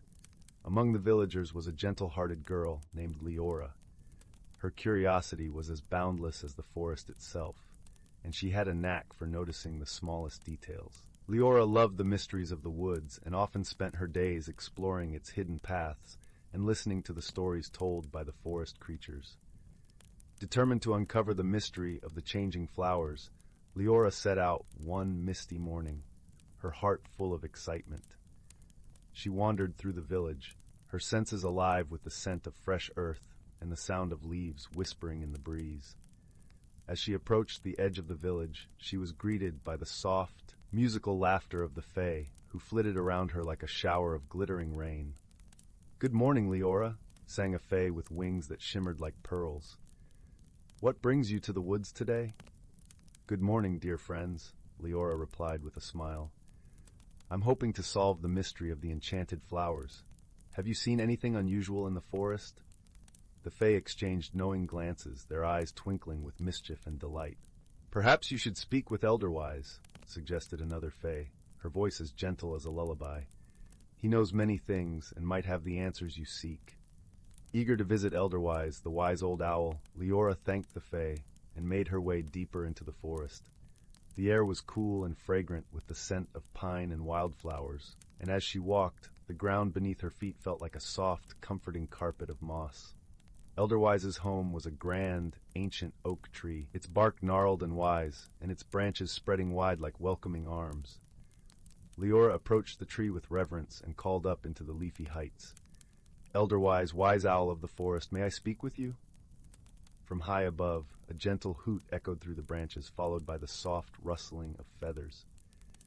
Elderwise descended gracefully, his eyes as deep and mysterious as the night sky fixed kindly upon her. Ah, young Leora, he said, his voice a warm, resonant melody. What brings you to my tree this fine day? Leora explained the strange occurrences in the village gardens, her voice filled with wonder and a touch of concern. Elderwise listened intently, nodding his head with understanding. Ah, the flowers, he mused, his gaze turning thoughtful. I have heard whispers of a playful spirit who roams the woods at night. This spirit, known as the petal weaver, delights in creating beauty in the most unexpected ways. Leora's eyes widened with intrigue. The petal weaver? How fascinating. But why would this spirit visit our village? Elderwise chuckled softly, a sound like the rustling of autumn leaves. The petal weaver is drawn to places where love and harmony dwell. Your village, with its kind hearts and gentle ways, is a beacon to such a spirit. Perhaps it seeks to share its joy with you all. Leora nodded, her heart swelling with warmth at the thought. Thank you, Elderwise. I shall share this with the villagers. Perhaps we can find a way to welcome the petal weaver. With a grateful heart, Leora made her way back to the village, her mind alive with ideas. As evening fell and the stars began to twinkle in the clear night sky, the villagers gathered in the square, eager to hear what she had discovered. Leora shared Elderwise's wisdom, her voice soft and soothing as she spoke. The petal weaver means us no harm. It seeks to share its joy and art with us. I believe if we welcome it with open hearts, we might come to understand its ways. The villagers nodded, their faces alight with understanding and acceptance. That night they decided to leave small gifts of appreciation in their gardens, tiny lanterns, delicate ribbons, and fragrant herbs, hoping to show the petal weaver their gratitude. As the moon cast its gentle glow over Willowbrook, the petal weaver appeared, unseen by human eyes, but sensed in the gentle rustling of petals and the soft shimmer of moonlight on the flowers. It saw the villagers' gifts and felt their warmth and gratitude. The next morning, the village awoke to a wondrous sight. Each garden was a tapestry of breathtaking beauty, with flowers arranged in patterns that spoke of joy and friendship. The air was filled with a sense of magic and peace, and the villagers knew their hearts had made a new friend. From that day on, the petal weaver became a cherished part of Willowbrook's lore, its visits bringing delight and wonder to the village. And Leora, with her gentle spirit and love for the mysteries of the world, continued to explore the forest, knowing that the greatest magic of all was the love and kindness shared among friends. As the fire crackled softly and the shadows danced on the walls, the tale of Willowbrook and the petal weaver lulled the village into a restful slumber, their dreams filled with the colors and fragrances of a world where magic and friendship intertwined like the petals of a never-ending blossom. The evening sun dipped below the whispering hills, painting the sky in strokes of lavender and apricot, as young Finn traced his fingers over the worn quilt covering his grandmother's lap. Outside, fireflies danced like scattered stars above the meadow. "Grandmother," he whispered, "why does the wind sing differently here than in the town?" Grandma Sylvie smiled, her eyes crinkling like ancient parchment. "Because the wind remembers, child, just like this land remembers our bones." She opened a carved cedar chest, releasing the scent of dried lavender and thyme. Inside lay a bundle wrapped in faded indigo cloth. Tonight, she said, her voice a soft hum, you're ready to hold what's been waiting for you. Unfolding the cloth revealed a river stone, smooth as polished moonlight, with a spiral etched into its surface. This, Grandma Sylvie murmured, placing it in Finn's palm, is your great-great-grandmother's listening stone. Our family carried these when we tended the Valley of Echoes, long before roads or towns existed. The stone warmed against Finn's skin, humming faintly like a bee in clover. The next morning, Finn followed the stone's pull toward the eastern woods. Dew-kissed ferns brushed his ankles, and the air tasted of pine resin and wild mint. Deep in the forest, where sunlight filtered like liquid gold, he found a moss-covered archway of intertwined oak roots, hidden unless one knew to look. The stone's hum deepened as he stepped through. Beyond lay the Valley of Echoes, untouched by time. Silver birches stood sentinel around a clearing where wild strawberries carpeted the earth. At its center rose 3 standing stones, taller than Finn, carved with spirals matching his stone. As he approached, a breeze stirred, carrying voices that weren't quite voices, more like the memory of laughter, the echo of lullabies. Finn placed his listening stone against the central monolith. Light bloomed from the spiral, weaving into the air like liquid starlight. Suddenly, the clearing shimmered. Ghostly figures materialized, people with his grandmother's kind eyes and his own unruly hair. They moved through visions, gathering herbs with reverence, singing to saplings as they planted them, placing similar stones in riverbeds to bless the waters. Finn watched them face a great drought, not with fear, but by gathering every soul in the valley. They shared water equally, sang rain songs until clouds gathered, and taught children to read the language of wilting leaves. Their strength lay not in force but in deep listening, to the land, to each other. As the visions faded, a woman with Grandma Sylvie's smile lingered. Her voice resonated in Finn's bones, gentle as root growth. We are keepers of whispers, child. To hear the earth sigh is to know when it thirsts. To hear a friend's silence is to know their heart. This is our legacy, not stone or song, but the courage to listen deeply.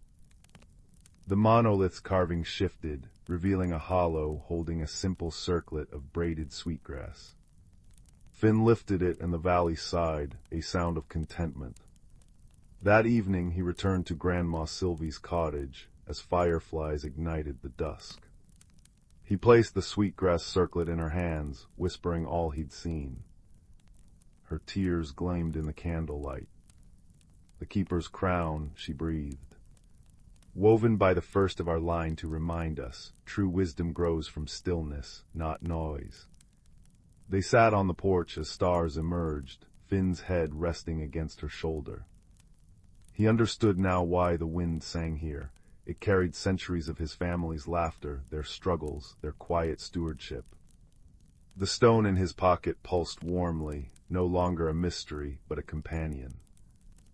Grandmother, Finn said, watching the moon rise pearly white over the hills, I heard the valley today. It said it's glad we remember. Sylvie kissed his forehead. And so it will be for generations to come. Close your eyes, little keeper. As Finn drifted to sleep, the wind wove through the sweetgrass crown on the windowsill, humming the old, tender songs of the earth. Outside, the land dreamed peacefully, cradled in the arms of its gentle guardians. The Whispering Lantern. In a village hugged by ancient pines, where chimney smoke curled into stars, lived a girl named Leela with hands stained from berry picking and a heart full of questions. Each evening she'd sit by her window, listening to the forest sigh beyond her doorstep. The elders spoke of a glimmering realm hidden within the trees, where fireflies carried wishes and rivers sang lullabies. Nonsense, her practical-minded mother would say, stirring soup over the hearth. But Leela's bones hummed with the certainty of secrets waiting to be found. One twilight, as amber leaves pirouetted to the ground, she noticed a peculiar sight. A fox with fur like melted copper sitting at the forest's edge, gazing at her with eyes that held galaxies. When it vanished into the shadows, something glinted in its wake, a small lantern, its glass etched with runes, emitting a light that pulsed like a heartbeat. Layla's fingers tingled as she lifted it, and the world shifted. The trees stretched taller, their bark swirling with silver veins, and the air buzzed with the scent of rain-kissed moss and something sweet she couldn't name. The lantern's glow intensified, casting a path of liquid gold into the woods. Leela followed, her breath forming clouds in the crisp air, until she stumbled into a clearing bathed in moonlight. There stood a circle of mushrooms, their caps glowing faintly, and at their center, a door no taller than her knee, carved from acorn wood. The lantern's light spilled onto the door, which creaked open to reveal a staircase winding downward. A world unfurled. The steps led to a cavern aglow with bioluminescent vines, where will-o'-the-wisps bobbed like curious sprites. A river of liquid starlight wound through the chamber, and on its banks sat a hedgehog in a waistcoat, knitting a scarf from dandelion fluff. "Ah," he said, adjusting his spectacles. "You've brought the whispering lantern. We've been expecting you." Leela blinked. "Expecting me." "Indeed," came a melodic voice. A woman emerged from the shadows, her hair a cascade of ivy, her gown woven from twilight. "I am Thalia, keeper of the gloaming grove. The lantern chooses those who listen not just with their ears, but with their hearts." She gestured to the trembling light in Leela's hand.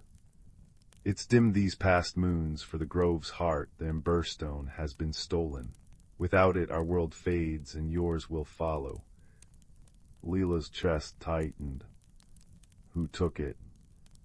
"A sorrowful creature called the Shade, who dwells in the obsidian peaks. It feeds on loneliness, twisting hearts until they forget kindness."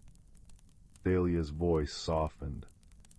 "The lantern will guide you, but only compassion can reclaim the emberstone." The journey begins. Leela agreed to help, joined by Bramble, the hedgehog, whose needles could knit bridges from spider silk, and Sorrel, the fox from the forest's edge, whose paws left trails of blooming clover. They followed the lantern's beam through meadows where flowers chimed in the wind and into a valley choked with thorny vines. The first test came at the Bridge of Echoes, a fragile span over a bottomless gorge. As Leela stepped onto it, the planks whispered her deepest fears. "You're too small, too ordinary," the lantern flickered, but Sorrel nuzzled her hand. "Listen deeper," he murmured. Leela closed her eyes, hearing beyond the taunts to a faint, warm hum, the same sound her grandmother's hands made while kneading dough. Love, she realized. The kind that stays even when voices doubt. The bridge solidified beneath her feet. The forest of whispers.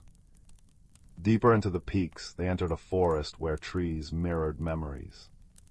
Leela glimpsed her mother laughing as she hung laundry, and Bramble as a young hedgehog, trembling under a hawk's shadow. "These are the forgotten hours," Thalia had warned. "Do not linger, or you'll be trapped in yesterday." But when Leela saw Sorrel staring at a tree, showing a human girl abandoning him as a kit, she hesitated. The fox's shoulders slumped. "I thought I'd forgotten," he whispered. Leela knelt beside him. "Some hurts don't vanish, but they don't have to be carried alone." She placed a hand on his paw, and the memory dissolved into leaves. Together they walked on. The Cave of Shadows. At the peak's summit loomed a cave dripping with black icicles. Inside, the shade coiled around the emberstone, a crystal radiating warmth like a newborn sun. Its voice slithered through the dark. "Why persist? The world is cold. Stay here and I'll spare you its ache." The lantern guttered, but Leela stepped forward. "You're right, the world can be cold, but that's why we need this." She opened her palm, revealing a spool of Bramble's spider silk thread, a clover from Sorrel's trail, and a leaf from Thalia's gown. "Kindness isn't a weakness, it's a fire we tend together." The shade recoiled, its form fraying. "No one ever stayed, no one cared." I care, Leela said gently. Let me help you carry the loneliness. A tear slipped down the shade's Inkai cheek, sizzling where it struck the ember stone. Light exploded, filling the cave, and where the shade had been stood a trembling sparrow, its wings shimmering with newfound gold. Returning home. The journey back was lit by a rejuvenated grove, a symphony of color and song. Thalia gifted Leela a seed from the ember stone.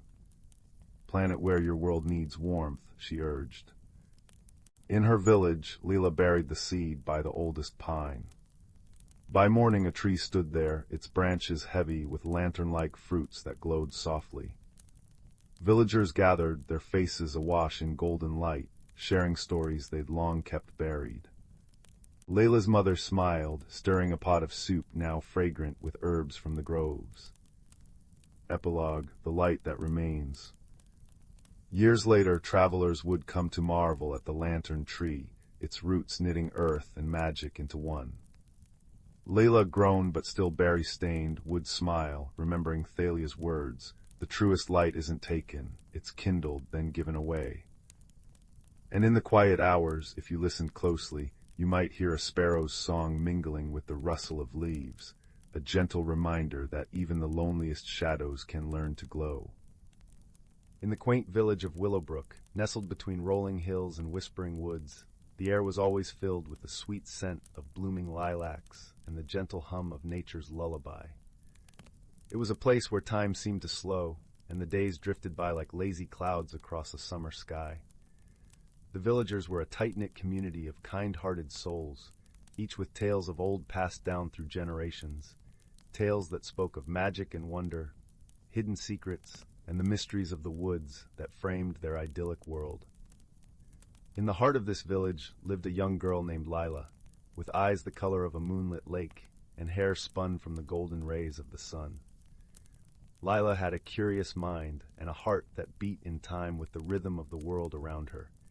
She spent her days exploring the edges of the forest, where the trees whispered ancient secrets and the wind carried the scent of adventure. Her closest companion on these sojourns was a small, fluffy squirrel named Pip, whose mischievous eyes sparkled with the promise of mischief and joy.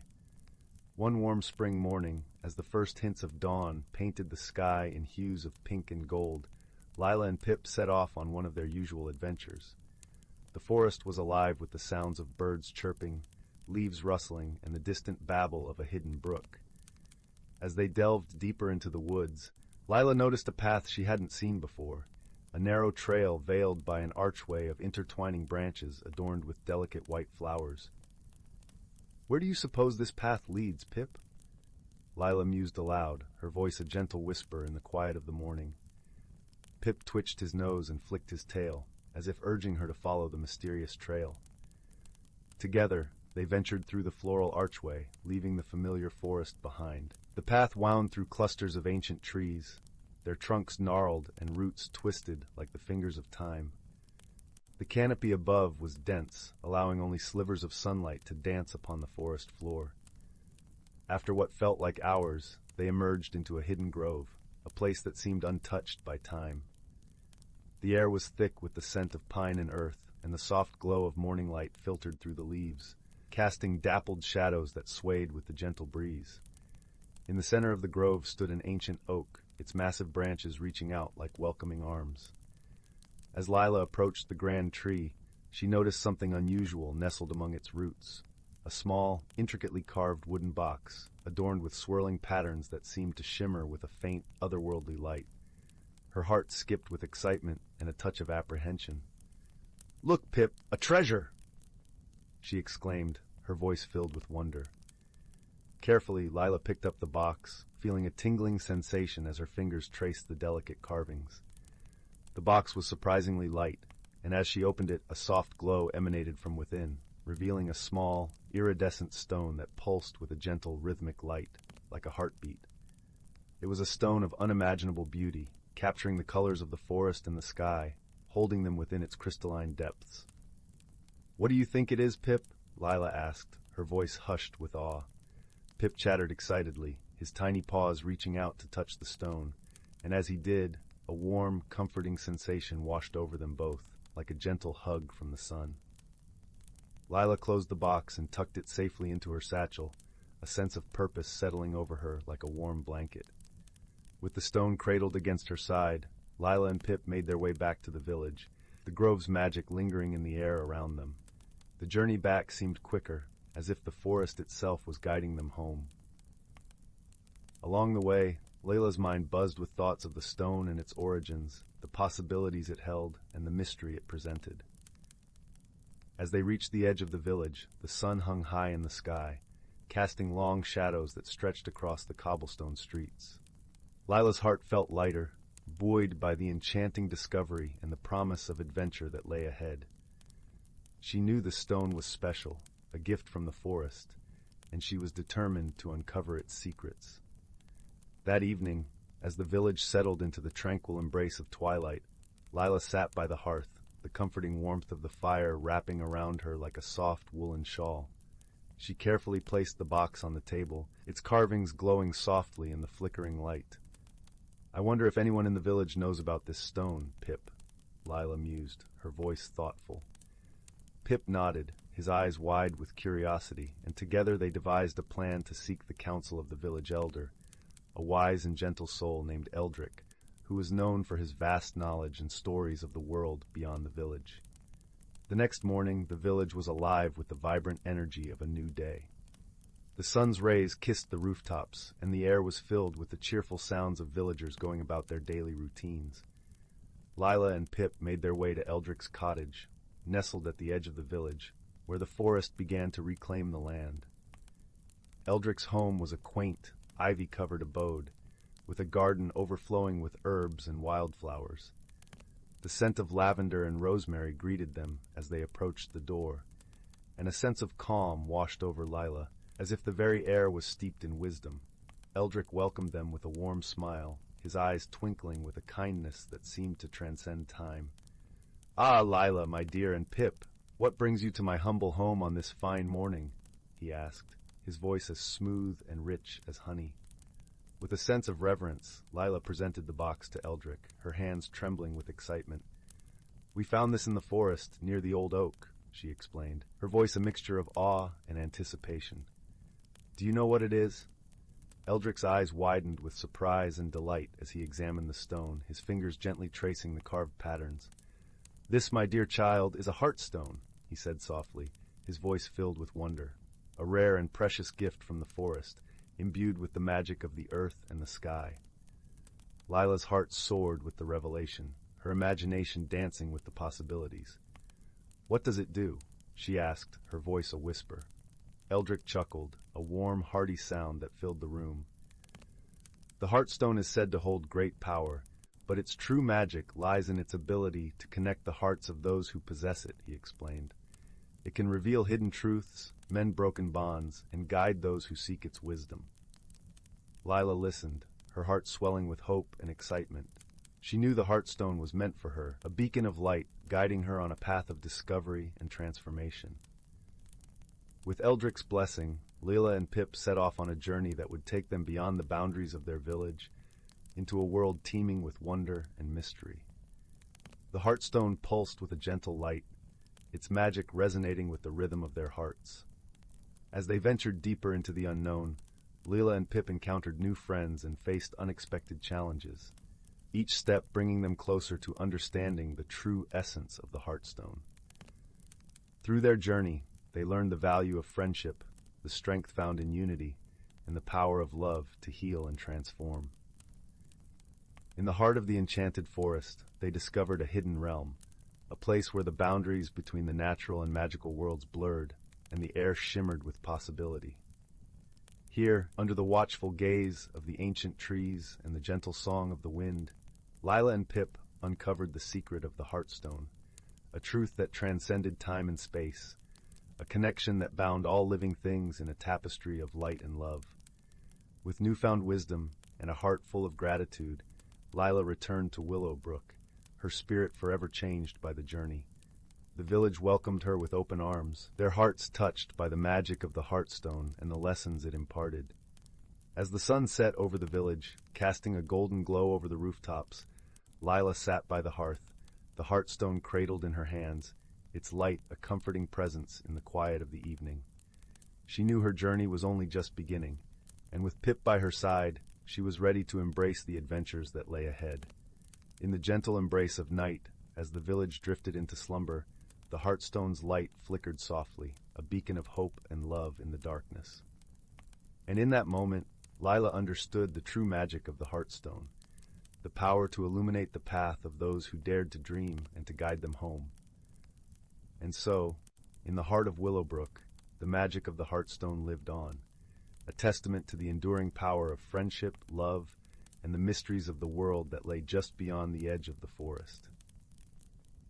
As the village slept, wrapped in the warmth of the night, the heartstone's light continued to shine, a promise of new beginnings and the endless possibilities of the heart.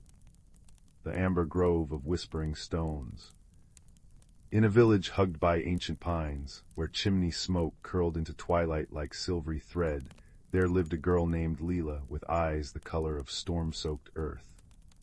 Her hands always bore traces of charcoal from sketching ferns on parchment, her voice rarely rose above the rustle of falling leaves, and her greatest secret lived buried beneath the roots of a lightning-struck oak, a smooth amber stone that hummed when the moon waxed full. The stone's first song. Leela discovered the stone on an afternoon crisp as freshly pressed linen, while gathering kindling near the forest's edge. The air smelled of pine resin and distant snow, and her boots sank into moss so thick it whispered secrets with every step. Beneath the oak's gnarled roots, where shadows pooled like spilled ink, the amber glimmered. When she touched it, warmth bloomed in her palm, and a sound like distant wind chimes trembled in her ears. That night, beneath a quilt stitched with constellations, the stone pulsed in rhythm with her heartbeat. Dreams came vivid and strange, a grove of trees with bark like polished bronze, their branches heavy with translucent fruits that chimed when the breeze stirred them.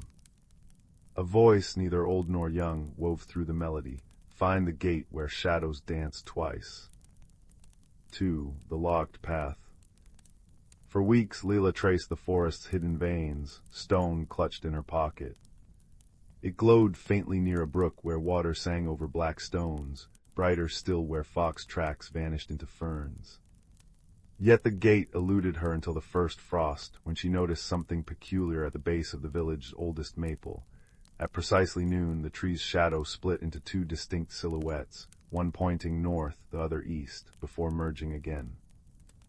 Heart drumming, Leela followed the eastern shadow to a mossy boulder half buried in ivy. The stone's hum sharpened.